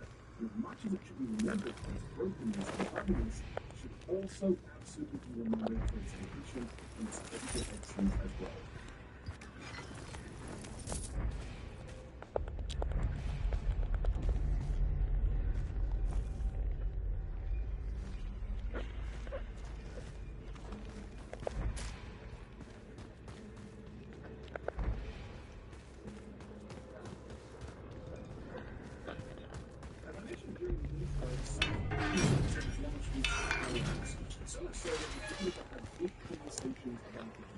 Spectacle that life and forever polarized discourse where anyone who claims to love Cyberpunk has been accused of squeezing CD Projekt Red or letting them off the hook, and secondly, a lot of the more meaningful critiques about Cyberpunk's weaknesses as a game are being overshadowed by the discussions about fights and performance and all of that stuff, particularly on last-gen consoles. Update 2.0 and the Phantom Liberty expansion both refine and expand the game considerably, but they still only represent a small portion of the overall Cyberpunk offering. The majority of it is still the base game, exploring themes and drum, changed pivot in an unlikely and reluctant partnership, fighting to find a way to survive while all around the various factional forces fight for control of the city. If someone were to play Cyberpunk for the very first time today, years from now, their overall impression of it would be shaped far more by these base game components than by anything that so that's what I wanted to experience the movie, into its greatness, its hindsight, and what the technical aspects pose to a brilliant training. So what sort of things Cyberpunk 2077 really does, explore what is working things to code. So, what could it mean Cyberpunk 2077? It's very long. It's essentially carefully planned out in a mission briefing beamed directly into the brain, and then you follow the plan until something eventually fucks up, which it always does, and then there's a mad dash to survive, a frantic shootout, a car chase, a tense showdown where a friend is being held at gunpoint, and so on. It's often a Pyrrhic victory where the job gets done but something or someone important is lost along the way, giving characters something to feel guilty about in the down-tempo dialogue exchanges that typically follow. This isn't me being cynical, by the way. I actually love this rhythm, but that's what it is. It's a seesaw of heart-pounding heists followed by heart-wrenching deep and meaningfuls. When I first played through Cyberpunk, I don't think I gave these heists and these set pieces as much credit as they deserve. The Konpeki Plaza job and how all that goes down in such powerful Act 1 storytelling. The raid on Clouds to rescue Evelyn is so well set up. The desert raid on the Arasaka transport is so exciting when you're belting across the Badlands, trying to keep up with the ship Panham just KO'd with a shoulder-mounted missile. The parade sequence, man, the combination of visual splendor and tense subterfuge focus action is absolutely top tier. There's so many more that I could list, but the framing of each of these missions is often remarkable, and they never let up. There isn't a single one of these big set-piece showdowns that is half-assed or similar to another. I think CD Projekt Red really understood that these moments were the focus of their game, and you can tell that they poured huge amounts of resources, effort, and imagination into each of them. Playing through them again, I also came to appreciate the different type of fantasy that each of these scenarios deliver, each of them their own genre exploring different themes. The events in the desert with Pan Am are like a Mad Max Axe-inspired action flick. It's about clans and driving fast and taking on the authorities head-on. Judy's story is one of the underbelly of Night City, the clubs, the gangs, the sex trade. Its gameplay scenarios are less about guns blazing and more about learning your way through the cracks in Night City's uneven armor. The entire Voodoo Boys questline is a deep dive into the net-running fantasy, jacking you into the net to come face-to-face with the powerful AIs that once imperiled humanity's existence. Takamura's missions have a distinct film noir bent. You're meeting in diners, the parade setting that feels like it's pulled right from Blade Runner. At one point, you leave a meeting with Takamura and chat for a while in the car, only for that conversation to end, leaving you both sitting in silence, listening to a jazz track that would fit any hardboiled detective story.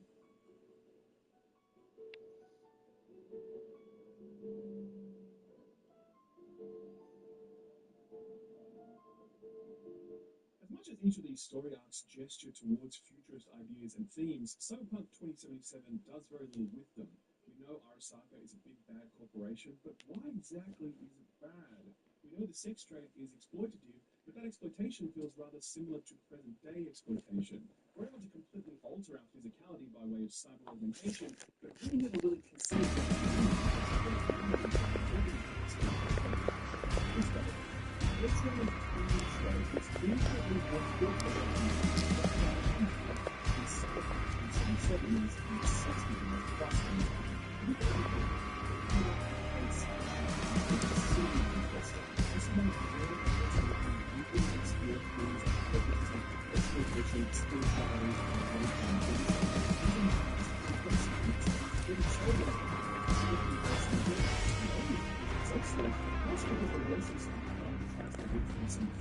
introspection.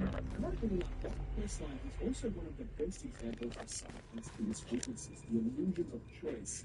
There's no way to avoid the climax of that questline, and it really feels like there should be, just as it feels like there should be explicit episodes behind these chapters. The whole life path thing is the game's original scene. Obviously a different experience to retention based on the backstory you chose, but in reality, all these game views with secondary dialogue options that add a bit of flavor, no bearing for the decision-making options there. There isn't any more soldiers. We run around my dick in my hand for ages. I can't find it. Unless I'm missing some.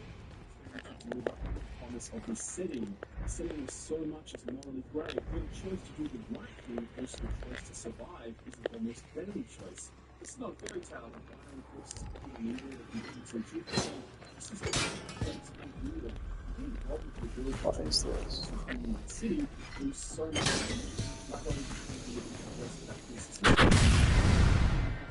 similar to the way that events do not respond to your decision making during dialogue exchanges, what a game does not respond to your gameplay decisions. As such, it's very little reason to not go in all guns blazing all the time. Even before Update 2.0, there were options to focus on quick hitting, on stealth, or on all-out assault, but there was never any price to be paid when being detected or mowing down an entire region of enemies. The resources we consume with infinite equals no morality limits.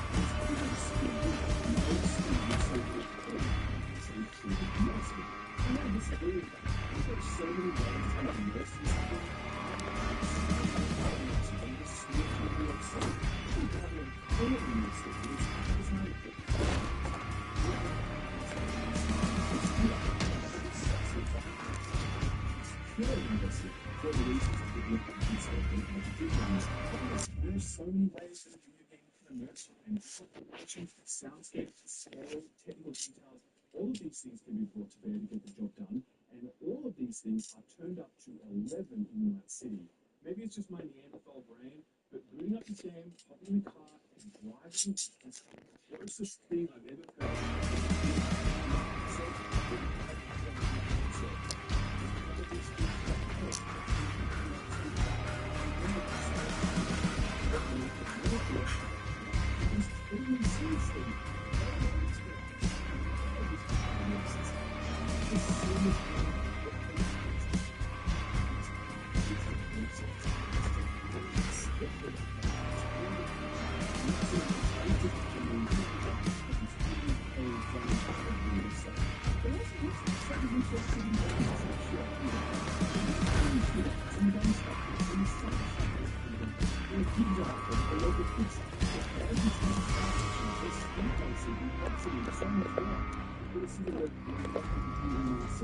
It's always sounded so hollow to me.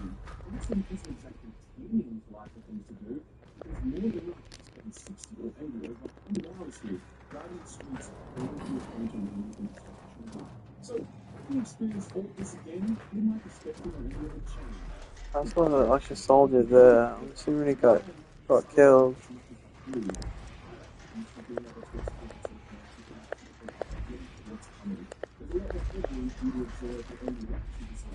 There must just be a different area that I need to go to. I'd like you to notice it. Focus on what was happening rather than what could have been happening. Playing through Cyberpunk for the first time, what portion of your headspace was taken up trying to ignore all the bugs getting in the way?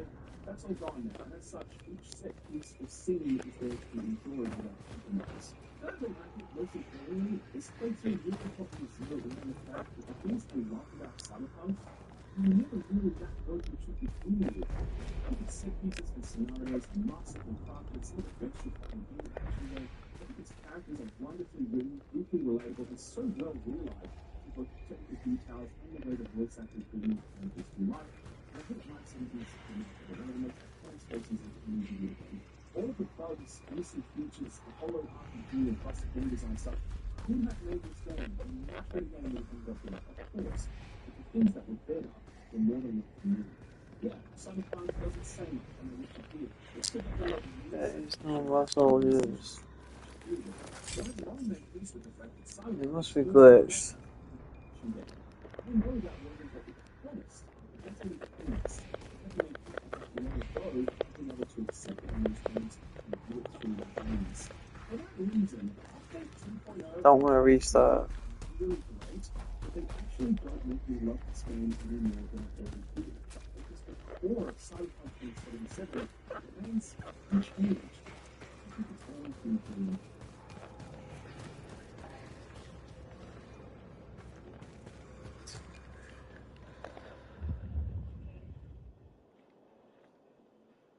Update 2.0 is the last major patch for Cyberpunk. It is the last swing that CD Projekt Red will take at redesigning and rebalancing core gameplay systems, or adding entirely new systems to bring the game closer to what was initially promised. It's being lauded as a transformative success, and I don't want to be coy, I agree with a lot of that.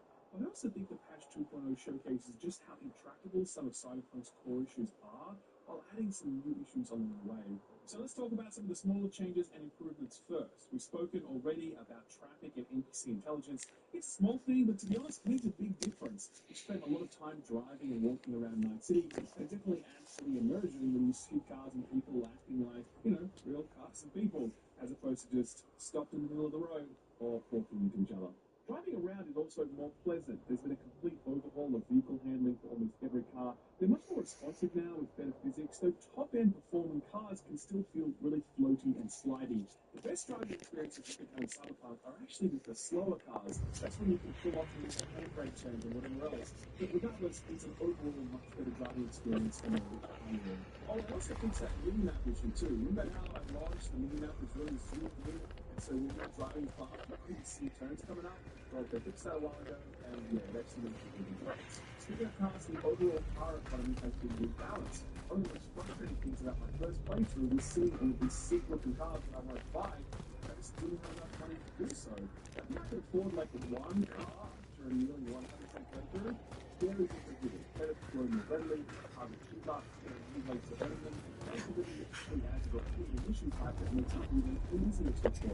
Oh, I have an idea.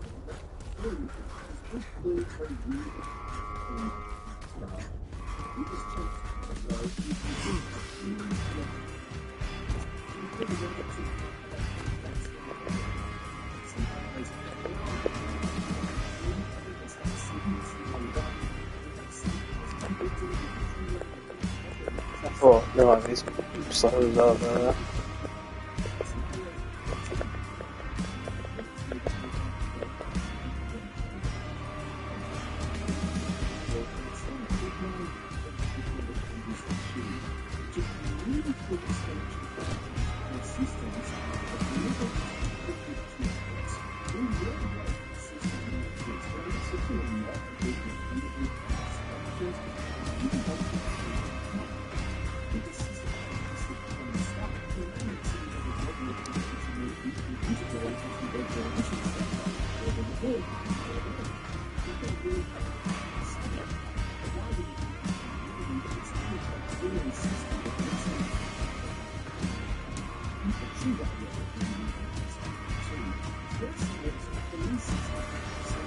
I don't use that. I'm very tired.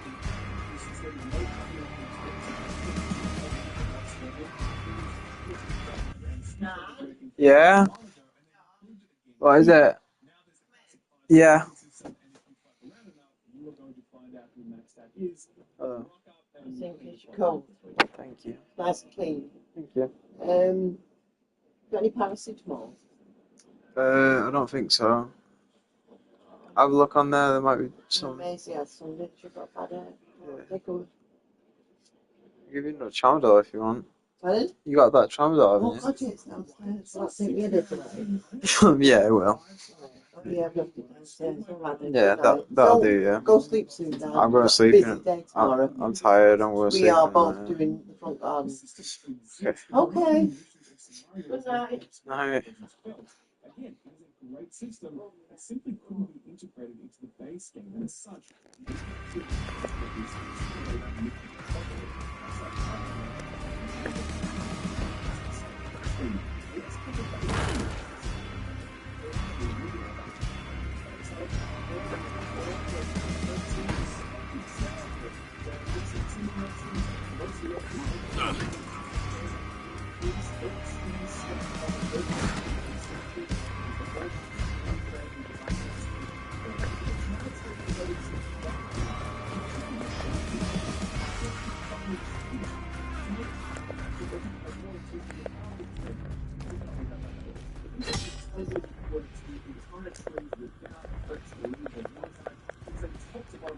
Should nothing to interact with. I mean, think about before, don't get me wrong, this is so much allowed each close opening a new three-way play. But this is pretty messy. There's still a lot of options here, and it feels like you still don't need quite so many. By the end, you're kind of just dumping points to a head. Hang on. There's no huge impact on the system. Just get everything you want and then some. I think it's possible to bring this back even further and really allows the player to make some very considered decisions about their build. One of the byproducts of having all of these really powerful perk modes and being able to screw them all up really easily is your character manages to get really strong really fast. Playing on more difficulty, I would say the overall difficulty framework breaks down at around about the 20 hour mark. At that point, I think it's not almost anything from the highest boss of highest moves to actual bosses. The changes to Sagamore, Purgatory, and Record are all great, but we very quickly stumble into rules that are basically God mode. And even though enemy AI has been improved to, it's just not enough to keep it fit with 12 hours for challenging. And that's the thing, right? As awesome as patch 2.0 is, there's only so much that one patch can do. Yeah, I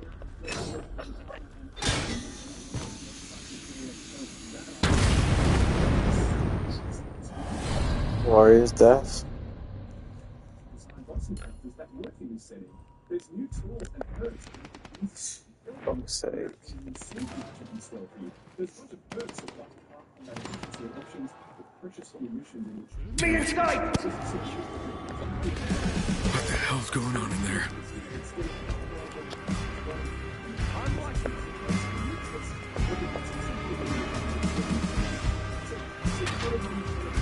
Prepare to bleed!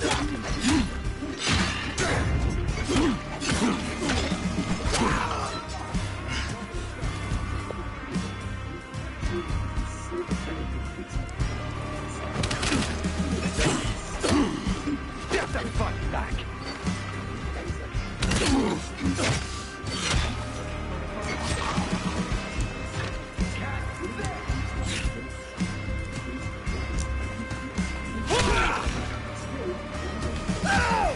Shit!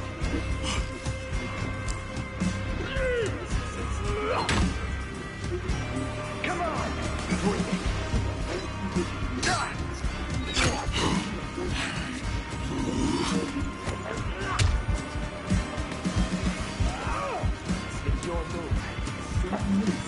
The remix of the Dying Light theme.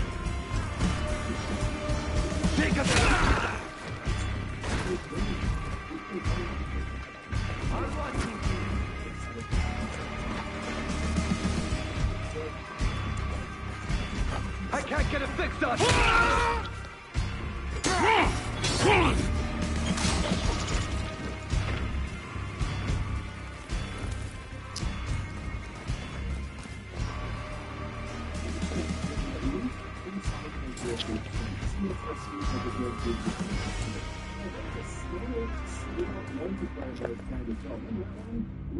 Something like GTA 5 multiplayer that obviously put the kind of the unit or the game together.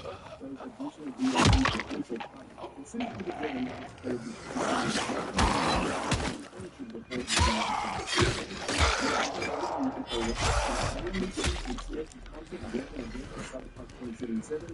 it's a damn good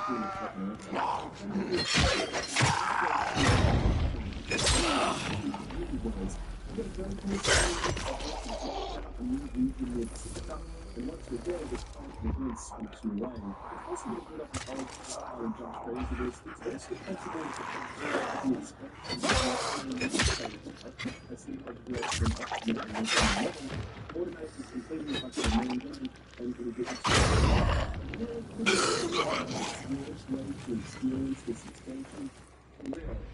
Swear to God. There's no soldiers here. Acquainted with the major characters of my city, that was more enjoyable for me than Tranquility was. I love Tranquility. What the fuck?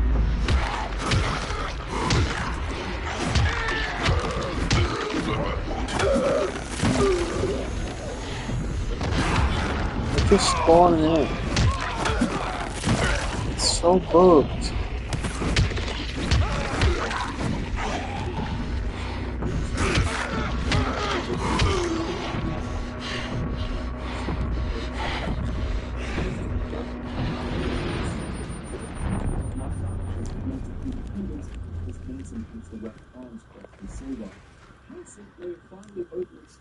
Couldn't possibly be a soldier in here because there's fucking shit tons of zombies. To rescue the president, find out who shot down the plane, and figure out what the police knew about it. Lockdown is pretty remarkable. You think it's one of the perfect examples of the way that square mileage is often the wrong thing to be aiming for when it comes to road design. Lockdown is small. You can sort of navigate it in just a minute or two. It's dense, it's vertical, and it's filled with secrets, and it's stunning and beautiful in its own way. The art is somehow a step up versus my city.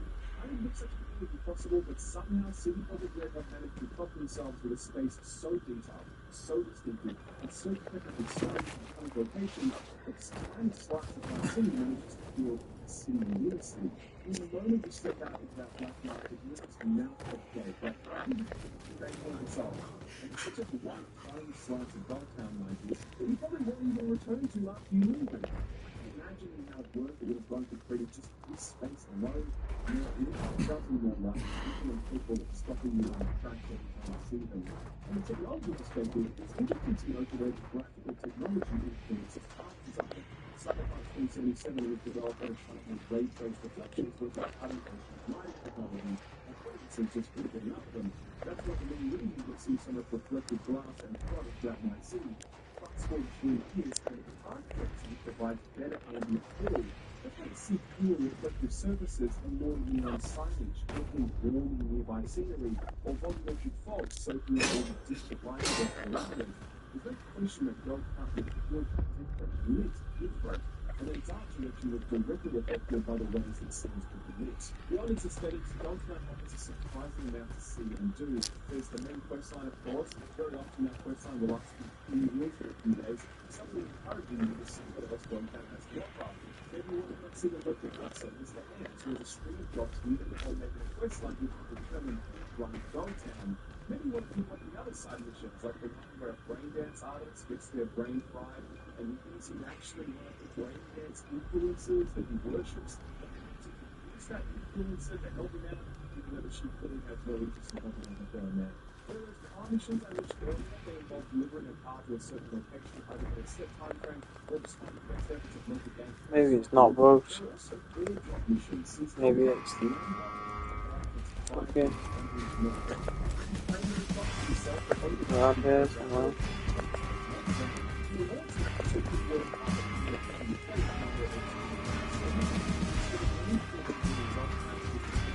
So just have to run around to get the solar systems going.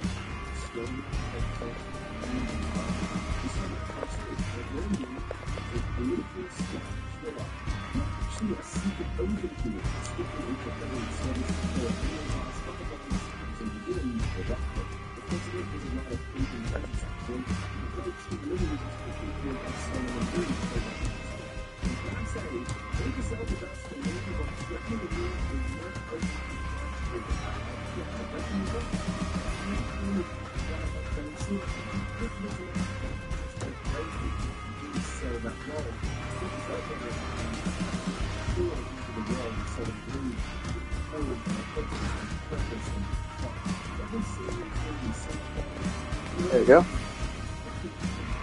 What? Oh, it's very slow. It's just a reflection.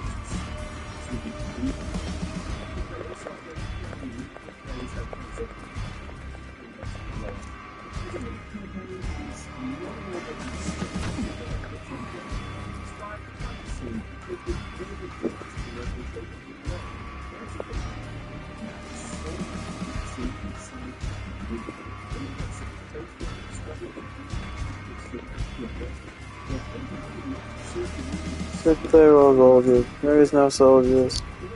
There is nothing.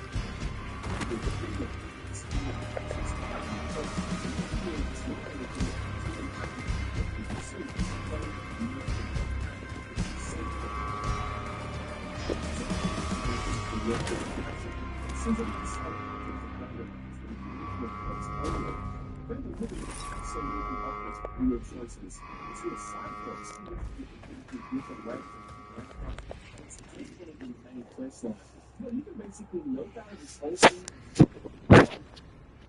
Nothing essential that the game will recognize and respect. You will be faced with critical decisions that change the way events play out in a big way, and if you play your cards right or wrong, depending on how you see it, you will off the grand end base game from this absolute scene for the next week or before. From setting to set pieces to narrative and decision making, playability is a tour de force. It is Cyberpunk at its absolute best, except one crucial aspect, and that's in the personal connection that you might feel. I don't know what to do with this.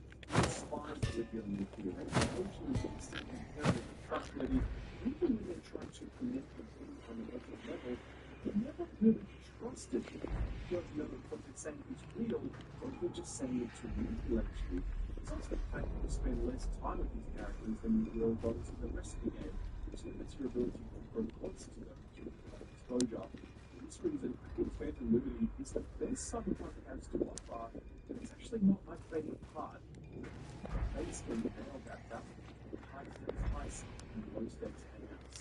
Put another way, making the real Cyberpunk is the trains we make along the way. Basically,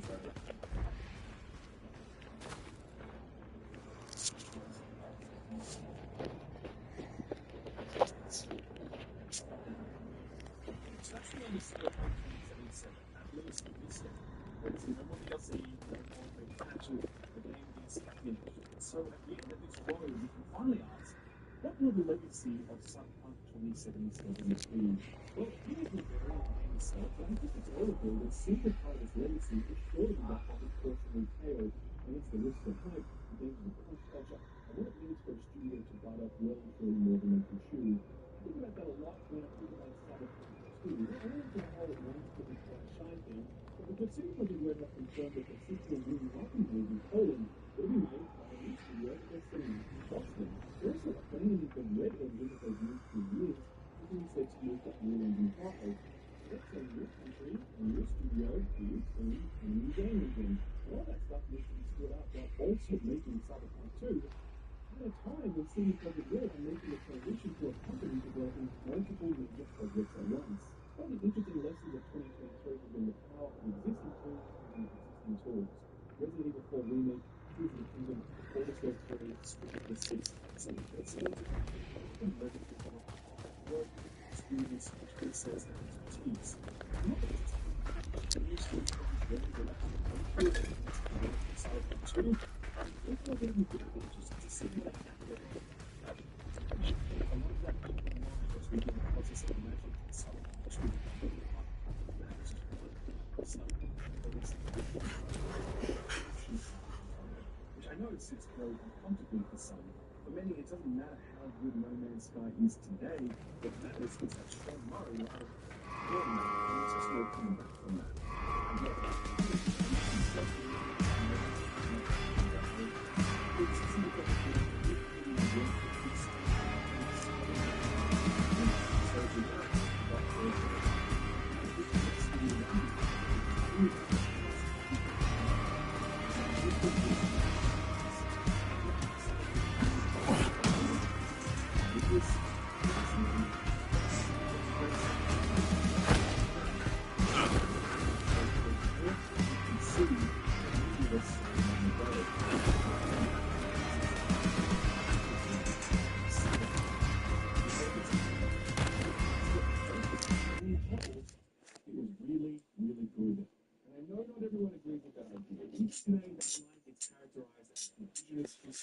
I'm gonna go. I'm really tired. Goodbye. Thanks everyone for watching.